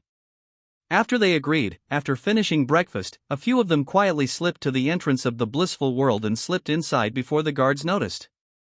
As planned, Miss Tang and I will keep the Fire Ghost King occupied. You all hurry and find the fire spirit orb. Inform us immediately once you have it. The group nodded in agreement and then split up. Halt! Who let you in? You've got some nerve. The guards spotted them. Su Ming didn't hide, he stood there confidently. I'm here to see your Fire Ghost King. Lead the way, take me to see her quickly. The guards were stunned by Su Ming's aura and hurriedly led him to see the Fire Ghost King. I said we'd meet again, I didn't expect it to be so soon. Handsome, you wanted to see me? The Fire Ghost King asked with a smile. That's right. I was captivated by your beauty the last time I saw you, and I've been talking about you ever since. But don't misunderstand, I just want to play a little game with you. I love beautiful women the most. Su Ming said with a smile. The Fire Ghost King laughed heartily, the two were indeed quite compatible. Since Su Ming had taken the initiative to challenge him, the Fire Ghost King naturally accepted. What audacity! No one has dared to bet with me in 1,000 years. What are we betting on? The Fire Ghost King asked. Su Ming was a little embarrassed. He hadn't prepared anything to bet on, let alone any capital. You decide, I don't care. After all, a man should give way to a woman, especially someone as beautiful as you. Su Ming said with a smile. Tang Qingyue made a face beside him, finding Su Ming's words a bit cheesy, but the Fire Ghost King was very happy, laughing heartily. Do you really think I'm that good-looking? The Fire Ghost King asked confidently. She was most proud of her appearance and also had a fondness for young, handsome men. Now that Su Ming had offered himself up, how could she let it go? How about we bet on you as a person? The Fire Ghost King suggested. Just then, the jade pendant in Su Ming's arm suddenly vibrated. It was a message from Chu Pengfei. Excuse me, I need to use the restroom. Is that all right? Su Ming said. The Fire Ghost King didn't answer, only made a gesture. Su Ming took the opportunity to walk to a secluded spot and took out the jade pendant. Did you find it? Chapter 73, I want you to kiss me. Su Ming asked eagerly. Brother, if I'm not mistaken, the fire spirit orb should be on the Fire Ghost King, and this place was also built by her using magic. With my current abilities, I'm afraid I'm no match for her. Chu Pengfei said. Su Ming had already expected this. The Fire Ghost King would definitely keep something this important close to his body. Alright, don't worry, I'll take care of it. Su Ming said. Su Ming knew that Chu Pengfei had already expended a lot of energy to save Ziyan, so he didn't want to directly confront the Fire Ghost King and planned to appease her first. Why did you take so long? Are you starting to panic? Fire Ghost King laughed, already convinced Su Ming couldn't escape. Everyone has to go to the bathroom sometimes, what's the rush? Come on, let's begin. By the way, what are we betting on? Simple, just guessing big or small, what do you think? Let me make this clear first, I don't have much money. Su Ming feigned helplessness. Fire Ghost King laughed heartily, her eyes alluring. This gambling den is mine, why would I care about your money? This time, we'll bet on time. Every time you lose, you'll stay with me for 5 years, how about that? Su Ming slammed his hand on the table, brimming with confidence. Okay, let's bet on time. I love to play, and with such a beautiful girl like you by my side, I'd be willing to stay for a lifetime. Su Ming's words gave Tang Qingyue goosebumps, but she knew Su Ming was just stalling for time, so she could only endure it. After the gambling began, Su Ming lost over a dozen rounds in a row. The Fire Ghost King grinned from ear to ear. Ha, you've been losing to me for 50 years. Do you still have a chance to turn things around? Su Ming smiled slightly. I finally understand why I can't beat you. Your beauty has stolen my heart. You should cover your face, that would be fair. Do you really think I'm that beautiful? The Fire Ghost King struck a seductive pose. Of course. You're the most beautiful woman I've ever seen. I've fallen for you. Let's stop gambling. I'll spend my life with you, how about it? The Fire Ghost King laughed heartily, she had achieved her goal. But suddenly, a sharp pain shot through her face. What happened to your face? Su Ming feigned surprise. The Fire Ghost King's face instantly aged, and she hurriedly covered her face. Don't look at me. Quick, get some medicine. A guard quickly brought medicine, and after the Fire Ghost King drank it, her appearance returned to normal. So she relies on drugs to maintain her appearance. No wonder she's so alluring. Who knows what she was like before? Tang Qingyue whispered in Longer's ear, feeling disgusted by the woman, especially the way she looked at Su Ming. Sister Tang, keep your voice down, don't let her hear, Longer whispered a reminder. Come on, let's play again. How about we bet bigger next time? If you lose, you'll stay with me forever, the Fire Spirit King said with a smile. Su Ming, quick-witted, replied, I don't think there's any need to bet anymore. Your beauty has won me over. I'm willing to stay with you. Now, I'll give you my heart, how about that? The Fire Spirit King blushed slightly and gently tapped Su Ming. You're quite the smooth talker. Who wants your heart? Really don't want it? Su Ming asked with a smile. He had already seen through the Fire Spirit King's intentions and knew she wanted to possess him completely. Yes, yes, yes. Who said no? Fire Spirit King said, then intimately approached Su Ming, took his arm, and said, "Come on, I'll take you somewhere." Seeing this, Tang Qingyue stomped her feet in anger, thinking that Su Ming must be too immersed in his role. Shameless. He's actually putting his arm around that vixen, he must be completely infatuated. Longer also found Su Ming's behavior strange, but she trusted her brother and tried to calm Tang Qingyue down. "Sister Tang, don't be angry. Brother is just acting to buy time, how could he like such a seductive woman?" Although Tang Qingyue was unwilling, she could only walk away after hearing Longer's words. Meanwhile, the Taoist priests on Mount Amei were gathered in the main hall. The long-browed Taoist touched his eyebrows and said meaningfully, "Pengfei has finally emerged from his slumber, he hasn't let us down." Taoist Qingshu was also overjoyed. Xu Pengfei was his most prized disciple, and now that he had let go of worldly attachments and comprehended the great Tao, he was extremely happy. "I never expected him to be so reliable, it seems he's grown up." They should go retrieve the Fire Spirit Pearl now, but that Fire Spirit King is not easy to deal with. "I heard her Fire Spirit Divine Art has reached the 9th level, I'm quite worried." The long-browed Taoist chuckled upon hearing this. "Don't forget, there's Su Ming too. That kid's incredibly clever. With him around, we don't need to worry." "That rascal? Always so secretive, is he really capable?" Master Qingshu was somewhat skeptical, thinking Su Ming was just an idle good-for-nothing. "You only see the surface. He's the chosen one. As long as he's around, anything can be turned into a safe situation." As the sect leader, the long-browed Taoist's words carried weight. The other elders nodded in agreement. From their observations over this period, Su Ming was indeed somewhat special. He was usually jovial, but he always managed to escape danger. By this time, Su Ming had been led to her room by the Fire Spirit King. The Fire Spirit King set up a protective barrier, dismissing everyone except for one female attendant. Su Ming looked at the attendant in the room and asked, "Everyone else has left, why is she still here?" The Fire Spirit King smiled slightly and said, "This is my personal maid. She's been with me since childhood, never separated from me for a moment. With her here, she can still help us, can't she?" Su Ming did hope for help, but then he thought, tonight is their wedding night, and having someone else beside them feels awkward. So he said, "My wife, today is our special day, and I'm really uncomfortable with someone else beside me. Perhaps she should leave first, otherwise I won't be able to enjoy it." The Fire Spirit King pondered for a moment and felt that Su Ming's words actually made sense. After all, having someone watching on their wedding night would be quite awkward. She turned and instructed her maid, "Hong Hong, you can go out now.